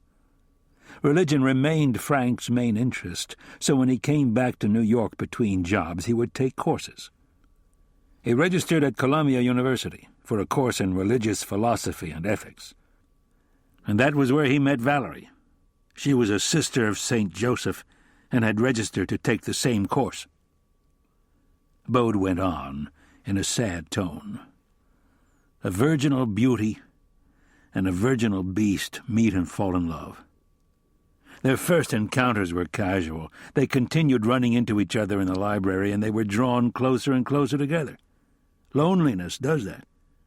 You desperately grasp at any signs of love or friendship. Valerie was going through a trying period in her life. She'd not taken her final vows and wasn't sure she wanted to. And before either of them realized what was happening, they were in love. He gulped the rest of the wine in his glass, poured more, and angrily jammed the bottle back into the ice bucket. Their love ended as all respectable Greek dramas do, in inexorable, gut-wrenching tragedy. Did you hear from Frank after his wife died? Nothing for a while. Then 7 months after Valerie's death, he telephoned, asking to borrow $10,000. I lent him the money, and he repaid it within 18 months. I never heard from him again. 7 months after her death would make it January of 80, and repayment 18 months later would make it July 81. That sounds about right. Did he tell you why he needed the money? No. How did you two communicate after he left school? We exchanged letters. Vinda reached out and picked up his glass. Do you still have those letters? No, I threw them away. Vinda knew somehow that Bode was lying. Why do you think Otto Holman took Frank under his wing? Holman was also an abused child. He was scared and mistrustful. and tried to hide it behind his bravado. People like that only let the less fortunate get close to them. And Frank's ugliness put him on the bottom of the heap. Do you think Frank was capable of taking his own life? Bode looked at Vinda contemptuously. We're all capable of taking our own lives, Lieutenant. All that it requires is the right set of circumstances occurring at precisely the right moment. Death for Frank would have meant release from torment and the beginning of a great adventure. Who is Dinny-O? Bode sank into a sullen silence and yanked the bottle out of the ice bucket. Dinny-O was Frank's childish version of a myth out of ancient Irish folklore. A Robin Hood-type hero who came out of the mountains to smite evildoers. Whenever Frank did something reprehensible, he would try to avoid responsibility for his act by slipping into his Dinny-O act. He shoved the bottle back into the ice, and holding the glass by its stem, recited, "From thunderous fire Dinny-O did rise, with ancient fury in his eyes. Through the darkness he did soar, to fight the demons of the moor."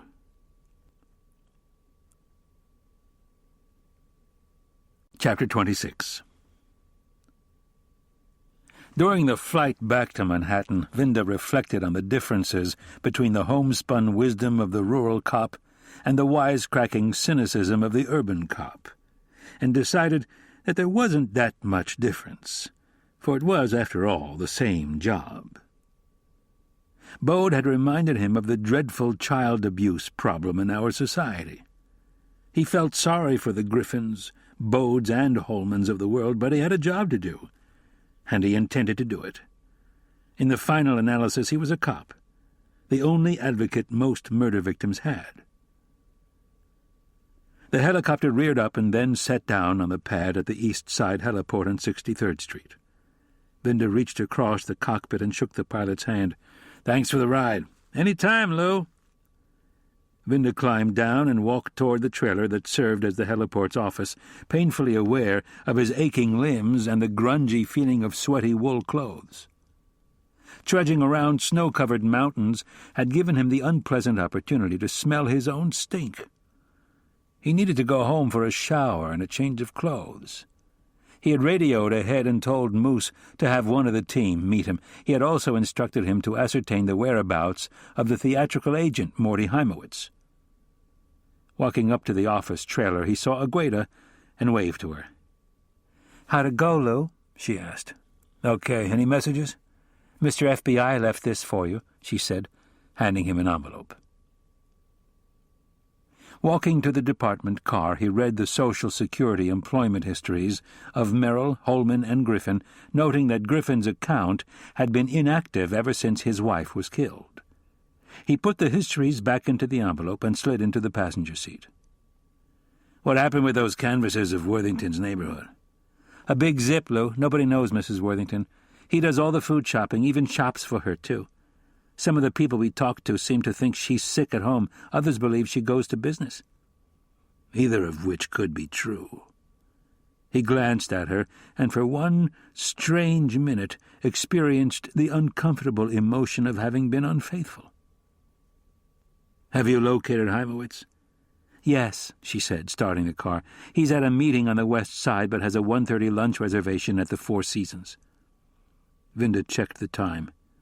"We have an hour to spare. Would you mind driving me home? I need a fast shower and a change of clothes." She parked near the corner and tossed the vehicle identification plate on the dashboard. He turned in his seat to look at her and said, "You can wait here, or, if you like, come upstairs and I'll make you a cup of tea." She dropped the car keys into her pocketbook and said, "That is the best offer I've had in a long time."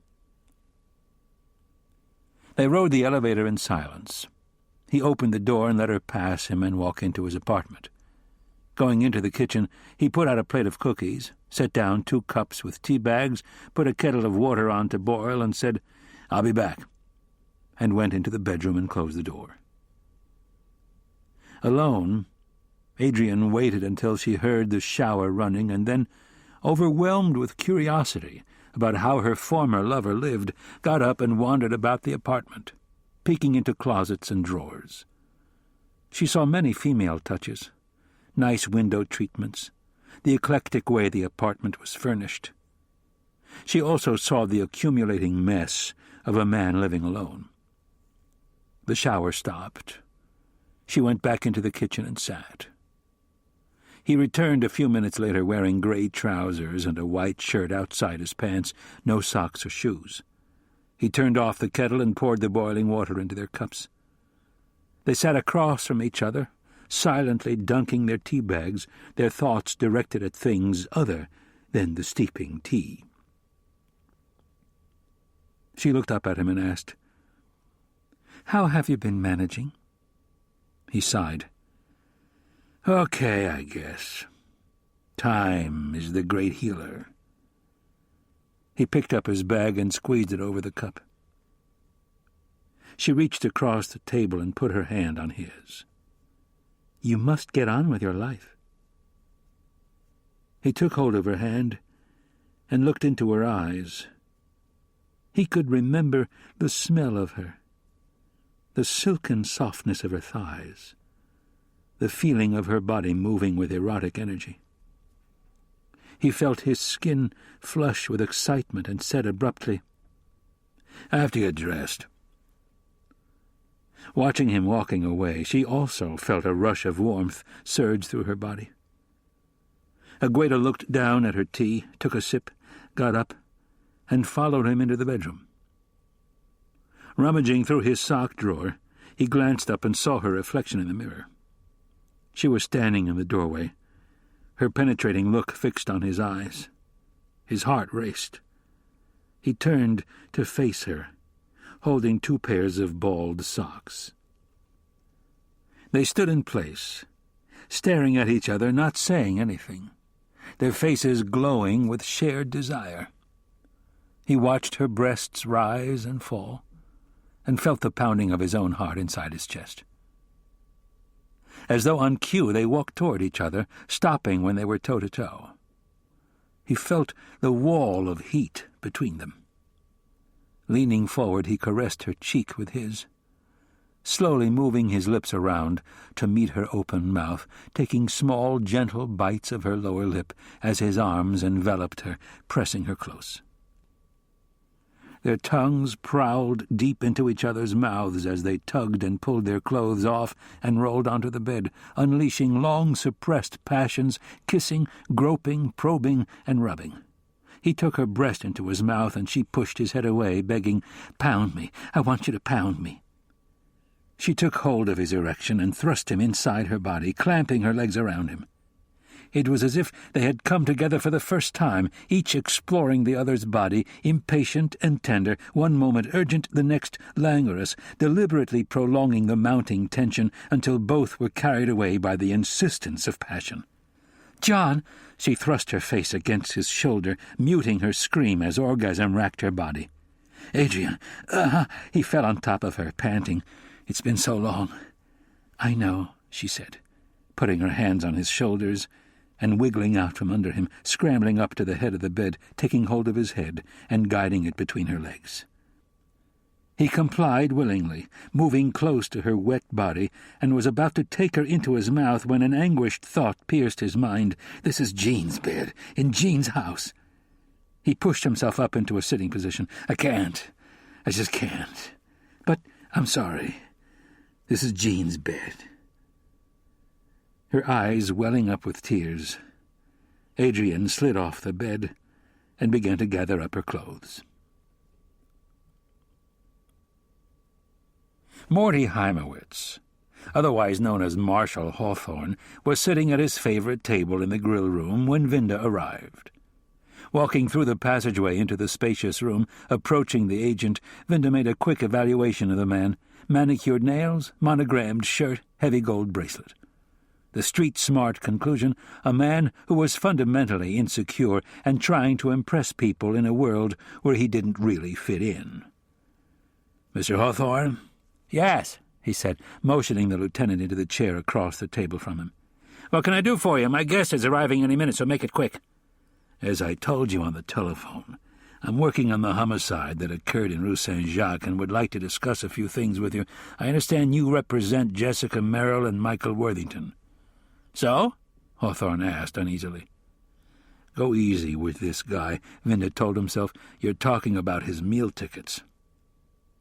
"I guess it's difficult getting into show business without an agent." "Almost impossible. We weed out the talentless and the lazy." Worthington was sure lucky to break into the business so late in life. "I understand he had no formal training." "Michael is very talented. And besides, Jessica pushed him along. She brought him to me." "So they were friends before his acting career?" Vinda looked at him with open suspicion. "Why are you interested in them?"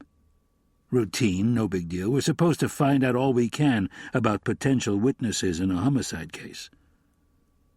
Toying with his glass of white wine, Vinny said bluntly, "Anything you want to know about any of my clients, ask my lawyers."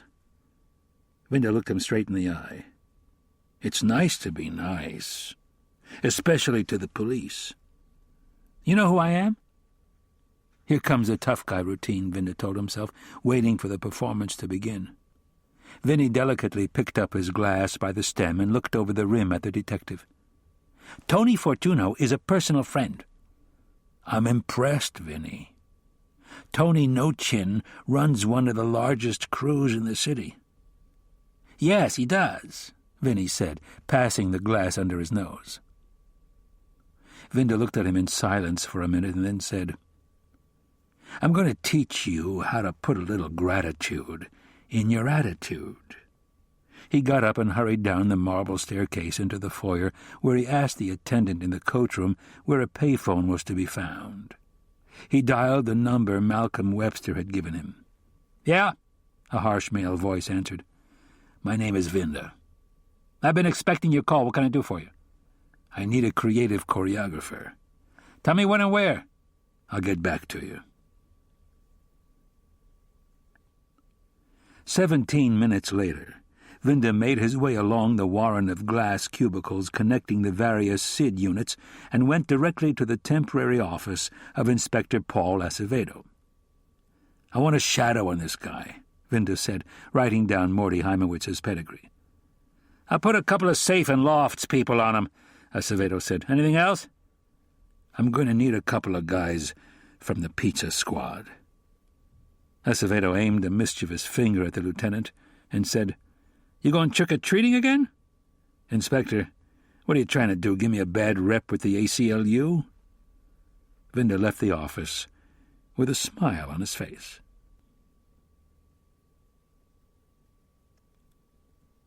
Chapter 27. Fire trucks fought to get through Chambers Street's choking traffic. On the 11th floor of police headquarters, Vinda leaned back in his seat and replayed this afternoon's bedroom scene with Adrian. On one level he was glad that it had happened. On another he was overwhelmed with guilt. He didn't want to hurt that woman again. Margaret Lupo had been just a case of horniness on both sides. Adrian Agueda was quite another matter. He picked up the pad of Post-its and jotted himself a reminder. Contact Webster's choreographer. Get Pizza Squad detective for Vinny. Lifting up the desk blotter, he attached the little yellow note on the front of the squeal envelope. Suddenly Vinda realized that he hadn't eaten since morning. He telephoned out for a chicken salad on rye, sour pickle, and skim milk. As he was hanging up, he noticed a manila folder with a note from David Pollock attached to the flap. "Thought you might need these at some point." He opened the folder and saw a stack of publicity photos of Jessica Merrill and Michael Worthington. He studied them for a few seconds and put them away. Taking out the Social Security work histories that Agueda had given him at the heliport, he saw that Merrill, Griffin, and Holman had worked together on more than one movie. After he had left Inspector Acevedo's office earlier, he had gone to the Criminal Records Division and gotten a copy of Morty Heimewitz's yellow sheet. The theatrical agent had taken a fall in 78 for violation of Section 263.05 of the Penal Law as a C felony, use of a child in a sexual performance, and had pleaded guilty to a reduced charge and done 21 months in Greenhaven Prison. Vinda was perplexed by how Heimowitz, even after his transformation into Hawthorne, had managed to become the agent for a major star like Jessica Merrill. It just didn't add up, he was thinking, when the phone rang and the message came that his lunch was waiting downstairs at the security booth. He retrieved his lunch and started eating, his eyes fixed on the blackboard. On it he had written, Valerie Griffin, DOA by Lucas and Johnston. Lucas's daughter Mary, homicide victim. Johnston's daughter Thelma, homicide victim. Webster's daughter Adelaide, homicide victim. Below this he wrote, Linda Camacho, no known connection. Nuns, no connection. He and his team now knew that this was no random series of killings. There was a clear pattern of relationships, except for Camacho, the nun, and the terrible bombing. It all had to connect, but how? He was chewing on a sour pickle when Moose burst into his office. "Shit's hit the fan, Lou. I went over to see Lucy Seaver yesterday, but she was having more surgery on her knee. She got out of the recovery room just a little while ago. Now, she was still kind of groggy, but she thought there was a strong resemblance." "What the fuck are you talking about?" Vinda asked in bewilderment. "Worthington, damn it! You told me to show her Worthington's picture. She thinks he's our perp, not the guy in that bullshit composite." Vinda felt almost sick to his stomach. How could this make any sense? Frank Griffin didn't look anything like Worthington, but Griffin didn't look anything like the composite sketch either. Now thoroughly confused, Vinda looked back at his chalked notes on the blackboard. "Jesus, yes," he said. "He kills their daughters." He almost knocked the console off the desk as he lunged for the phone. The dried stalks of dead plants in the flower beds set against old hedges cast shadows across the path of snow leading up to the backyard's wooden staircase. A large window to the right of the glassed-in porch revealed a woman moving about the kitchen with a telephone glued to her ear. Worthington climbed over the adjoining yard's fence and squatted beside a large bush. Opening his knapsack, he took out the polystyrene box that contained his fangs. Clamping them over his teeth, he looked out at the woman, trembling with anger. Reaching back into his knapsack, he took out the upper half of his clean suit and slipped it over his head. That done, he tugged on his modified hood with the cutout in its faceplate. He took a pair of glass cutters from a side compartment of the knapsack and pulled on his gloves. Still squatting, he carefully reconnoitered the area. The house to the right was in total darkness, while the one on the left had some lights on in front. Standing, he moved furtively toward the porch, his booted feet almost noiseless in the snow.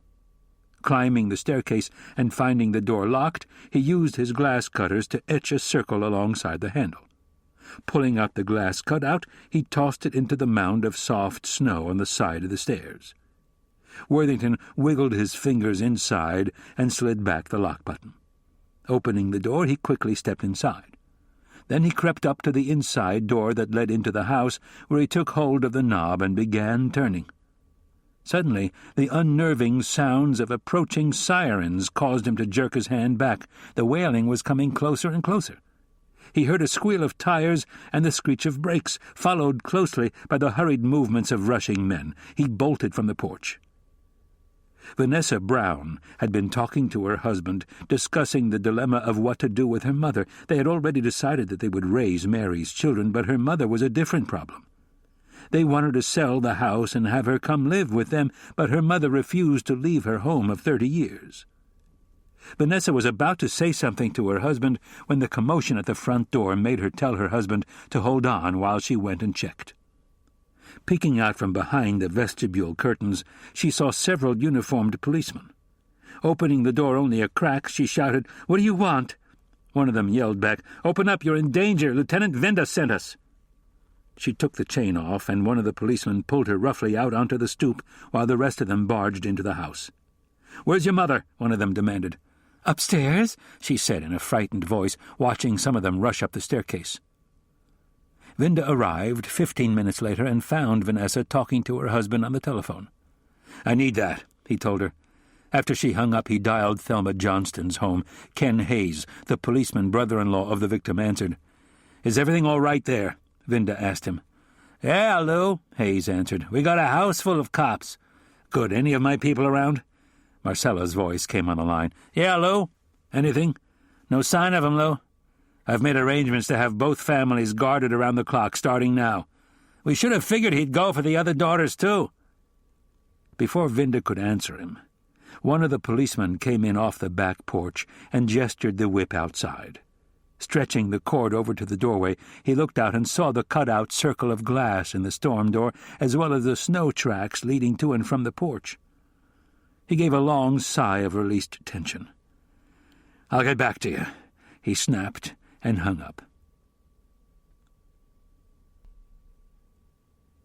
Driving along Hanson Place, Worthington glanced into South Elliott Place and saw the flashing turret lights of the police cars.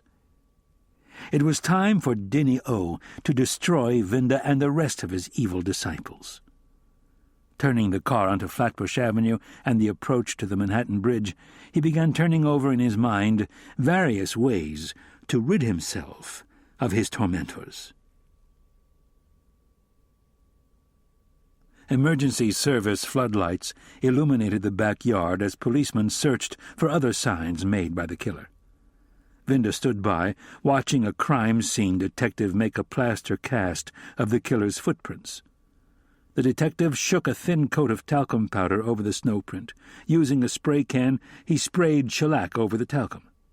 He added more talcum while the shellac was still wet and repeated the operation several times until a skin-like layer of talcum and shellac protected the footprint. Reaching into his kit, the detective took out a bag of fine-grade plaster of Paris that he sprinkled over a pint of water. The plaster of Paris spread across the top of the water and sank to the bottom of the cup. When that happened, the detective stirred the mixture and poured it into the snowprint. He didn't fill the impression, but stopped when it was about 1/3 full to add small twigs he had gathered for reinforcement. When that was done, he poured in another layer and allowed it to harden. Watching the detective, Vinda thought that now he had the perp's footprints, but still not a clue to what the bastard looked like.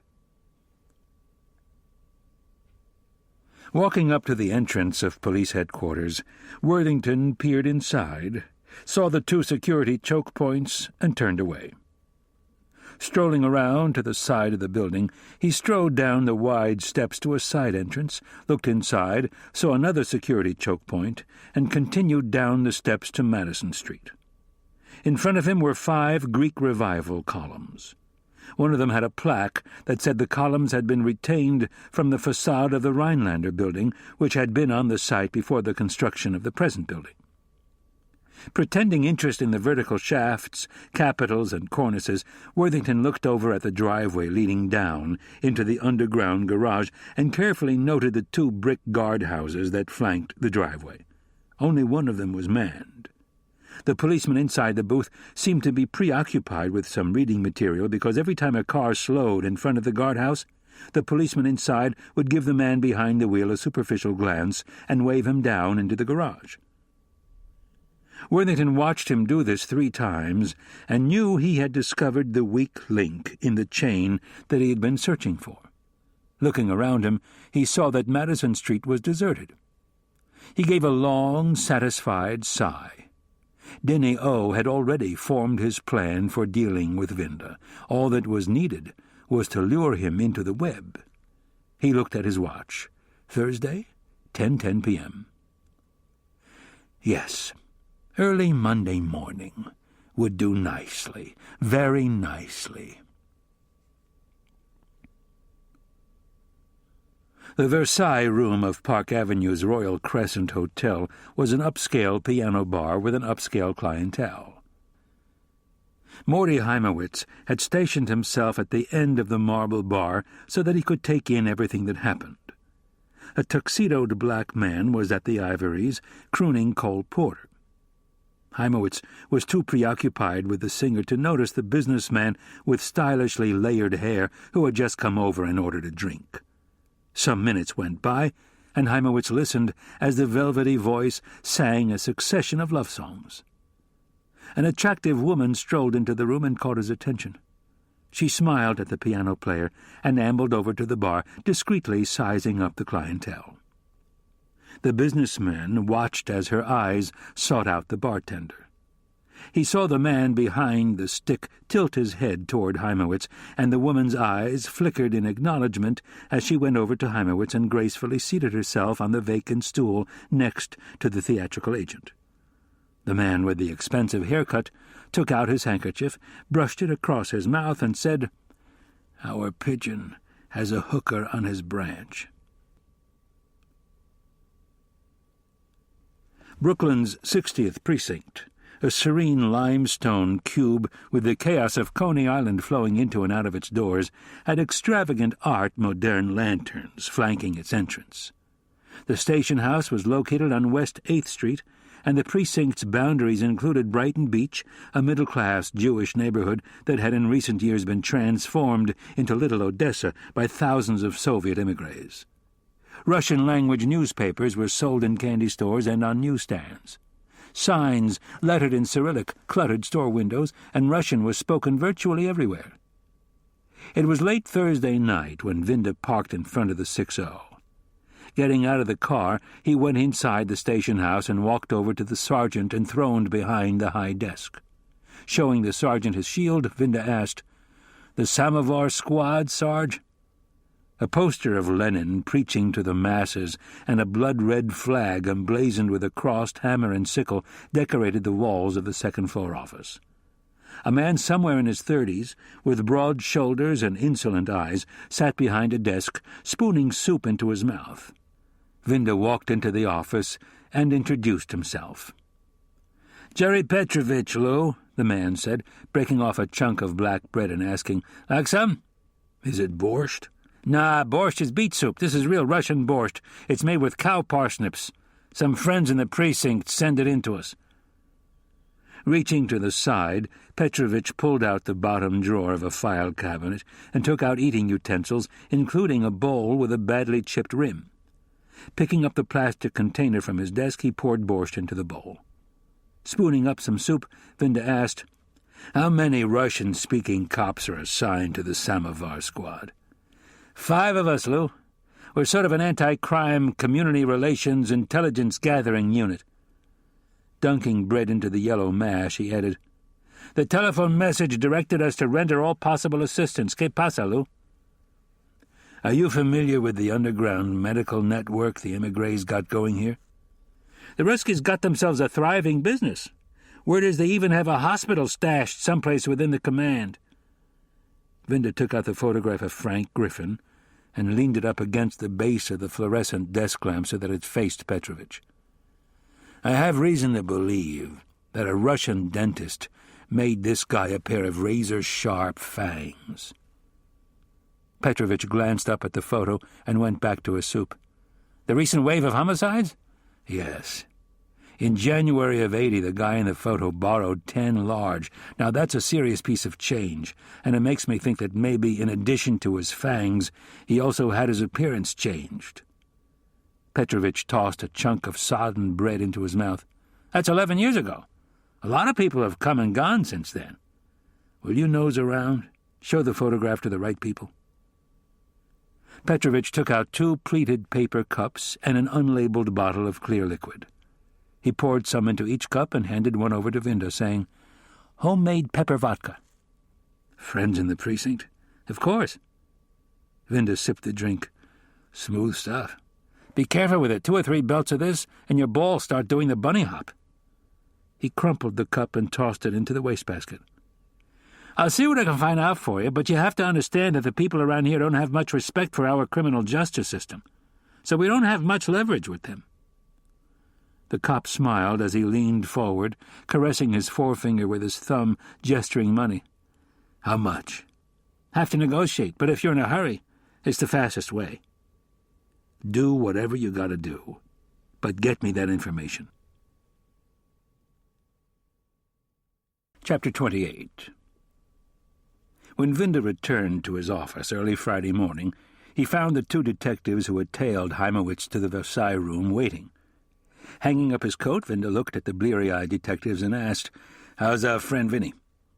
The one with the designer hair said, He left the bar around midnight with a hooker. We tailed him to a location in the West Village. They resurfaced around 3, and we saw Vinnie Boy put the hooker into a cab. We decided to go for the Broad. She got out at 15th and 5th, and we scooped her up. Was the lady cooperative? Vinda asked as he moved behind his desk and sat down.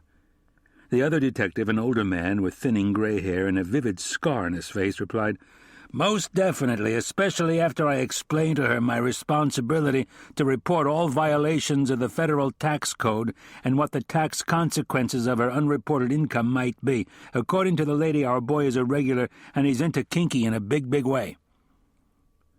After the Sid detectives had gone, Vinda got on the phone to Malcolm Webster and asked for some additional favors.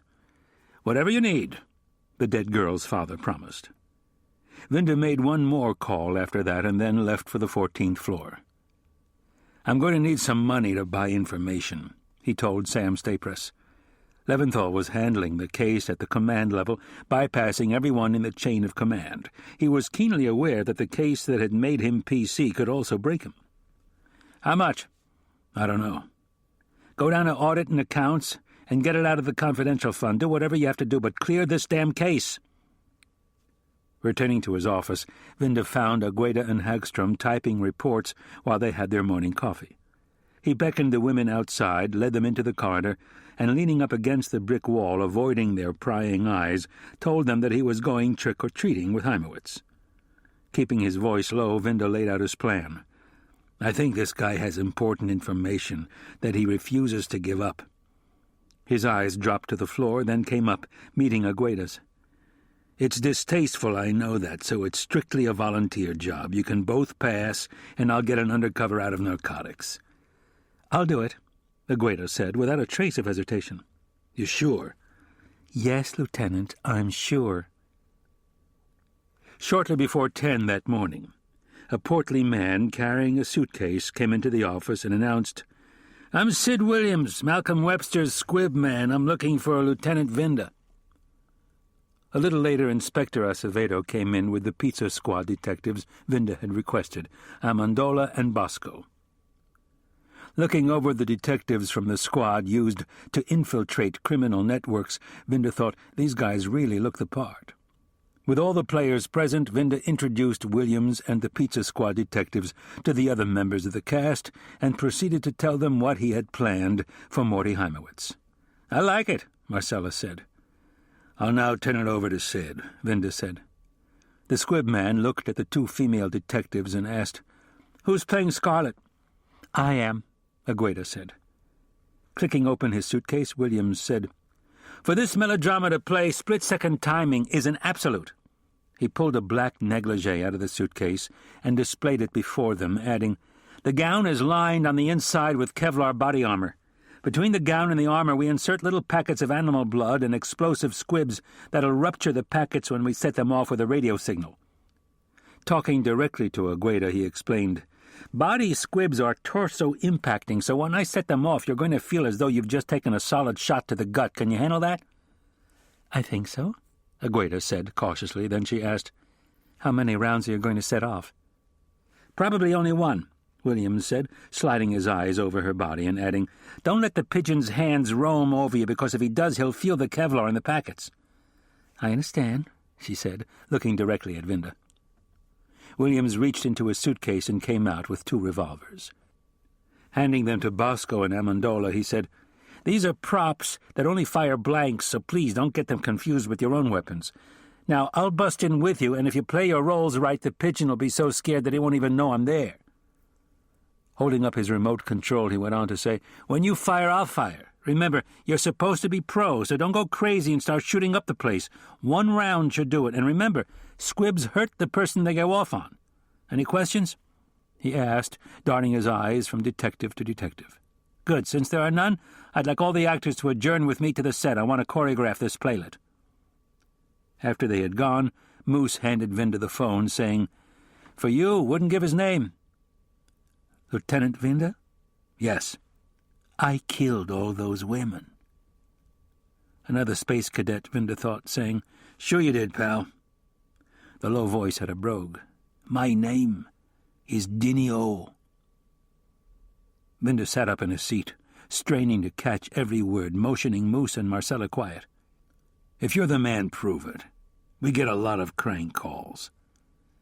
"The Eternal One grows fangs in my mouth at the time of sacrifice, and he commands me to do those awful things." Vinda could hear heavy breathing at the other end of the line. "What do you want?" "Forgiveness. If I surrender, will I be forgiven?" Vinda held the mouthpiece away from him, staring at the circle of pinholes. Space cadets don't surrender, he thought. But he put the phone to his ear and said, "Absolutely. I promise." Worthington stepped away from the payphone and was swallowed by Grand Central's crowd. He exited the station at 42nd Street and hailed a taxi. Settling into the back seat, he directed the driver to take him to 60 Hudson Street. Vinda hurried down the marble staircase into Grand Central's graceful rotunda and, as he had been instructed by Dinny O, walked over to the information booth. Moose and Marcella entered a little later and encamped on stools in the open-air bar at the head of the staircase. Standing in front of the booth, Vinda watched travelers dash over to the clerks seeking train schedules. If this guy was serious about giving himself up, this was the perfect place for him to do it, he thought. Crowded, plenty of exits and vantage points to see if it was a setup, and too many prying eyes to prevent the police from doing a dance on his head, or worse. He checked the time, 11:30. They had an hour to wait, to see if Dinny O was for real. The taxi drove into Hudson Street, a boulevard of gloomy factories and warehouses, and stopped in front of number 60. Worthington paid the driver, got out, and went into the building's lobby. After consulting the directory, he took the elevator up to the 5th floor, then entered the door bearing the legend, Department of Buildings, Architectural Drawings. 3 years ago, Worthington had played the role of a detective in a movie thriller about a detective's search for an elusive killer. He had stolen his realistic-looking police credentials from the prop trailer. Now he flashed those bogus credentials at the clerk on the desk. "Morning, I'm with the police department's engineering bureau. I need to see the drawings for One Police Plaza." The clerk looked at his identification, wrote his name down in the log along with the nature of his request, and looked up the file number of the drawings for police headquarters. Sitting at a drafting table 15 minutes later in an office in the building, Worthington took out several sheets of tracing paper and began to trace the blueprint page he had selected from the tray of drawings. The suburban shopping rush gushed through Grand Central Station as Vinda looked at his watch, 1:30 p.m. Galled at being had, he shrugged haplessly up at Marcella and Moose and walked away from the information booth. Going up the staircase with an uneasy feeling bubbling in his stomach, he asked himself, what is this space cadet up to? Why drag me here to wait for nothing to happen? I'll find out soon enough, I suppose. If this guy is Worthington, he's outthought me every step of the way. Chapter 29. Morty Heimowitz arrived at the Versailles room after 10. He slipped the head waiter a palmed 10 and followed him to a table near the dance floor. Scanning the crowd, he decided that it was the usual Friday night mix of assholes, tourists, and cheaters. He called over the waiter and ordered a VO whiskey in a pony glass. Hawthorne drank white wine. Vinny hated it. It tasted like horse piss to him, but it was an essential prop when he played his midtown show business role. A piano player crooned old Gershwin melodies, while the Latin trio that also played on weekends stood by, ready to play the next set. Vinny was sipping his drink when he spotted the woman in the black velvet slacks and bolero jacket standing alone near the entrance, watching the man at the ivories. She had black hair, a dark, beautiful face, and a truly great ass. Ogling her as he sipped his drink, he waited until the Latin trio was on, got up, edged his way over to her and asked, "Would you like to dance?" She gave him a brief smile and looked around for somewhere to put her pocketbook. Finding none, she shrugged and said, "I'm sorry." He gallantly took her bag. "May I?" She released it to his care. He went over to the head waiter and said, "Mind this for me, Charles." Vinny walked back over to her and asked, "Do you like Latin dances?" "Very much." "Good, so do I." Taking her into his arms, he glided her around the dance floor in time to the samba beat. "I'm Vinny." "My name is Adrian. You're a great dancer, Vinny." "Thank you," he said, grinding his hips close to hers. The businessman with the carefully styled hair, standing at the bar, blew his nose and said into his handkerchief, "Bingo." Hearing the transmission over his car radio, Vinda continued to stare out the windshield of the unmarked car. He was parked across the street from the hotel, sitting alone in the passenger seat. The thought of Adrian with the slimeball agent made his skin crawl. He was really annoyed at himself for allowing her to play the role she was playing now, but he rationalized cops do what they got to do. The television anchorman told his viewers that the fear that had gripped the city was now spreading to suburban areas. The cameras showed tracking shots of a newswoman interviewing suburbanites in shopping malls. Worthington had just returned to his apartment from his rehearsal hall, where he had worked out for 2 hours. He was now in Valerie's room, dressed in his sweatsuit, watching television. He looked over at the prie-dieu and said, "They're all so incredibly stupid, Val." He got up from the bed and left the room. Walking down the hall, he threw open the closet door. Reaching behind clothes, Worthington unfastened the hidden panel on the back wall. He dug out the square of wood and leaned it up against the wall. He smiled as he looked in at his abundant supply of death. Reaching inside, he took out grayish bars of plastic explosives and a box of detonators and timers and went back into his wife's bedroom. Sitting down on the bed, he picked up the phone and dialed police headquarters. "Central to Special 1, K." "Special 1 standing by," Vinda transmitted. "Special 1, Central has a Dinny O on landline insisting to talk to you. Says it's urgent, wants us to pipe the call through to you, K." "Affirmative, Central." After a series of electronic beeps, Dinny O's brogue came through faintly to the police car. "You didn't come alone this afternoon, as I told you to." He's trying to con me, Vinda thought. "No one was with me. I saw other policemen there.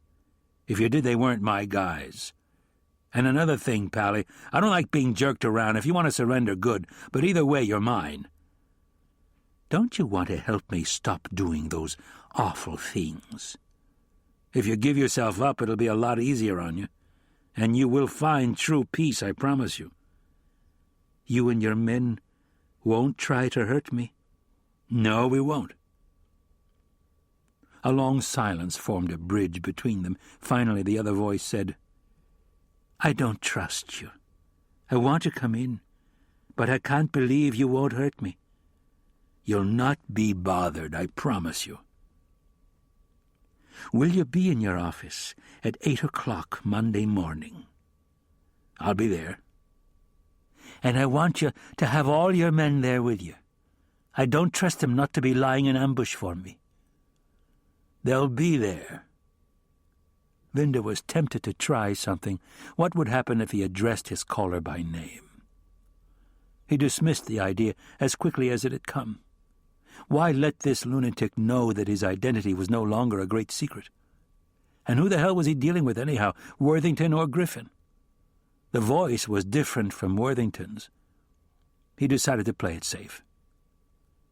The man on the other end, his voice almost lost in a burst of interference, said abruptly, "I will telephone you Monday at precisely 8. It will be necessary for me to speak with each of your men, and don't play games with me.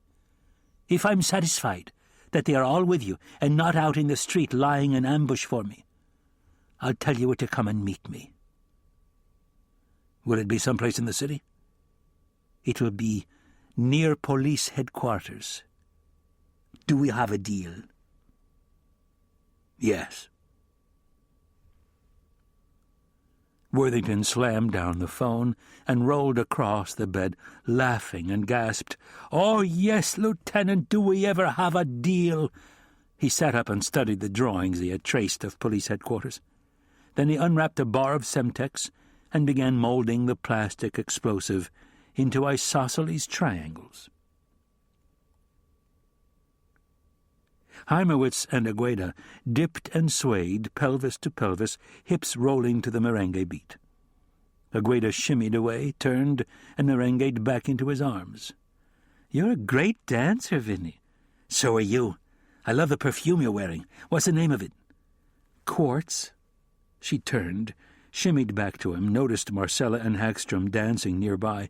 She winked at them. Hagstrom smiled back. Morty pressed against her. She felt his hardness, smiled at him, and thought, "You scumbag. The quicker this thing plays, the quicker I'm rid of El Disgusto." She slithered back into his arms. "I'd like to leave." "Me too." A limousine double-parked in a line of other limousines pulled out and glided to a stop in front of them. Moose, wearing a chauffeur's cap, dashed around the front of the car to open the door. When they were settled into the rear compartment, Heimowitz slid his hand onto her knee and said, "I have a place in the village. I'd prefer my apartment. You'll like it, I promise you." As the limousine slid away from the curb, Marcella and Hagstrom dashed out of the club and rushed across the street to their waiting department auto. "It is now trick-or-treat time," Vinda radioed, as both cars made a fast U-turn to follow the limo. 10-4, Bosco radioed back. The Pizza Squad detectives and Sid Williams were parked across the street from Webster's penthouse apartment. Amendola waved to Webster, who was standing in the lobby with the doorman. Webster acknowledged the signal and slipped the doorman a $50 bill, saying, "They're on their way."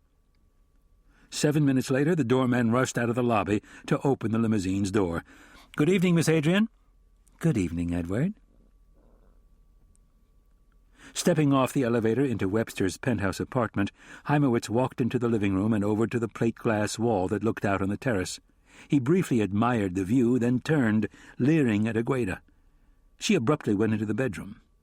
Following her inside, he came up behind her and pushed her down on the bed, throwing himself on top of her, his mouth seeking out her breasts as his hands groped between her legs. She bucked him off and leaped up from the bed, saying, "I'll be right back." She went into the bathroom and locked the door. She undressed, carefully hanging her clothes on a hanger. Reaching behind herself, she unfastened her bra. Looking at her underpants, she decided there was no way she was taking them off.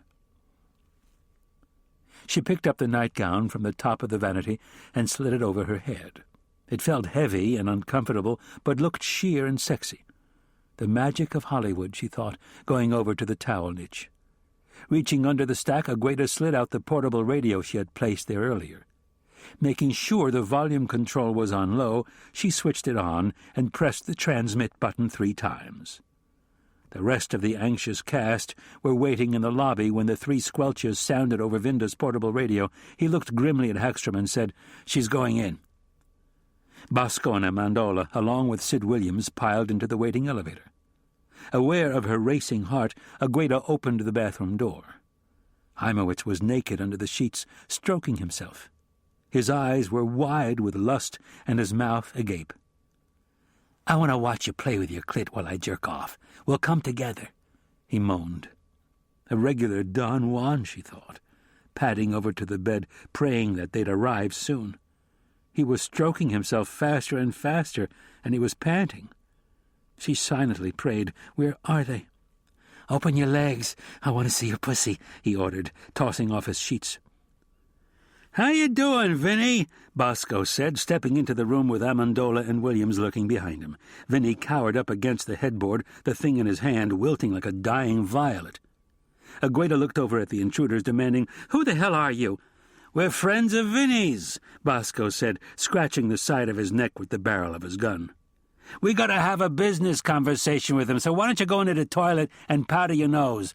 "How dare you force your way into my home?" Agueda said, standing up on cue and reaching for the telephone. "Hey, Vinny, tell your lady friend she's endangering her health," Amendola said. Glaring her defiance at them, she dialed. Amendola leveled his gun at her. "Put it down, lady," Amendola warned. "Fuck you!" Amendola fired once.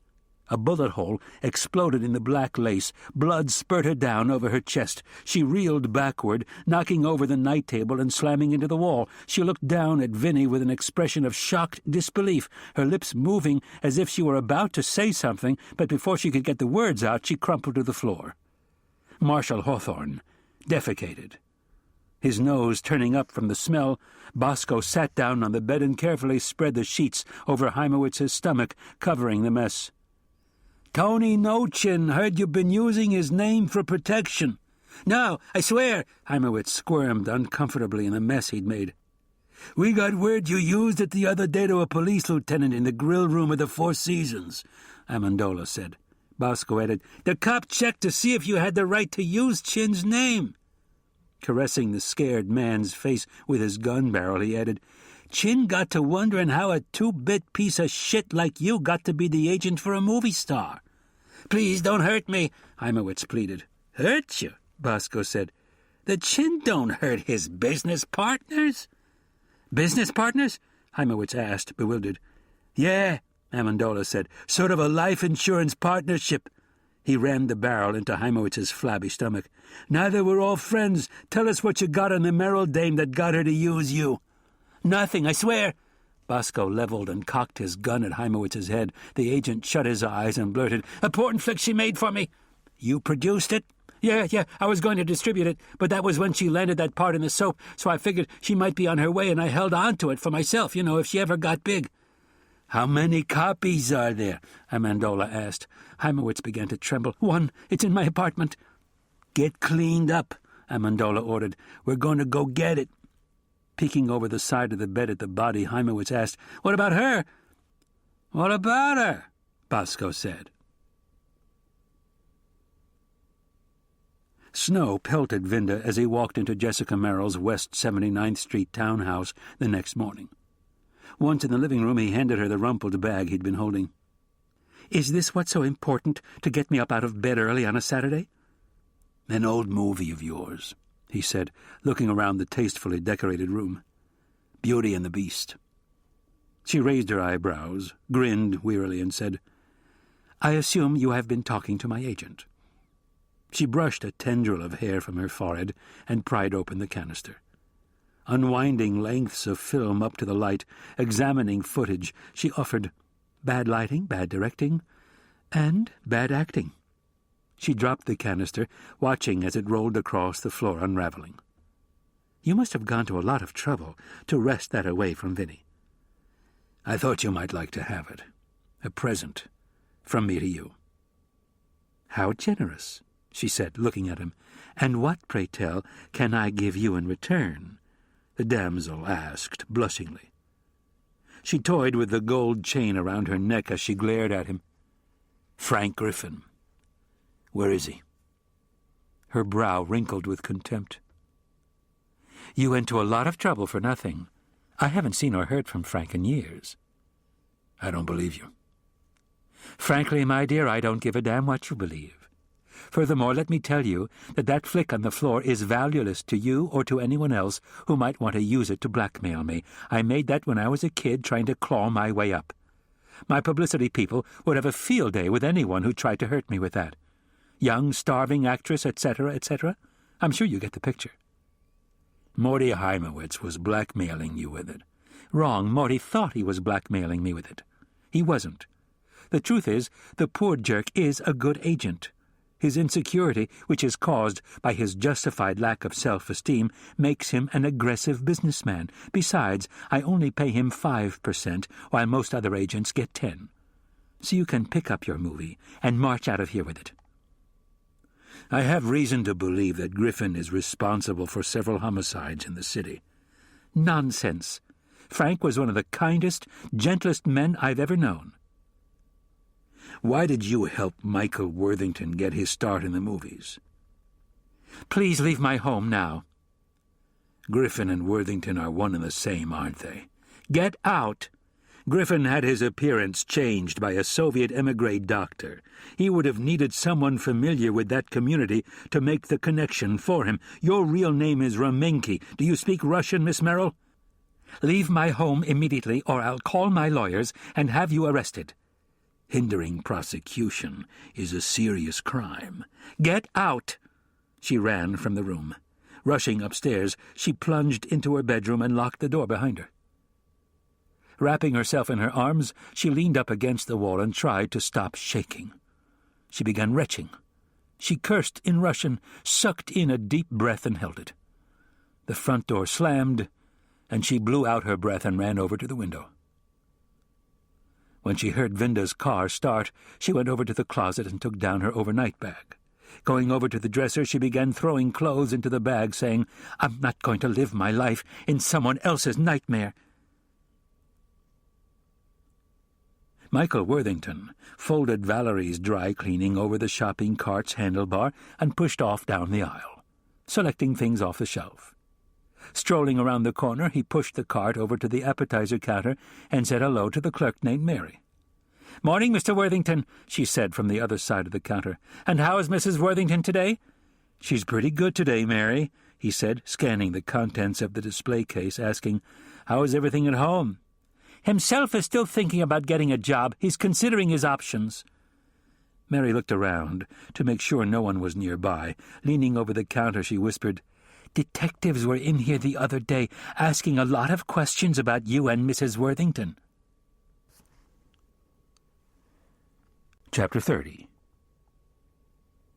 The Petrograd restaurant, located in a one-story brick building on the corner of Coney Island Avenue and Neptune Avenue, had heavy, deep red drapes across its plate glass windows. Police Officer Petrovich from the 6-0's Samovar Squad was pacing outside when Vinda drove up to keep their hastily arranged Saturday night appointment. The policemen exchanged quick handshakes. Petrovich said, "I located the doctor who operated on the guy in the picture. His name is Turgenev. He's willing to powwow for 2 large. Can we get the price down? He started at 5. Vinda shrugged with his hands. "You'll have the money Monday, around midday. I've received approval for the disbursement, but didn't know how much to draw."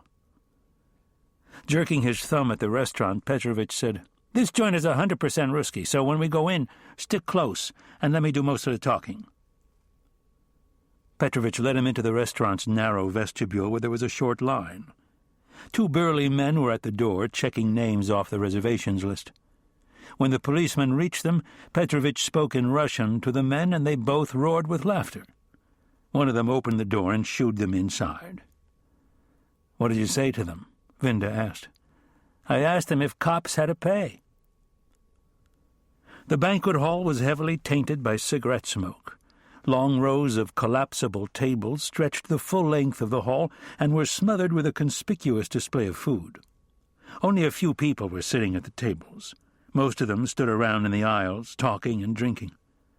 A 6-piece band played off-key jazz as corpulent men and women lurched clumsily around the dance floor. "What kind of a restaurant is this?" Vinda asked.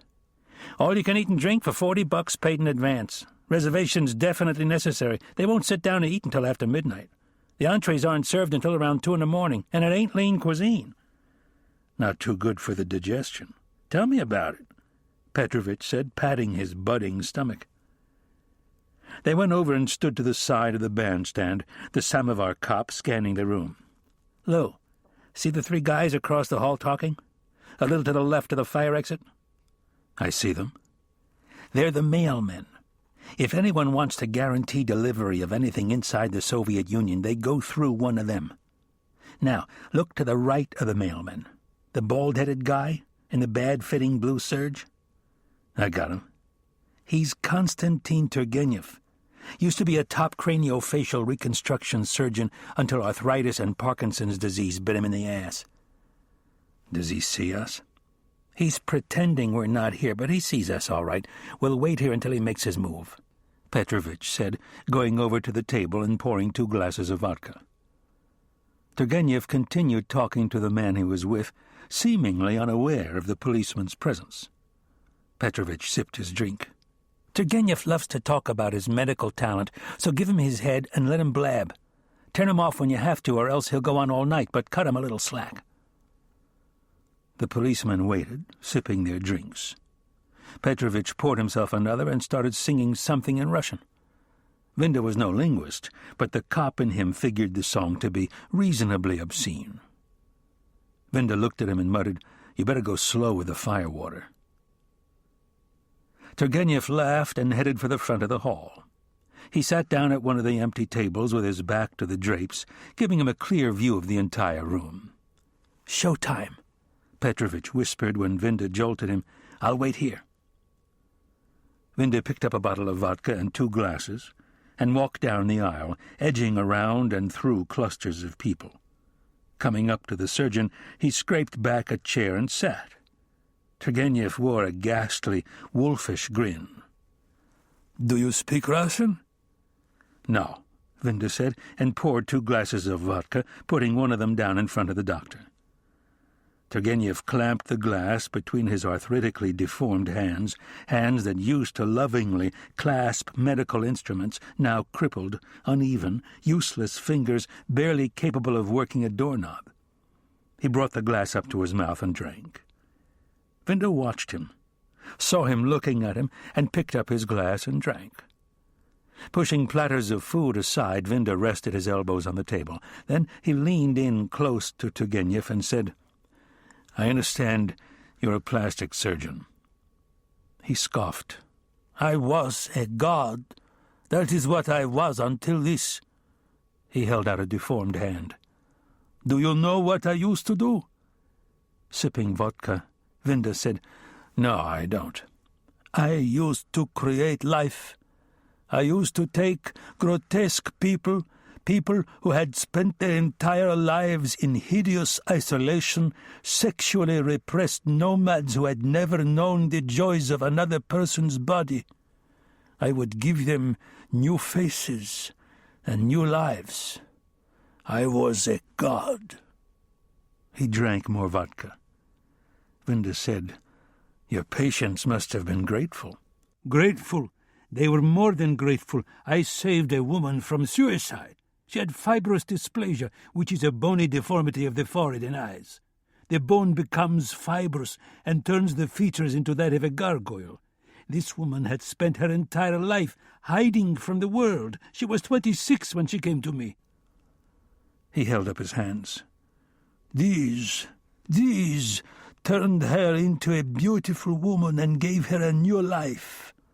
She became an unrelenting sexual dynamo. There was nothing that she would not do for me, nothing." A skeptical smile crossed Vinda's mouth. Turgenev saw and said, "Yes.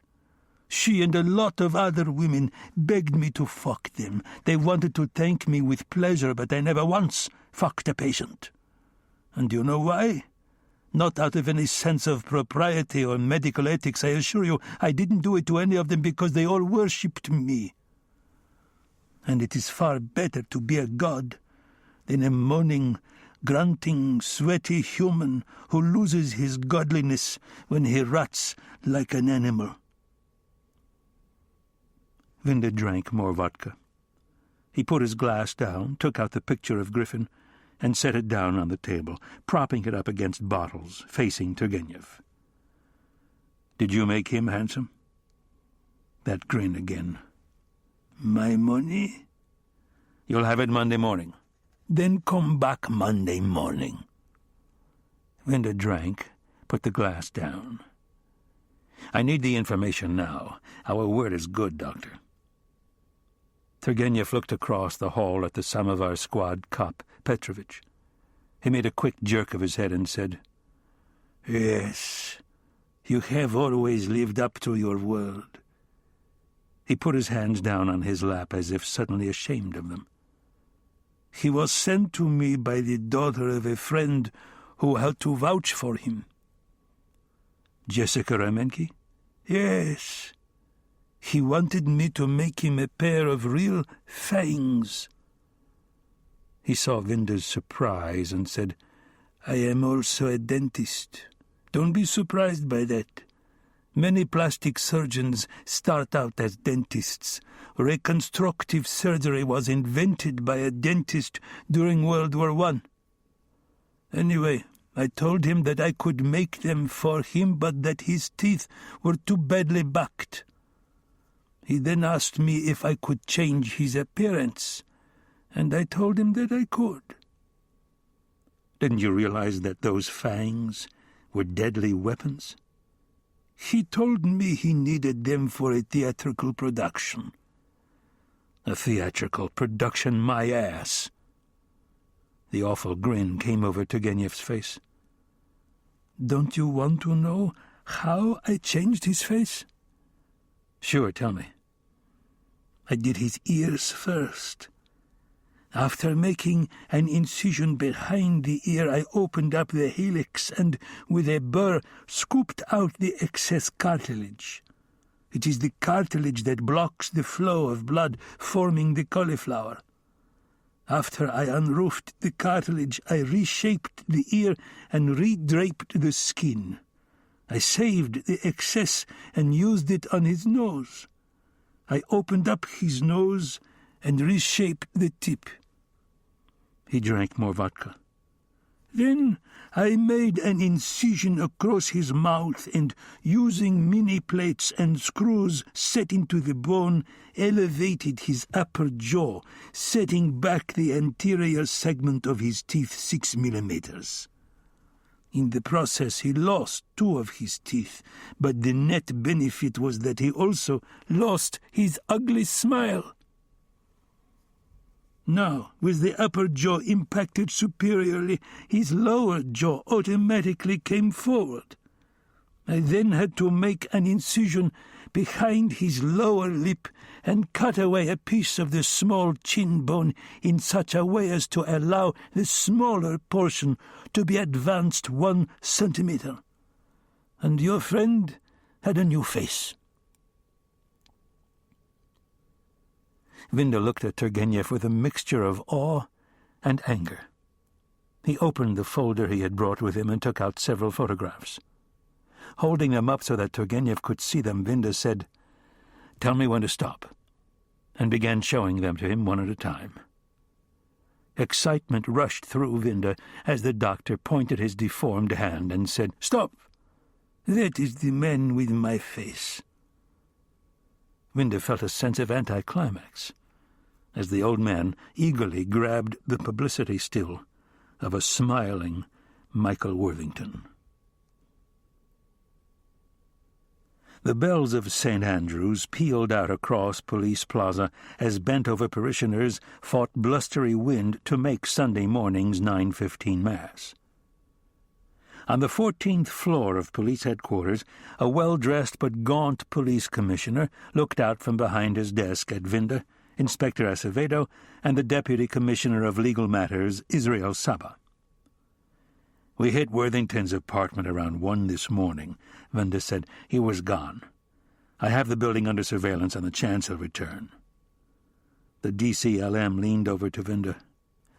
"You know, of course, Lieutenant, that you lacked reasonable cause to conduct a warrantless break-in of Worthington's home."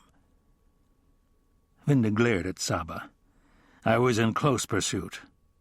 The DCLM countered. "Close pursuit, Lieutenant, is unrelenting, continuous pursuit immediately after the commission of a crime or escape." Vinda had an urge to yank out the clumps of nose hairs jutting from the DCLM's nostrils. "I want this guy stopped, and I don't care what it takes to do it," Leventhal said. "Forget these legal hang-ups. We have a total maniac running around out there." "Sir," Saba said, "I was only trying to point out that if Worthington should be the subject of an illegal arrest, he'll walk in court." Vinda said, "Bullshit. He's not going to walk anywhere except into a loony bin." Acevedo asked, "Where do we now stand, John?" "Worthington is among the missing, and we don't know if he went for a drive in the country or to visit friends or if he knows we're looking for him," Vinda said. "He telephoned me Friday night and told me he's going to surrender Monday morning. The point is, I don't want to unnecessarily drive this guy underground." "You're saying we don't go public and wait," the PC said. "Yes, until tomorrow morning. I not only want him in custody, I also want his supply of explosives. I get very nervous when I think of how much Semtex and God knows what else he's got hidden somewhere in town." "Have you applied for a search warrant for his apartment?" the PC asked. "Not yet. I have the place staked out, but I don't want to panic him. I'll get the warrant tomorrow if he doesn't show in the morning," Vinda said. "Let's all say a prayer he comes in Monday," Sam Leventhal said. The soft sound of a church bell crept into the tension-filled room. "But I don't believe he will," Leventhal said gloomily.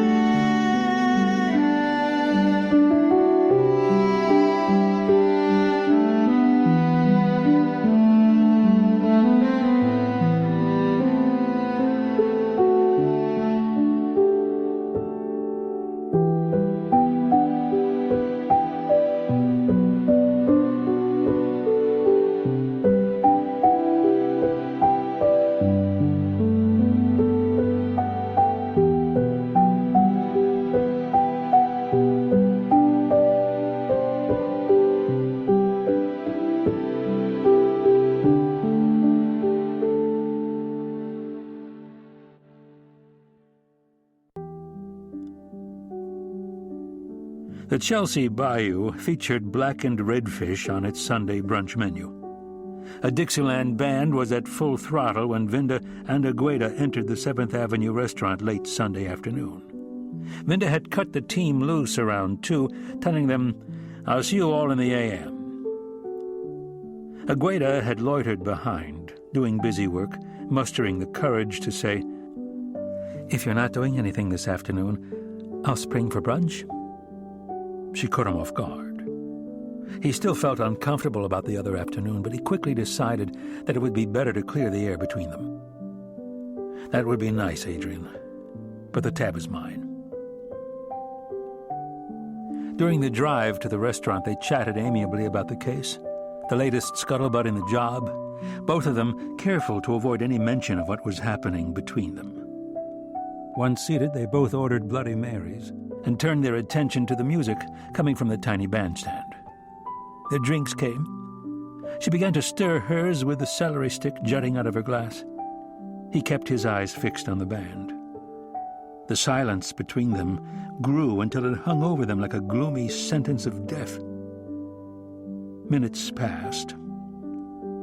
Without looking at her, he said, "I'm sorry about the other day."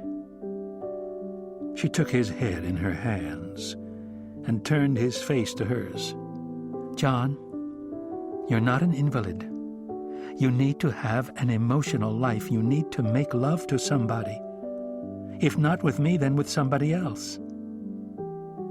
Every time I think about you or we're together, I feel unfaithful. I can't help it. It's the way I am. Don't waste your time with me, Adrian. You could end up being the queen of leftovers. She rankled. Don't flatter yourself, John Vinda. I haven't been exactly waiting for you all these years. I'm sorry. That wasn't a nice thing to say. Toward the end, Jean used to tell me to live in the present when she was gone. I wish I could. She squeezed his hand. Let's order. Late Sunday night, with most of police headquarters in darkness and Madison Street deserted, a bus drove into Park Row.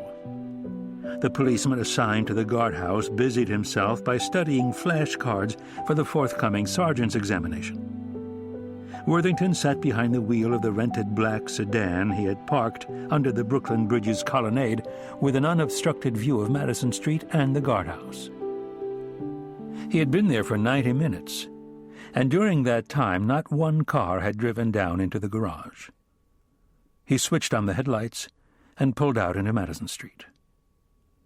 Slowing the car as he drove up onto the curb cut, he braked to a stop in front of the guardhouse, rolled down his window, and was about to hold up his bogus credentials when the policeman inside looked out at him and waved him down into the garage. Coming off the ramp, Worthington drove past the dispatcher's cage. The man inside was watching television. He drove into an empty space and parked. Consulting the drawing he had made on tracing paper in the Department of Buildings, he got out of the car, taking his knapsack with him. As he looked around at the sweep of cars, he heard the thunderous hooves of horses and a bugle sounding the charge coming from the dispatcher's office, but he saw no one, and headed for the steel door with the glowing exit sign. He hurried down the staircase, exiting into a long, empty corridor lined on both sides by blue doors. Constantly consulting his drawing, he moved along the hall. When he came to the door he wanted, he tried the knob, found it unlocked, and quickly slipped inside. 2 boilers filled most of the room. A jumble of chalk-white pipes snaked across the ceiling, sharing the space with wide, shiny ducts. Large electrical switch cabinets were fixed to the walls. In the center of the cavity, spread out around the boilers, 8 steel girders rose vertically up from the bedrock below and disappeared into the ceiling, part of the building's support system that ran through the entire structure. He heard the hiss of escaping steam. After looking around and seeing no one, he went over to the first girder, removed a charge from his knapsack and saddled it around the column, with triangles of Semtex fastened on both sides of the girder. He primed the detonator at the apex of the charge and set the 24-hour timer for 0800. Examining his handiwork, he smiled. Shaping the plastic explosive into isosceles triangles and priming them at the apex would direct the energy of the explosion inward, crushing the steel and causing the building to cave in on itself. He took out the hand-painted sign he had made at home and taped it around the column, hiding the charge. It read, "Do not remove. Policemen, obey orders. Even to the death," he thought, walking over to the next girder. Chapter 31.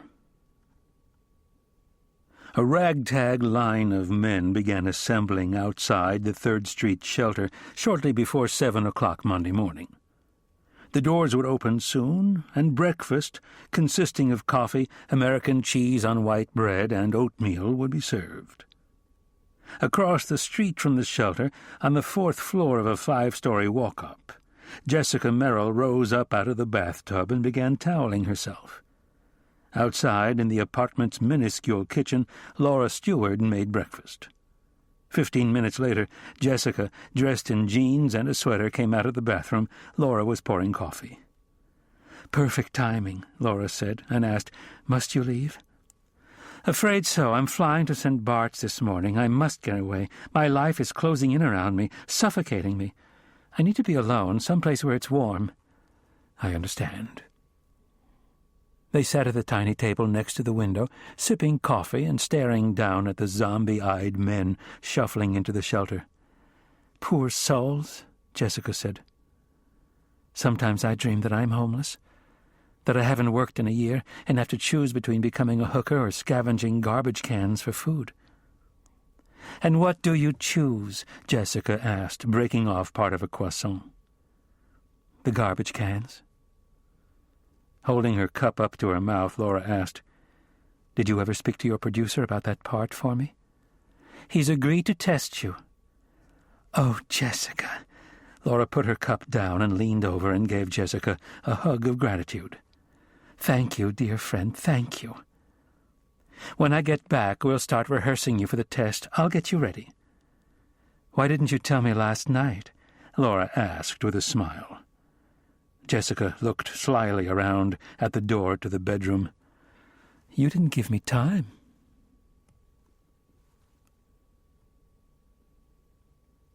Vinda watched the second hand sweeping around the face of the wall clock. Hagstrom sipped tea, Moose was reading a copy of Audubon magazine, and Agueda was working the New York Times crossword puzzle, occasionally looking up to glance over at Vinda.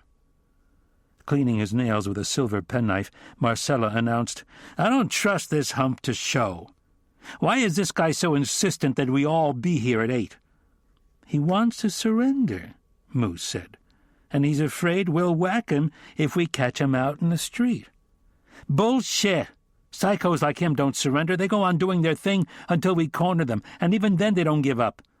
They go out of the picture in a blaze of psychotic conflagration." Everyone looked at Marcella. Agueda whistled. Hagstrom said, "Psychotic conflagration. Very good, Tony." "You know what I mean," Marcella said, cleaning the blade on the edge of the desk. At 7:30 that morning, Andy Fowler walked into the boiler room of police headquarters and heard the familiar sounds of his domain. Entering his small office, he switched on the desktop radio to 1010 Winds to further reassure himself that all was as it should be in his world. He opened his locker and changed into his blue work shirt and trousers. Sitting at his cluttered desk, he paged through the morning paper to the sports section and peeled the plastic lid off his coffee container. An announcement came over the building's loudspeaker system, breaking his concentration on the list of the day's races. Reaching up, he switched off the speaker and returned to the sports section. After making his selection, he picked up the telephone and called the building's bookmaker in the printing section. Michael Worthington lay on his back, pressing the Nautilus's weights above his chest, his eyes fixed up at the banks of fluorescent light fixtures that hung down from the ceiling of his storefront rehearsal hall. His naked body glistened with sweat as his muscular arms strained to press the load. The television on top of the bridge table was on. He listened as he strained. His bulging knapsack was on the floor. Its reflection shone in the polyurethaned surface. On top of the table, next to the television, his saintly Valerie reposed in an open, oversized suitcase. A ribbon of weather reports rolled across the bottom of the screen just as the newscaster read off the latest London gold price. "The time is now 7:42 a.m., the newscaster said. Grunting, his neck and chest straining, Worthington yanked the bar over his head and called out triumphantly, "Soon, Val, soon!"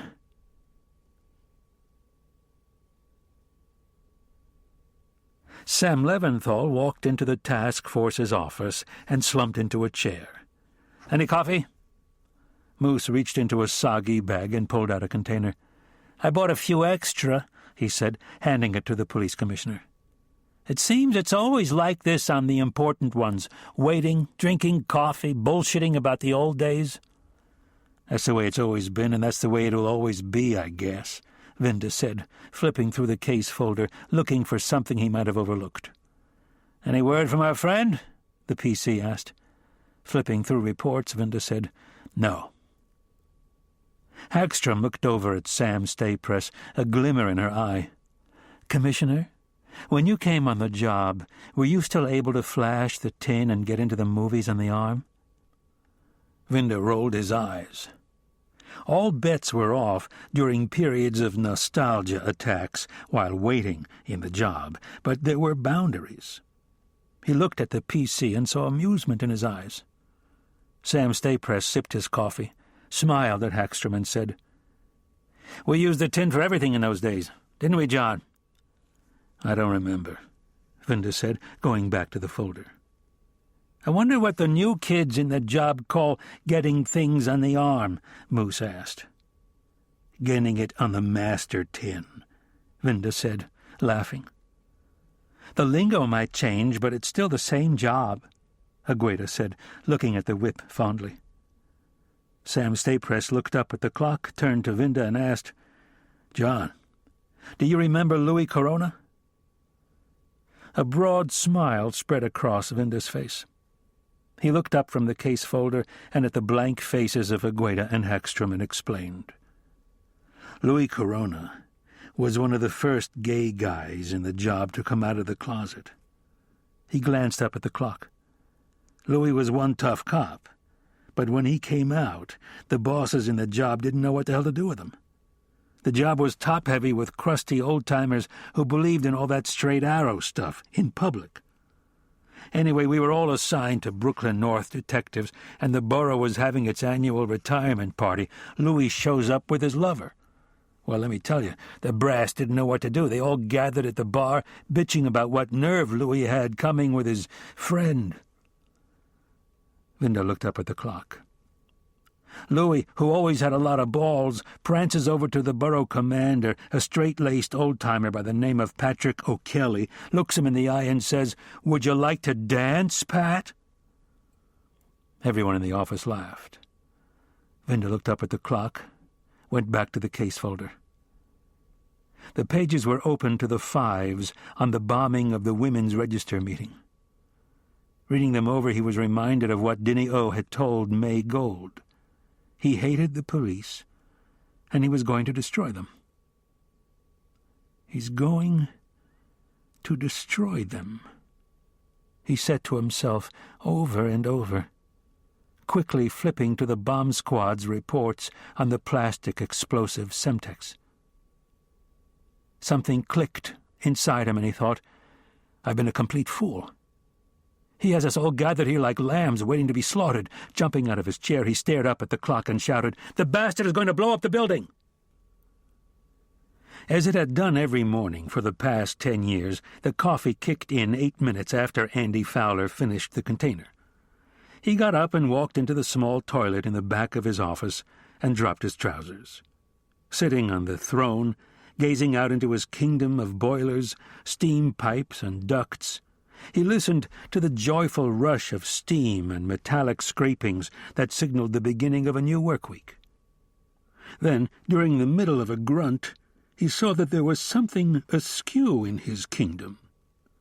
Tied around one of the support columns was a sign that read, "Do not remove." What the hell was that all about? He wondered. Nobody but nobody does anything down here without first coming to see me. Vinda rushed out into the corridor and pushed the fire alarm. Bells and klaxons sounded throughout the building. He dashed back into his office, dialed 911. As soon as the operator came on the line, he said, "Code Red 1, no drill, my authority, Lieutenant Vinda." "Bomb threat, no drill, your authority, Lieutenant," the operator confirmed. "Yes." Code Red 1, blared out over the loudspeaker system. Leventhal grabbed Vinda's shoulder. "Are you sure?" "No, I'm not sure," he said into the PC's face, "but I don't want to gamble with any more lives. I'm the idiot who gave this guy the perfect setup." Throughout police headquarters, policemen and civilians stopped whatever they were doing, looked at the person next to them, and walked to the nearest exit. Floor wardens went to the elevator banks and directed people to use the stairs instead of the elevators. On the ground floor, members of headquarters security rushed to open all exit doors.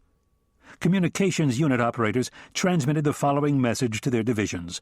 "Communications unit will be going off the air temporarily. Units on patrol will communicate through their own commands by landline and portable radio." Auxiliary radio operators, assigned to each borough command, rushed from department buildings to waiting RMPs that would speed them to secret backup radio facilities scattered throughout the city. Andy Fowler hitched up his trousers and went outside to investigate the sign around the column. Going over to the closest one, he yanked down the sign, and an expression of terror came over his face. Running to the next one, he ripped off the sign and exclaimed, "Oh, God!" He ran back into his office and dialed 911. When he heard the pre-recorded message announcing that communications was going off the air, he switched on the loudspeaker, heard the red 1, and ran back outside. Emergency service and fire units cordoned off Police Plaza as streams of people flowed from headquarters. A bomb squad station wagon squealed to a stop inside the frozen zone. The driver, Detective Ben Serbo, and his partner, Detective Jack Hourigan, got out and began lugging out the black valises containing the tools of their trade. Hourigan, who was sliding out the last valise, stopped what he was doing and asked his partner, "If you wanted to take out the big building, how would you go about it?" Serbo pondered the question a second or two and said, "Saddle charges of plastic explosives around the main support columns. I'd plant the stuff Sunday night when the building is practically deserted and set the timers for early Monday morning before anyone could find them." They looked at each other and exclaimed in unison, "The basement!" "All of you, out of here," Vinda ordered. Agueda, her face twisted with concern, asked, "What about you?" Vinda's face reflected the anger and shame he felt. "I brought this guy to our front door. Least I can do is make sure this floor is clear. Once I do that, I'm out of here." "It could be too late then, John," Leventhal said. "Look, Commissioner, I'm the whip. Now out of here, all of you." The detectives hesitated. The PC scowled at Vinda and told the detectives, "Out, all of you, now." Moose and Hagstrom tugged Agueda out of the office. "Now you, Sam," Vinda said. "They're going to need the PC on the ground." The police commissioner had no sooner left when an emergency service cop and a fireman lugging an axe rushed in. "Get out of here!" the cop shouted. Vinda showed them his shield and said, "I got to make sure this floor is clear." He refused to let anyone die because of his stupidity. "This place might go any second, Lieutenant," the fireman said. The emergency service cop went to say something to Vinda but restrained himself and made a fatalistic shrug instead. He turned to the fireman, asking, "Can you take out that window?" "Sure," the fireman said, and began to smash the window glass with his Halligan tool. The emergency service cop set his tool chest down on a desk and removed a length of soft, braided nylon rope and a thick pair of work gloves. Paying out the rope, the cop said, "This is fast rope, Lou. The military use it to rappel cliffs and swoop down out of helicopters. A person who is good at it can travel 50 feet a second." Securing one end of the rope to a desk, he continued, "We're on the 11th floor, 8-foot ceilings. Add another 2 feet for flooring, give us 10 feet a story or 110 feet to the ground. We can be down in about 2.5 seconds. With the rope now secured, he tossed the other end out of the huge hole the fireman had made in the window and asked, "Want to give it a shot?"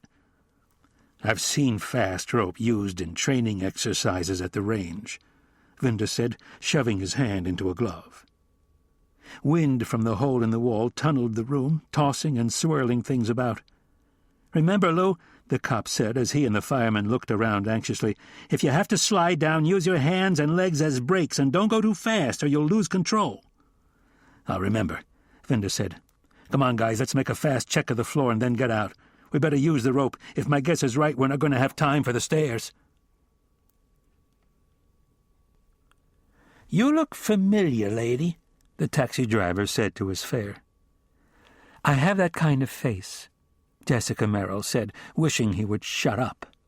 She abhorred garrulous New York cab drivers, preferring to be left to the inventiveness of her own thoughts. How could the police believe that Michael was that awful killer? He's strange. No, he's very strange, I'll admit that, but a killer? No, no, no. Looking out the window at the passing scene of upended garbage cans, dirty streets, clogged traffic, hawking peddlers arrayed along Canal Street, and drunken windshield cleaners staggering through traffic with filthy squeegees, she thought, life in this town really sucks. Turning away from the window, She sat back and listened to the soft music playing on the taxi's radio. Andy Fowler, kneeling, with sweat trickling down his armpits, gingerly gripped the tip of the detonator with his fingertips and began gently sliding it out of the Semtex.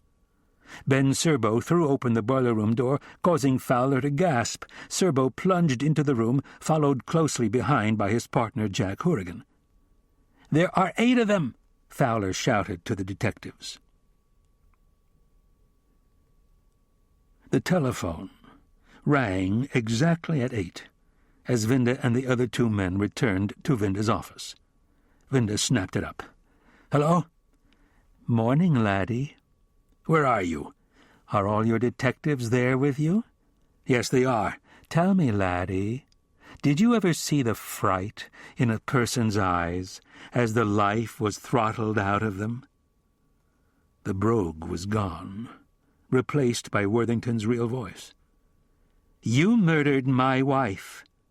We sinned against him, but I received absolution because I gave him brides to serve him in Valerie's place." "Tell me where you are, Frank." A cold silence on the other end. Then, "Frank is dead." "Michael Worthington, then." "I wish I could be there, to see the terror in your eyes as you tumble into hell." Serbo and Hourigan ran from girder to girder, deactivating the charges. There were 4 left. They were running to them when the first explosion blew them off their feet.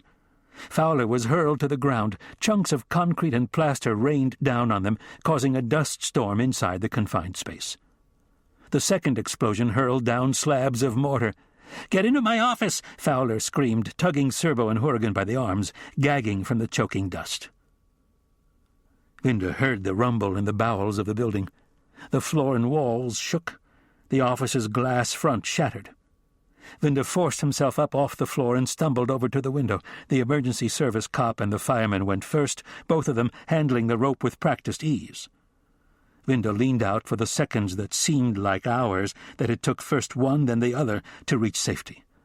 Taking hold of the rope with his gloved hands, he backed out of the window, rappelling off the facade just as another explosion rocked the building, making him dangle helplessly. His legs frantically locked around the length of rope beneath him as the wind battered him against the brick facade of one police plaza. The crowd in the street behind the police barricade let out a collective gasp at the sight of his desperate struggle. Agueda buried her face in her hands, unable to look. Hackstrom slid a comforting arm around her as she watched Vinda fighting for his life. Another explosion seemed to lift the building up off its foundation and slap it back down. The structure disappeared inside a whirl of smoke and debris. Flames shot up out of the base of the cloud of dust and smoke. Gusting winds quickly blew the smoke away. The building sagged inward. Vinda had been slammed repeatedly into the brick. He had a gash across his forehead, and blood streamed down over his face and clothes. Fighting not to lose consciousness, he brushed his eyes across his arms in order to clear his vision, took a deep breath, and swung his body into the rope, scissoring it between his legs. Inhaling deeply, he relaxed his grip slightly and plummeted down. He was going too fast. He jammed on the brakes just as another gust hit him, twirling him around and entangling him in the rope. Hog-tied, he fought to untangle himself. He was still far from the ground. Firemen rushed to set up a huge air mattress under the dangling police lieutenant. Emergency service policemen armed with automatic weapons stood inside the frozen zone, helplessly watching Vinda's plight. Agueda broke away from Hackstrom's embrace and ran over to them, demanding, "Shoot the rope! Cut it so he'll fall into the bubble!" "We can't fire these weapons without the express orders of a captain or above," one of the cops told her. "Nonsense!" Agueda shouted at him. "He'll die up there unless we get him down." Moose and Marcella ran over to them. "They won't shoot him down," Agueda told her partners. Moose and Marcella drew their revolvers, took aim, and began firing single action at the swaying rope. Agueda drew her weapon and joined the firing line. Hackstrom ran up to the emergency service policeman, thrust an angry finger into one of their faces and shouted, "He's one of ours, you assholes!" Startled by the ferociousness of her challenge, the emergency service cops looked at each other and one of them said, The hell with it. He unslung his weapon and leveled it at the rope. The others followed suit. Soon, a fusillade of lead stitched across the facade above Vinda, shrapnelling him with shards of brick, and suddenly the rope snapped, hurling him downward toward the air bubble. "You're Shirley MacLaine," the taxi driver told his passenger, regarding her in the rearview mirror. "I recognize you from the movies." "I'm not Shirley MacLaine. I'm just a woman about to miss her flight because of the awful traffic," she said, suddenly aware of the news bulletin interrupting the music. "Police headquarters in Lower Manhattan has just been rocked by a series of explosions believed to have been caused by bombs. As yet there are no reports on the number of casualties. Stay tuned for further reports." Jessica fell back into her seat, her eyes falling to the Vuitton carry-all wedged between the seats. Michael had given it to her as a birthday present one year. They had just finished their first film together.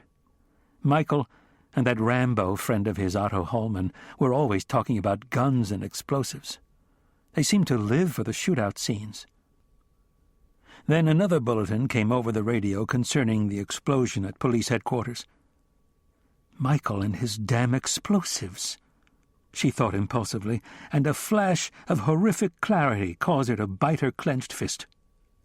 "It was Michael," she whispered. With a burst of sudden determination, she opened her pocketbook, thrust a $10 bill through the security grill to the driver, and said, "I'll get out here." She shoved open the door, grabbing her carry-all.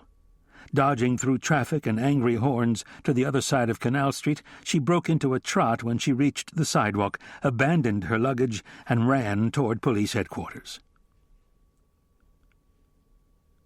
Michael Worthington leaped up off the Nautilus machine, his eyes riveted on the newscaster who had just interrupted the game show with a special bulletin. A remote camera at the scene panned over the sagging building. Worthington clenched his fists when he saw that the building was still standing. He listened intently. "Emergency crews will not be able to search through the rubble for survivors of this tragedy until a determination is made if there is danger of immediate collapse. There are unconfirmed reports of many dead and injured." Worthington's back arched in delight as he broke into gales of raucous laughter. He scooped Valerie up out of the suitcase and, holding her in his arms, waltzed around the room, singing, "Oh, how we danced on the night we were wed." Vinda tilted his head back so the ambulance attendant could swab the gash on his forehead. He jumped from the sting of the anti-infective solution. The rest of the team were canvassing the spectators on the chance that Worthington had come to inspect his handiwork. Commissioner Leventhal climbed into the ambulance. "How do you feel?" "Like I just had a close encounter with a herd of buffaloes." "You're going to the hospital, Lieutenant," the attendant said. "We're going to need x-rays, and that gash needs suturing." "Later," Vinda said. "Stick a Band-Aid on it for now." Inclining his head toward the PC, he asked, "Any word on injuries?"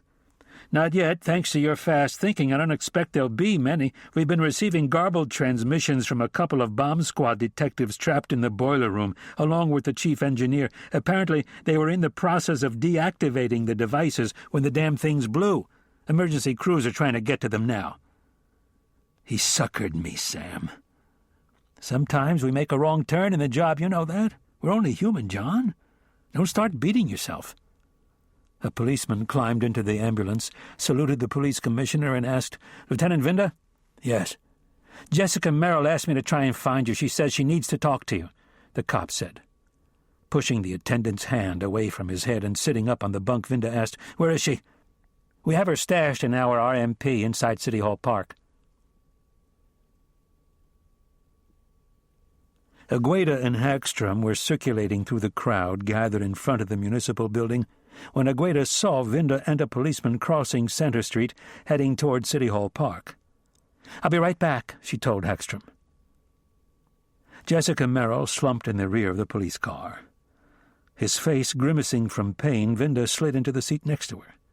She looked at his bandaged head and his stained clothes and said, "I'm sorry. I just couldn't bring myself to believe that it was Michael."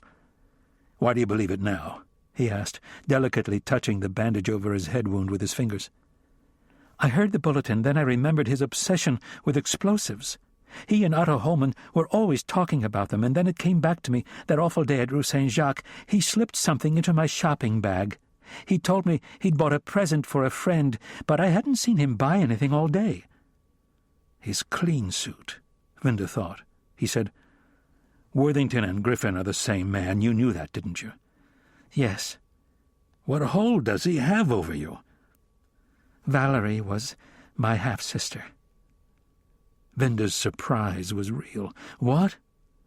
My sister, she repeated. Frank Griffin was a good man, and he was good to my sister, very loving, gentle. His world fell apart when she was killed. He disappeared for a while, then one day he telephoned and asked to borrow money. I'd just gone through an expensive divorce and had a run-in with the IRS and didn't have it to lend him. He got it from someplace and then asked me to contact a plastic surgeon my parents had known from the other side. And so he had his face changed, right? And you helped him get parts when he became an actor calling himself Michael Worthington, Vinda said. But you never knew about the fangs he had made, right? What are you talking about? Vinda ignored her question and asked angrily, Weren't you aware of his delusions about Valerie being alive? I knew. I couldn't tell anyone. He loved her so much that he wouldn't allow her to die. Vinda thought fleetingly of Jean, wondering if he too could have let his grief turn into madness. I knew it was delusional, but what real harm did it do anyone, I asked myself. I felt responsible for him. He was the only real family I had left, the only person who really cared about me. Where is he now? I'm not sure. A while back he rented a small storefront on 47th Street off First Avenue to use as a rehearsal studio. We used it together once. Do you know the address? No, but I can point it out to you. The car's door was jerked open. Agueda stuck her head inside and said, How you feeling, Lieutenant?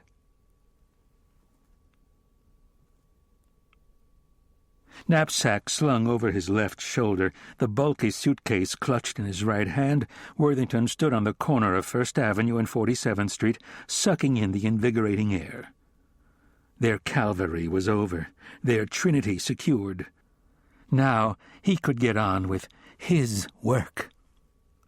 His eyes looked across the avenue and came to rest on the large bronze sculpture on the grounds of the United Nations. St. George on horseback, poised triumphantly above the wreckage of a Soviet SS-20 and an American Pershing II missile carved into the shape of a dragon. He had read about the piece in the newspapers. It was titled, Good Defeats Evil. Good defeats evil, he said to himself over and over, convinced that it was a message from him. Stepping off the curb, moving sideways around stalled automobiles and buses, he made his way to the other side of the street. Agueda drove the RMP up onto the sidewalk, blocking the entrance to Worthington's rehearsal hall. Guns drawn, the detectives smashed open the door and charged inside. A fast search of the premises revealed no one there. The television was on. They rushed back outside and found Jessica standing by the car, pointing across First Avenue. There, she said. Agueda hit the accelerator, and the RMP shot off the sidewalk into First Avenue, ricocheting off a car's fender. Heedless of the traffic, she forced her way across to the other side. Hearing the commotion behind him, Worthington turned and saw the police car maneuvering his way. When he saw Vinda and Jessica together in the back, his eyes filled with hate. Hurriedly, shrugging off his knapsack, he grabbed a grenade from it, pulled the pin, and lobbed the missile at the onrushing police car. "Get down!" Agueda shrieked, cutting the wheel sharply to the right and diving under the dashboard. Vinda shoved Jessica to the floor and covered her with his body. The RMP rammed into the side of a bus. The grenade exploded, piercing the body of the RMP with steel splinters. The main force of the explosion was taken by the engine block. It lifted the car up and blew out its tires and windshield. "Adrian?" Vinda called frantically. "I'm all right, I think," Agueda called back. "Me too," Jessica said. Vinda reached out and shoved the door open, crawling over Jessica into the roadway. "Adrian, Get on the radio and get us some help, and stay here with Jessica. This guy might try to double back here to take her out." Crouched under the dashboard, Agueda snatched down the radio and transmitted, 1013, 47 and 1st. Worthington had leaped over the railing and was running through the United Nations Park with his suitcase banging against his leg and his knapsack clutched in his other hand. Vinda leaped over and ran after him. A burning anger filled him with resolve. This lunatic was not going to go meekly to the loony bin. This case would be marked closed by exceptional clearance. Without warning, he found himself in the middle of a hail of bullets. He dived to the ground, rolled over on his side, and saw 2 United Nations policemen with their guns drawn running toward him. He quickly pulled out his credentials and, holding his shield above his head, screamed, "I'm a cop! I'm a cop!" The United Nations policeman ran up to him. "What the hell's going on?" one of them demanded, just as the explosion of another grenade sent both policemen sprawling to the ground. One of them rolled over on his back, moaning, as blood spread across his chest. Worthington darted along the esplanade that ran along the side of the General Assembly building, heading toward the East River. Tourists scattered in panic. Vinda, in close pursuit, suddenly halted, took aim, decided he did not have a clear shot, lowered his weapon, and again ran after him. Worthington ducked behind the Statue of Peace. Vinda dived to a prone position behind a bush, aiming his revolver at the statue. Worthington bolted, making for the gravelled footpath. Vinda fired 2 rounds that missed, then popped up on his feet and ran after Worthington. The gardens led down to a promenade deck that overhung the shoulder of the Franklin Delano Roosevelt Drive. Below the highway, the East River lapped at the stone embankment of the seawall. Rushing up to the deck's railing, Worthington looked over his shoulder, saw Vinda, and climbed up on the railing. He pulled on his knapsack and, clutching his suitcase to his chest, jumped down onto the highway, oblivious to the mass of speeding cars. Vinda saw him running north along the shoulder. He aimed and fired 1 round. Worthington was hit in the leg. He fell and dropped his suitcase. Valerie flew out, falling to the ground. Vinda jumped down after him. Worthington pulled himself up onto his feet. Grabbing the highway's railing, he limped away from his tormentor. Running behind a big reel of construction cable stored on the highway's shoulder, Vinda took careful aim and ordered, "Griffin, stop!"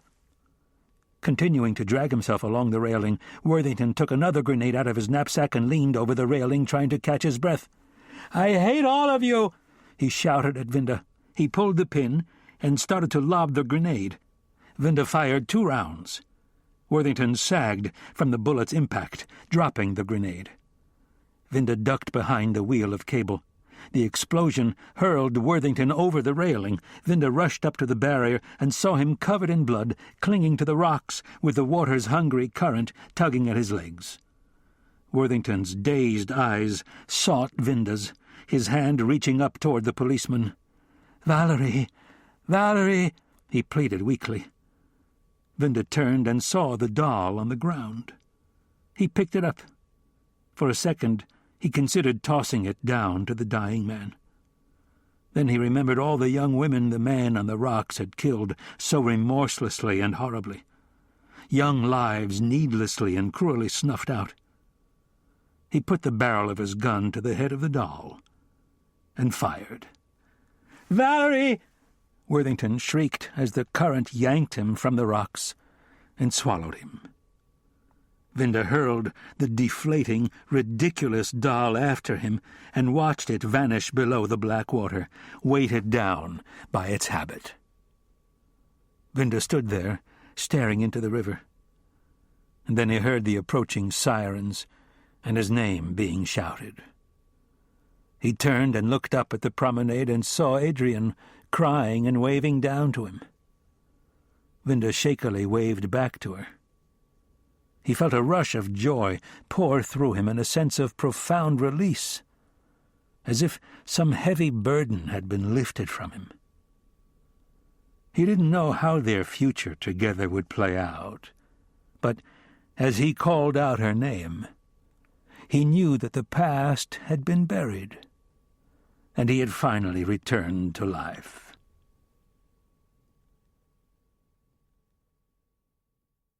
The end. You've been listening to Exceptional Clearance by William J. Caunitz, narrated by George Guidell. If you've enjoyed this book and this performance, Recorded Books recommends One Police Plaza, also by William J. Caunitz, narrated by Richard Ferrone, and Mouth to Mouth by Michael Kimball, narrated by George Guidell. You'll find a wide selection of titles in the Recorded Books catalog, including bestsellers, mysteries, classics, histories, and more. So to order another recorded book, or for a copy of our latest listing, please call us using the toll-free number found on the back of the book. You can order by phone with any major credit card, or by writing to us, or by faxing us. Don't forget to ask about easy 30-day rentals by mail. On our website, you can browse the catalog, hear about the latest releases, place orders, or tune into narrator profiles and author interviews. So visit us there at www.recordedbooks.com. And thank you for being a Recorded Books reader.